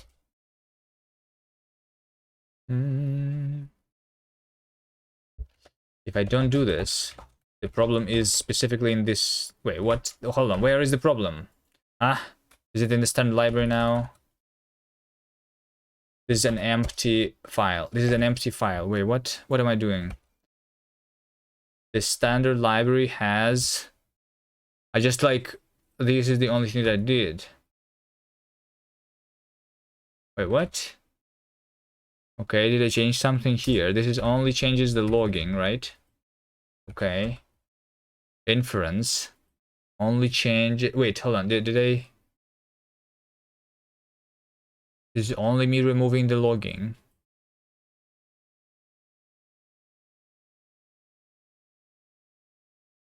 Daily Noita run break or still X% break? Nah.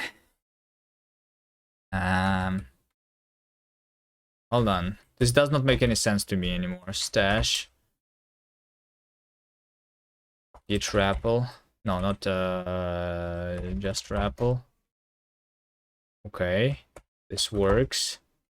So if I stash pop, and then I do just RAPL. Okay. Just test. This one is not working. Just RAPL works though, right? Okay. So what's happens about the just test then?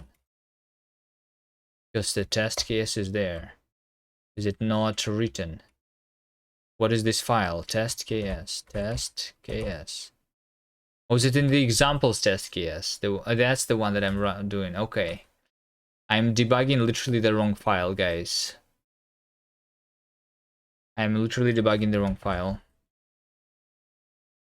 Remove examples test.ks. Just run test.ks. Okay. Okay.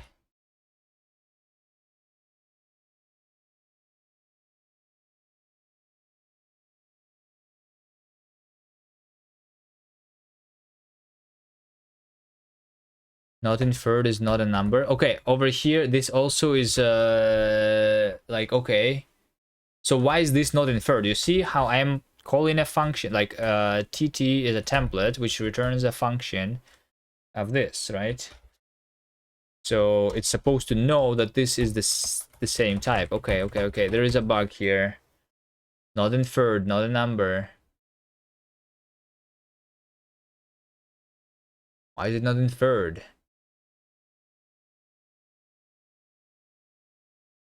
T123. Not inferred is not a number. 3 int 32. Can do this. This is going to work. Let's do a print. Yay. There you go. Yay. That works.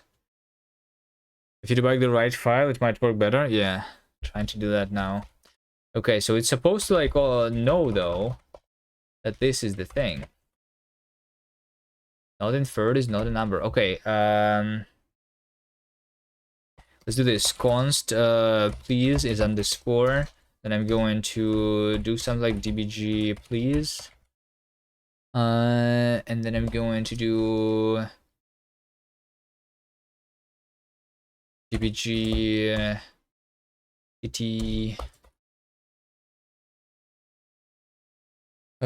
please.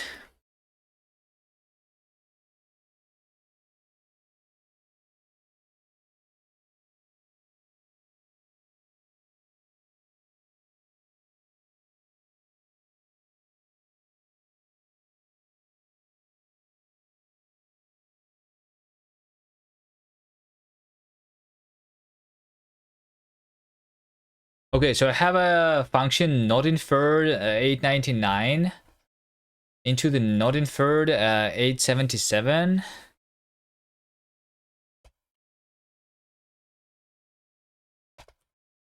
Yes, this is better to do this way.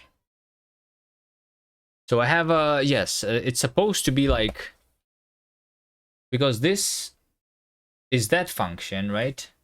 Of this thing, which is supposed to be not inferred, sure, but it's supposed to be the same not inferred value as the one that I'm passing into the thing, right? But they're saying that they are different. They're also saying that this function is actually completely not inferred, because it looks like it's not compiled actually. Hold on. Interpreter. dbg ensure. How about I ensure true here?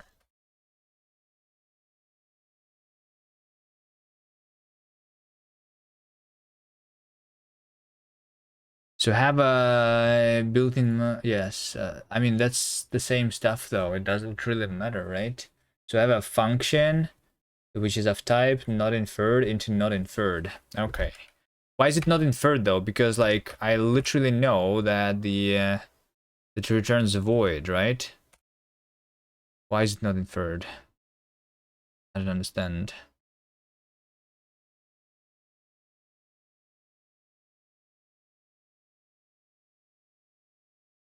Like I literally specify the type here, right? Is it the same issue as I had before? This should be of type t into void, right?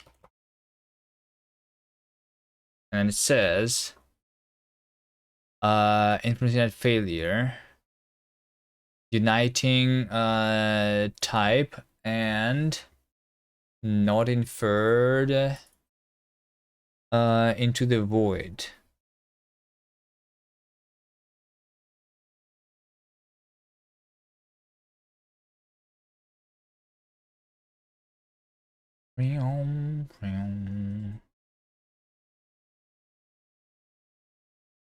Okay.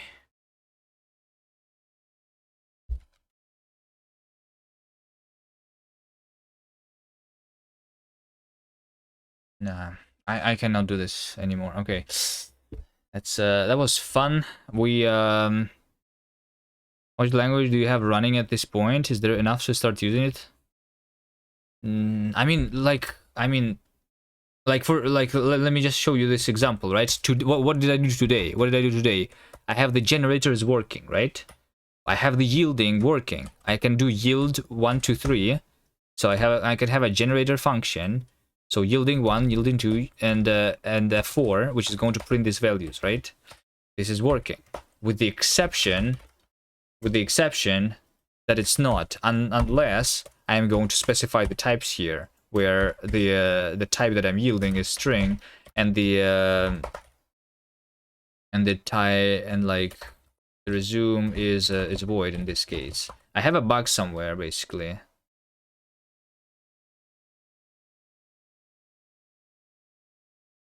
And I'm trying to find it. I don't think it's usable yet. No, I don't suggest you try it. String and resume is void. If I do this, then you're going to see yielding 1, 1, yielding 2, 2, right? This is the program. This is the program generator. I'm yielding 1, and then I'm yielding 1. I'm yielding 2, and then I'm yielding 2, and then I have a for loop. And that is implemented as you over here as a library feature. All those redundant semicolons.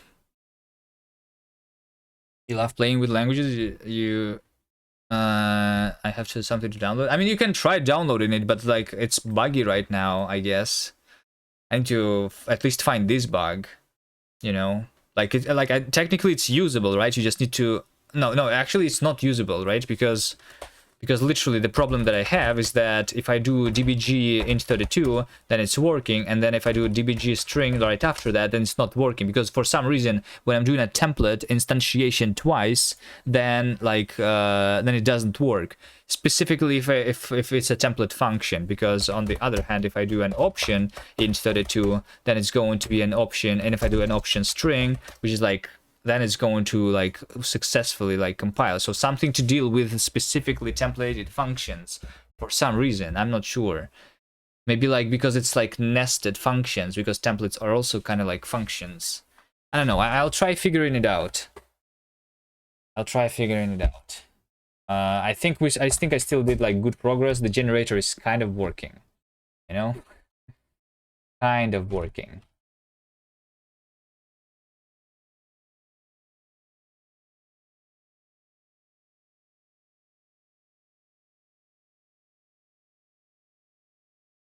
Kind of working. Anyone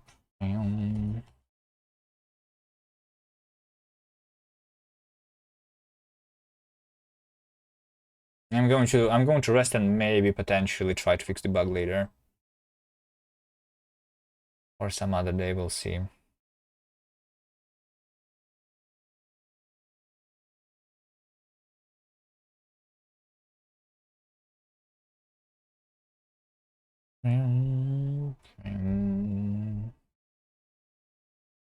Okay, where do we go? Anyone else doing something cool?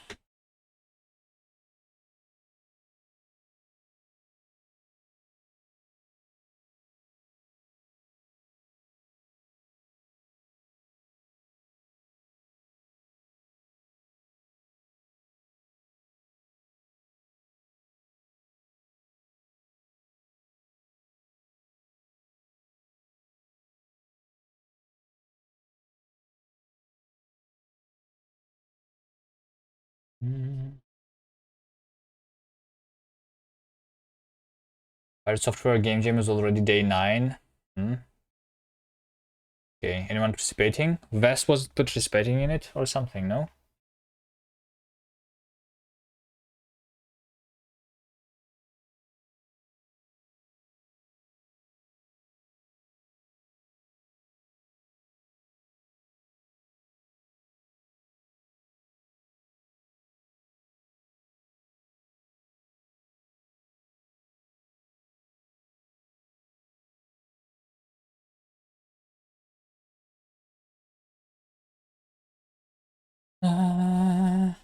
You're participating with Mark? Wait, what? Wait, what?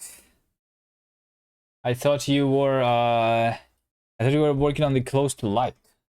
Huh?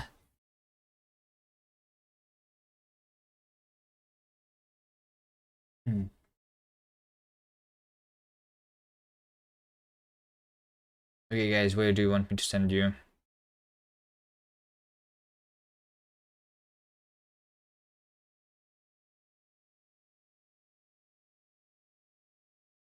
Right. I guess we choose Rust.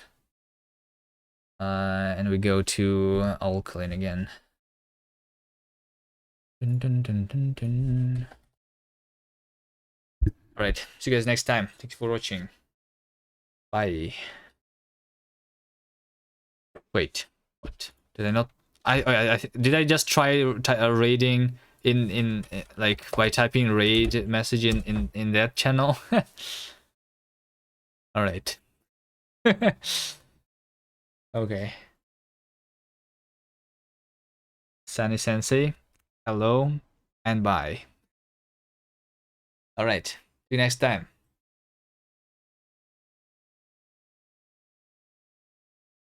What?